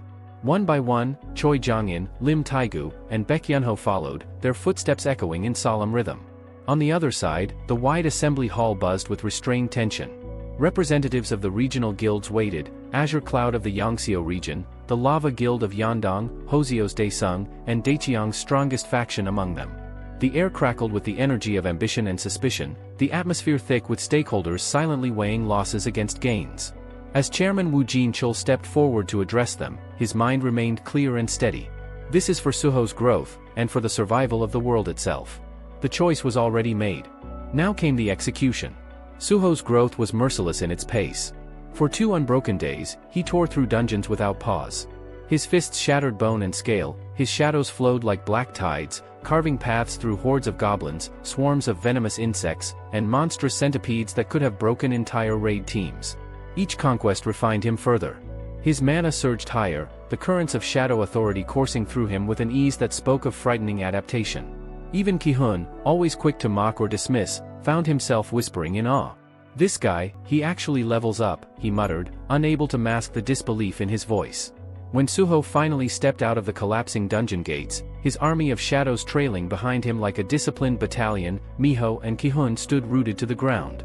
Their eyes were wide, their hearts pounding as the sheer scale of his achievement sank in. 8 dungeons in 2 days. 2 at D rank, 4 at C rank, and 2 more at B rank. All cleared, all mined, all completed by Suho alone. Ki-hun's voice cracked as he muttered under his breath, even an A rank would burn out trying to keep up with him. Ki-hun couldn't hold back his amazement. Every time he clears a dungeon, his mana rises again, he muttered under his breath, almost as if saying it aloud would make it less unbelievable. Suho flexed his hand, focusing the flow of energy into his palm. A faint glow shimmered to life, and he narrowed his eyes. The surge was real. His MP had swelled again, and alongside it, the reach of his shadow authority expanded, flowing more smoothly and naturally than before. From the side, Beru tilted his head with a curious smile. "Young monarch, if you wish, we could measure your mana against that young S-rank hunter. Park Dojin. It might surprise you." But Suho only chuckled softly and shook his head.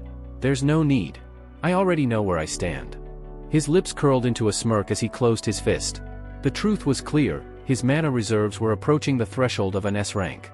He could almost feel the line he was about to cross, the power building within him like a rising tide. Elsewhere, Park Dojin, the apostle in disguise, gritted his teeth. His fury boiled just beneath the surface. Watching Suho's growth unfold at such an unnatural pace made his insides twist with rage. The boy was too close to surpassing limits meant to restrain him, and that realization lit a dangerous fire in the apostle's chest. The apostle's unease sharpened into something closer to dread.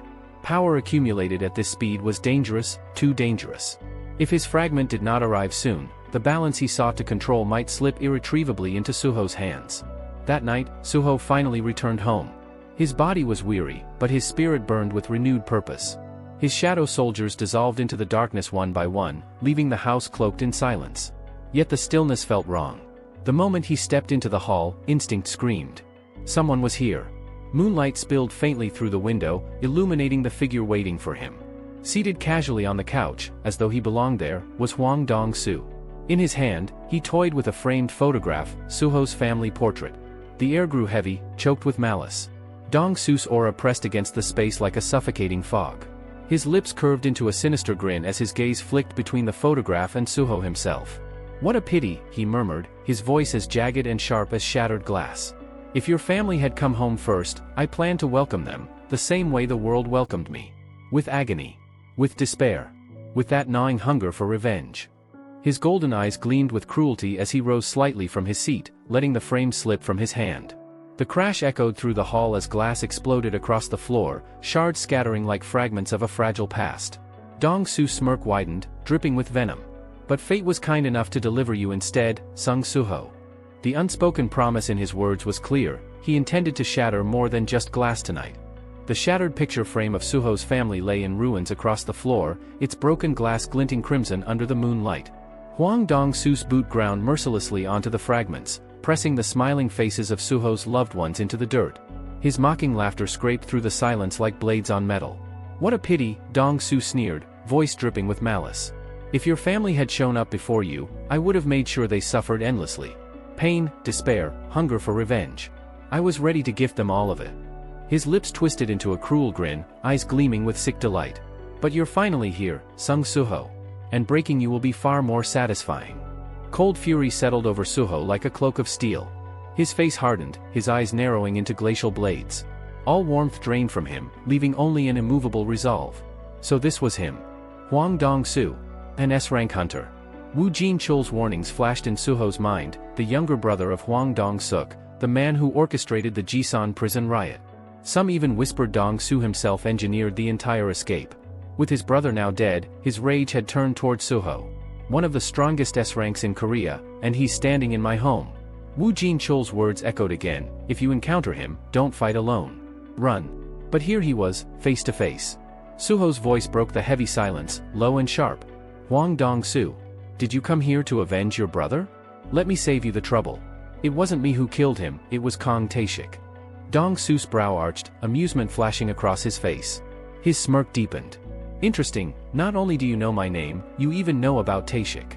His laugh was cruel, grating. But avenge him? Don't flatter yourself.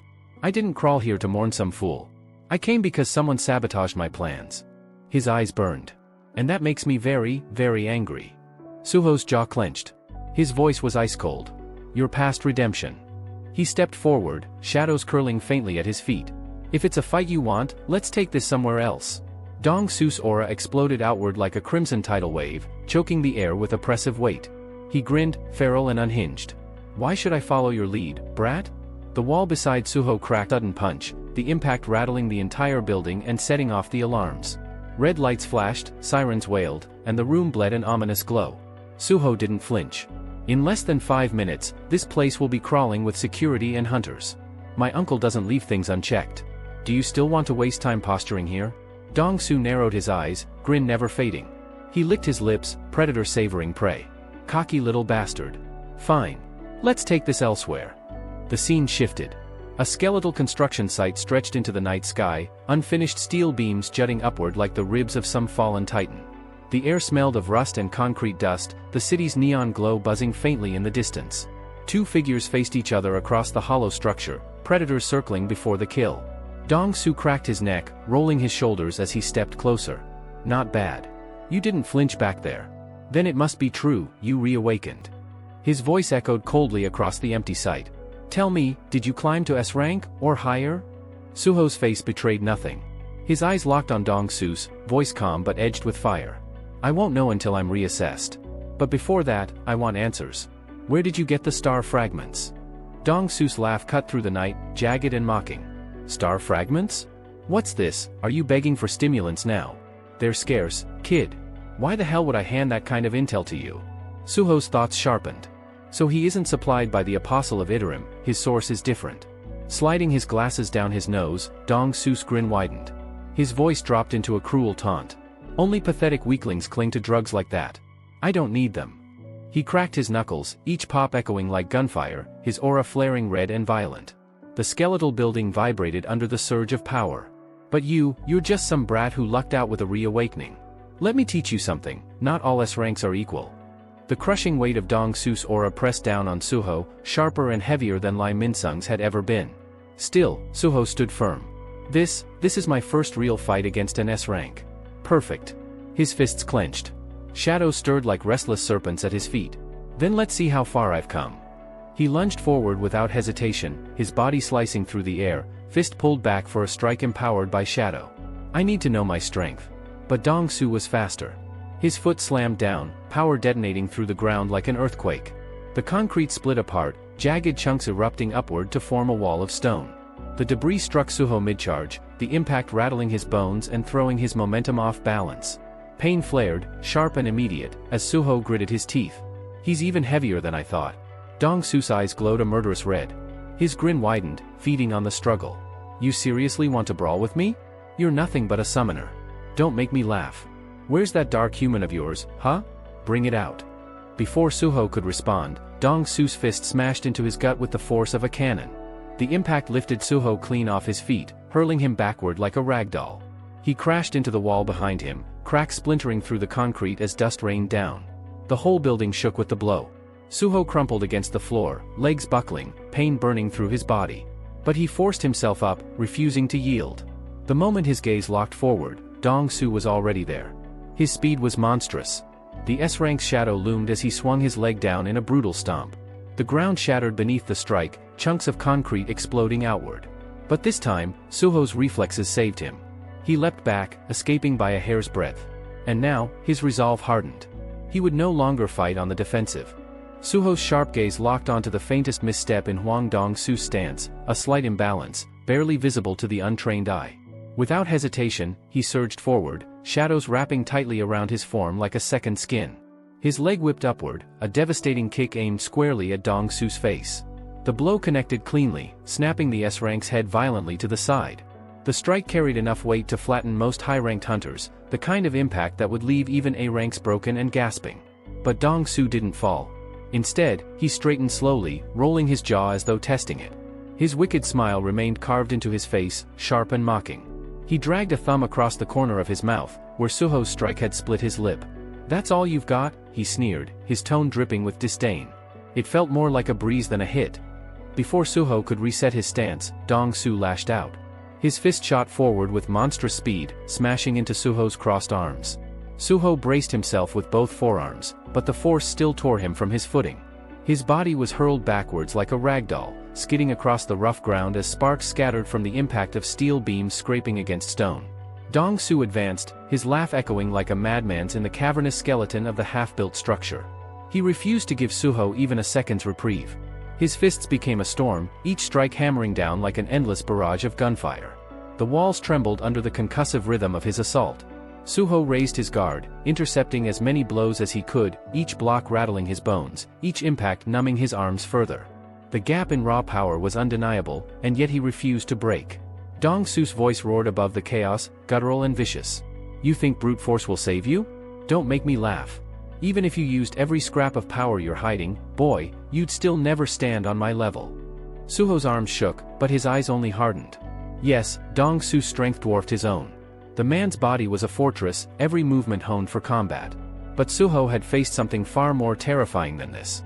His thoughts flashed back to the trial of his class change, the crushing dread of confronting the shadow of his own past, the suffocating aura of that fight that had nearly broken his spirit. Compared to that abyss of despair, these punches were survivable. Painful, yes. Overwhelming, no. "I've faced worse than you," Suho thought grimly, bracing himself. That single flicker of reflection proved costly. Dong Su's sharp eyes caught the lapse instantly. With a predator's precision, he slammed his heel down on Suho's foot, pinning him against the ground. Suho's eyes widened in shock as he realized too late, his movement was sealed. A feral grin stretched across Dong Su's face, his aura igniting around his fist in a blaze of crimson. The energy coiled like a storm, hungry to crush everything in its path. "You dare to daydream in the middle of a fight with me?" Dong Su growled, his voice low and lethal. "Then you can die in your fantasies." His punch came down like the hammer of a god. It connected squarely, the impact blasting Suho's body through the reinforced concrete wall. The structure exploded outward in a deafening boom, rubble and dust billowing like a volcanic eruption. Suho's body was thrown into the night air, crashing onto the debris-strewn ground outside. The earth trembled beneath the impact, fragments of shattered stone raining down around him. For a brief moment, Dong Su's laughter hung triumphant in the air, until it abruptly faltered.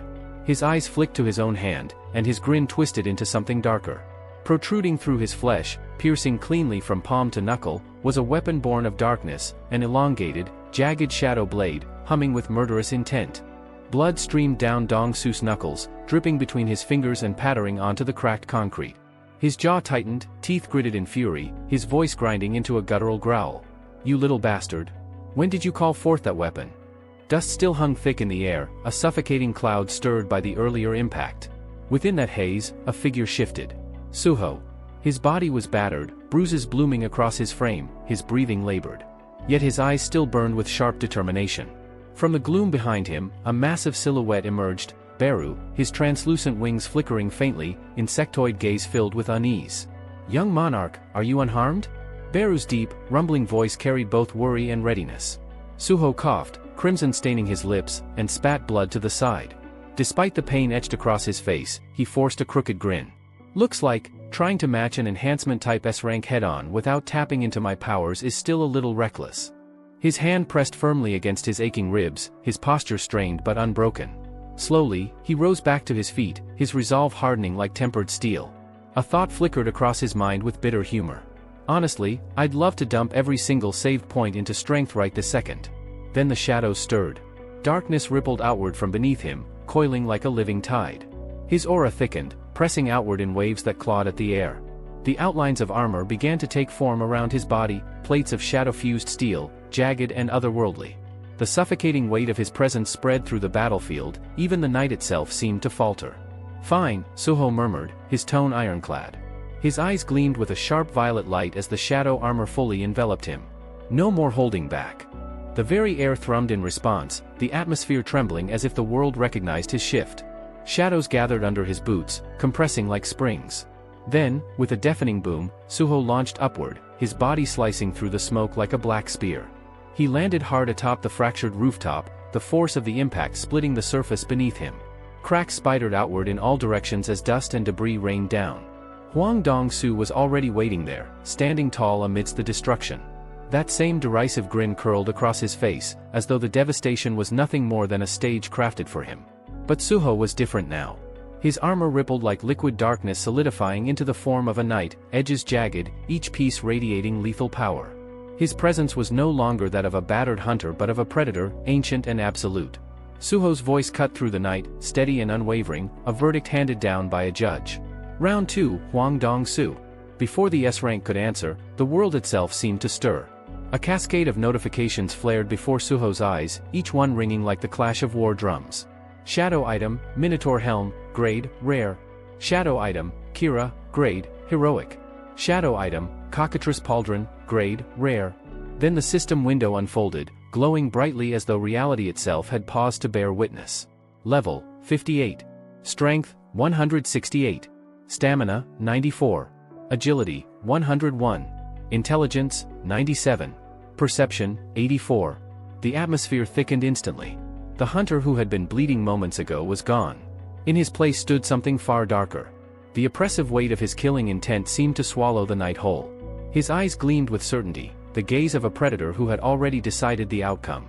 I'll fight you with everything I have now, Huang Dong-su. For the first time, Dong-su's expression cracked. His smug grin faltered as his eyes locked onto the unnatural armor wrapping Suho's body. Where did those come from? His voice was uneven, his confidence shaking. Those items, what are they? He spat venom in an attempt to mask his unease. You think you can beat me just because you're wearing some conjured junk? Don't make me. But his words caught in his throat. His smirk collapsed. His body stiffened. His eyes widened, pupils shrinking to pinpoints as an invisible dread gnawed into his chest. The tremor in his voice betrayed him before his pride could intervene. What is that black aura? That wave, that darkness? Suho stood motionless, silent. He hadn't uttered a word. He hadn't moved. He didn't even realize what Dong-su was perceiving. But Dong-su did. Memories long buried clawed their way up from the abyss of his soul. Splintered fragments of the past forced themselves to the surface, visions of a man cloaked in endless night. A towering figure, eyes blazing with otherworldly dominance. The Shadow Monarch. Sung Jin-woo. The recollection stabbed into him like a knife. He remembered that dreadful voice, cold and merciless. What about greed? Since you died because of it, how does that name suit you, Huang Dong-su? Color drained from Dong-su's face. His body convulsed violently, half of him already unraveling. Shadows seeped from his flesh, clinging to him like tar, dragging him back into a form he had once desperately escaped. Before he could resist, his body twisted grotesquely. His features warped, shifting into something monstrous. The remnants of that forgotten dominion branded him once more. Half of Huang Dong-su's body transformed into the dreaded visage of Sung Jinwoo's old shadow general, Greed. The air around the battlefield warped, heavy with killing intent so dense it made even the shadows waver.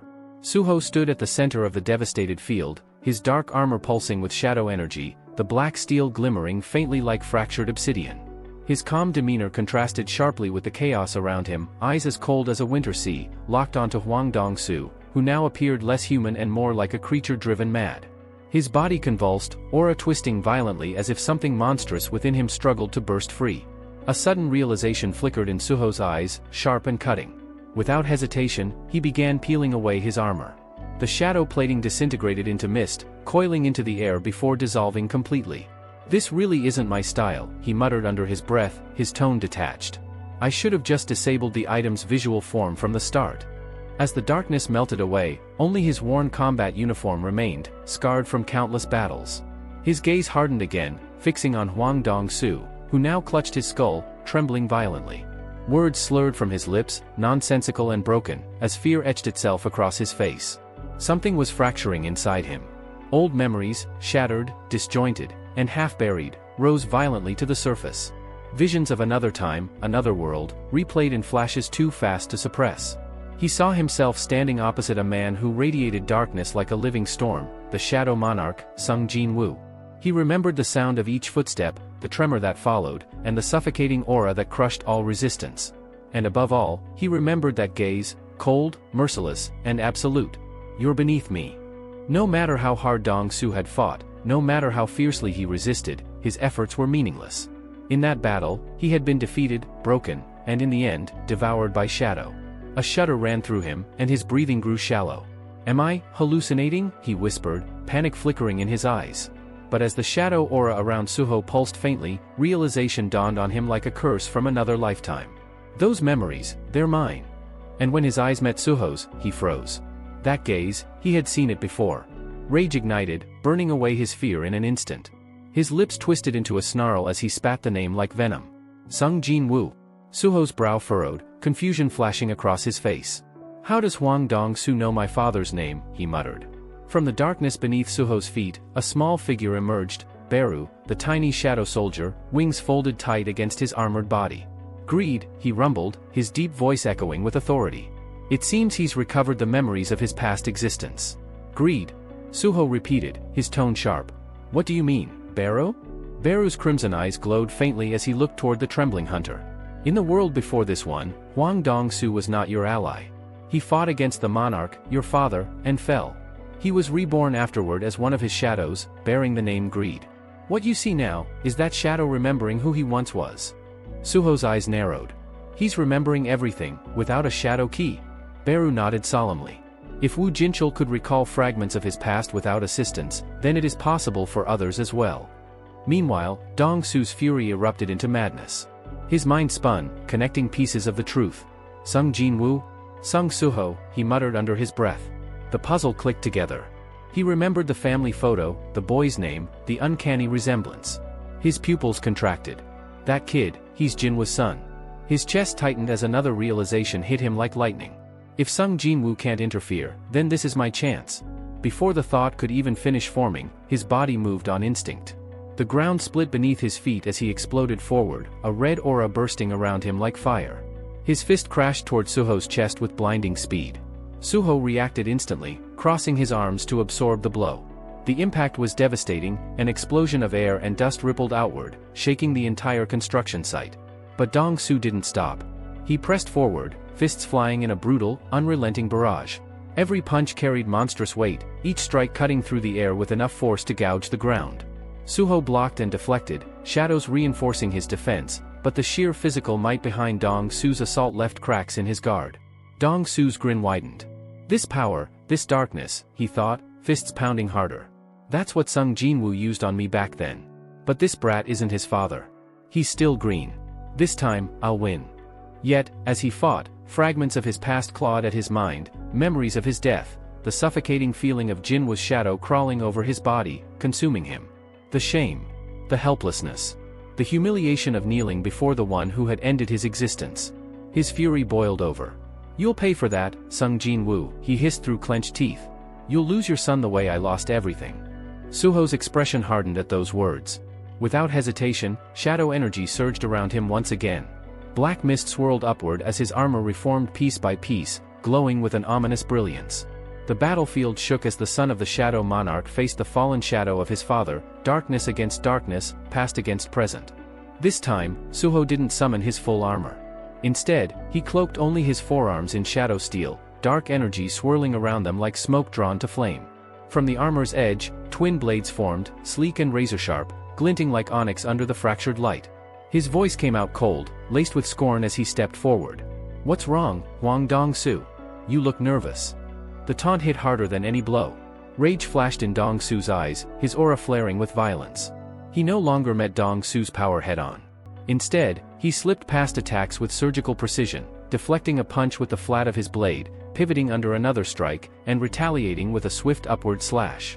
His blade shimmered briefly, the black mist around it extending outward until it lengthened into a spear, dark, elegant, and humming with power. Then Suho struck. The spear tore through the air, tracing arcs of shadow in its wake. One cut slashed across Dong-su's forearm, another across his chest, and a third raked his side. Blood splattered across the cracked floor as the older hunter stumbled back, shock flashing across his face. How? He hissed, clutching his wound. How is he getting faster? The space between them grew tense, charged with killing intent so dense it warped the air. The ground beneath Suho's boots splintered under the pressure of his mana. There was no hesitation in his stance, no wasted movement. Only the sharp, honed intent to strike. His thoughts were razor-focused. The equipment I've forged from field-type dungeons, each one grants unique stat boosts. I can summon them directly through shadow storage without even opening the inventory. The battlefield answered his call. From the black haze at his feet, shadows writhed upward, taking shape, an obsidian blade forged out of pure darkness. Suho's grip tightened. If I use everything I built, this fight ends here. Huang Dong-su braced himself, his instincts screaming danger. But before he could move, Suho was already upon him. His offense became a torrent, an onslaught of shadow-forged weapons that appeared and vanished in an instant. Blades, axes, halberds, each one born from darkness, each strike flowing into the next like a relentless storm. The air crackled with each swing. Sparks flew where their power collided. Dong-su barely managed to defend, the force behind each blow rattling his bones. Then Suho saw it, a brief lapse in Dong-su's guard, the slightest tilt of his shoulder. He moved without hesitation. The shadow weapon in his hand warped mid-strike, reshaping into a scythe curved like the moon's edge. At the same moment, the ground erupted with dark spikes, shadow spears bursting upward to impale Dong-su from multiple directions. He gasped, frozen in shock, just as Suho's scythe came down in a single, decisive sweep. The crescent blade cut through flesh and armor alike, leaving a wide, red arc that shimmered in the haze of black mist. Blood scattered across the broken terrain, gleaming faintly in the light of the shadows. Dong-su staggered, disbelief twisting across his pale face. His breath hitched, his mind spinning. He's summoning weapons, at will? Even Sung Jin-woo, could he do something like this? It hit him then, not brute power, but growth. No. He's evolving right in front of me. From within the depths of Suho's shadow, Beru watched in silence. His compound eyes reflected the clash of light and dark, his mandibles shifting slightly as a low hum reverberated through his chest. He's changing, adapting mid-battle. His instincts, his command of shadow, even his combat sense, it's all advancing at once. Suho turned his gaze to his opponent, his expression unreadable, calm but commanding. Shadow spiraled up his arm again, coalescing into a dagger that appeared out of thin air, small, precise, and deadly. Beru bowed his head slightly, reverence in his tone as he whispered under his breath. My liege, at this rate, it won't be long before I witness the monarch and his heir fighting side by side. And then, Suho vanished. One blink, and he was gone from sight. The next, he appeared before Huang Dong-su, close enough for his shadow to overlap the man's. His movements were a blur. The daggers tore through the air, tracing black streaks of lightning. Slash. Slash. Slash. Each motion cut deeper than the last, swift, controlled, merciless. Blood burst in crimson lines across Dong-su's body as the flurry of strikes continued, the rhythm relentless, inescapable. The final blow sent him hurtling backward, crashing into the shattered earth with a violent crack. The ground trembled under the impact. Dust and blood mingled in the air. Suho stood where he was, silent, his blades dripping with crimson. Every strike he had delivered bore precision, intent, and authority, the unmistakable mark of a true shadow monarch in the making. When Huang Dong-su's eyes fluttered open, the world wavered around him, distorted, as if time itself had blurred for a heartbeat. His gaze locked onto Suho, and in that instant, he froze. That stance, that aura. The killing intent radiating from the young hunter was suffocating, familiar in the worst possible way. It wasn't Suho he was seeing anymore. For a fleeting, horrifying moment, Sung Jinwoo's shadow overlapped with his son's, 2 generations of darkness merging into one silhouette. The same cold, predatory gaze. The same silence that promised death. A tremor ran through Huang Dong-su's chest. His pulse hammered like a drum of war, his instincts screaming that he was standing before the same abyss that had once devoured him. Those eyes? I've seen them before. His thoughts spiraled, desperate. Both of them, father and son, monsters born from shadow itself. His legs buckled for half a second before he stomped down hard, forcing stability into his trembling limbs. He wouldn't, crumble again. The memory of his past defeat burned behind his ribs like molten iron. Grinding his teeth until they ached, he threw back his head and roared, I won't lose again. Power exploded from his body, raw and uncontrolled. His palms slammed against the ground, and the shockwave tore through the battlefield like a quake. The earth split apart, walls fractured, and the structure groaned before collapsing in on itself. Steel beams fell like rain, dust rising in thick plumes that swallowed the light. Through the chaos, Dong-su pushed himself to his feet, his breath coming fast and sharp. He's stronger than I thought, he admitted bitterly, his boots crunching on debris as he ran through the crumbling wreckage. Fine. I'll retreat, recover, strike later. He repeated the words like a mantra, convincing himself it was strategy, not fear. I'll wait for the right time. When he's weak, when he least expects it, I'll tear him apart. Or maybe I'll take someone he cares about, make him suffer first. His lips curled into a grin that didn't reach his eyes. But the grin faltered almost immediately. A chill, primal and ancient, crawled up his spine. His instincts screamed too late. His plan, his thoughts, shattered the instant a vast shadow fell over him. He looked up. Suho was there, descending from the broken ceiling like a phantom born of the night. His form cut through the dust with terrifying grace, twin daggers gleaming black as sin. Before Dong-su could even raise his guard, the young hunter struck. The sound was deafening, a crash followed by an eruption that tore through the collapsing ruins. A surge of mana burst outward, vaporizing the debris midair. For several seconds, the world drowned in smoke and thunder. And then, silence. When the haze thinned, two figures stood amidst the ruin. One was on his knees. The other towered above him, calm and merciless. Suho's shadow blade was buried deep in Huang Dong-su's chest. Blood seeped between the older hunter's fingers as he clutched the wound, his breath shallow and ragged. He glared up, face contorted in rage and disbelief. "You," he choked out, his voice trembling. "You're going to turn me into one of your pets too, huh? Go on then. Try it." His snarl was a cocktail of defiance and despair. "I'll resist. I'll kill you, and your father, Sung Jin-woo." Suho didn't flinch. His expression was devoid of sympathy, his tone cutting, steady, final. "Still chasing what you'll never have," he said coldly. "You couldn't even stand against me. What made you think you'd ever reach him?" His hand tightened around the hilt. "But maybe," he continued softly, "those aren't even your thoughts anymore." Dong-su's mouth twisted into one last furious sneer. "Sung Suho," he spat, voice breaking with rage. "I'll kill." The sentence ended in blood. With one swift, brutal twist of his wrist, Suho drove the shadow blade deeper, then dragged it across in a clean, merciless arc. A crimson spray burst through the air, glinting in the dying light. Huang Dong-su's body convulsed once, then fell limp, collapsing into the rubble below. The echoes of battle faded. Only the faint rustle of settling dust remained. Suho stood over the fallen man, his blade dripping scarlet before melting back into shadow.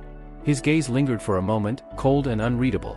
The world seemed to still around Suho as the echoes of the battle faded. The air shimmered faintly, and a cascade of glowing notifications unfolded before his eyes. "You have leveled up."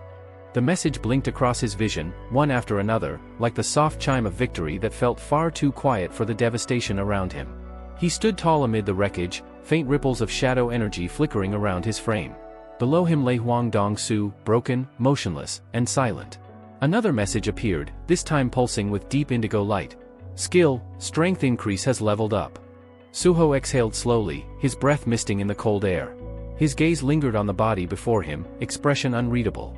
The memories of the fight were already fading, but one thought remained. "So you remembered everything from your past life without even needing a shadow key," he murmured softly. "That hatred you carried for my father must have burned deeper than I thought." There was no malice in his tone, only a faint, tired recognition of what resentment could do to a man. Then his eyes shifted toward the looming black mist beside him. "Beru," he said evenly, "what do you think? Should I bring him back as a shadow?" The tiny insectoid general stepped forward, his mandibles clicking with reverent eagerness. "My liege, it would be a glorious moment. To have once again a warrior who stood before the monarch of shadows himself." Suho's lips curved faintly, not a smile, but something close. "You still see it as glory," he said, his voice low. "But being bound in shadow isn't a gift. It's a sentence. They fight forever. Obedient even in death." He stretched out his hand. Darkness surged, and a familiar weapon coalesced in his grasp, a blade born from pure shadow. "Each soldier I summon keeps a sliver of what they once were," he continued. "A trace of will, the echo of old instincts. But shadow weapons, they're just hollow remnants. No consciousness. No soul. Only power left behind, clinging like a curse that refuses to fade." His boots crunched over shattered stone as he approached the fallen man. The air grew heavier with every step. "It's like the spirit dissolves," he muttered quietly, crouching beside Dong-su's body, "and all that remains is debt, the weight of what it owes." Suho raised his hand high. Shadows rippled outward like living water, spreading from his feet and swallowing the light. His eyes gleamed faintly with the mark of the monarch as he spoke the word that commanded the abyss. "Arise." Black tendrils crawled over Huang Dong-su's body, wrapping him like a shroud. For a brief moment, it seemed to work, the air quivered, but then, the darkness flickered and dispersed like smoke in the wind. A harsh chime rang out. Shadow extraction failed. Attempts remaining, 2. Suho's expression tightened, his jaw flexing as frustration coiled inside him. Even now, you resist me, he muttered. Still defiant in death. He lifted his hand again. Arise. Once more, shadows surged, only to disintegrate before taking shape. Shadow extraction failed. Attempts remaining, 1. The air snapped with Beru's fury. Insolent fool, he roared, his voice echoing through the ruins. You dare defy the young monarch? You were a mere mortal once, a soldier of dust. Show reverence. Suho closed his eyes, letting Beru's anger pass. When he opened them again, his expression had softened into something grim but composed. He knelt beside Dong Su's corpse and placed a hand on his chest. That stubborn spark, he said quietly. The last trace of your will. Dark mist seeped from his fingertips, trailing like rivers of night across the dead man's form. The atmosphere thickened until the air itself seemed to hold its breath. No matter how deep your hatred goes, Suho whispered, his voice now colder than steel, I won't seek to understand it. You were a cruel man. I'm not saving you, I'm using what remains. He rose, his shadow spreading like wings across the ground. Your strength won't rot in the earth. I'll make it serve something greater. Now, arise. A third time, darkness surged. The world trembled as Suho's will struck like lightning. Meanwhile, on the street outside, a sleek car screeched to a halt, tires carving black marks into the pavement. The engine sputtered to silence, leaving only the hiss of cooling metal. From within, Wu Jinchul and Choi Jong-in burst out, weapons drawn, coats flaring in the wind. Dust and debris clouded the night sky, lit faintly by the glow of emergency lights reflecting off shattered glass. The explosion came from here, Choi shouted, scanning the ruins. Wu Jinchul's face was pale but focused. Too close to Suho's home, he said through clenched teeth. If he fought someone here, we might be too late. The memory of the triggered alarm still gnawed at him. The security feed cut out after the breach, he muttered grimly. Whoever it was, they forced their way in. The two men sprinted across the wreckage, the acrid air stinging their lungs. Just as they reached the edge of the ruined site, a figure stepped out from the haze. What are you doing here? Came a calm, steady voice. Both men froze. Relief and disbelief washed over them as they recognized the speaker. Suho! Choi exclaimed. Wu Jinchul let out a slow breath, the tension in his shoulders finally easing. Thank God, he said, eyes scanning him up and down. You're still in one piece. And behind Suho, as the dust slowly settled, the faint shape of a shadow stirred. Wu Jinchul's voice cut through the dust-filled air, sharp and urgent. What happened here? Where's the intruder? Suho turned his head slightly, his expression calm, almost too calm given the wreckage around him. His tone carried no boast, just quiet finality. Huang Dong-su was here. The words dropped like stones. For a heartbeat, neither man moved. Choi Jong-in's eyes went wide, while Wu Jinchul's face lost all color.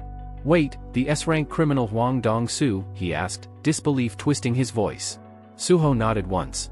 It was close, he said evenly, but I won. Silence hung between them, broken only by the wind whistling through shattered concrete. You defeated Huang Dong-su? Choi finally managed, as if repeating the question might make it real. Suho's answer came with a faint smirk tugging at his lips. Yes, I did. Then, almost casually, he lifted his left hand. The air rippled around him, dark energy coalescing in his palm like liquid night. It condensed, hardened, and spread across his arm, forming a massive shadow gauntlet, sleek, jagged, and humming with restrained power. Suho studied the new weapon with quiet satisfaction, its surface reflecting faint streaks of blue light. The victory was mine, he murmured, his voice barely above a whisper. Before him, a familiar translucent window materialized in the air, each line glowing faintly. Shadow item created, greed, creation grade, heroic. Form, gauntlet. Skill, smash, unleashes a strike capable of destroying hardened materials. Suho flexed his fingers once, testing its weight. The gauntlet pulsed faintly in response, as if acknowledging its new master. The scene shifted. Outside the grand glass doors of the Hunter Association headquarters, the sound of camera shutters filled the air. Reporters swarmed the entrance, microphones raised like weapons, the murmur of speculation rippling through the crowd. Everyone sensed something monumental was unfolding. Inside, the atmosphere was a blend of nerves and ambition. Rows of newly awakened hunters sat waiting for their turn at rank assessment, some whispering encouragement, others silently praying. One man stumbled out from the testing chamber, face pale, shoulders slumped. A D rank, he muttered bitterly. I awakened for this? From nearby, another hunter patted him on the back. Hey, D rank isn't bad. You'll still get work, mining, patrols. Safer than dungeons. The man gave a faint nod and shuffled off, but his disappointment lingered in the air. A few seats away, someone else had been keeping score. A wiry man with tired eyes and unkempt hair, nervously wringing his hands, counting under his breath. 4 D ranks, 2 E ranks, he whispered. A crooked smile spread across his face. The odds are in my favor. The next one's got to be good. His name was Kim Pansiok, an unemployed awakened clinging to hope like a lifeline. His heart pounded in his chest. I don't need to be S rank, he thought feverishly. Even A or B would change everything. Just one good roll of luck, that's all I need. Next candidate, the coordinator called, her voice calm and clipped. Please prepare for measurement. Pansiok stood immediately, nerves buzzing under his skin. But then, the name that followed wasn't his. Sung Suho, she announced. Pansiok's eyes darted toward the young man rising from his seat. Suho's expression was composed, polite. As he walked past, Pansiok's lips curled into a sly grin. Sung Suho, huh? Let's hope you flop, kid, he muttered under his breath. If you score low, my odds go up. Suho, unaware of the silent spite beside him, ran a hand through his hair and exhaled softly. Strange, he thought, I've fought monsters stronger than this, but this still makes my heart race. He stepped into the testing chamber, the door sealing shut behind him. Moments later, Kim Pansiok quietly wished, please, anything but E rank. But he was declared an E rank. All the excitement drained from Kim's face instantly. Outside, chaos awaited. The glass doors of the Hunter Association burst open as a wave of camera flashes illuminated the hall. Reporters swarmed the entrance, their shouts echoing across the marble floor. At the center of that storm stood Sung Suho. A new S-rank hunter has been born in Korea, someone shouted. Reawakened, yelled another. The hero of the Jisan Correctional Facility incident. Microphones crowded toward him, voices overlapping in a frenzy. Suho, how does it feel to become an S-rank hunter? Caught in the flood of lights and noise, Suho scratched the back of his neck, smiling awkwardly. The camera flashes painted his face in gold and white as he laughed softly, cornered by a wall of reporters. From the upper floor of the building, Woo Jinchul stood by a window, watching the scene unfold below. His expression was calm, yet pride shimmered in his eyes. As expected, he murmured. Suho reached S-rank, just as he promised. Behind him sat Choi Jong-in, Baek Yunho, and Lim Tae-gu. Choi nodded gravely. It was inevitable. At this pace, his power will soon rival that of a national-level hunter. He leaned back, his tone heavy with purpose. The foundation is ready. Now we move to the next phase, clearing every remaining field-type dungeon in Korea. His gaze hardened. And after that, we'll have to unify the world's hunters. It's the only way to strengthen the legacy of Hunter Sung Jin-woo. Baek folded his arms, his brow furrowed. That's assuming the apostles stay quiet. But they won't. The Iterim's apostle will make his move soon. Woo Jinchul's eyes stayed locked on Suho through the window, his voice dropping. Even though Stardust was banned, its new form, Star Fragments, has spread beyond control. Every time we close in, they vanish, like they already know our plans. If they've infiltrated the association, his words trailed off, tension thick in the air.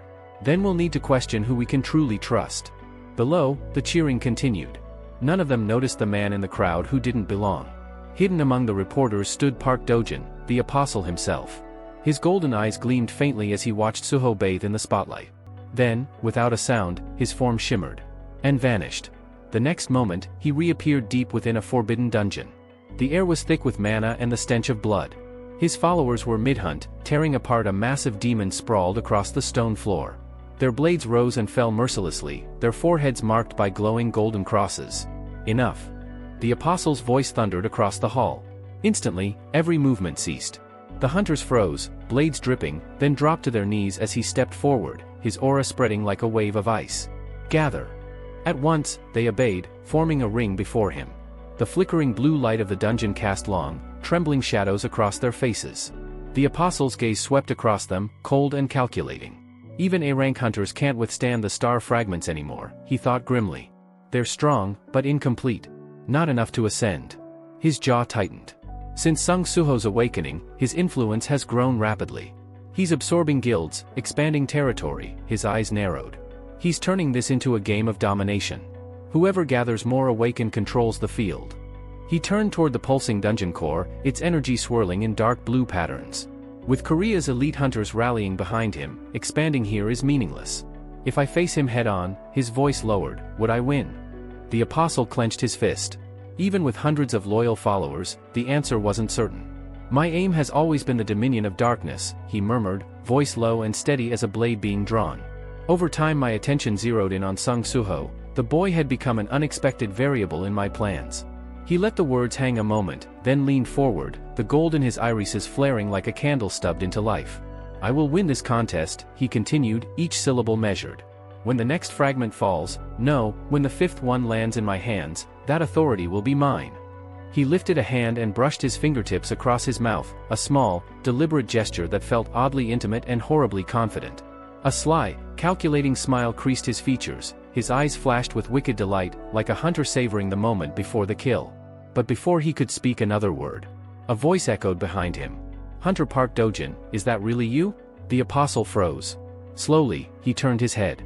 A young woman stood in the doorway, her armor scuffed and her expression bright with naive relief. I can't believe I ran into you here. I got separated from my party, would you mind if I tag along? Her smile was warm. Too warm. The apostle raised his hand without a word. A golden streak of light tore through the air and pierced her skull.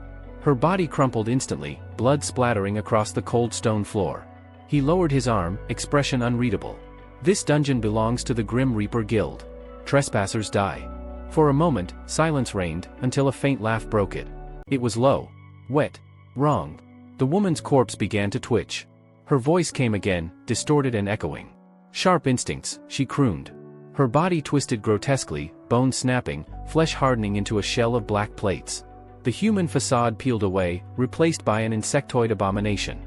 She rose, half human, half creature, her lips curling into a grin. Isn't it rude to kill someone before they've even introduced themselves? The apostle's golden eyes glowed with danger. Who are you? The creature tilted her head, her tone dripping with mockery. Me, she purred, drawing a curved dagger that shimmered green under the dungeon light. I'm Arsha, a resident from another world. She smiled, her sharp teeth catching the light. And I've come to offer the Apostle of Iterum a proposal. Her voice softened to a whisper, deadly and tempting. One you'll find very hard to refuse. The Apostle stood amidst the flickering shadows of the dungeon hall, the air thick with the stench of burnt manna and demon blood. Around him, his followers knelt in disciplined silence, their blades still dripping from the corpse of the beast they had slain moments ago. The Apostle's golden eyes burned through the dimness, their glow sharp and cold. Who are you supposed to be? He demanded, his tone carrying the weight of command. The woman standing before him didn't so much as flinch. Her lips curved into an almost playful smile as she twirled a curved dagger between her fingers. Arsha, she said smoothly, her voice echoing lightly through the cavern. A native of this world, though not quite loyal to it. I've come to offer the Iterum Apostle a deal you might find interesting. At her words, the Apostle's expression hardened, suspicion flashing beneath his composed exterior. A deal, he repeated, his gaze narrowing. Then tell me, how do you even know who I am? Arsha chuckled softly, tilting her head. Because I make it my business to know what others try to hide, she replied. I've been tracing the source of a little drug you might be familiar with, stardust. Its trail led me straight to the one orchestrating everything behind the scenes. She paused, her grin widening. That's when I realized something fascinating. The so-called Apostle of Iterum isn't even of this world, is he? The Apostle's silence was telling. Around her shoulders, a faint swarm of glittering insects began to stir, crawling and buzzing faintly. Arsha glanced at them fondly. My little informants are quite good at what they do, she added with mock pride. Before she could finish, one of the Apostle's followers moved like lightning. A streak of gold flashed through the air, cleaving one of the insects in two. The other followers immediately followed suit, drawing their weapons in perfect synchronicity. Their golden auras ignited, and in the next heartbeat, they lunged. Blades and spears pierced through Arsha's body from every direction, puncturing her form until she looked more spirit than flesh. Yet, she merely glanced down at the weapons embedded in her, her expression calm, almost amused. Then came a sound like cracking glass. Fractures spread across her skin, leaking tendrils of black mist that curled into the air. You're wasting your energy, she said lightly. This body's just a projection. You can destroy it 100 times, and it won't matter. The cracks sealed themselves as her form reassembled, her voice echoing eerily through the chamber. Relax, she added, her smile widening. I didn't come here to expose you. I came here to offer you something. Reaching into her cloak, Arsha pulled out a faintly glowing shard, small, crystalline, and pulsating with an inner light. The instant it appeared, the air trembled. A token of trust, she said, holding it out. A star fragment, an enhanced version. Consider it a gift. The apostle's expression shifted as he extended his hand. The shard hovered for a moment before settling in his palm. He examined it closely, golden light reflecting off its surface. This energy, it's far denser than the previous ones, he thought. And yet, it's stable. Controlled. Arsha's voice purred through the silence, confident and cold. That little piece can bend even S-rank hunters to your will. I can provide you with more, enough to strengthen your army and reshape the battlefield. But in return, she leaned forward, her crimson eyes glowing like embers. I want one thing. He looked up, his voice a low rumble. And what would that be? Her smile sharpened. To crush Sung Suho and the Shadow Monarch. Together. The apostle's gaze hardened, his aura darkening. Why would someone from this world side with me? He asked icily. Arsha laughed, a sound that echoed with mockery. You really think loyalty is determined by where someone's born? She teased. There's nothing here worth my allegiance. I choose the side that offers power. The apostle's eyes gleamed dangerously. If that were true, he said quietly, you'd have sought me out long before Lee Minsung died. Arsha's grin faded for the first time, just slightly. Shadows twisted at her feet, her insects humming faintly in the charged silence as the tension between them grew thick enough to choke on. Arsha's lips curved into a teasing smirk as she brushed a lock of hair away from her face. Men who pry too much tend to die young, she quipped, her tone light yet edged with danger. The dagger in her hand spun idly, catching the faint glow of the dungeon's crystals. As for which side I stand on, she paused, letting the silence linger, I follow the side that rewards me the most. Loyalty without gain is a fool's burden. Her words carried through the still chamber like a whisper of venom. Then, with a slow turn, she began to walk away, her steps echoing softly against the stone floor. After all, she added almost lazily, I'm not that different from your precious Sung Suho. The apostle's eyes narrowed at that name, golden light flickering behind his calm stare. Arsha glanced over her shoulder, her gaze sharp and deliberate. I am also an heir to a monarch's power, she said, her voice quiet but laced with pride. But unlike him, I learned something far more valuable. Her expression hardened, her smile thinning. Working with the Shadow Monarch's heir is a fool's dream. He walks a path that can never be shared. A faint, knowing smirk curved her lips as she studied the apostle's face. You're not an ordinary human either, are you? There's something in you, something alien, like him. But not the same. Her eyes glimmered, mischievous yet cold. My power doesn't come from shadows. She raised her hand slightly. The ground beneath the slain monster behind him began to tremble. At first, it was subtle, a twitch, a shudder, but then the massive creature's corpse jerked upright, its broken bones snapping back into place with a grotesque series of cracks. The apostle's followers tensed, their hands gripping their weapons. The beast's head twisted at an unnatural angle as its dead eyes flared with crimson light. It released a guttural roar that shook dust from the ceiling, its claws tearing deep furrows into the ground as it charged. The apostle didn't move. His voice, cool and detached, cut through the chaos. Your craftsmanship could use refinement. The monster stopped mid-lunge. Its entire body quivered before blood began to gush from every orifice, thick, black, and reeking of decay. Then, with a single motion from Arsha's hand, the creature's skull imploded with a wet, explosive sound. Flesh and bone rained across the floor before dissolving into mist. She lowered her arm gracefully, the faint hum of mana fading from her fingertips. A small, obsidian-colored insect fluttered down and landed on her finger, pulsing faintly with dark energy. I am the successor of the Plague Monarch, she said quietly, pride gleaming in her tone. And this is but a glimpse of what I command. Her gaze flicked back to the apostle, her crimson eyes locking with his golden ones. So, she asked softly, the enemy of your enemy, doesn't that make me your ally? The apostle said nothing, though his followers lowered their weapons ever so slightly, tension still sharp in the air. Arsha took a step closer, her voice lowering into something persuasive, deliberate. Think about it. You and I, our goals align more than you realize. We both seek power beyond the reach of this world. Why fight separately when together, we could dominate it? The shadows around them deepened, then shattered like glass. The scene shifted to a glowing dungeon gate. Its blue energy rippled outward as Arsha emerged from its depths, brushing dust from her cloak. The air was cool, alive with mana. Two figures waited for her by the gate's edge. One, tall and calm, inclined his head slightly. Welcome back, Arsha. I assume things went as expected. Beside him, a smaller figure with bright, eager eyes bounced on his heels. Did he agree? Did the apostle take the deal? Arsha gave a faint, satisfied laugh. He did, she replied. Park Dojin will lend us his strength. Huh. I knew you'd pull it off, the smaller one, Pia, grinned, punching the air triumphantly. Arsha chuckled softly, patting his head with a hint of fondness. Don't get too excited, Pia. This is just one step. Behind them, the third figure, a silent, imposing man cloaked in shadows, watched without a word, his presence alone radiating power. As they began walking through the forest, Arsha's gaze drifted toward the horizon where a massive formation pulsed with faint red light. Park Dojin, she thought, her expression turning contemplative. He accepted so easily. Perhaps he already knows that the Shadow Monarch will be an obstacle to his plans. She smiled thinly, her eyes gleaming. Not that it matters to me, she murmured. In the distance, the crimson formation flared to life. A system window blinked open before her eyes, glowing with blood-red text. Quest, path to becoming a monarch. Objective, form an alliance with the Iterum Apostle. The surge of power from the formation rippled outward, enveloping her. Pia and the tall figure stopped, sensing the overwhelming aura radiating from her form. Arsha's smile deepened, her voice a whisper that carried through the hum of energy. To be honest with you all, Arsha said, her tone sharp and commanding, her aura rising like a storm about to break. We're no longer far from ascending to our rightful places as monarchs. Her words carried weight, cold and thrilling, like a secret finally spoken aloud. The scene then shifted, away from her and into the modern sprawl of Seoul.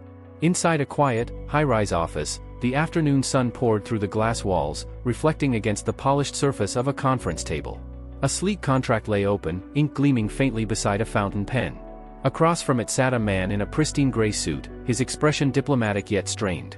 This is our final offer, he said, voice laced with professionalism. The Fame Guild is organizing an A-rank gate subjugation. We'd like you to join the team as our lead hunter. Seated opposite him was a man in his early 30s, calm, expression unreadable. He didn't even glance at the paper. His dark hair fell messily across his forehead, and his gaze remained fixed on the table. I've told you already, he said quietly but firmly, his tone devoid of emotion. I don't take requests above A rank. The negotiator frowned, leaning forward. But with your skill, that's a waste of potential. You're one of the few S-rank hunters still unaffiliated. Think of the rewards, the recognition. The man's eyes flicked toward him at last, sharp and cold enough to silence the words midair. His name was Lee Yunseok, a freelance S-rank hunter who refused every offer of allegiance. In a world where strength dictated status, he was an anomaly, a man who rejected power's call. You don't understand, Lee said, rubbing his temple with trembling fingers. No amount of money or fame will make me walk back into that hell. The female assistant hesitated. But Mr. Lee, surely an A-rank dungeon. Reasonable? Lee cut her off, his voice rising, cracking under invisible weight. His eyes darted toward the window, unfocused. Every time I close my eyes, I see them. Those things. He was shaking now, the memory overtaking him. Monsters that tear me apart over and over. I feel their teeth on my flesh, their claws digging into my bones. His breath came unevenly, his voice trembling with barely contained fear. You think rank means anything when you're screaming for your life? The room fell silent. On the corner table, several empty liquor bottles glinted under the sunlight, mute witnesses to sleepless nights.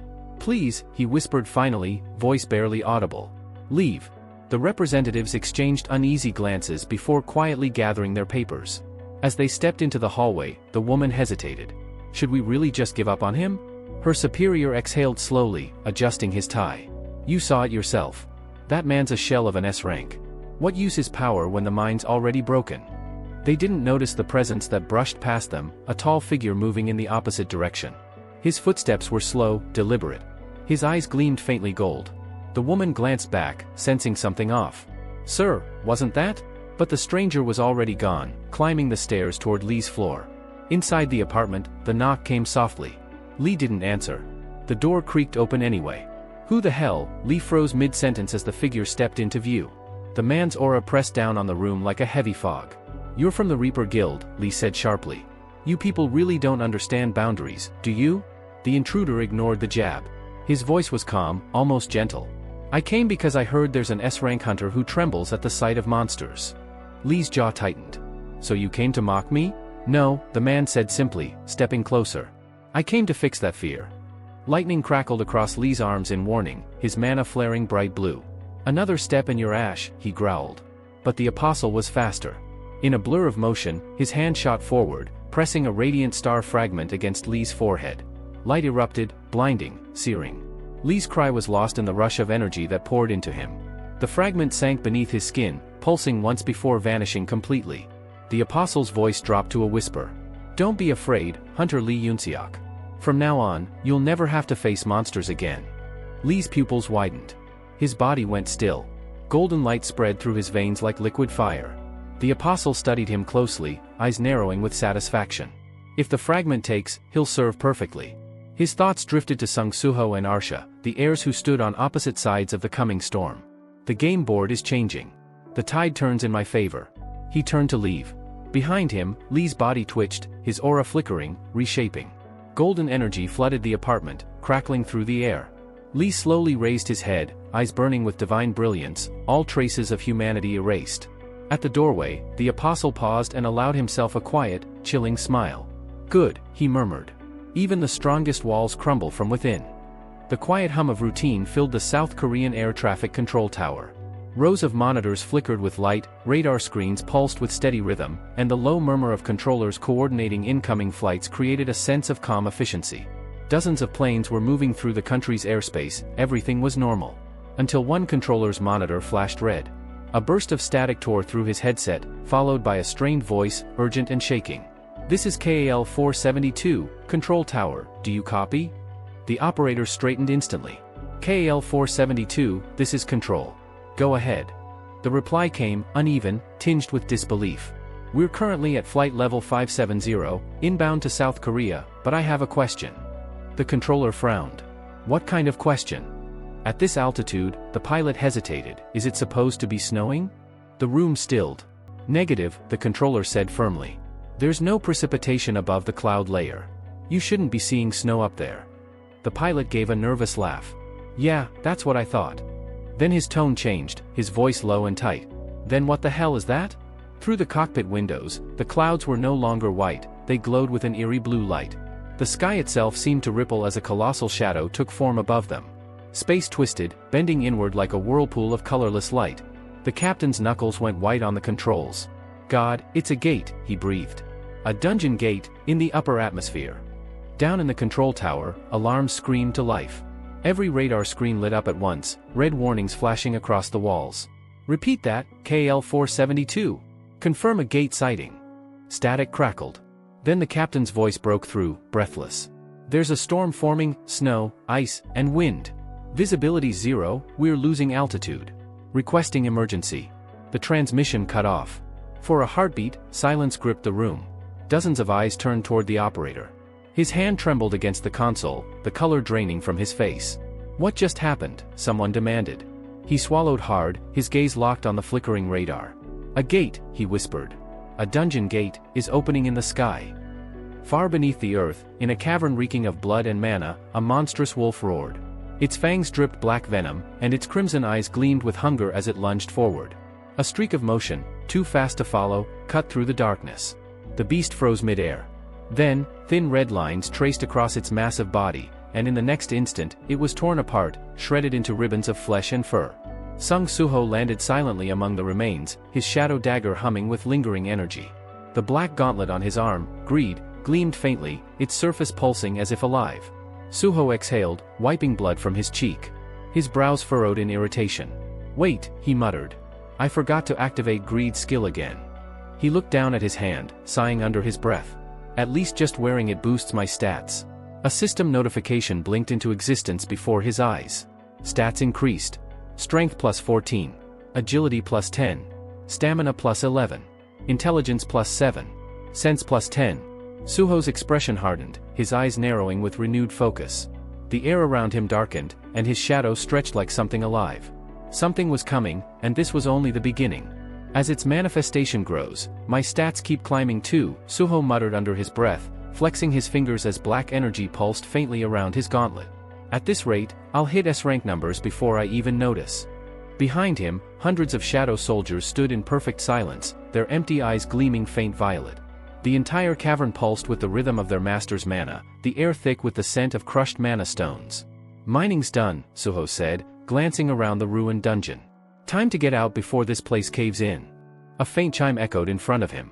Stored shadow items, 340/340. Maxed out again, Suho muttered under his breath, rubbing his chin as he studied the glowing system window before him. Guess it's time to recycle the low-tier shadows and forge something better. He inhaled deeply, the air inside the dungeon thick with mana. Then, with a slow, deliberate motion, he extended his hand. The shadows around him stirred. Like a storm unleashed, waves of darkness exploded outward, flooding the entire cavern in an ocean of black light. The walls trembled violently, dust raining down as the pressure of Suho's aura surged higher, shaking the dungeon itself. It was the overwhelming weight of a monarch's authority, a force that bent the air and twisted mana to his will. As the shadows pulsed in rhythm with his heartbeat, the dungeon system responded. Skill, shadow creation has leveled up. Probability of generating higher grade items has increased.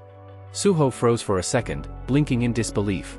Then, slowly, a grin spread across his face. It leveled up? Seriously? His eyes gleamed with excitement.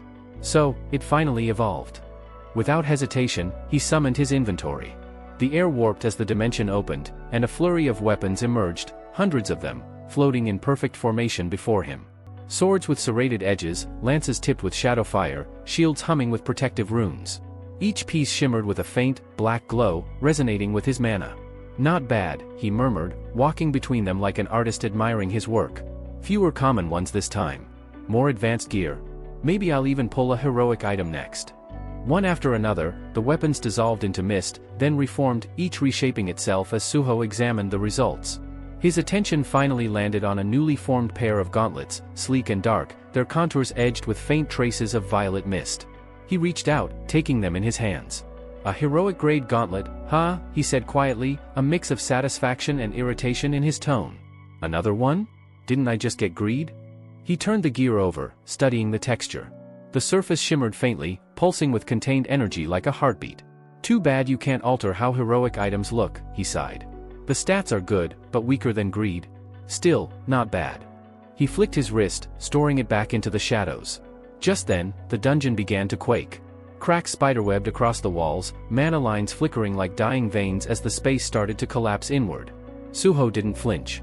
He strode toward the exit, the ground splitting apart behind him. With one final step, he crossed the threshold just as the dungeon imploded, vanishing into a violent swirl of energy and dust. Outside, sunlight cut through the dispersing mana fog. He took a deep breath, glancing up at the sky. Thanks to the association pushing the guilds, he muttered, we can still raid these field-type dungeons freely. But his expression darkened as his mind drifted. And yet, no sign of the Stardust factories. Have they already predicted my movements? He started toward the waiting transport unit when a field agent ran up, bowing quickly. Thank you for your hard work, Hunter Sung Suho. This field-type dungeon has been. Before he could react, another notification appeared, its crimson border flashing urgently. Emergency Association summons, all hunters report immediately. Suho's brows furrowed. The association? An emergency call for every hunter? His tone hardened. Something big must have happened. The story shifted to Seoul's Hunter Association headquarters, a towering building surrounded by strict security and humming machinery. Inside a sleek conference hall, tension filled the air like static. Nearly every S-rank hunter in Korea was present, each radiating an aura strong enough to warp the room's atmosphere. At the far end of the table, Park Jang-soo, the only A-rank among them, tried to remain unnoticed. He swallowed hard, glancing around at the top guild leaders, the faces that shaped the nation's power balance. At the head sat Baekhyun-ho, leader of the White Tiger Guild, his sharp gaze sweeping over the group. You all know why we're here, he began. Choi Jong-in of the Hunter Guild leaned forward. Because of the gate that appeared over South Korea. Across the table, Lim Tae-gyu from the Reaper Guild crossed his arms, voice calm but laced with pressure. So, are we here to decide who claims it? A deep laugh cut through the tension. Ma Dong-wook, the fame-hungry leader of the Fame Guild, smirked. Ownership? That's obvious. The Fame Guild will take this one, naturally. He turned to Lim with a mocking grin. By the way, I heard you finally managed to reel in that free agent, Hunter Lee Un-suk. How'd you pull that off? We've been trying for months. Lim's expression didn't change. His tone was smooth, polite, yet distant. It wasn't me, he said. Hunter Park Doo-jin handled that. I just happened to benefit. The tense discussion in the conference hall came to an abrupt halt as the heavy doors swung open. All eyes turned as Sung Suho entered, a faint sheen of sweat on his forehead. Apologies for the delay, he said, bowing slightly. I came straight from clearing a field-type dungeon. A ripple of surprise ran through the room. Park Jang-soo and Ma Wang-wook both stiffened, their eyes widening. Sung Suho, Park murmured in disbelief. The reawakened S-rank hunter himself, Ma added with a grin as he strode forward, gripping Suho's hand warmly. It's an honor, Coach Sung. Suho blinked, clearly taken aback. I'm not a coach, he replied awkwardly, scratching the back of his head. Park quickly stepped in, eager and smiling. Hunter Sung, you're still unaffiliated, right? Why not join the Knights Guild? We'll guarantee the best support and pay. Ma immediately cut in, his grin widening. Forget that. Come to the Fame Guild instead. We'll double whatever they offer, top pay, best equipment, full freedom. At the head of the table, Choi Jong-in sighed quietly, muttering under his breath. Deja vu all over again. Suho chuckled softly, raising his hands. I appreciate the offers, really, but I'll have to decline. I don't plan on joining any guild for now. The two guild masters exchanged sheepish looks, their enthusiasm fading just as quickly as it came. Choi hid a faint smirk behind his hand. Another rejection, just like old times. As silence settled once more, Suho glanced around the vast conference room. Rows of Korea's most powerful hunters filled the seats, faces he'd seen on battlefields, in newspapers, and during national emergencies. So I'm the only unaffiliated one here, he thought, eyes narrowing slightly. Maybe it's time to start my own guild? It could help unify independent hunters. Before he could dwell on the thought, the door opened again. Wu Jinchul entered, his face grim, followed closely by a female assistant carrying a stack of documents. The atmosphere immediately shifted, light chatter vanished as tension reclaimed the room. Coach Wu, you're late, Ma Wangwook called out, trying to lighten the mood with his trademark grin. You don't look too good. Stomach problems? Wu Jinchul paused for half a second, visibly thrown by the comment before regaining composure. No, he said curtly, clearing his throat. Just had to organize the data. His tone was unusually sharp, his usual calm replaced with quiet urgency. He stepped forward, setting the documents on the table, then looked around the room. Thank you all for responding on such short notice, he began, his voice steady but grave. As you've probably heard, a gate appeared yesterday, right above South Korea. The first to report it was Flight KAL-472. He hesitated for a moment, the room deathly still. Unfortunately, he continued, the aircraft was caught in the gate's surrounding magic and went down. There were heavy casualties. A murmur rippled through the hall. We sent A-rank teams to assess its energy levels, Wu went on, his expression darkening. Their readings surpassed all standard limits. The Hunter Association has now officially classified it as an S-rank gate. The room fell silent. Suho's eyes narrowed. An S-rank gate? His mind raced. The first one since the Great Cataclysm. Across the table, Choi Jong-in exhaled sharply, fingers gripping the edge of the desk until his knuckles whitened. This is exactly what we feared, he muttered under his breath. An aerial S-rank gate. We can't even establish a perimeter safely. Even the most seasoned hunters in the room looked uneasy, their faces pale, their postures rigid.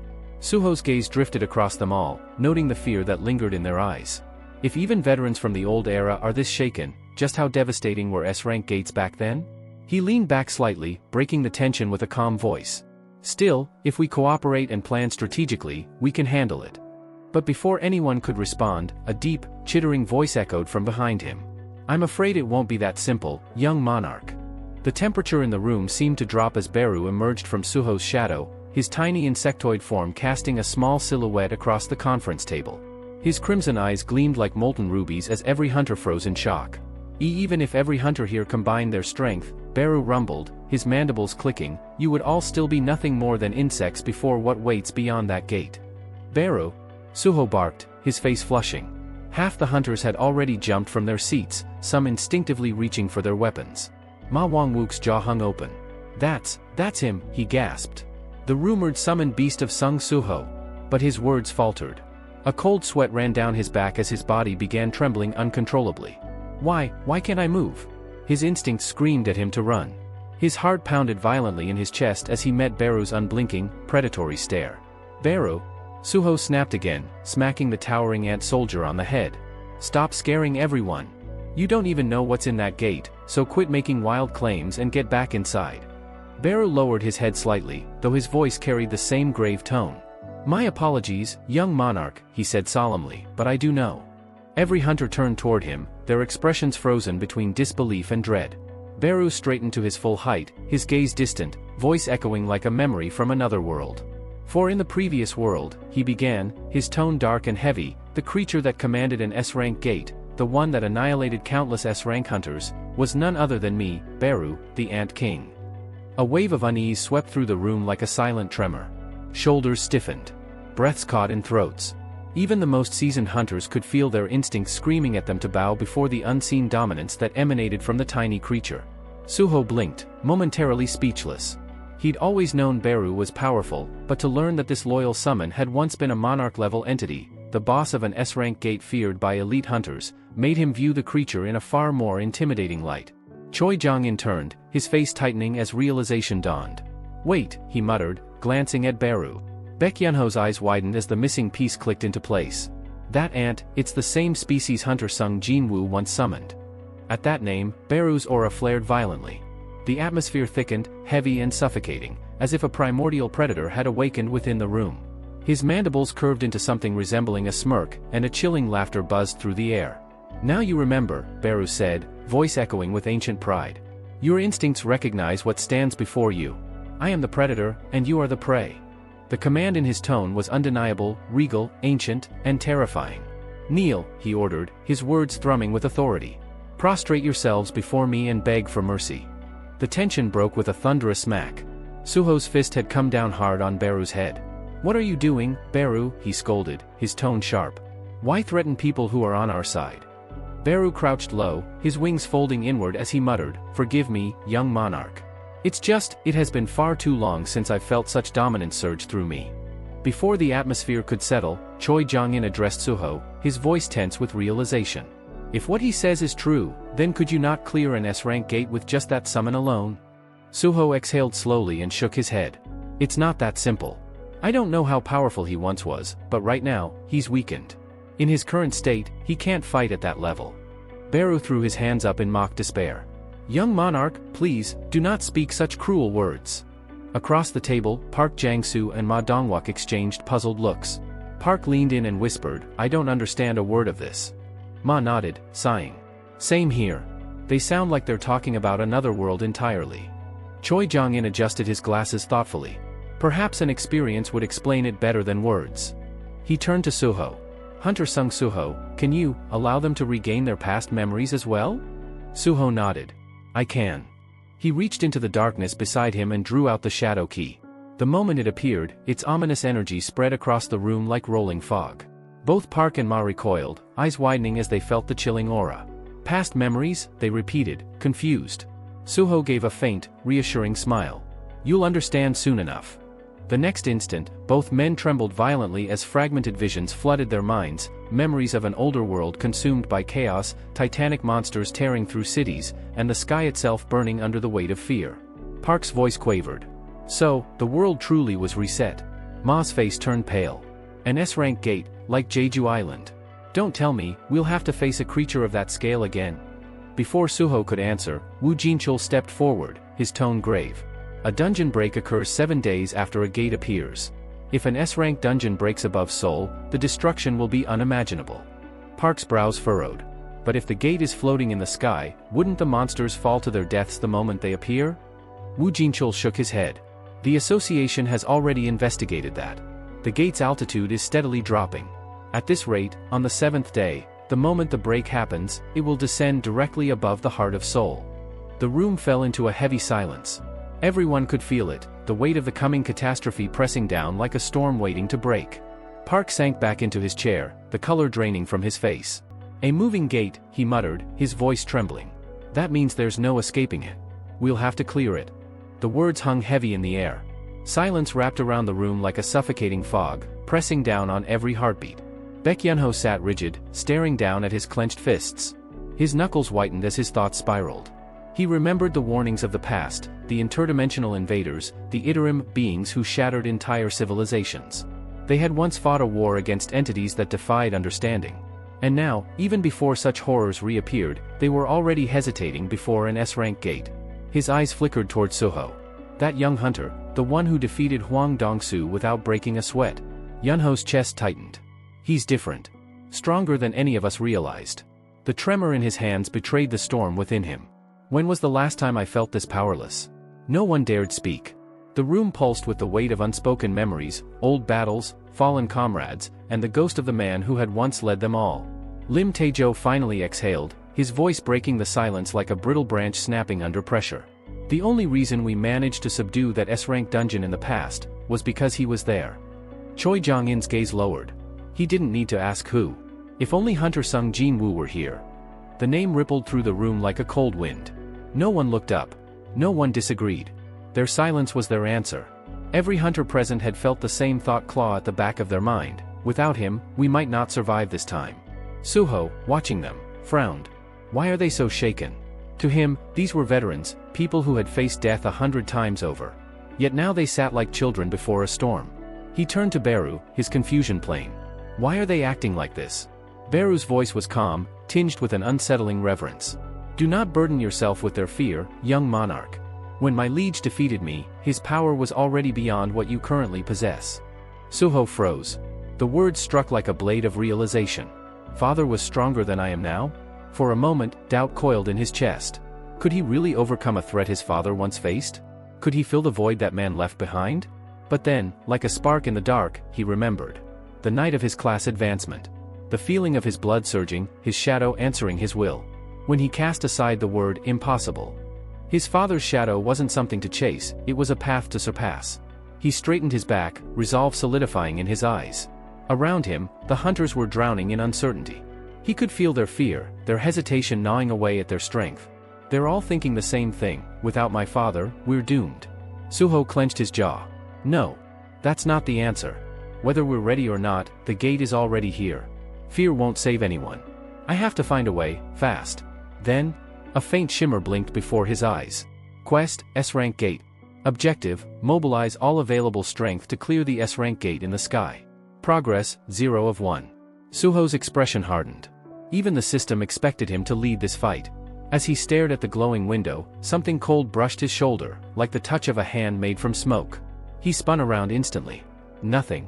The door was closed. The air, still. Yet that presence, it felt eerily familiar. Choi Jong-in noticed his shift in expression. Hunter Sung Suho, he asked quietly, is something wrong? Suho didn't answer right away. His gaze lingered on the quest message, thoughts racing. Everything the player can do. The words echoed in his mind like a challenge. So the system isn't asking for help, it's reminding me that the answer lies within myself. He finally turned to Baek Yunho, his composure firm. Hunter Baek, he said evenly, you're a close-range fighter, right? Yunho blinked, startled by the sudden question. Yes. That's right. Suho reached into his inventory, shadows rippling around his hand as he searched through his stored items. Good. Then I think this will suit you. His fingers paused as he pulled something from the void, 2 dark gauntlets forged from pure shadow, their surfaces pulsing faintly like living metal. Here. Suho's tone was calm but confident. I picked this up from a field-type dungeon a while ago. He tilted his head slightly, a faint smile touching his lips. The name, White Tiger Fist. Seems fitting for you, doesn't it? A chime rang through the air as a system window appeared before them. Item, Shadow Gauntlets, White Fist. Rank, Creation, Heroic Type. Attack, plus 130. Effect, Manifestation plus 10%. Active Skill, Ambush. Mana cost, 120. Description, instantly closes the distance to the target and delivers a devastating blow. Baek Yunho stared at the equipment in awe. The dark steel seemed to breathe, shadows pulsing beneath its surface. Suho placed the gauntlets directly in his hands. I want to test something, he said, his gaze unwavering. Will you help me? There was no arrogance in his voice, no trace of command, only conviction. Moments later, the two stood inside a sealed dungeon, its massive stone gates closed behind them, cutting off the outside world. The atmosphere crackled with mana. This was where the test would begin. Inside the dimly lit dungeon, the air crackled with mana. The faint scent of scorched stone and monster blood hung heavy in the atmosphere. Park Jang-soo, Ma Dong-wook, Lim Tae-gu, and Choi Jong-in stood in a semicircle near the dungeon's entrance, their eyes fixed on the figures ahead. This is a B-rank gate, Choi muttered, adjusting his glasses as he surveyed the sprawling cavern. We followed Suho here, but what exactly is he planning? Deeper within the dungeon, the sound of battle echoed, roars of mana beasts intertwined with the thundering impact of fists against flesh and stone. At the center of that chaos moved Baek Yunho, wrapped in the black shimmer of the shadow gauntlet Suho had bestowed upon him. His movements were clean, precise, and devastating. Each strike carried the weight of monstrous strength, each blow splitting the air like thunder. The beasts lunged and screamed, but none could withstand the barrage for more than a few seconds. From a distance, Suho stood beside Wu Jinchul, watching closely. Wu's expression tightened as he turned toward the younger hunter. Suho, why have you sent Hunter Beck to deal with these creatures? This isn't a typical raid. Suho rubbed his chin thoughtfully, eyes still fixed on the battlefield. It's an experiment, he replied after a pause. I'm testing something, specifically, how well my shadow-forged equipment performs in live combat. Wu blinked, momentarily stunned. Wait, your shadows can create equipment?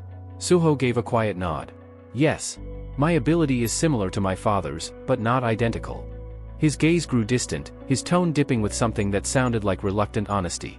My father could summon soldiers that existed indefinitely. Their strength grew with every battle, every victory. But mine, he looked down at his palm, where black energy coiled like smoke. Mine vanish after a single day. They burn out completely. I can't replicate what he did. Wu Jinchul said nothing. He could hear the unspoken frustration beneath the calm words. Suho might have inherited power from a monarch, but that didn't mean it came without its limits, or its burdens. Then Suho lifted his hand, summoning a new gauntlet. Shadow mist swirled around his wrist, solidifying into armor that gleamed faintly in the dim light. His eyes hardened with quiet conviction. Even if my power is different, he said, it still has potential. He flexed his fingers, letting the dark aura hum through the gauntlet. My shadow creation skill converts fallen shadows into items. And these items, they evolve. When they level up, they inherit the stats and fighting instincts of the shadows they were forged from. Wu Jinchul's eyes widened in realization. Then the gauntlet you gave Baek Yunho, it's a weapon that grows stronger the more it's used. Choi Jong-in took a cautious step forward, his analytical mind already piecing the implications together. If that's true, he said, then not only the weapon, but its wielder, might gain strength through battle. The two could grow together, symbiotically. Suho nodded. His voice was calm, but a flicker of resolve glinted behind his eyes. That's my theory. I just need to confirm it.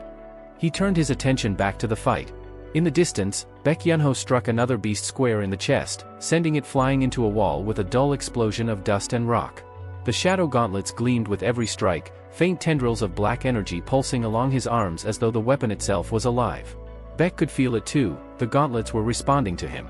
Every movement felt sharper, faster, stronger. His muscles thrummed with an unfamiliar surge of energy that wasn't entirely his own. This power, he thought, blocking a beast's claws before driving his fist into its skull. These gauntlets are beyond anything I've ever worn. It's like they're learning from me, matching my rhythm, amplifying it. Another monster lunged. He sidestepped, pivoted, and crushed it with a single blow that shattered the stone beneath his feet.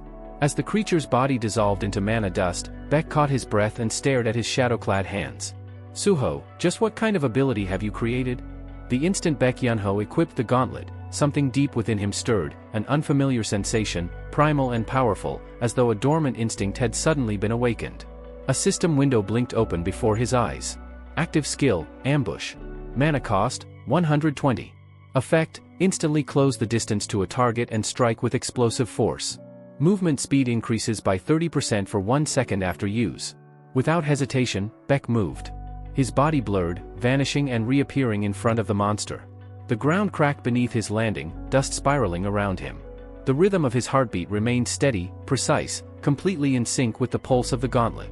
From the viewing chamber, Wu Jinchul and Suho watched in silence. With each exchange, Baek's movements grew sharper, faster, each strike carrying more intent, more focus. He was evolving before their eyes. Then, a new notification appeared before Suho's vision. Shadow item, White Fist. Grade, Creation, Heroic. Type, Gauntlet. Level, 2. Stat Manifestation, 11%. Attack Power, 130. Baek lowered his arm, staring down at the glowing lines that pulsed across the gauntlet's surface. His fingers flexed slightly, and he could feel it, the shift inside his body. His movements were lighter, yet every motion carried weight and precision. This was no mere weapon, it was rewriting the way his body fought. Suho's gaze turned toward the other S-rank hunters gathered nearby. His tone was calm, yet filled with purpose. We have 6 days before this dungeon breaks. Before that happens, I'll forge equipment for every one of you. The room fell silent for a moment. Then Cho Jong spoke, disbelief lacing his voice. Equipment that grows stronger with its user, for all of us? That's impossible. Instead of answering, Suho raised his hand. Shadows rippled at his fingertips, gathering and solidifying into a sleek, obsidian gauntlet, Greed. He clenched his fist, dark energy flaring outward. The trials ahead won't be easy, he said firmly. But we'll face them together. We'll overcome them. His conviction resonated across the room. The tension shifted, no longer heavy with fear, but charged with renewed determination. Park Jang-soo and Ma Dongwook stepped forward first, their excitement barely contained. "Can you make one that boosts fire affinity?" Choi Jong blurted out. "Hold on. We need one for ranged users first," Lim Taegu argued, his tone impatient. Suho chuckled softly, raising both hands as they crowded around him. "I don't control the attributes," he explained. "They depend on the soldier's sacrifice to forge them." Park Jang-soo frowned thoughtfully. "So, if an A-rank equipped one, could they reach S-rank potential?" Ma Dongwook grinned. "Then priority should go by seniority." Their bickering drew laughter around the chamber, the once grim atmosphere replaced by a rare spark of hope. From a distance, Woo Jin-chul observed quietly, his expression softening. It reminded him of another time, another hunter. Sung Jin-woo had carried the weight of the world alone, unmatched and untouchable. His power had been solitary, complete in itself. But Suho's power was different. His strength was meant to connect, to unify. It didn't push others away, it pulled them closer. Watching Suho lead, Woo Jin-chul felt something stir deep within his chest. For the first time, he wondered what it would be like to fight beside a monarch of shadows instead of standing behind him. A faint smile crossed his lips as he placed a hand over his heart.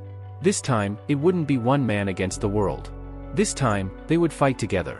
Sunlight spilled over the sprawling estate like liquid gold, glittering across the long stretch of the pool where Thomas André lounged as if the world were nothing more than a gentle summer breeze. Reclined on a luxurious chair, sunglasses lazily perched on his nose, he looked every bit like a man without a care, if one ignored the fact that he was a national-level hunter capable of flattening mountains. His assistant approached with practiced caution, a notepad held neatly to her chest. Handling Thomas André required patience, precision, and a little bit of courage. "Guildmaster, you're overlooking something," she said, voice steady despite the chaos she had come to expect from him. Thomas cracked one eye open. "Oh? You mentioned traveling to Korea after your visit to the Azure Guild." A faint smirk tugged at his lips. "Ah, right. That boy. Sung Suho." He stretched lazily, as if the mention of an S-rank hunter were no more alarming than discussing the weather. "But it's too early to pluck that fruit." "Fruit?" she echoed, confused. He chuckled. "We crushed Azure Guild so thoroughly their reputation still hasn't recovered. Ours dipped as well. And now Suho awakens again, reaching S-rank. If I fly to Korea now, we gain nothing." His tone was disturbingly serene. The assistant hesitated before speaking again. "But what about Randolph? Didn't you want to honor him?" Thomas's eyes closed, and for a moment the giant of a man seemed almost small, swallowed by a quiet grief. "I never wanted vengeance," he murmured. "Only to make sure his death wasn't forgotten." He lifted his hand toward the sky as if offering a salute to the fallen. She then extended the notepad. "In that case, maybe now is the right time." Thomas accepted it, reading the fresh report. Reflections of the text glimmered in his glasses. Korea's first S-rank gate since the Great Cataclysm. A global call for aid. A slow, predatory grin spread across his face. So, the fruit ripens. He stood, the sunlight catching on the carved muscles of his frame. "Ready the plane. Inform Korea the Scavenger Guild is responding." "We depart immediately," she confirmed. Thomas André's gaze hardened like steel. "Randolph. I'll make sure the world pays its dues." Back in Korea. At the Hunter Association, Choi Jong-in sat in deep thought, a strange item resting against his palm. It was a bracelet made of shifting darkness, its surface alive with movement, like smoke molded into jewelry. A system window hovered before him. Creation grade, heroic. Type, bracelet. Effect, flame damage enhancement, increased defense. Active skill, rapid burn. He slid the shadow-forged bracelet, torch, onto his wrist.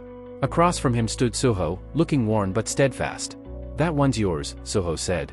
"I designed it specifically for you." Cho Jong-in nodded solemnly. "I appreciate it. Truly." He turned the bracelet again in his hand, feeling the faint heat thrumming beneath the surface. For the first time in years, the idea of becoming stronger didn't feel like a fantasy. "I heard you've been making similar equipment for all the hunters," he added. "Isn't that too much for one person?" Suho attempted a smile, but his voice trembled. "I'm handling it. I've already finished crafting the items for everyone from the last meeting." But the truth was written plainly on his face, drained eyes, shaking hands, breaths growing faintly uneven. Before Cho Jong-in could press further, a shadow rippled at Suho's feet. Baru stepped out, wings buzzing faintly as he looked up at his monarch with wordless worry. The little ant knew exactly what Suho had done. 2 days of non-stop hunting to gather materials, followed by nights spent finishing a Jin's daily quests. Even healing potions couldn't mask the strain. Baru's expression, if an ant could be said to have one, was a blend of fierce pride and deep concern. His young monarch was burning himself out for everyone else. Suho's body finally gave up, pretending it wasn't exhausted. A long, sleepy yawn escaped him, so wide and unfiltered that even he blinked in surprise afterward. Cho Jong-in watched silently. To him, that yawn was the final proof. Suho hadn't simply worked hard, he had wrung himself dry. He had pushed, strained, and kept pushing just so everyone else could stand stronger. Cho's hands curled into fists. If Suho was going this far, then he, too, needed to rise to meet that effort. No excuses. No hesitation. Suho lifted the last pair of shadow-forged gauntlets and exhaled shakily. Once I drop these off with Association President Wu Jinchul, I'm done for the day. The relief in his voice was almost fragile.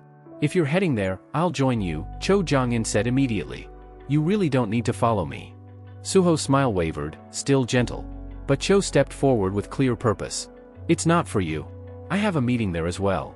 He paused. Thomas Andre is visiting. Suho froze. Thomas Andre? The national-level hunter? Transition to the association. The Hunter Association headquarters buzzed like a storm on the verge of breaking. Suho and Cho walked side by side through the hallway, turning the corner toward the conference room. And stopped. A wall of hunters in black uniforms blocked the way.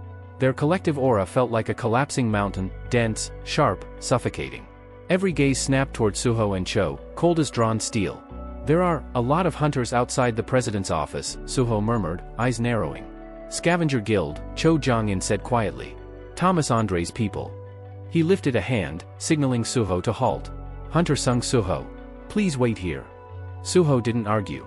He stepped back and studied them instead, their stances, their killing intent, their insignias. He remembered them well. The guild that tried to seize everything in the pyramid dungeon. The guild that attacked first and asked questions never. So they're here for the S-rank gate as well, he thought grimly. Inside the conference hall. The atmosphere inside was sharp enough to cut glass. When Cho Jong-in slipped in and shut the door behind him, he found Wu Jinchul seated across from Thomas Andre and his assistant. The contrast between them was striking. Wu Jinchul composed and firm, Thomas dangerously relaxed, as if the entire room existed for his amusement. You're here, Hunter Cho Jong-in, Wu Jinchul said. Cho took the seat beside him and bowed his head. An honor. I am Cho Jong-in of the Hunters Guild. One full look at Thomas Andre made Cho's pulse tighten. The pressure rolling off the man wasn't human, it was like staring into the open jaws of something colossal. Thomas folded his arms, posture unbothered. Good to meet you. I suppose introductions are unnecessary. Confidence poured from him so heavily it warped the room. His assistant stepped forward, straight to business. These are the Scavenger Guild's conditions for joining the operation at the S-rank gate. She revealed the list. First, Korea will not accept assistance from any nation other than the Scavenger Guild. Second, our guild receives 80% of all spoils from the gate. Both Korean hunters' faces darkened instantly. 80%? Wu Jinchul repeated, disbelief turning to anger. That is beyond excessive. Thomas's grin was slow and thin, lacking all warmth. Is it? Korea asked for help because you judged you couldn't clear this gate alone. A dungeon break would be disastrous. Compared to that? This price is generous. He placed his feet on the table as if claiming the territory. The temperature in the room seemed to drop. Cho muttered under his breath, they didn't come to negotiate, they came to strong-arm us. Wu Jinchul drew in a measured breath, then looked Thomas straight in the eye. We asked for assistance because the S-rank gate's danger is still uncertain. But keep this in mind, Korea now has 2 newly awakened S-rank hunters. He pushed back his chair. Your terms are unacceptable. We will decline Scavenger Guild support and request aid elsewhere. Thomas Andre's smile finally vanished. And the air trembled. Thomas's expression shifted, the easy arrogance melting into something darker. His voice dropped a register. Tell me, have you heard what happened in the field-type dungeon in Egypt? The question alone made the room still. We lost Randolph, Thomas continued, tapping the table once with a heavy finger. One of our elite. Several more died with him. He leaned back, but the gloom in his eyes only sharpened. The Ashura Guild was there. And so were a group of Korean hunters. Afterward, people whispered that we, the Scavenger Guild, fell below the Ashura Guild in terms of strength. His jaw flexed. To address that insult, I paid Ashura a personal visit. He glanced sideways at his assistant. And one of their hunters told me the name of the Korean responsible. Laura, he said, remind them. Laura turned her head toward Woo Jinchul and Cho Jong-in with all the gentleness of a guillotine. It was Sung Soo-ho. The room froze. Woo Jinchul stiffened. Cho Jong-in's eyes widened. Soo-ho's name dropping in that moment felt like the sky cracking open. They both knew exactly what this accusation meant. Thomas raked a hand through his hair and exhaled sharply. Right. Sung Soo-ho. His annoyance was no longer annoyance, it had curdled into something predatory. So if you turn down our offer? His gaze hardened into steel. Then the Scavenger Guild will demand compensation for Randolph's death. And that means the life of your new S-rank hunter. He tilted his head, watching them suffocate under the threat. Still planning to decline? Cho Jong-in's teeth ground together. The answer, any answer, risked igniting a catastrophe. Thomas smirked and stretched as if bored. Or maybe, he said mockingly, your miracle ace will try to stop me. That's another amusing possibility. For a heartbeat, Cho wasn't sure if Thomas was taunting him, daring him, or promising violence. But he understood one thing clearly, fighting now would doom Soo-ho. With the apostles lurking, the S-rank gate looming, and scavenger hostility ready to explode, confrontation meant disaster. Cho slowly lowered his eyes, shoulders tightening under invisible chains. But the tension shattered when a furious voice boomed from outside. I thought Korea was getting allies. Turns out we got highway robbers instead. The scavenger members guarding the door instantly stiffened. One snarled, you brat, who let you in here? But the footsteps didn't slow. Move while I'm still asking nicely. The doors blasted open as Soo-ho shoved through, the hinges shrieking. The guard stumbled backward as he strode in with the confidence of someone who refused to bow to anyone. Every head snapped toward him. Step aside, Soo-ho commanded. The scavenger hunters reached out to stop him. And were shoved aside by a wave of invisible force. Several dropped to one knee, buckling beneath his pressure. Thomas and Laura both turned, shock twisting instantly into irritation. Woo Jinchul and Cho Jong-in shot to their feet. Sung Soo-ho. Cho hissed. What are you doing? I told you to stay outside. Soo-ho paid the concern no mind. I apologize for interrupting. If this causes trouble later, I'll take responsibility. But I won't stay silent. Cho tried again, strained and frantic. What are you planning? Soo-ho's answer was a simple gesture, his arm sweeping outward. A wave of pressure hit the room harder than before. Several scavenger hunters doubled over from the force, their faces pale. Thomas's eyes narrowed. You're America's national-level hunter, aren't you? Soo-ho said evenly. Then your guild should put forward terms that match that level of power. He stepped closer, shadows pooling behind him like living things. For whatever comes out of the gate, whoever gets to it first keeps it. His voice rang through the chamber. If your guild is truly stronger, claiming more than 80% should be nothing. Woo Jinchul and Cho Jong-in stared at him in horror. This was beyond bold, this was throwing fuel onto an already burning powder keg. Thomas Andre rose slowly, his grin sharp and unhinged. Well now, this just got fun. His boots thudded against the floor as he advanced. He stopped only inches from Soo-ho, towering over him, laughing like a man delighted by impending chaos. So the kid has a spine after all. He leaned in until their foreheads nearly touched. If I crush you right here, what then? Soo-ho didn't blink. Then the Scavenger Guild will travel all the way to Korea just to earn the reputation of a tantrum-throwing guild that got nothing for their trouble. His aura flared, dark, steady, unyielding. And who says I'm the one who loses? Thomas's expression snapped from amusement to fury. He slowly removed his glasses, revealing eyes colder than an Arctic storm. You arrogant little punk. Their auras collided, two storms smashing into each other, cracking the air. The walls vibrated, dust trickling from the ceiling. Thomas stepped even closer, teeth grinding. You really have a death wish, kid. The Hunter Association's main briefing hall thrummed with tension as Woo Jinchul stepped up to the podium. His posture was straight as an iron rod, his expression calm enough to steady the hearts of even the most nervous hunters gathered before him. Rows of awakened individuals, A rank, B rank, veterans, rookies, waited in near silence. We're beginning the S-rank raid briefing, he announced, his voice echoing across the chamber. A shift rippled through the crowd. Chairs creaked as hunters leaned forward, every sense sharpened. Woo Jinchul gestured toward the enormous screen behind him, where the image of the floating S-rank gate hung like an ominous moon over Seoul. Attacking this dungeon comes with a unique threat, he explained. Any mechanical device entering the gate will immediately fail. Aircraft, drones, escape equipment, none of it can be relied on. Anyone falling midair would have no chance of survival. The room thickened with tension. Even the veterans exchanged uneasy looks. After the explanation, Choi Jong-in and Baek Yun-ho shared a brief, troubled glance. The whole operation was sounding more suicidal by the minute. But we've identified a window, Wu Jinchul continued. As the dungeon nears its break, the gate has been descending bit by bit. Eventually, it will drop low enough for us to enter without relying on machines. He switched the image, a trajectory graph showing the gate slowly lowering. Our strategy is as follows. A hunter capable of aerial control will pilot a plane carrying the raid party. Once inside the gate, protective gear will absorb the landing impact. From there, we eliminate the boss within 24 hours and return through the lowered exit. Unease spread instantly. A hunter in the back whispered, "If getting inside is that insane, what kind of monster is waiting for us inside the gate?" Another muttered, "1 day to kill an S-rank boss? That's suicide." Before Wu Jinchul could address their worries, a heavy footstep sounded.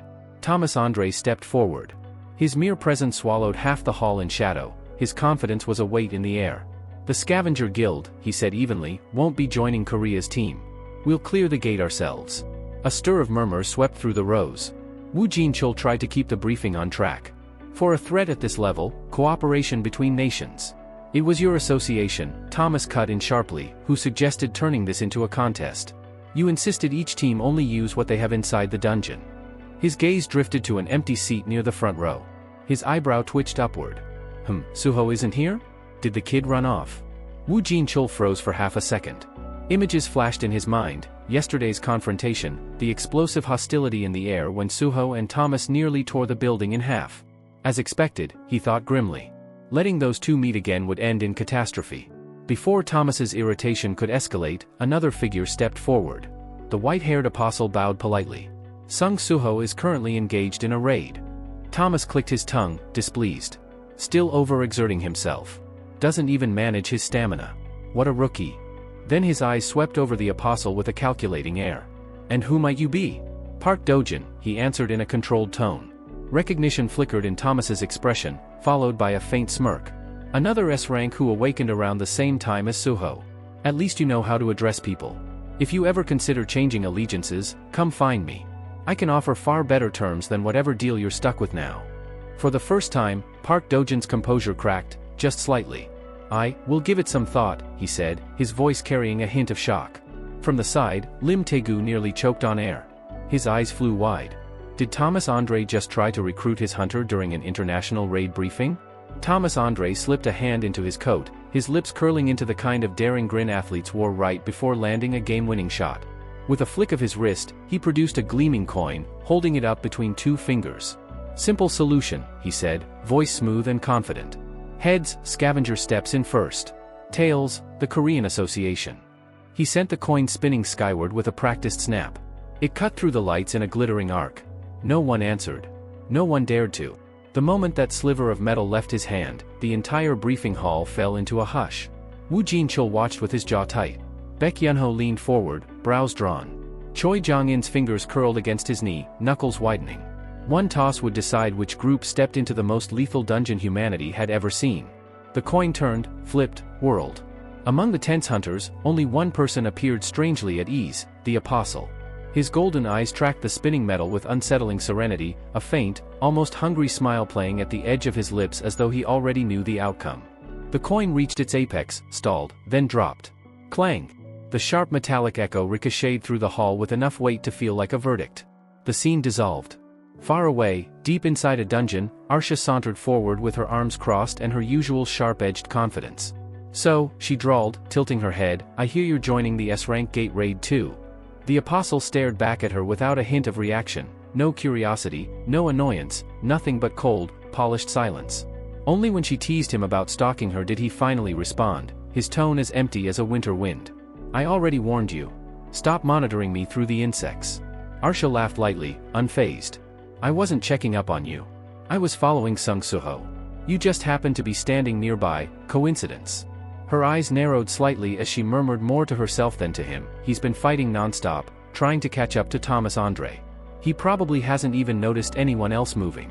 She shook off the thought, refocusing on the apostle with a mischievous grin. "Anyway, since we'll be working together on this raid, we should get along. Makes betrayal cleaner if we pretend to be friends first, right? Classic villain strategy." The apostle blinked. "Just once.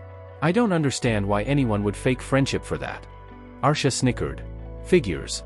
Someone with 0 friends wouldn't get it." His eyes narrowed at that, but before he could retort, she shifted the topic entirely. We're entering the gate too. At her words, several silhouettes materialized behind her, shadowy figures radiating dangerous intent. The apostle's brows lifted ever so slightly. And what business do you have in that gate? Arsha stepped forward like a queen addressing her court. Because we're the ones who made it. For the first time, something cracked in the apostle's composure. His expression twitched, barely, but enough. You're telling me, his voice dropped, that the S-rank gate was manufactured. With this kid's power? Absolutely. Arsha nudged the small girl beside her. Pia, dressed in her bunny hoodie, hopped forward and shyly revealed glowing ethereal horns. With her ability, Arsha explained, we can create gates. The problem is, she can't control the exact location or stability. That's why it appeared in the sky and started sinking. Pia waved her arms frantically. Arsha! You didn't have to tell him all that. The apostle murmured to himself, absorbing the truth piece by piece. So that's the reason. Then he turned to Pia abruptly. With that power, can you open a path to the other world? The girl froze. Terror hollowed her eyes. Arsha instantly stepped between them, voice ice cold. Absolutely not. Even monarch-level beings can't do something like that. Her gaze sharpened into a warning. And if you even think about using Pia, I'll tell Sung Suho every secret you've been hiding. The apostle's jaw tensed, but he didn't argue. Arsha extended a hand with a sly smile. So, partners for this raid? He took a single step backward. No. I have my own task. A different image flickered through his mind, Thomas Andre, standing like a giant among hunters. A quiet, ruthless thought followed. The chaos of this gate will be the perfect chance to claim a national-level hunter for our cause. Arsha watched him retreat with an amused glint. First you brought in Lee Yunseok, and now you're aiming for Thomas Andre? Moving up fast, aren't we? She crossed her arms, adding casually, if you can delay the raid even a little, it helps us regardless of what happens inside. The apostle glanced over his shoulder, tone as cold as steel. Then don't interfere. Arsha called after him, voice sing-song but edged with accusation. You're not even curious why we bothered creating this gate. He didn't slow down. Didn't even turn. I don't care. Our alliance is based on necessity, not trust. And if you're avoiding the explanation, it means you know I wouldn't accept it. Arsha let out a breath between annoyance and amusement. He's unbearable. No wonder he doesn't have friends. The apostle didn't hear it, or pretended not to. He strode straight toward the swirling blue entrance. The air warped around him, heavy and malicious, as though the gate itself recognized what he was. Without hesitation, he stepped through and vanished in a burst of azure light. Pia tugged Arsha's sleeve, trembling. Arsha, is it really okay? Working with him? If he succeeds and the other world invades, what if everything falls apart?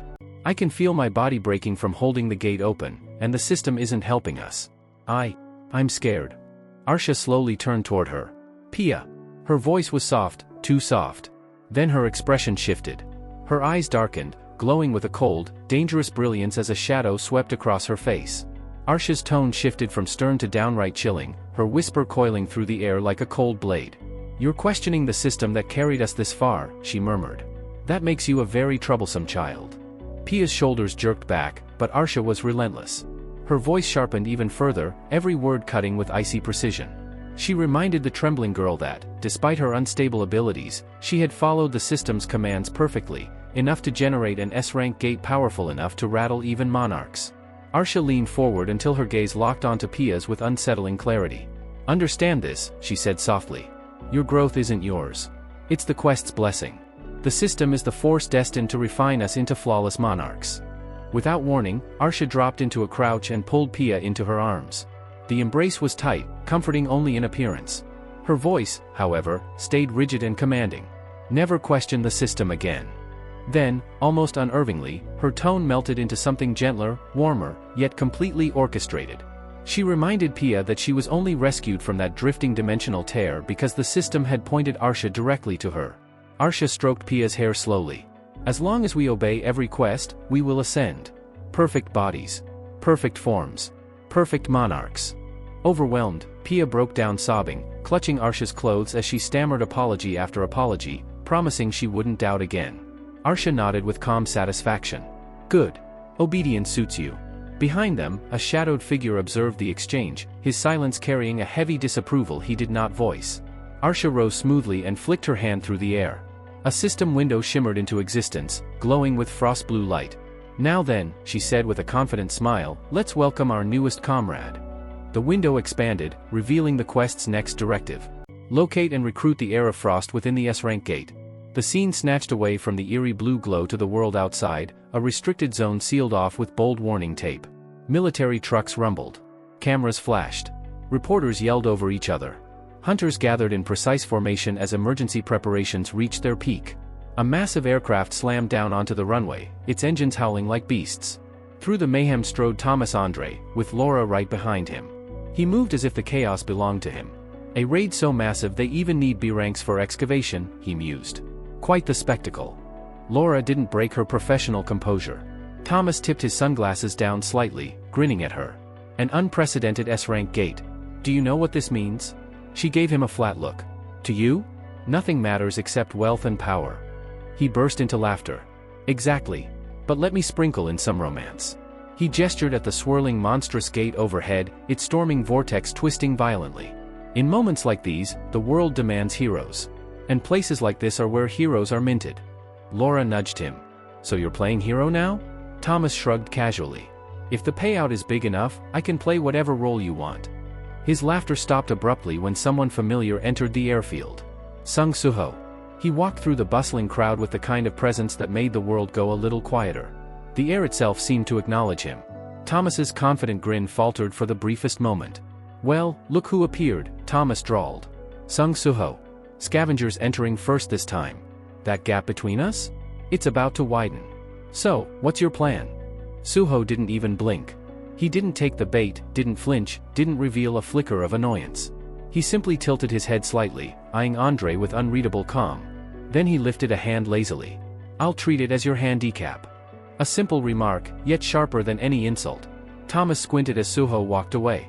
Laura, didn't we meet him just 3 days ago? Yes. His frown deepened. Why does he look different? That aura, he feels like something wearing a human mask.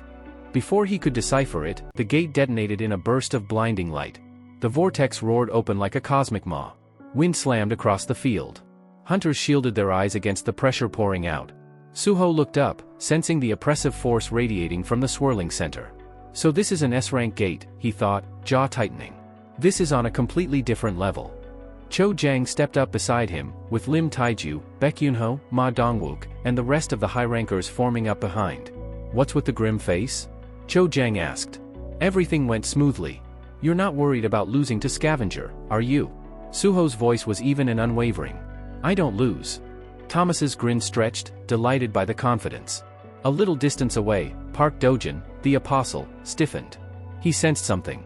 Something small. Something creeping. A tiny insect landed silently behind Suho. Arsha's familiar. Hidden. Watching. Engines thundered as the first plane launched upward toward the gate. Snow exploded across the runway. 2 more aircraft followed, slicing through the freezing sky. And with that ascent, the S-rank raid officially begun. Inside the gate, the world greeted them with catastrophe. Flaming wreckage sprawled across a snowy wasteland. Broken metal hissed under the cold winds. The downed aircraft lay skewered across the ground, torn apart on impact. Suho materialized first. Snow drifted around him as he surveyed the destruction. Smoke spiraled upward. Fire leapt across the scattered debris. The scene stretched endlessly, a frozen battlefield born from a disastrous landing. Laying alone amid the chaos, Suho let out a slow breath. How did things end up like this?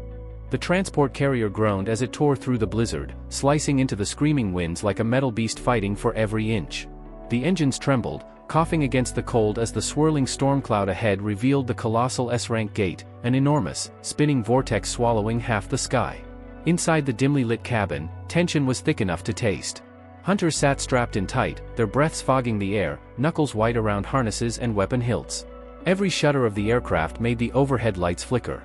Suho sat with his elbows braced on his knees, staring at the floor while shadows flickered faintly around his fingers. Outwardly, he looked calm.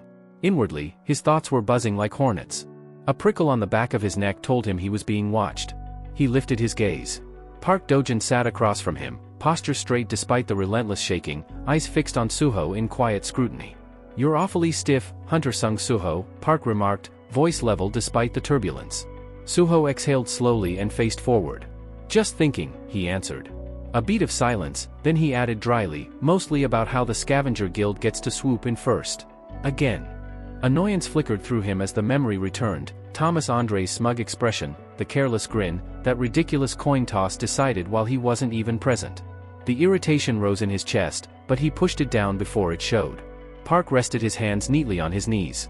Brooding won't change the order of entry, he said, tone as even as snow settling on stone. They arrived before us. That's all. Maybe, Suho replied. But an S-rank gate is still an S-rank gate. Whoever clears it, the world benefits. That was what he said? What he really wanted was to crush the scavenger guild's pride flat. Especially Thomas Andre's. Across the aisle, Baekhyunho leaned forward with a confident grin. Relax. They brought a whole mining battalion just to handle resources. Meanwhile, your shadows can clean an entire dungeon bare before their boots hit the snow. We've already got the edge. Park's gaze drifted back to Suho, and something unreadable flickered in his eyes. He could sense it clearly now, Suho's mana had swollen in just a week.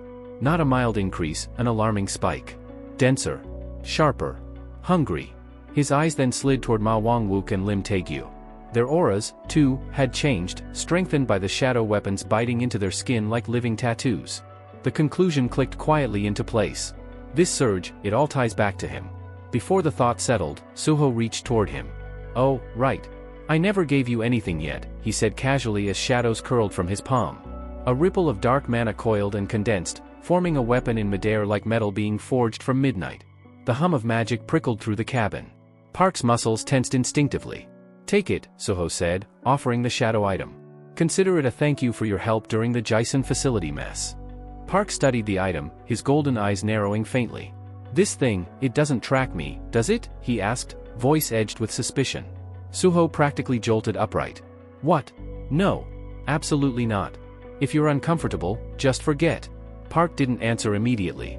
In his mind echoed another voice, Arsha's. Get close to him. Earn his trust. Then tear it away when the time comes.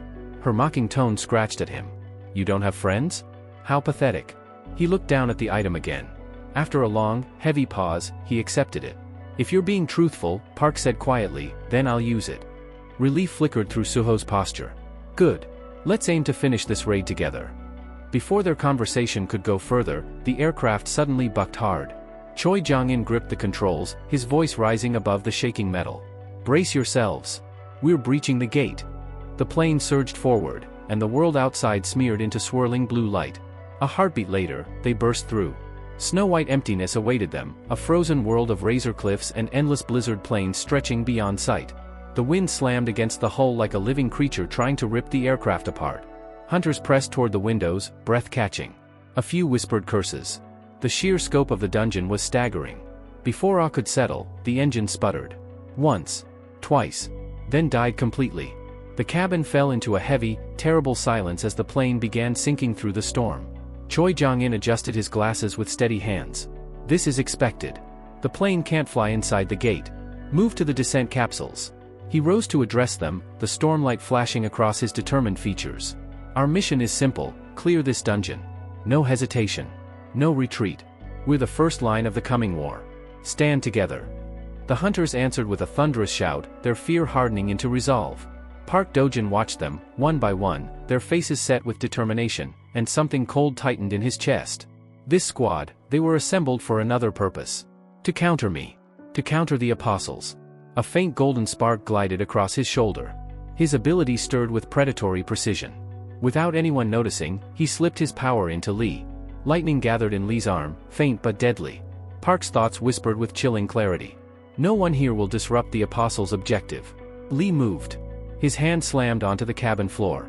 A burst of golden electricity roared through the aircraft, rattling the metal like a bell struck by a hammer. Suho reacted instantly, the twist in mana was unmistakable. His head snapped toward the blast, alarm flashing across his face.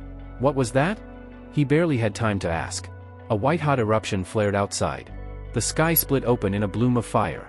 The transport aircraft erupted midair, torn apart as a rolling shockwave hurled burning fragments across the blizzard-ridden heavens. Flames spiraled outward like molten petals, painting streaks of orange across the frozen clouds. Far below, the Scavenger Guild's advance team came to a halt. Their boots crunched into the snow as they stared upward, stunned. Sir! The Korean team's craft, it just blew apart. Thomas Andre tilted his chin toward the explosion. Well, Thomas drawled, that's one dramatic entrance. A subordinate approached cautiously. Should we help? Thomas cut him a sharp look. What are you planning to do? Build tombstones? He snorted. S-rank hunters don't die from something that simple. With that, he dismissed the fireball overhead as if it were nothing more than a sparkler at a festival. His focus shifted toward the massive glacier rising in the distance, where monstrous silhouettes lurked between the peaks. Enough gawking. Move. We start the raid. His guild scrambled after him, their footsteps swallowed by the storm. Suho regained consciousness face down in the snow. The world was a haze of spinning white and drifting black smoke. Icy wind bit through his clothes as he blinked up at the falling debris scattered across the tundra like a shattered constellation. For a moment, he simply lay there, stunned, breath frosting the air. What just happened? He pushed himself upright, shaking loose the frost clinging to his body. The remnants of the airship lay strewn across the landscape, broken wings, twisted steel ribs, and flames struggling against the blizzard before being smothered entirely. Everyone had been scattered by the blast. Thrown in all directions. But when Suho checked his gear, the shadow item strapped to him pulsed steadily. If his item survived, the others should have as well. That meant they were alive. That was enough. He straightened and slammed his hand into the snow. Darkness poured outward like ink through water. The ground trembled as shadows wriggled free of their shallow graves. One by one, soldiers rose, silent, towering, their forms flickering with black flame as they surrounded him with unwavering loyalty. Regrouping crossed his mind. He discarded the idea immediately. The scavenger guild had already gone ahead. Every minute he wasted meant the gap widened. Choi Jong-in and the S-rank veterans were more than capable of rallying the survivors without his help. He clenched his hand around greed as cold resolve hardened his eyes. I'll handle the front alone. With a burst of force, he sprinted forward, shadows trailing behind him like a living storm. His footsteps cracked the frozen ground, each stride carrying him faster across the vast, endless tundra. Then, he saw it. A mountain reared up in the distance, jagged and immense, like the frozen spine of some ancient creature. Every instinct in him whispered the same thing. The final boss is there. Suho surged ahead. But the earth erupted beneath him. The ice split open in a violent burst, shards flying like glass shrapnel. He skid backward as a thunderous boom rippled through the tundra. Before the dust settled, hulking figures clawed their way out of the fractured ground. Frost-crusted skin, glowing red eyes, breath steaming like smoke from a forge, ice beasts, massive and hungry. Suho narrowed his eyes. Underground ambushers. Smart. They charged. Greed ignited beside him, a swirling violet inferno. Suho lunged forward, palms slamming into the nearest monster's skull. Boom. Purple destruction tore outward like a detonating comet, vaporizing its head in an explosion of frost and bone. Snow blasted into the air. Suho barely slowed. Adrenaline surged through him, cold and sharp. He shifted his stance, greed humming like a predator eager for its next kill. The real raid begins here. He launched himself into the charging pack. Far beneath the tundra, silence blanketed an ancient ruin entombed in layers of ice.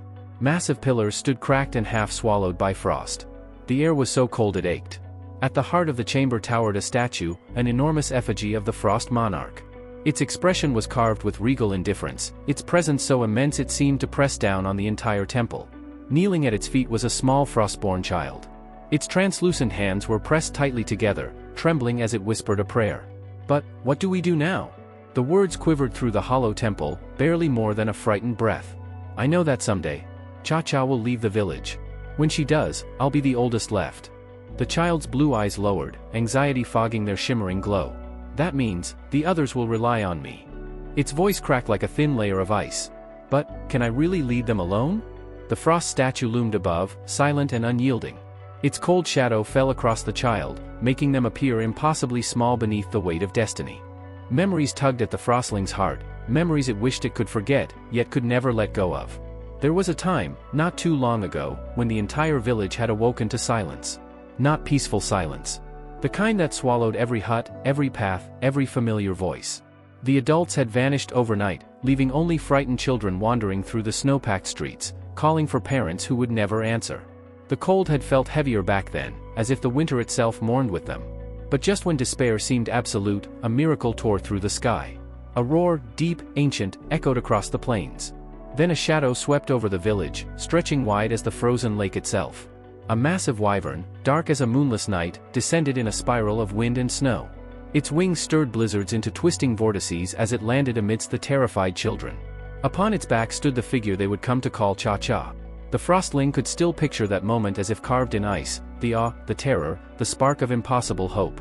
From the day Cha-Cha arrived, everything changed.